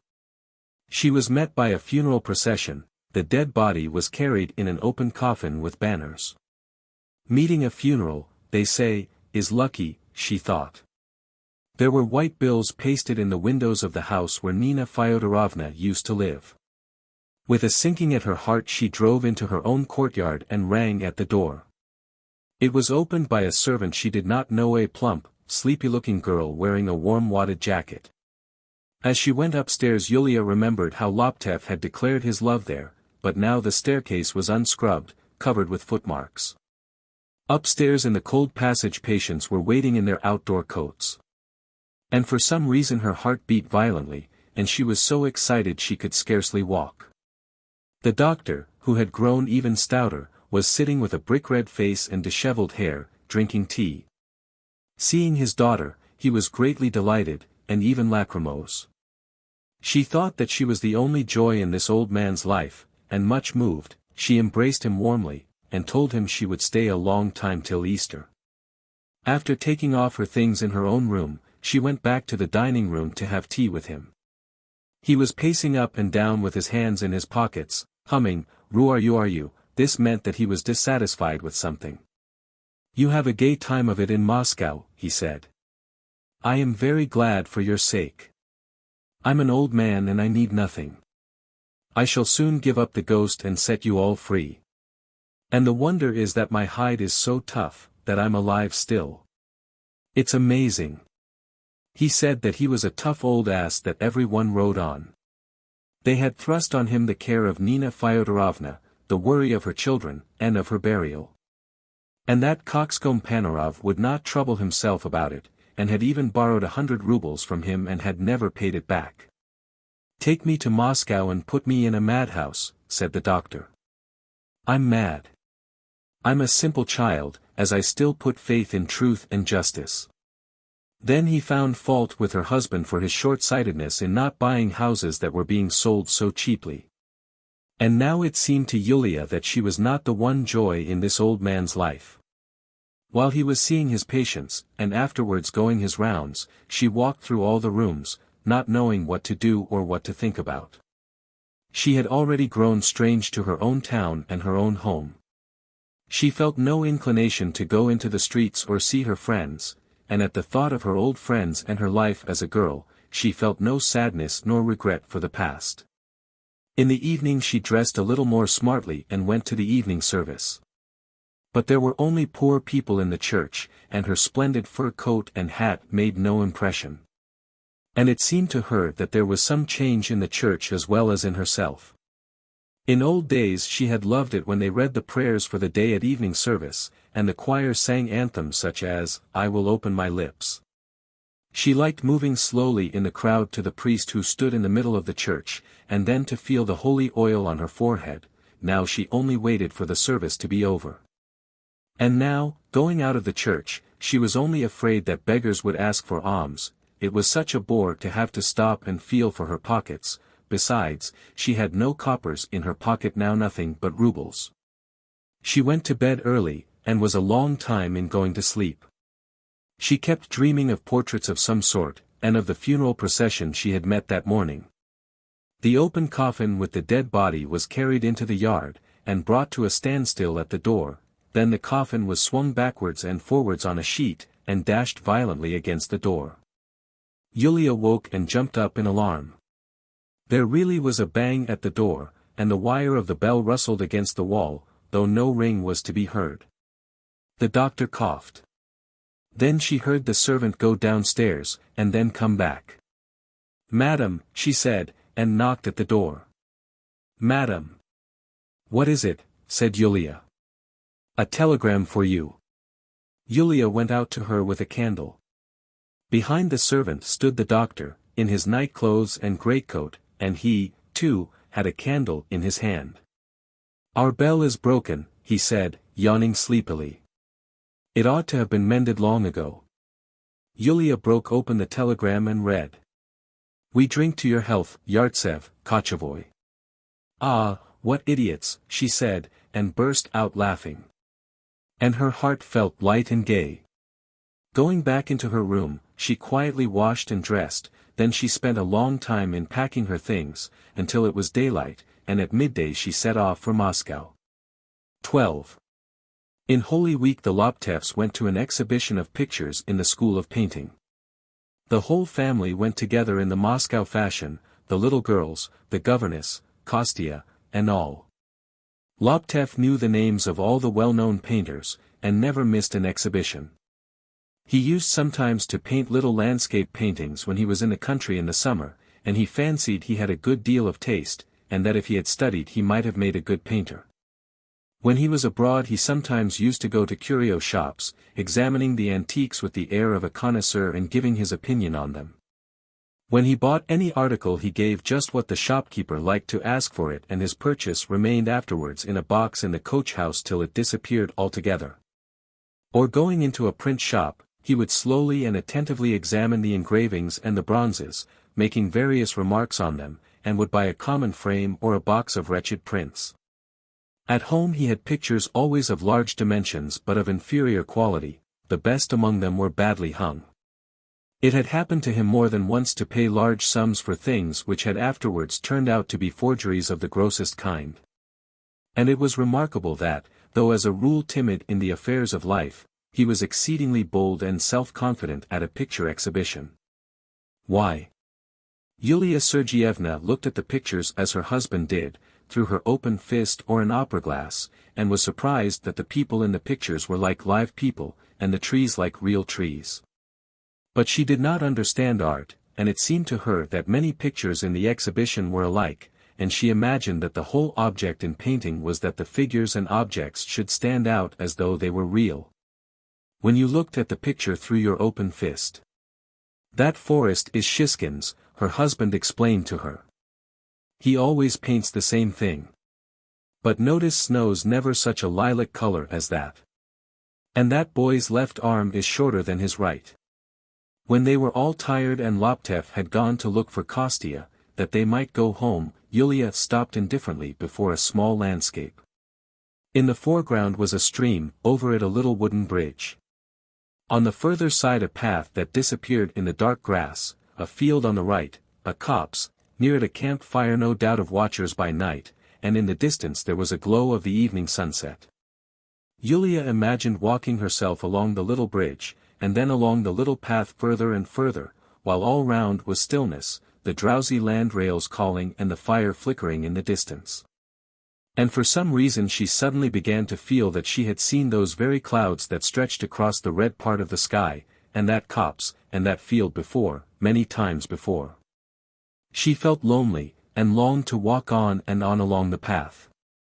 And there, in the glow of sunset was the calm reflection of something unearthly, eternal. "How finely that's painted," she said, surprised that the picture had suddenly become intelligible to her. "Look, Alyosha. Do you see how peaceful it is?" She began trying to explain why she liked the landscape so much, but neither Kostya nor her husband understood her.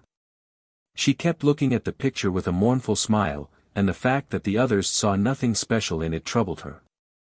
Then she began walking through the rooms and looking at the pictures again. She tried to understand them and no longer thought that a great many of them were alike. When, on returning home, for the first time she looked attentively at the big picture that hung over the piano in the drawing room, she felt a dislike for it, and said, "What an idea to have pictures like that." And after that the gilt cornices, the Venetian looking-glasses with flowers on them, the pictures of the same sort as the one that hung over the piano, and also her husband's and Kostya's reflections upon art, aroused in her a feeling of dreariness and vexation, even of hatred. Life went on its ordinary course from day to day with no promise of anything special. The theatrical season was over, the warm days had come. There was a long spell of glorious weather. One morning the Laptevs attended the district court to hear Kostya, who had been appointed by the court to defend someone. They were late in starting, and reached the court after the examination of the witnesses had begun. A soldier in the reserve was accused of theft and housebreaking. There were a great number of witnesses, washerwomen. They all testified that the accused was often in the house of their employer, a woman who kept a laundry. At the feast of the exaltation of the cross he came late in the evening and began asking for money. He wanted a pick-me-up, as he had been drinking, but no one gave him anything. Then he went away, but an hour afterwards he came back, and brought with him some beer and a soft gingerbread cake for the little girl. They drank and sang songs almost till daybreak, and when in the morning they looked about, the lock of the door leading up into the attic was broken, and of the linen 3 men's shirts, a petticoat, and 2 sheets were missing. Kostya asked each witness sarcastically whether she had not drunk the beer the accused had brought. Evidently he was insinuating that the washerwomen had stolen the linen themselves. He delivered his speech without the slightest nervousness, looking angrily at the jury. He explained what robbery with housebreaking meant, and the difference between that and simple theft.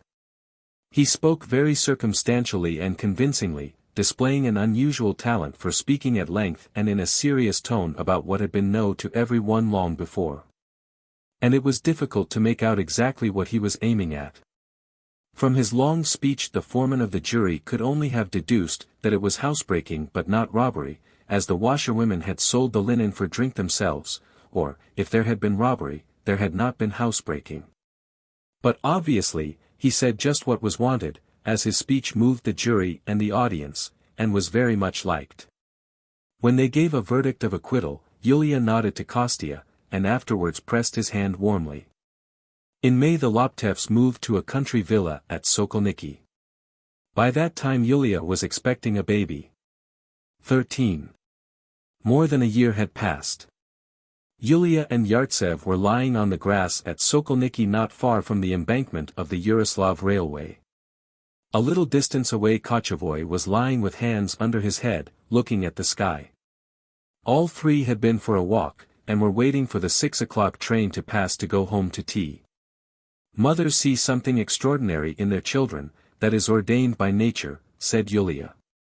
A mother will stand for hours together by the baby's cot looking at its little ears and eyes and nose, and fascinated by them. If anyone else kisses her baby the poor thing imagines that it gives him immense pleasure. And a mother talks of nothing but her baby. I know that weakness in mothers, and I keep watch over myself, but my Olga really is exceptional. How she looks at me when I'm nursing her. How she laughs. She's only 8 months old, but, upon my word, I've never seen such intelligent eyes in a child of 3. Tell me, by the way, asked Yartsev, which do you love most, your husband or your baby? Yulia shrugged her shoulders. I don't know, she said. I never was so very fond of my husband, and Olga is in reality my first love. You know that I did not marry Alexei for love. In old days I was foolish and miserable, and thought that I had ruined my life and his, and now I see that love is not necessary, that it is all nonsense.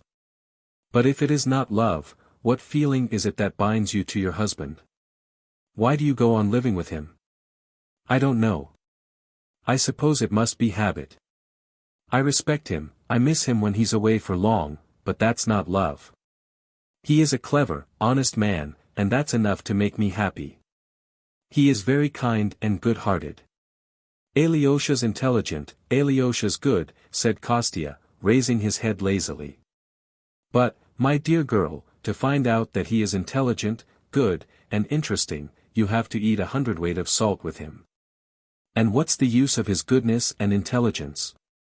He can fork out money as much as you want, but when character is needed to resist insolence or aggressiveness, he is faint-hearted and overcome with nervousness.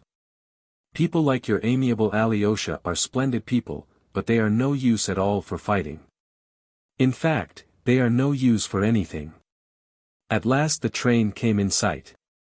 Coils of perfectly pink smoke from the funnels floated over the copse, and 2 windows in the last compartment flashed so brilliantly in the sun, that it hurt their eyes to look at it. "Tea time," said Yulia Sergeyevna, getting up. She had grown somewhat stouter of late, and her movements were already a little matronly, a little indolent. "It's bad to be without love though," said Yartsev, walking behind her. "We talk and read of nothing else but love, but we do very little loving ourselves, and that's really bad." "All that's nonsense, Ivan Gavrilitch," said Yulia. "That's not what gives happiness." They had tea in the little garden, where mignonette, stocks, and tobacco plants were in flower, and spikes of early gladiolus were just opening. Yartsev and Kochavoy could see from Yulia's face that she was passing through a happy period of inward peace and serenity, that she wanted nothing but what she had, and they, too, had a feeling of peace and comfort in their hearts. Whatever was said sounded apt and clever, the pines were lovely, the fragrance of them was exquisite as it had never been before, and the cream was very nice, and Sasha was a good, intelligent child. After tea Yartsev sang songs, accompanying himself on the piano, while Yulia and Kochavoy sat listening in silence, though Yulia got up from time to time, and went softly indoors, to take a look at the baby and at Lida, who had been in bed for the last 2 days feverish and eating nothing. "My friend, my tender friend," sang Yartsev. "No, my friends, I'll be hanged if I understand why you are all so against love," he said, flinging back his head. "If I weren't busy for 15 hours of the 24, should certainly fall in love." Supper was served on the veranda. It was warm and still, but Yulia wrapped herself in a shawl and complained of the damp. When it got dark, she seemed not quite herself, she kept shivering and begging her visitors to stay a little longer. She regaled them with wine, and after supper ordered brandy to keep them from going. She didn't want to be left alone with the children and the servants. "We summer visitors are getting up a performance for the children," she said. "We have got everything, a stage and actors, we are only at a loss for a play. 24 plays of different sorts have been sent us, but there isn't one that is suitable. Now, you are fond of the theatre, and are so good at history," she said, addressing Yartsev. "Write an historical play for us." "Well, I might." The men drank up all the brandy, and prepared to go. It was past 10, and for Somerville people that was late. "How dark it is. One can't see a bit," said Yulia, as she went with them to the gate. "I don't know how you'll find your way. But, isn't it cold?" She wrapped herself up more closely and walked back to the porch. "I suppose my Alexei's playing cards somewhere," she called to them. "Good night." After the lighted rooms nothing could be seen.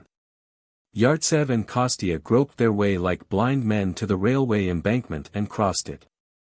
"One can't see a thing," said Kostya in his bass voice, standing still and gazing at the sky.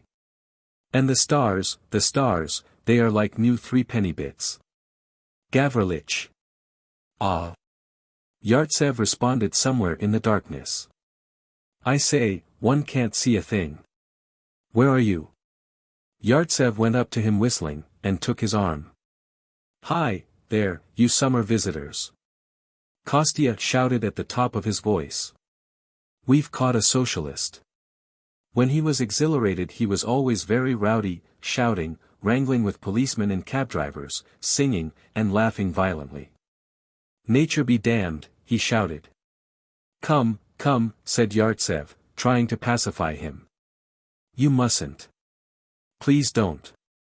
Soon the friends grew accustomed to the darkness, and were able to distinguish the outlines of the tall pines and telegraph posts.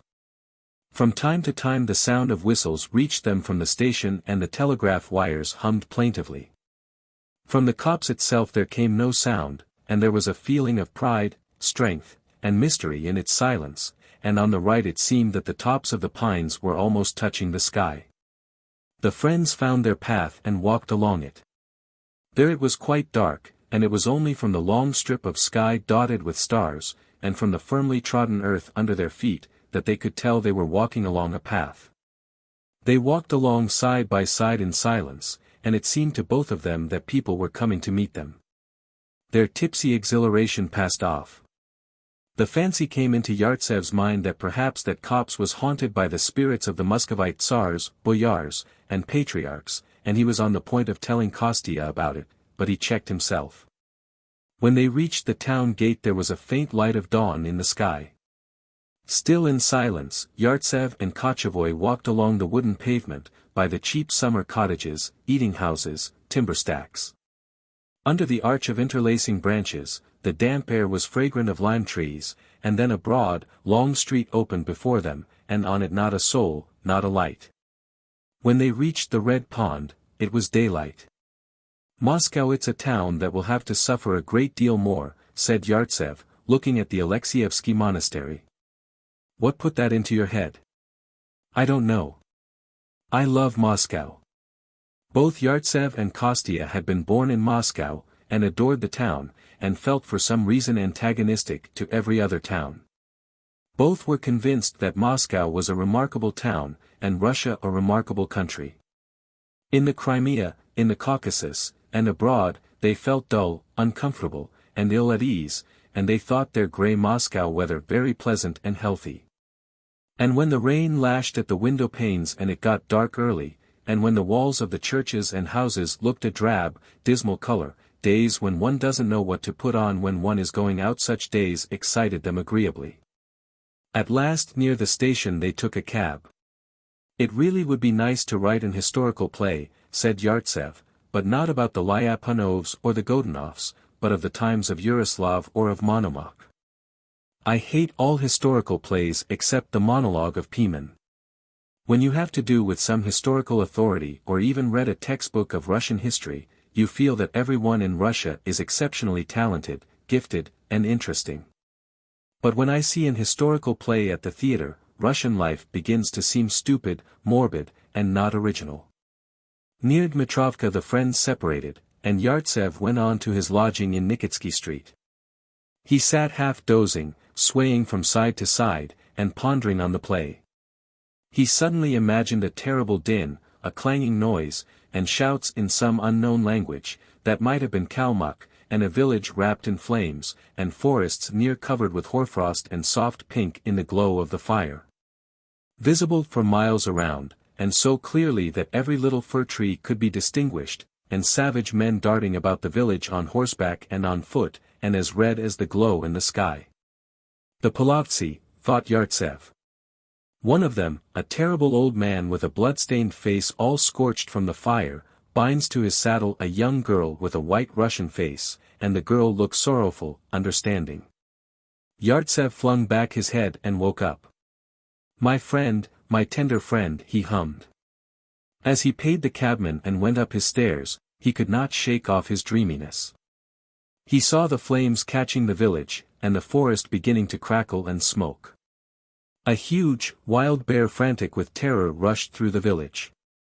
And the girl tied to the saddle was still looking. When at last he went into his room it was broad daylight. 2 candles were burning by some open music on the piano.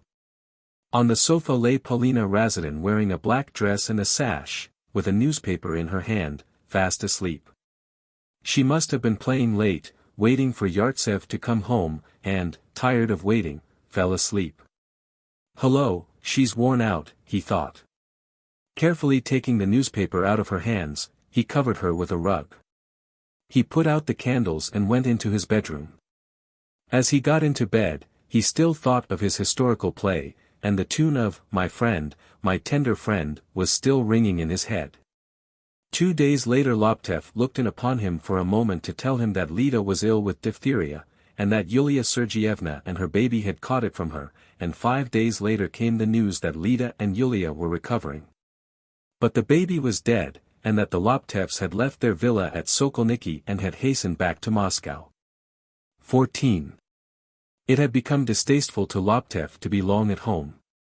His wife was constantly away in the lodge declaring that she had to look after the little girls, but he knew that she did not go to the lodge to give them lessons but to cry in Kostya's room. The 9th day came, then the 20th, and then the 40th, and still he had to go to the cemetery to listen to the requiem, and then to wear himself out for a whole day and night thinking of nothing but that unhappy baby. And trying to comfort his wife with all sorts of commonplace expressions. He went rarely to the warehouse now, and spent most of his time in charitable work, seizing upon every pretext requiring his attention, and he was glad when he had for some trivial reason to be out for the whole day. He had been intending of late to go abroad, to study night refuges, and that idea attracted him now. It was an autumn day. Yulia had just gone to the lodge to cry, while Laptev lay on a sofa in the study thinking where he could go. Just at that moment Pyotr announced Polina Razedin. Laptev was delighted, he leapt up and went to meet the unexpected visitor, who had been his closest friend, though he had almost begun to forget her. She had not changed in the least since that evening when he had seen her for the last time, and was just the same as ever. "Polina," he said, holding out both hands to her. "What ages! If you only knew how glad I am to see you. Do come in." Polina greeted him, jerked him by the hand, and without taking off her coat and hat, went into the study and sat down. "I've come to you for 1 minute," she said. "I haven't time to talk of any nonsense. Sit down and listen. Whether you are glad to see me or not is absolutely nothing to me, for I don't care a straw for the gracious attentions of you lords of creation. I've only come to you because I've been to 5 other places already today, and everywhere I was met with a refusal, and it's a matter that can't be put off. Listen," she went on, looking into his face. 5 students of my acquaintance, stupid, unintelligent people, but certainly poor, have neglected to pay their fees, and are being excluded from the university. Your wealth makes it your duty to go straight to the university and pay for them." "With pleasure, Polina. Here are their names," she said, giving him a list. "Go this minute, you'll have plenty of time to enjoy your domestic happiness afterwards." At that moment a rustle was heard through the door that led into the drawing room, probably the dog was scratching itself. Polina turned crimson and jumped up. "Your Dulcinea's eavesdropping," she said. "That's horrid." Laptev was offended at this insult to Yulia. "She's not here, she's in the lodge," he said. "And don't speak of her like that. Our child is dead, and she is in great distress. You can console her," Polina scoffed, sitting down again. "She'll have another dozen. You don't need much sense to bring children into the world." Laptev remembered that he had heard this, or something very like it, many times in old days, and it brought back a whiff of the romance of the past, of solitary freedom, of his bachelor life. When he was young and thought he could do anything he chose, when he had neither love for his wife nor memory of his baby. "Let us go together," he said, stretching. When they reached the university Polina waited at the gate, while Laptev went into the office. He came back soon afterwards and handed Polina 5 receipts. "Where are you going now?" he asked. "To Yartsev's." "I'll come with you." "But you'll prevent him from writing." "No, I assure you I won't," he said, and looked at her imploringly. She had on a black hat trimmed with crape, as though she were in mourning, and a short, shabby coat, the pockets of which stuck out. Her nose looked longer than it used to be, and her face looked bloodless in spite of the cold. Laptev liked walking with her, doing what she told him, and listening to her grumbling.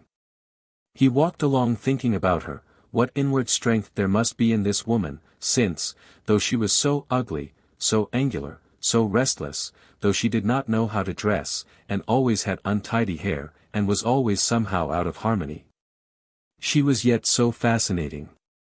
They went into Yartsev's flat by the back way through the kitchen, where they were met by the cook, a clean little old woman with grey curls. She was overcome with embarrassment, and with a honeyed smile which made her little face look like a pie, said, "Please walk in." Yartsev was not at home. Paulina sat down to the piano, and beginning upon a tedious, difficult exercise, told Laptev not to hinder her. And without distracting her attention by conversation, he sat on one side and began turning over the pages of The Messenger of Europe. After practicing for 2 hours, it was the task she set herself every day. She ate something in the kitchen and went out to her lessons. Laptev read the continuation of a story, then sat for a long time without reading and without being bored, glad to think that he was too late for dinner at home. Ha, ha, ha, came Yartsev's laugh, and he walked in with ruddy cheeks, looking strong and healthy, wearing a new coat with bright buttons. Ha, ha, ha. The friends dined together. Then Laptev lay on the sofa while Yartsev sat near and lighted a cigar. It got dark. "I must be getting old," said Laptev. "Ever since my sister Nina died, I've taken to constantly thinking of death." They began talking of death, of the immortality of the soul, of how nice it would be to rise again and fly off somewhere to Mars, to be always idle and happy, and, above all, to think in a new special way, not as on earth. "One doesn't want to die," said Yartsev softly. "No sort of philosophy can reconcile me to death, and I look on it simply as annihilation. One wants to live." "You love life, Gavrilich?" "Yes, I love it. Do you know, I can never understand myself about that. I'm always in a gloomy mood or else indifferent. I'm timid, without self-confidence, I have a cowardly conscience, I never can adapt myself to life, or become its master.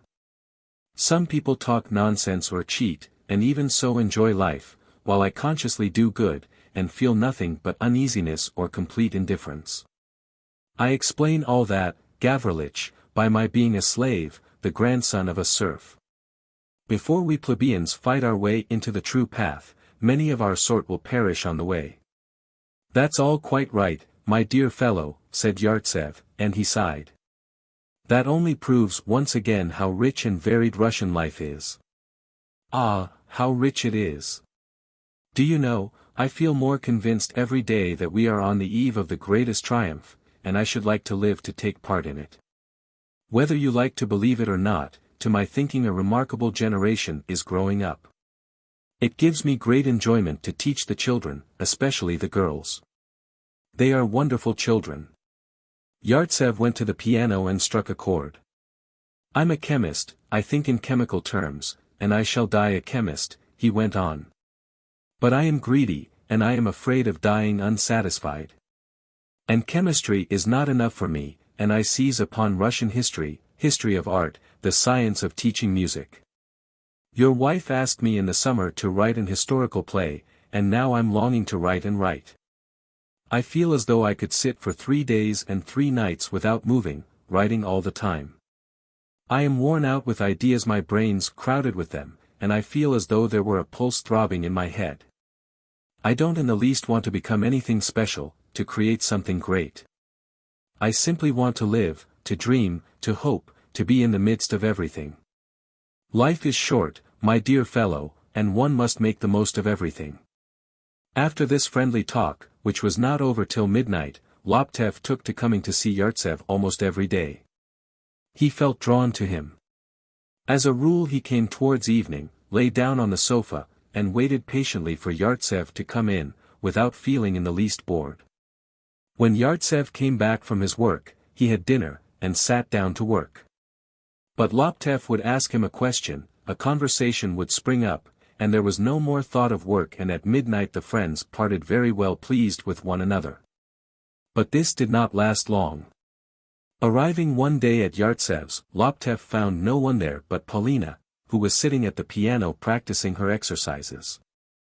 She looked at him with a cold, almost hostile expression, and asked without shaking hands. "Tell me, please, how much longer is this going on?" "This? What?" asked Laptev, not understanding. "You come here every day and hinder Yartsev from working. Yartsev is not a tradesman, he is a scientific man, and every moment of his life is precious. You ought to understand and to have some little delicacy." "If you think that I hinder him," said Laptev, mildly, disconcerted, "I will give up my visits." "Quite right, too. You had better go, or he may be home in a minute and find you here." The tone in which this was said, and the indifference in Paulina's eyes, completely disconcerted him. She had absolutely no sort of feeling for him now, except the desire that he should go as soon as possible, and what a contrast it was to her old love for him.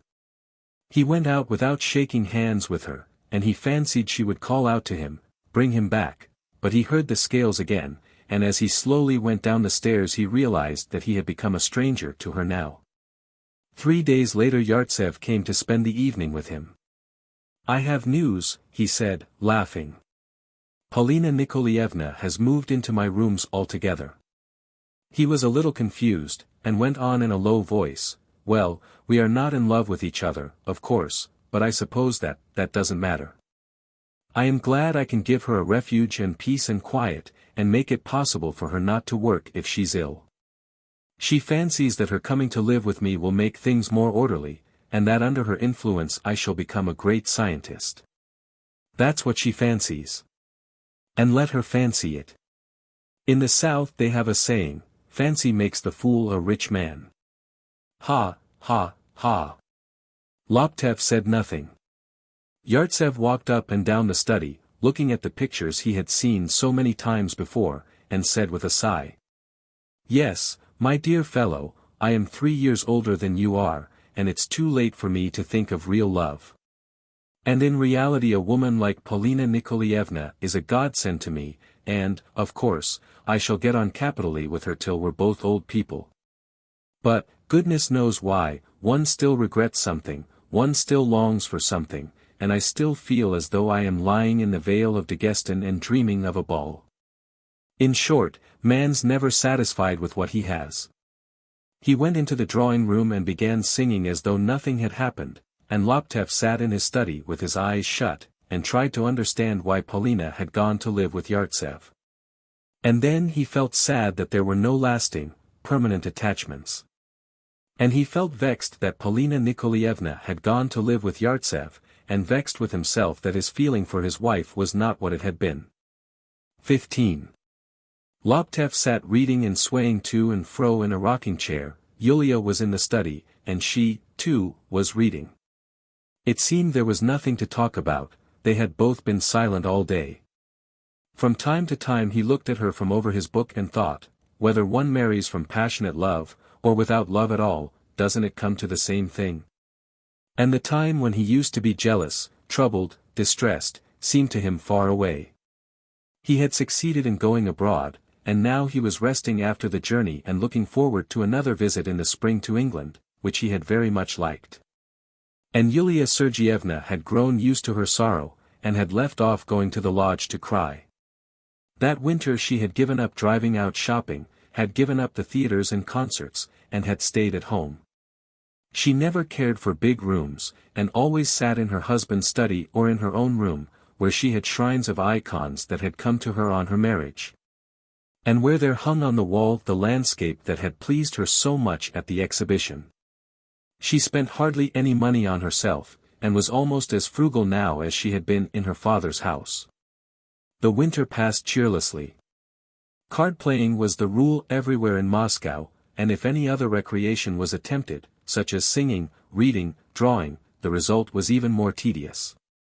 And since there were few talented people in Moscow, and the same singers and reciters performed at every entertainment, even the enjoyment of art gradually palled and became for many people a tiresome and monotonous social duty. Moreover, the Loptevs never had a day without something vexatious happening. Old Loptev's eyesight was failing, he no longer went to the warehouse, and the oculist told them that he would soon be blind. Fyodor had for some reason given up going to the warehouse and spent his time sitting at home writing something. Panorov had got a post in another town, and had been promoted an actual civil councillor, and was now staying at the Dresden. He came to the Loptevs almost every day to ask for money.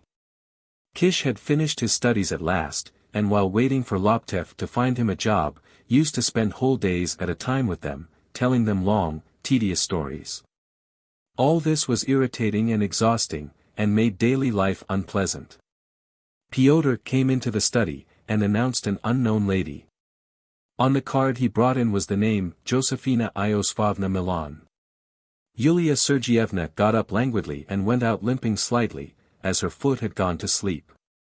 In the doorway appeared a pale, thin lady with dark eyebrows, dressed altogether in black. She clasped her hands on her bosom and said supplicatingly, Loptev, save my children. The jingle of her bracelets sounded familiar to him, and he knew the face with patches of powder on it. He recognized her as the lady with whom he had once so inappropriately dined before his marriage. It was Panorov's second wife.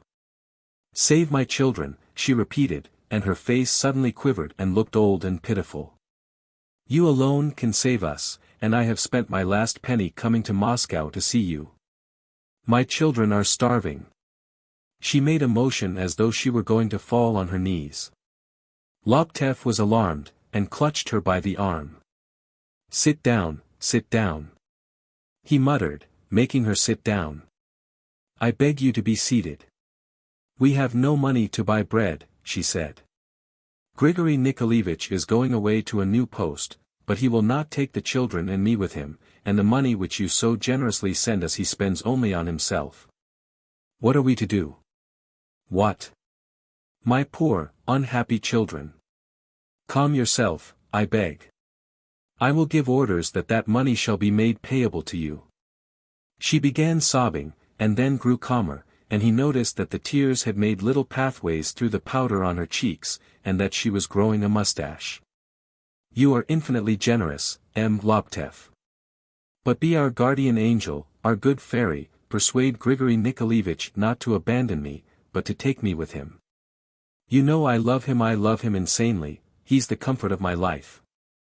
Loptev gave her 100 rubles, and promised to talk to Panorov, and saw her out to the hall in trepidation the whole time, for fear she should break into sobs or fall on her knees. After her, Kish made his appearance. Then Kostya came in with his photographic apparatus. Of late he had been attracted by photography and took photographs of everyone in the house several times a day. This new pursuit caused him many disappointments, and he had actually grown thinner. Before evening tea Fyodor arrived. Sitting in a corner in the study, he opened a book and stared for a long time at a page, obviously not reading. Then he spent a long time drinking tea, his face turned red. In his presence Loptev felt a load on his heart, even his silence was irksome to him. Russia may be congratulated on the appearance of a new author, said Fyodor. Joking apart, though, brother, I have turned out a little article the firstfruits of my pen, so to say, and I've brought it to show you. Read it, dear boy, and tell me your opinion, but sincerely.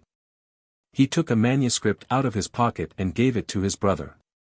The article was called The Russian Soul. It was written tediously, in the colorless style in which people with no talent, but full of secret vanity, usually write. The leading idea of it was that the intellectual man has the right to disbelieve in the supernatural, but it is his duty to conceal his lack of faith, that he may not be a stumbling block and shake the faith of others. Without faith there is no idealism, and idealism is destined to save Europe and guide humanity into the true path. But you don't say what Europe has to be saved from, said Loptev. That's intelligible of itself. Nothing is intelligible, said Loptev, and he walked about the room in agitation. It's not intelligible to me why you wrote it. But that's your business. I want to publish it in pamphlet form. That's your affair. They were silent for a minute. Fyodor sighed and said. It's an immense regret to me, dear brother, that we think differently. Oh, Alyosha, Alyosha, my darling brother. You and I are true Russians, true believers, men of broad nature. All of these German and Jewish crochets are not for us. You and I are not wretched upstarts, you know, but representatives of a distinguished merchant family. What do you mean by a distinguished family? Said Laptev, restraining his irritation. A distinguished family. The landowners beat our grandfather and every low little government clerk punched him in the face. Our grandfather thrashed our father, and our father thrashed us. What has your distinguished family done for us? What sort of nerves, what sort of blood, have we inherited? For nearly 3 years you've been arguing like an ignorant deacon, and talking all sorts of nonsense, and now you've written this slavish drivel here. While I.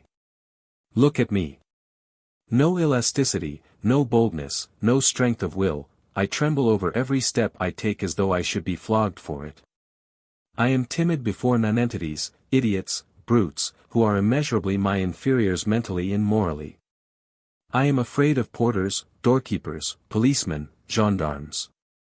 I am afraid of every one, because I was born of a mother who was terrified, and because from a child I was beaten and frightened. You and I will do well to have no children. Oh, God, grant that this distinguished merchant family may die with us. Yulia Sergeyevna came into the study and sat down at the table. Are you arguing about something here? She asked. Am I interrupting? No, little sister, answered Fyodor. Our discussion was of principles. Here, you are abusing the family, he added, turning to his brother. That family has created a business worth $1 million, though. That stands for something, anyway. A great distinction, a business worth $1 million. A man with no particular brains, without abilities, by chance becomes a trader, and then when he has grown rich he goes on trading from day to day, with no sort of system, with no aim, without having any particular greed for money. He trades mechanically, and money comes to him of itself, without his going to meet it. He sits all his life at his work, likes it only because he can domineer over his clerks and get the better of his customers.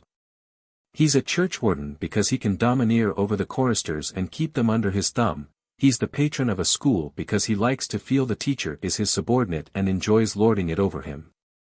The merchant does not love trading, he loves dominating, and your warehouse is not so much a commercial establishment as a torture chamber. And for a business like yours, you want clerks who have been deprived of individual character and personal life, and you make them such by forcing them in childhood to lick the dust for a crust of bread. And you've trained them from childhood to believe that you are their benefactors. No fear of your taking a university man into your warehouse. University men are not suitable for our business. That's not true, cried Laptev. It's a lie. Excuse me, it seems to me you spit into the well from which you drink yourself, said Fyodor, and he got up. Our business is hateful to you, yet you make use of the income from it. Aha! We've spoken our minds, said Laptev, and he laughed, looking angrily at his brother. Yes, if I didn't belong to your distinguished family, if I had an ounce of will and courage, I should long ago have flung away that income, and have gone to work for my living. But in your warehouse you've destroyed all character in me from a child. I'm your product. Fyodor looked at the clock and began hurriedly saying goodbye. He kissed Yulia's hand and went out, but instead of going into the hall, walked into the drawing room, then into the bedroom. I've forgotten how the rooms go, he said in extreme confusion. It's a strange house. Isn't it a strange house? He seemed utterly overcome as he put on his coat, and there was a look of pain on his face. Laptev felt no more anger. He was frightened, and at the same time felt sorry for Fyodor, and the warm, true love for his brother, which seemed to have died down in his heart during those 3 years, awoke, and he felt an intense desire to express that love. Come to dinner with us tomorrow, Fyodor, he said, and stroked him on the shoulder. Will you come? Yes, yes, but give me some water. Loptev ran himself to the dining room to take the first thing he could get from the sideboard. This was a tall beer jug. He poured water into it and brought it to his brother. Fyodor began drinking, but bit a piece out of the jug. They heard a crunch, and then sobs. The water ran over his fur coat and his jacket, and Loptev, who had never seen men cry, stood in confusion and dismay, not knowing what to do. He looked on helplessly while Yulia and the servant took off Fyodor's coat and helped him back again into the room, and went with him, feeling guilty. Yulia made Fyodor lie down on the sofa and knelt beside him. "It's nothing," she said, trying to comfort him. "It's your nerves." "I'm so miserable, my dear," he said. "I am so unhappy, but all the time I've been hiding it. He put his arm round her neck and whispered in her ear. "Every night I see my sister Nina. She comes and sits in the chair near my bed." When, an hour later, he put on his fur coat in the hall, he was smiling again and ashamed to face the servant. Loptev went with him to Pyatnitsky Street. "Come and have dinner with us tomorrow," he said on the way, holding him by the arm, "and at Easter we'll go abroad together. You absolutely must have a change, or you'll be getting quite morbid." When he got home Loptev found his wife in a state of great nervous agitation. The scene with Fyodor had upset her, and she could not recover her composure. She wasn't crying but kept tossing on the bed, clutching with cold fingers at the quilt, at the pillows, at her husband's hands. Her eyes looked big and frightened. "Don't go away from me, don't go away," she said to her husband. "Tell me, Alyosha, why have I left off saying my prayers? What has become of my faith? Oh, why did you talk of religion before me? You've shaken my faith, you and your friends. I never pray now." He put compresses on her forehead, chafed her hands, gave her tea to drink, while she huddled up to him in terror. Towards morning she was worn out and fell asleep, while Loptev sat beside her and held her hand. So that he could get no sleep. The whole day afterwards he felt shattered and dull, and wandered listlessly about the rooms without a thought in his head. 16. The doctor said that Fyodor's mind was affected. Loptev did not know what to do in his father's house, while the dark warehouse in which neither his father nor Fyodor ever appeared now seemed to him like a sepulchre. When his wife told him that he absolutely must go every day to the warehouse and also to his father's, he either said nothing, or began talking irritably of his childhood, saying that it was beyond his power to forgive his father for his past. That the warehouse and the house in Pyatnitsky Street were hateful to him, and so on. One Sunday morning Yulia went herself to Pyatnitsky Street. She found old Fyodor Stepanovich in the same big drawing room in which the service had been held on her first arrival. Wearing slippers, and without a cravat, he was sitting motionless in his armchair, blinking with his sightless eyes. "It's I, your daughter-in-law," she said, going up to him. "I've come to see how you are." He began breathing heavily with excitement. Touched by his affliction and his loneliness, she kissed his hand, and he passed his hand over her face and head, and having satisfied himself that it was she, made the sign of the cross over her. Thank you," he said. "You know I've lost my eyes and can see nothing. I can dimly see the window and the fire, but people and things I cannot see at all. Yes, I'm going blind, and Fyodor has fallen ill, and without the masters things are in a bad way now. If there is any irregularity there's no one to look into it, and folks soon get spoiled. And why is it Fyodor has fallen ill? Did he catch cold? Here I have never ailed in my life and never taken medicine. I never saw anything of doctors." And, as he always did, the old man began boasting. Meanwhile the servants hurriedly laid the table and brought in lunch and bottles of wine. 10 bottles were put on the table, one of them was in the shape of the Eiffel Tower. There was a whole dish of hot pies smelling of jam, rice, and fish. "I beg my dear guest to have lunch," said the old man. She took him by the arm, led him to the table, and poured him out a glass of vodka. "I will come to you again tomorrow," she said, "and I'll bring your grandchildren, Sasha and Lida." They will be sorry for you, and fondle you. There's no need. Don't bring them. They are illegitimate. Why are they illegitimate? Why, their father and mother were married. Without my permission. I do not bless them, and I don't want to know them. Let them be. You speak strangely, Fyodor Stepanovich, said Yulia, with a sigh. It is written in the Gospel, children must fear and honor their parents. Nothing of the sort. The Gospel tells us that we must forgive even our enemies. One can't forgive in our business. If you were to forgive everyone, you would come to ruin in 3 years. But to forgive, to say a kind, friendly word to anyone, even a sinner, is something far above business, far above wealth. Yulia longed to soften the old man, to awaken a feeling of compassion in him, to move him to repentance. But he only listened condescendingly to all she said, as a grown-up person listens to a child. Fyodor Stepanovich, said Yulia resolutely, you are an old man, and God soon will call you to himself. He won't ask you how you managed your business, and whether you were successful in it, but whether you were gracious to people, or whether you were harsh to those who were weaker than you, such as your servants, your clerks. I was always the benefactor of those that served me, they ought to remember me in their prayers forever, said the old man, with conviction, but touched by Yulia's tone of sincerity, and anxious to give her pleasure, he said, very well. Bring my grandchildren tomorrow. I will tell them to buy me some little presents for them. The old man was slovenly in his dress, and there was cigar ash on his breast and on his knees, apparently no one cleaned his boots, or brushed his clothes. The rice in the pies was half cooked, the tablecloth smelt of soap, the servants tramped noisily about the room. And the old man and the whole house had a neglected look, and Yulia, who felt this, was ashamed of herself and of her husband. I will be sure to come and see you tomorrow, she said.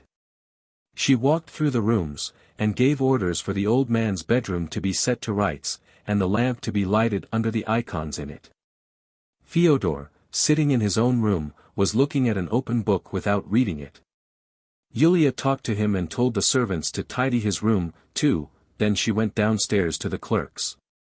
In the middle of the room where the clerks used to dine, there was an unpainted wooden post to support the ceiling and to prevent its coming down. The ceilings in the basement were low, the walls covered with cheap paper, and there was a smell of charcoal fumes and cooking. As it was a holiday, all the clerks were at home, sitting on their bedsteads waiting for dinner. When Yulia went in they jumped up, and answered her questions timidly, looking up at her from under their brows like convicts. Good heavens! What a horrid room you have, she said, throwing up her hands. Aren't you crowded here? Crowded, but not aggrieved, said Makachev. We are greatly indebted to you, and will offer up our prayers for you to our Heavenly Father. The congruity of life with the conceit of the personality, said Potchatkin. And noticing that Yulia did not understand Potchatkin, Makachev hastened to explain. We are humble people and must live according to our position. She inspected the boys' quarters, and then the kitchen, made acquaintance with the housekeeper, and was thoroughly dissatisfied. When she got home she said to her husband, we ought to move into your father's house and settle there for good as soon as possible. And you will go every day to the warehouse. Then they both sat side by side in the study without speaking. His heart was heavy, and he did not want to move into Pyatnitsky Street or to go into the warehouse, but he guessed what his wife was thinking, and could not oppose her. He stroked her cheek and said, I feel as though our life is already over, and that a grey half-life is beginning for us. When I knew that my brother Fyodor was hopelessly ill, I shed tears. We spent our childhood and youth together, when I loved him with my whole soul.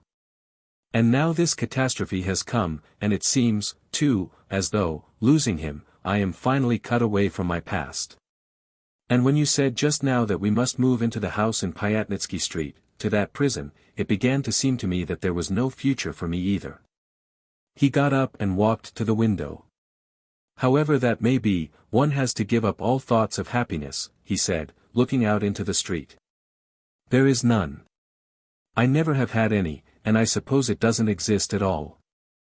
I was happy once in my life, though, when I sat at night under your parasol. Do you remember how you left your parasol at Nina's? He asked, turning to his wife. I was in love with you then, and I remember I spent all night sitting under your parasol, and was perfectly blissful. Near the bookcase in the study stood a mahogany chest with bronze fittings where Laptev kept various useless things, including the parasol. He took it out and handed it to his wife. Here it is. Yulia looked for a minute at the parasol, recognized it, and smiled mournfully. I remember, she said. When you proposed to me you held it in your hand. And seeing that he was preparing to go out, she said, please come back early if you can. I am dull without you. And then she went into her own room, and gazed for a long time at the parasol. 17. In spite of the complexity of the business and the immense turnover, there were no bookkeepers in the warehouse, and it was impossible to make anything out of the books kept by the cashier in the office. Every day the warehouse was visited by agents, German and English, with whom the clerks talked politics and religion. A man of noble birth, ruined by drink, an ailing, pitiable creature, used to come to translate the foreign correspondence in the office. The clerks used to call him a midge, and put salt in his tea. And altogether the whole concern struck Laptev as a very queer business. He went to the warehouse every day and tried to establish a new order of things. He forbade them to thrash the boys and to jeer at the buyers, and was violently angry when the clerks gleefully dispatched to the provinces worthless shop-soiled goods as though they were new and fashionable. Now he was the chief person in the warehouse, but still, as before, he did not know how large his fortune was, whether his business was doing well, how much the senior clerks were paid, and so on. Potchatkin and Makachev looked upon him as young and inexperienced, concealed a great deal from him, and whispered mysteriously every evening with his blind old father. It somehow happened at the beginning of June that Laptev went into the Bubnovsky restaurant with Potchatkin to talk business with him over lunch. Potchatkin had been with the Laptevs a long while, and had entered their service at 8 years old.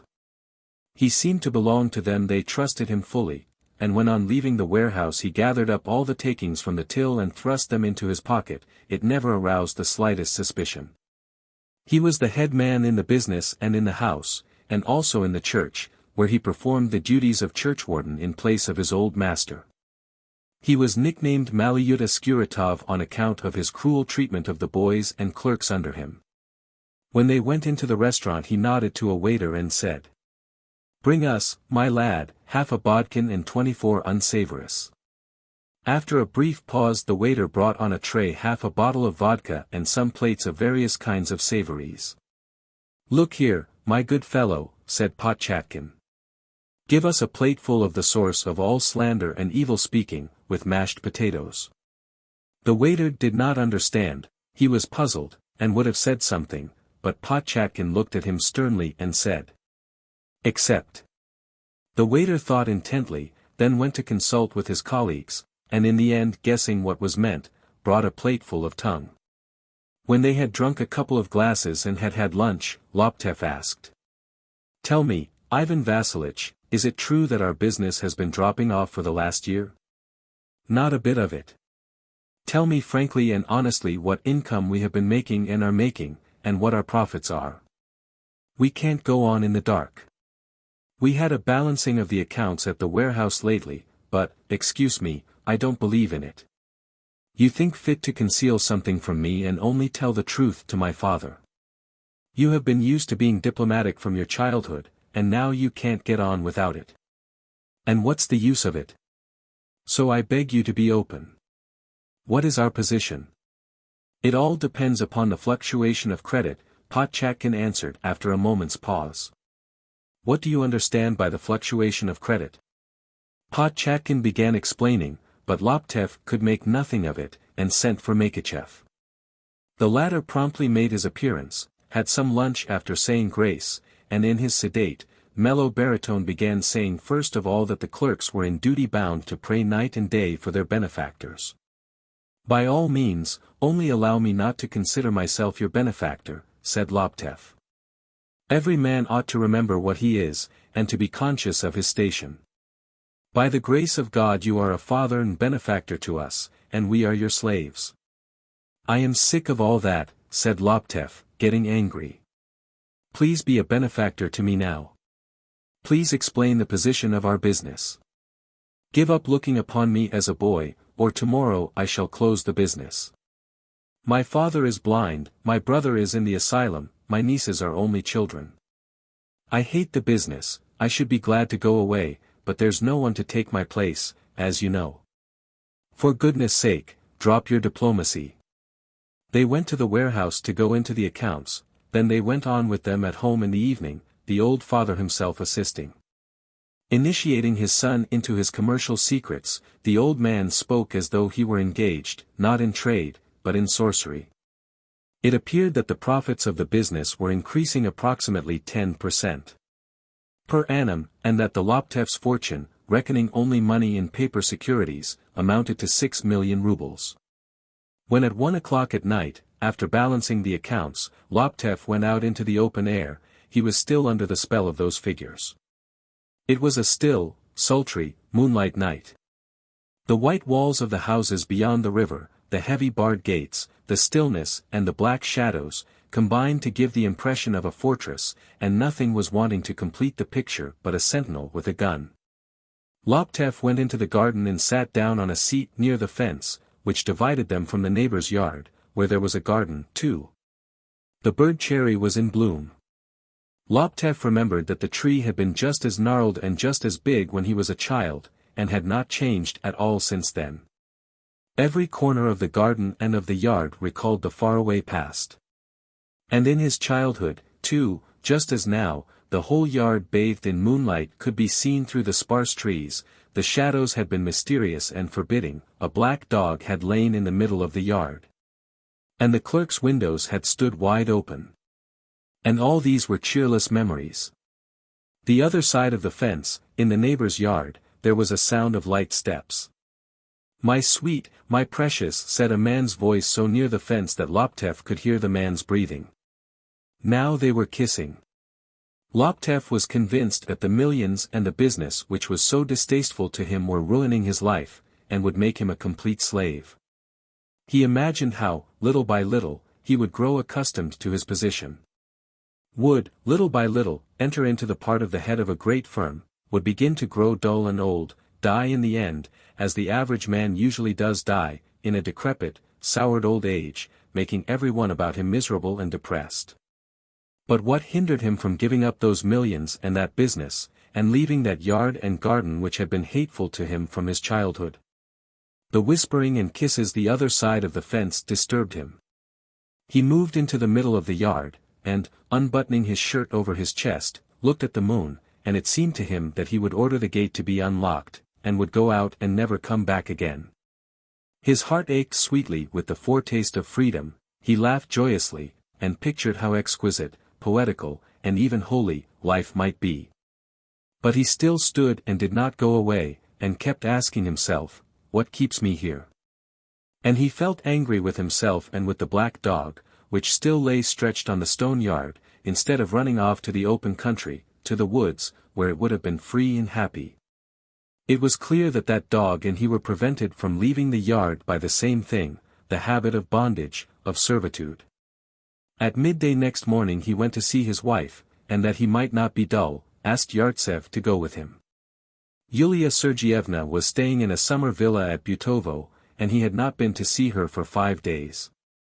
When they reached the station the friends got into a carriage, and all the way there Yartsev was singing and in raptures over the exquisite weather. The villa was in a great park not far from the station. At the beginning of an avenue, about 20 paces from the gates, Yulia Sergeyevna was sitting under a broad, spreading poplar, waiting for her guests. She had on a light, elegant dress of a pale cream color trimmed with lace, and in her hand she had the old familiar parasol. Yartsev greeted her and went on to the villa from which came the sound of Sasha's and Lita's voices, while Laptev sat down beside her to talk of business matters. "Why is it you haven't been for so long?" she said, keeping his hand in hers. "I have been sitting here for days watching for you to come. I miss you so when you are away." She stood up and passed her hand over his hair, and scanned his face, his shoulders, his hat, with interest. "You know I love you," she said, and flushed crimson. "You are precious to me. Here you've come. I see you, and I'm so happy I can't tell you. Well, let us talk. Tell me something." She had told him she loved him, and he could only feel as though he had been married to her for 10 years, and that he was hungry for his lunch. She had put her arm round his neck, tickling his cheek with the silk of her dress. He cautiously removed her hand, stood up, and without uttering a single word, walked to the villa. The little girls ran to meet him. How they have grown, he thought. And what changes in these 3 years. But one may have to live another 13 years, another 30 years. What is there in store for us in the future? If we live, we shall see. He embraced Sasha and Lida, who hung upon his neck, and said, "Grandpapa sends his love. Uncle Fyodor is dying. Uncle Kostya has sent a letter from America and sends you his love in it. He's bored at the exhibition and will soon be back. And Uncle Alyosha is hungry." Then he sat on the veranda and saw his wife walking slowly along the avenue towards the house. She was deep in thought, there was a mournful, charming expression in her face, and her eyes were bright with tears. She was not now the slender, fragile, pale-faced girl she used to be, she was a mature, beautiful, vigorous woman. And Laptev saw the enthusiasm with which Yartsev looked at her when he met her, and the way her new, lovely expression was reflected in his face, which looked mournful and ecstatic too. One would have thought that he was seeing her for the first time in his life. And while they were at lunch on the veranda, Yartsev smiled with a sort of joyous shyness, and kept gazing at Yulia and at her beautiful neck. Laptev could not help watching them while he thought that he had perhaps another 13, another 30 years of life before him. And what would he have to live through in that time? What is in store for us in the future? And he thought, "Let us live, and we shall see."